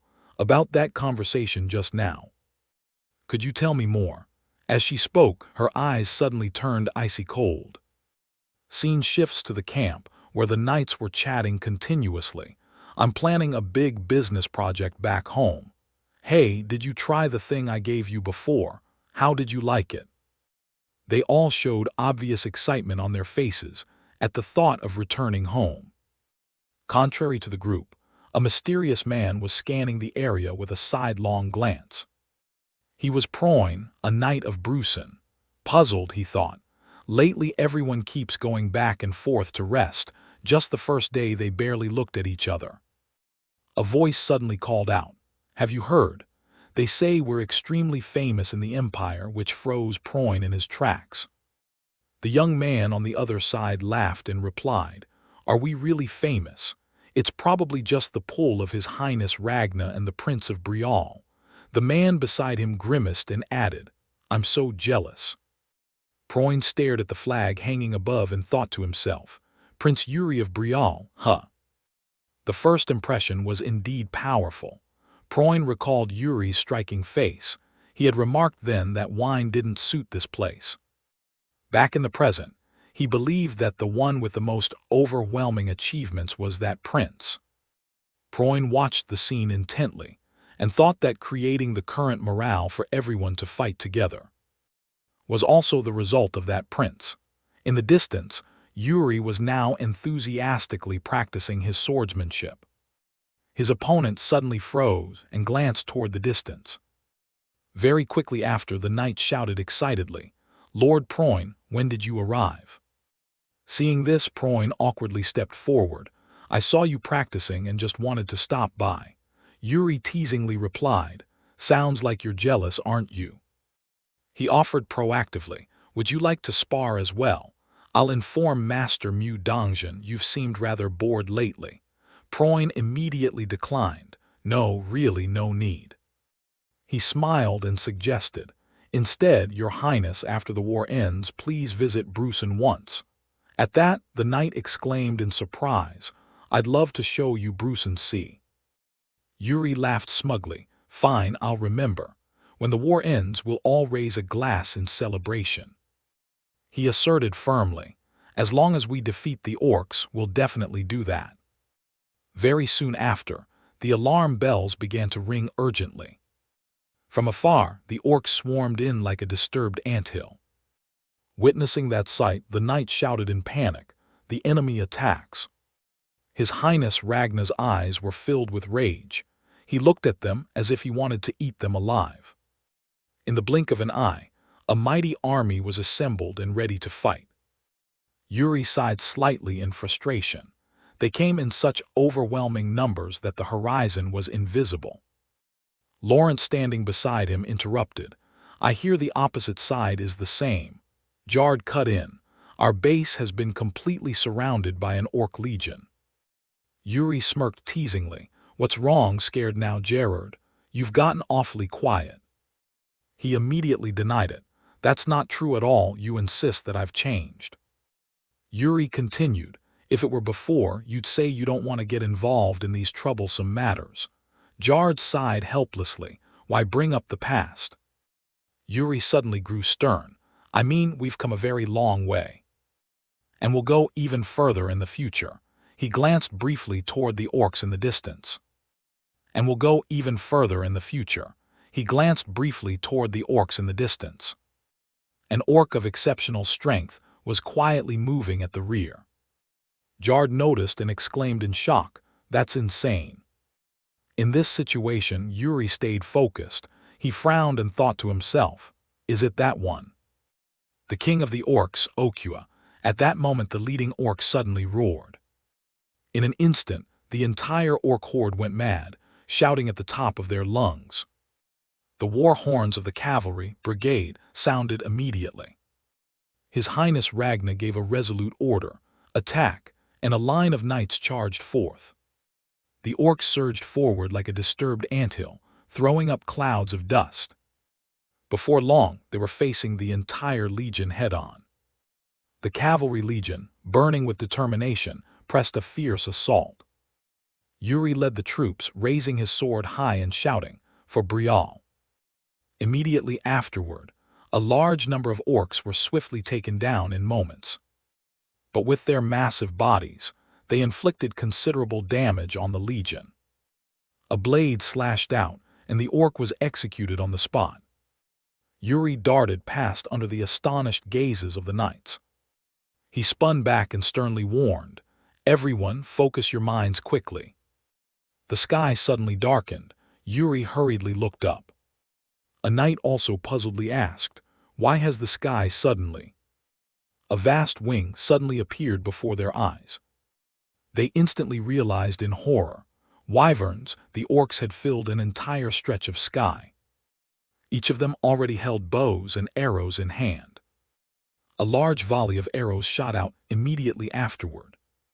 Yuri, somewhat excited, wondered, "Are they going to play it like this?" He cleared his throat at once, though it would consume quite a lot of mana. With that, a great amount of power gathered around the small blade in Yuri's hand. Without hesitation, he launched them straight into the high sky. Once more Yuri tightened his grip on the sword and resolutely gathered strength. In a flash the blade shot forth, tearing space apart. Yuri shouted, "But we must crush their morale first." An unlucky orc took a fatal blow and screamed in agonizing torment. Seizing the moment, Yuri sprang up onto the horse's back. At this height, he didn't hesitate and leapt into the air, aiming straight for the badly wounded orc. Yuri immediately grabbed the reins of the unlucky orc. In an instant, he easily felled the creature. Yuri quickly subdued the wyvern, while the orc was flung to the ground. He angrily demanded, "Now you want to cause chaos in the skis, all of you here." Yuri's eyes suddenly burned with killing intent, and a vast power rapidly gathered around his body. Yuri declared triumphantly, "I'll drive all of you head first into the ground."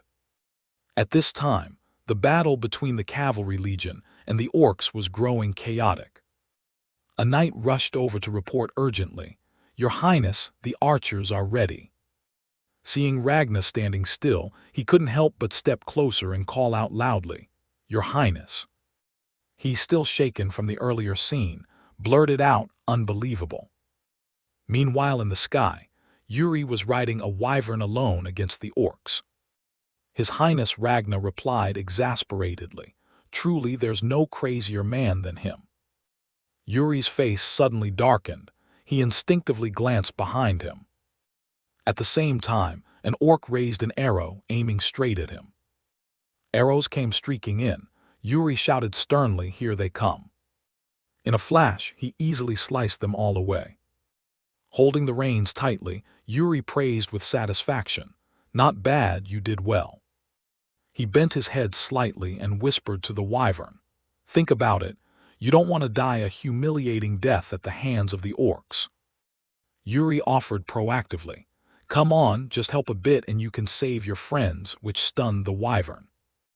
It immediately roared. Seeing that, he laughed excitedly. Such a fierce reaction means it likely listens. "All right then.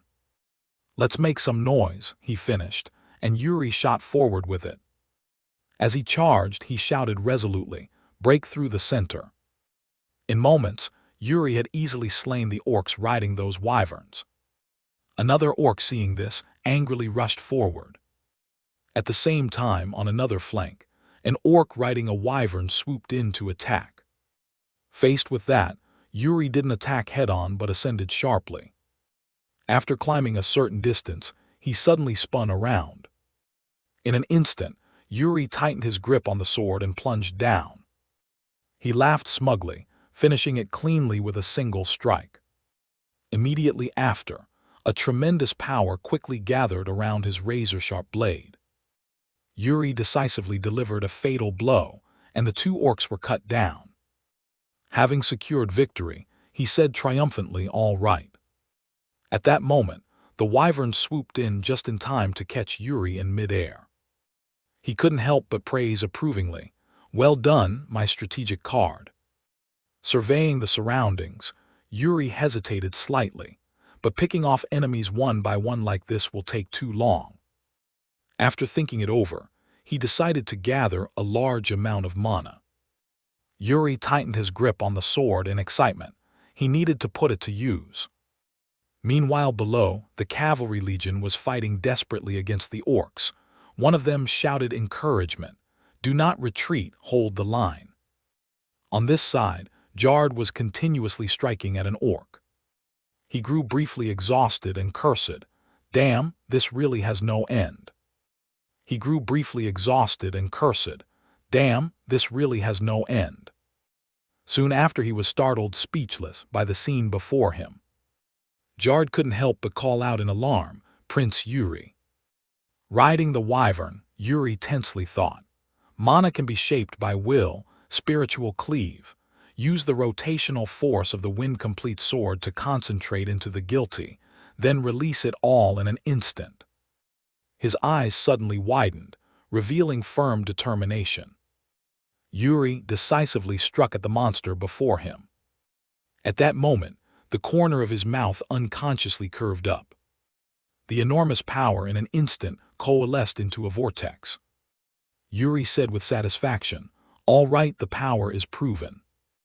Now expand the range and see." Saying that, he continued the attack. In moments, 3 consecutive vortices appeared, and Yuri easily defeated the monsters. Below, the knights realized in amazement, "Is that the third Prince of Brial from the rumors?" One of them couldn't help exclaiming, "That's personal might, but that level rivals an entire army." He asked incredulously at the top of his voice, "Is this truly the nation of Brial's knights?" Seeing Yuri land, Jard grumbled somewhat irritably, "Your techniques are too flashy." Hearing that, Yuri snapped back annoyed, "Already complaining as soon as I get down." Yuri asked expectantly, "Well, cool, right? I'll name it the spinning vortex sword, my numbing talent." Jard was left speechless and replied, "Yes, terrible." Then he asked sternly, "More importantly, Jard, how are the ground forces doing?" Jard answered honestly, "Thanks to the prince, there's been no damage from the air, but that's all, sir." He added that the fight among the main units was fierce. If any position is pushed back, the defensive line will break. Hearing this, Yuri quickly understood that he had to go support them. After saying that, he looked puzzled and turned to ask the man standing nearby, "And you are?" The man replied somewhat tensely, "A knight of Joheim, Baron Pibin Kant Muchen, greetings to the third Prince of Brial." Yuri kindly patted Pibin's shoulder. "All right, Kant, you are a strong ally, ask for help anytime." The man cheerfully replied, "Thank you, Prince." With that, Yuri turned away coldly. Then let's push back these orcs. Yuri looked to Jard with a smile and asked, Jard, not tired already, are you? He immediately denied it, of course not. He then said sternly, the more we swing our swords, the more lives we'll save, hold the front line to the death. Jard did not hesitate and answered resolutely, yes. And so the battle continued without pause. Yuri's gaze suddenly turned icy and cutting. He charged without hesitation straight at the ferocious monsters. Sadly, countless knights fell, but at the same time many orcs also perished. Shouts and the clash of metal rang everywhere, so numerous that one could vaguely tell the battle was drawing to a close. The scene before them had become strangely desolate. The sun was setting and silence paid for lives. After the fight, perhaps thousands had perished. Then at that moment, a giant orc suddenly let out a roar. A shrill sound immediately echoed, toppling the cavalry legion, my ears. Yuri could not escape its effect either. He panted, wondering aloud, finally showing itself. At last Okua had moved. He appeared ferociously amid the pack of orcs. Yuri thought tensely, if Okua intervenes and we have Master Moyang-chan backing him, both sides will fall into a war of attrition, but somehow. While he was still mulling it over, a cunning face suddenly appeared. Yuri was momentarily frightened pale and unconsciously clenched his teeth. Immediately after, the lead orc's loud shout rang out once more. Yuri thought in despair, damn it, those things were already finished. Without hesitation he shouted orders, Bryle, prepare to fight. The orcs were about to go berserk. Very quickly they seemed to lose their minds and lunged forward. Before the cavalry could steady themselves, a giant orc suddenly charged in. A collision of terrifying force followed immediately. Yuri appeared in time to save a life. Burning with resolve, he shouted, do not fall back. Receiving the signal, Jard reported at once, Your Highness, look over there. He noticed something odd in the distance and called out, Okua is trying to retreat. Hearing that, Yuri clenched his teeth in fury. He decisively launched an attack to push back the monster before him. Yuri fought fiercely, firmly insisting, no, Okua must not escape. He stubbornly shouted to chase him, even though he was surrounded by orcs. In a moment of carelessness, Yuri was unlucky and took a blow from an orc. This caused him to fall far behind the lead orc. That night in the camp, a sudden loud cheer rose up, victory is ours. A few knights proudly told one another, Okua fled, what else could this be but a great victory? One man suggested proactively, the enemy has withdrawn, I think we should rest a bit. He sighed for a moment, Okua must also be heavily wounded, let's use this time to recover. The man beside him quickly agreed, I concur, the forced march hasn't been short, accumulated fatigue will sap our combat strength so. But before they could finish, Yuri angrily cut in, what nonsense are you talking about? He asked sternly, have you forgotten where we are? We're deep in enemy territory. We don't know what Okua might do, and you want to rest here. Yuri surmised that Okua was controlling the orcs. He was definitely hiding something. Yuri surmised that Okua was controlling the orcs. He was definitely hiding something. At this, the man immediately spoke up. In this battle, I dispatched mages to monitor Okua's camp. His Highness Ragna suddenly spoke sternly. They report an ominous oral presence rising from his camp. Thinking it over, he decisively ordered, there is no reason to prolong this. At dawn tomorrow we will march. Ensure everything is perfect.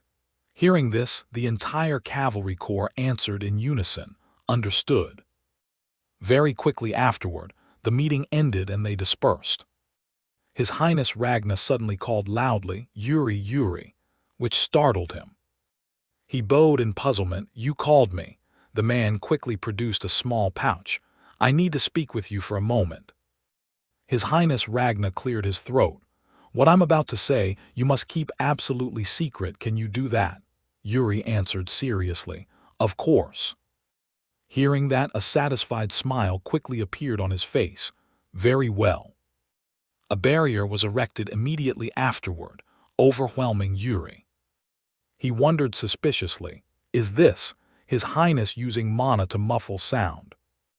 At that point, His Highness Ragna said mournfully, I hesitated to tell you because you are not of the Empire, but here, you are the only one I can trust.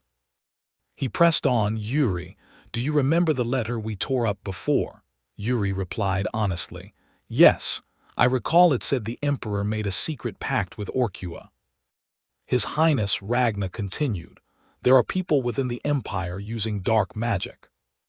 He frowned and added, and today we saw what Orkua did with that dark magic.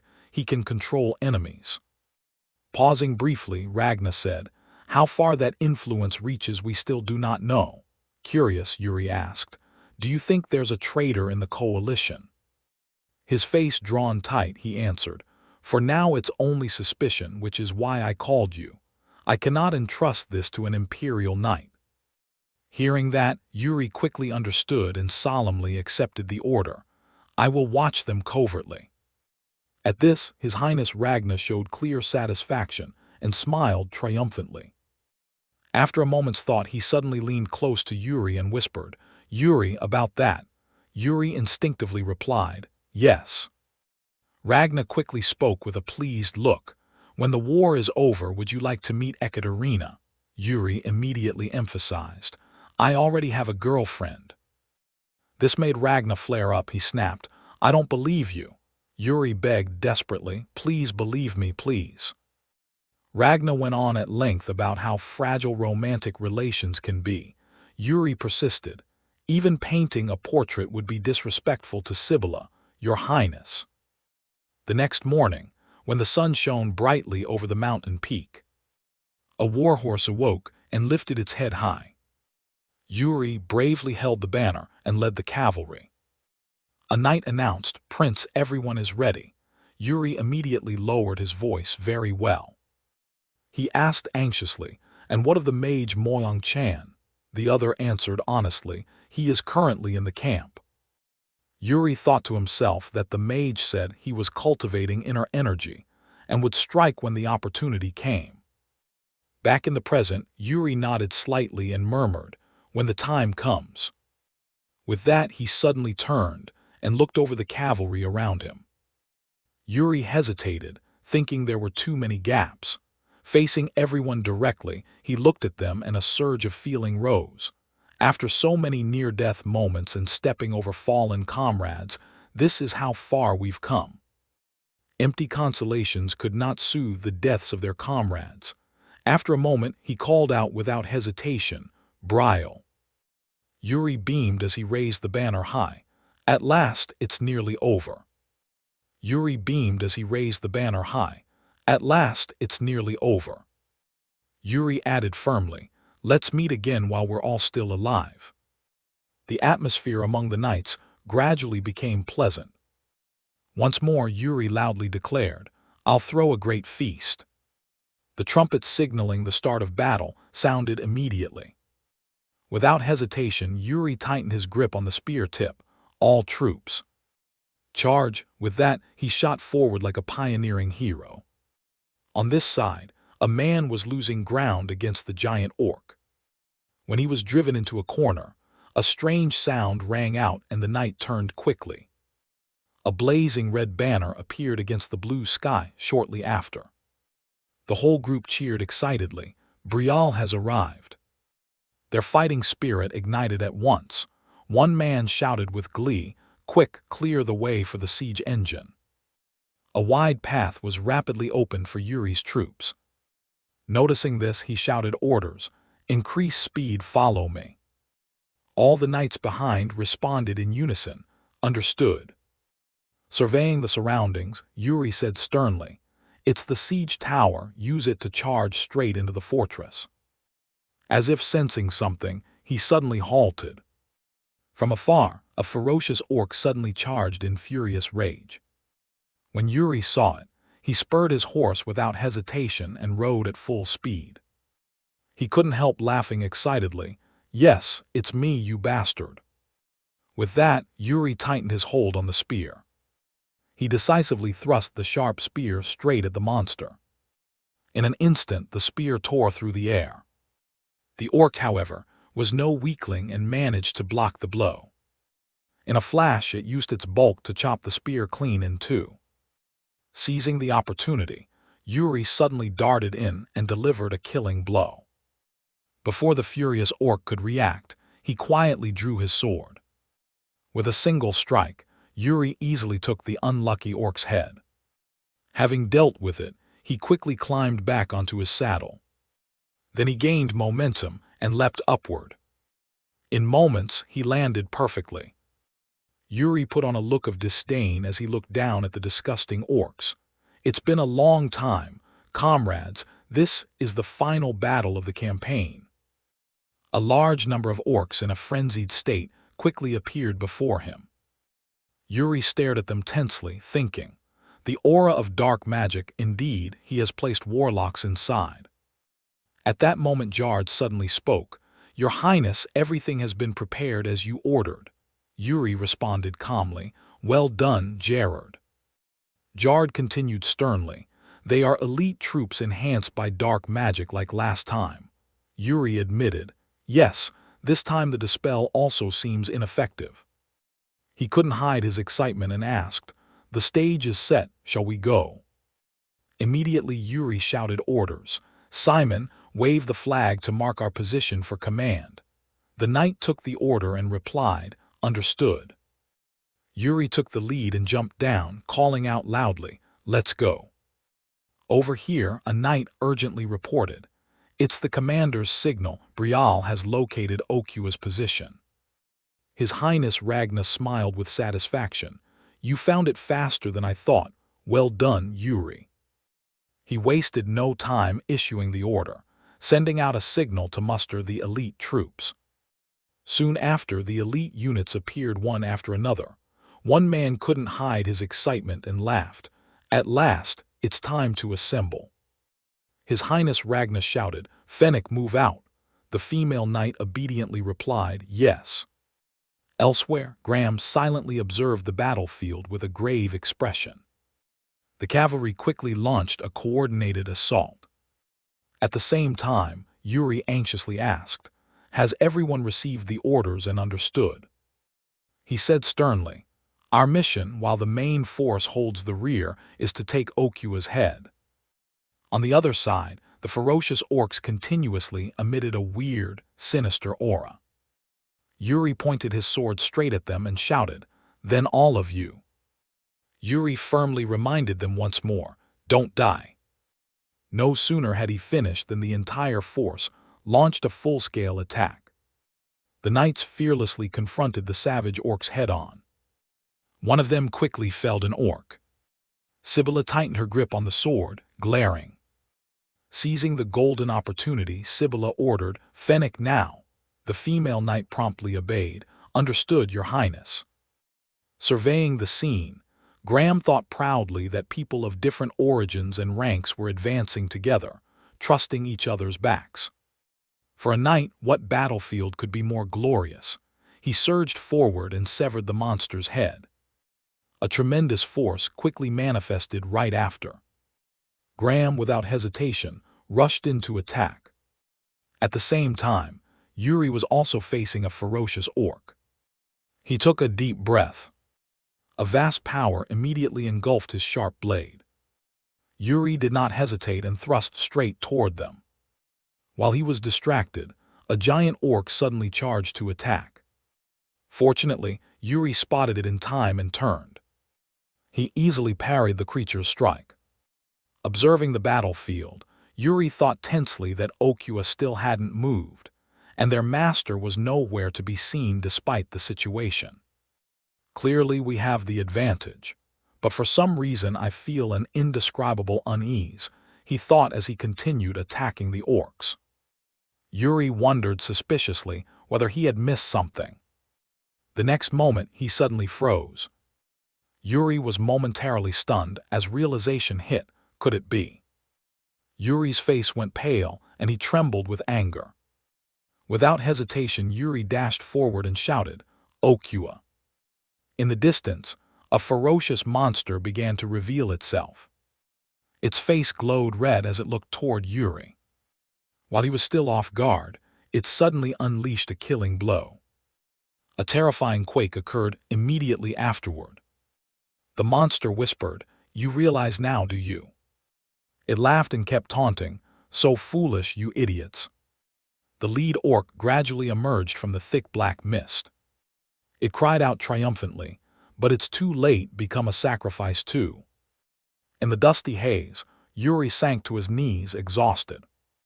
Orcua's cackling laughter echoed around. At that moment he realized inwardly, "Now I understand why Master Mu Dongtan couldn't arrive immediately." At that moment he realized inwardly, "Now I understand why Master Mu Dongtan couldn't arrive immediately." Meanwhile the creature lunged at Yuri, without giving him a chance to rest. He quickly prepared to counterattack. The ground shook and cracked when the two collided. As expected, Yuri was again knocked back. He told himself silently that in this state, he wouldn't hold out long. Yuri's mind was in turmoil. Facing a beast like that, he didn't know how much longer he could endure. Still, he reminded himself that with the target clear, he couldn't retreat merely to save his life. In the end, Yuri decided to risk everything. Orcua whispered in his ear, "That strange sword sees through our essence." Yuri challenged, "Fine, prepare yourself, I won't stand still and take it." At the same time, he noticed things reaching out from behind being drawn into Orcua. Those things were being pulled deep into his head.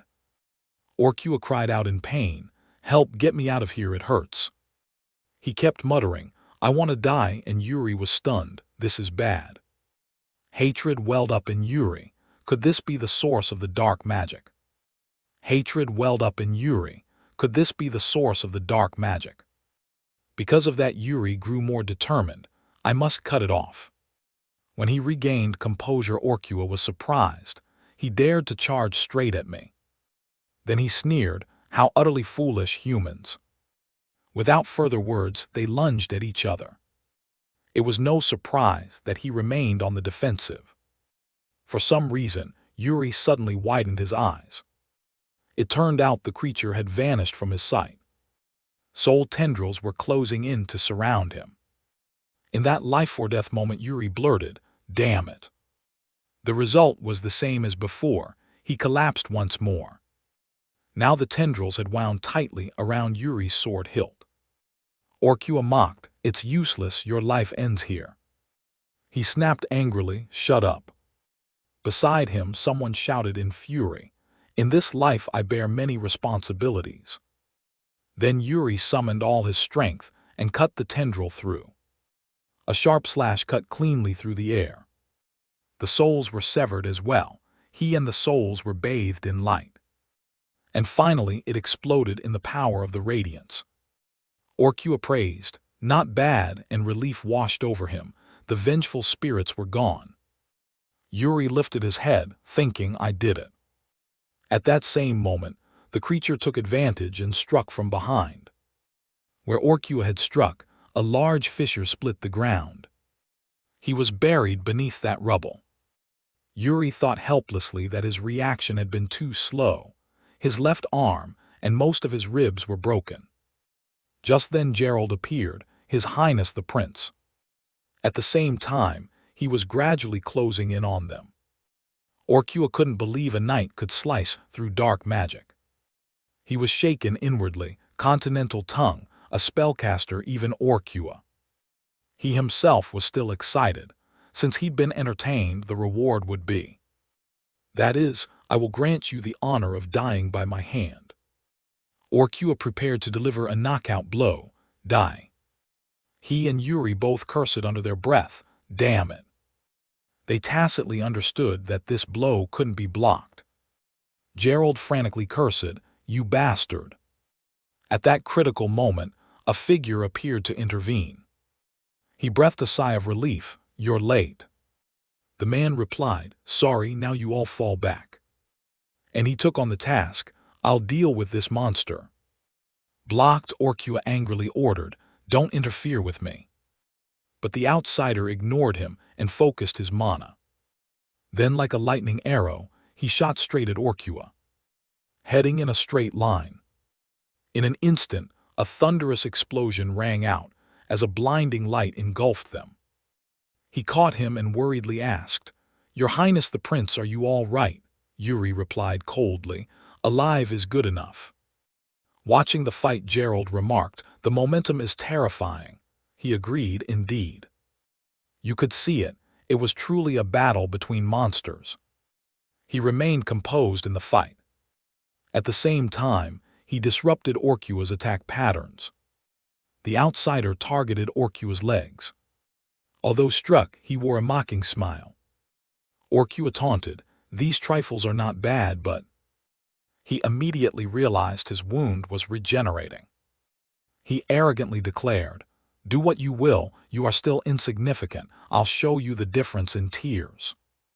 The outsider leveled his sword at the enemy and said, "You damned monster." Hearing that, he loudly told the man, "Lord Okua, I sense a great power from him. I'll support you." Then Okua began to ponder. The man glanced around the situation for a moment.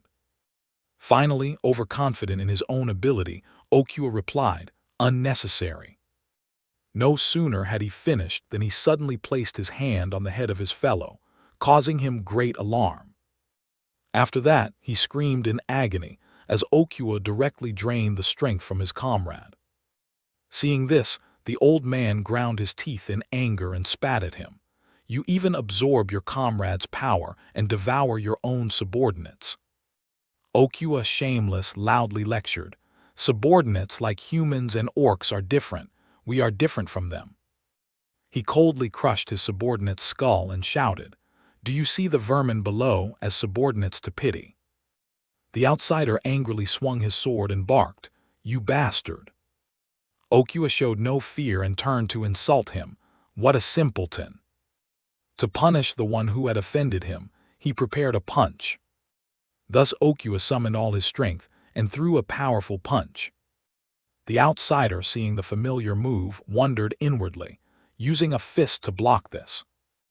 This punch was completely different from before, for it carried double the force. A second later, a loud explosion sent rocks flying through the air. Still unsatisfied, Okua roared in fury. He followed with another punch that made the ground begin to tremble. Okua intended to utterly destroy the outsider and readied another blow. As the next punch was unleashed, another massive blast echoed to the heavens. Now he arrogantly sneered, "The weak being devoured by the strong is natural." Seeing blood on the ground, Okua said, "You cannot defeat me." No sooner had he finished than he leapt powerfully into the air. Okua clenched his hands together and drew his legs in, preparing a decisive strike. He aimed directly at the man below and launched the attack. Minutes later, Okua struck while cursing at his opponent, "Die and become nourishment for me." But he was disappointed when the outsider still spoke. "You talk a lot, sound like a child learning to speak, babbling too much, hardly matching that massive frame of yours." As Okua glared in anger, the man taunted, "You say the weak must be eaten by the strong. Let me ask you this time."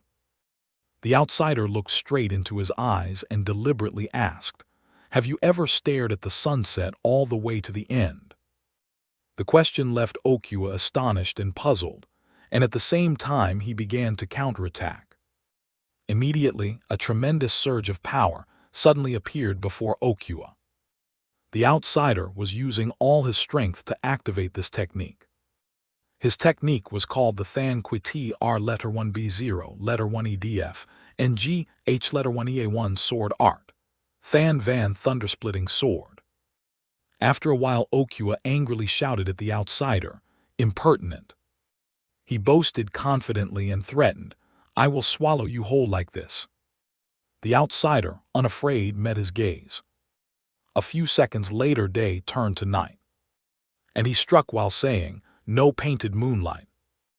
The outsider attacked very quickly and accurately, but Okua was still quicker and safely retreated. Taken by surprise, he angrily cursed, "You bastard!" Refusing to yield, the outsider continued to swing his sword. He struck continuously at Okua and succeeded in wounding him. This time Okua was badly wounded. He couldn't bear it and spat blood. In a flash, exhausted, he collapsed to the ground. After fighting for a while, the outsider grew tired and stood panting. He looked at his opponent lying still and thought to himself that, indeed, this thing had put enormous strain on the body. With a battered body, the outsider propped himself on his knees and murmured inwardly, "But in any case." Thinking this, he drove a blade into Okua's face and told himself he had eliminated the filth ravaging the western lands. While he was thinking, the outsider suddenly heard a noise and turned to look. He saw soldiers fighting the remaining troops and said, "The leftover forces will be handled by the disciples and the others." The outsider went to the edge of the pit and muttered to himself, "I have to clean this up." Seeing human legs and arms in the pit horrified him. "Damn it, though expected, I didn't think they'd cause something this terrible. How many have died?" A moment later, the outsider tensed when he heard Okua's voice behind him. "What you see before you is not everything." By reflex, he turned and slashed at his opponent, who replied, "It's beyond what your body can imagine." The outsider frowned and grit his teeth at Okua, who babbled on, "Deeper, much deeper." He stared at Okua, puzzled. This bastard, even with his head pierced, still. Moreover, he revealed his secret to the outsider. "I have accumulated and filled it over a long time." He swung his sword again. Okua stepped back quickly and said, "Out of hunger they eat each other like insects. Haven't I said so?" He bent forward, looked the outsider straight in the eye and sneered, "You are nothing but ordinary creatures." Done, Okua brought his gigantic hand toward him. By coincidence, Yuri witnessed the scene. He turned and shouted in shock, "This can't be happening."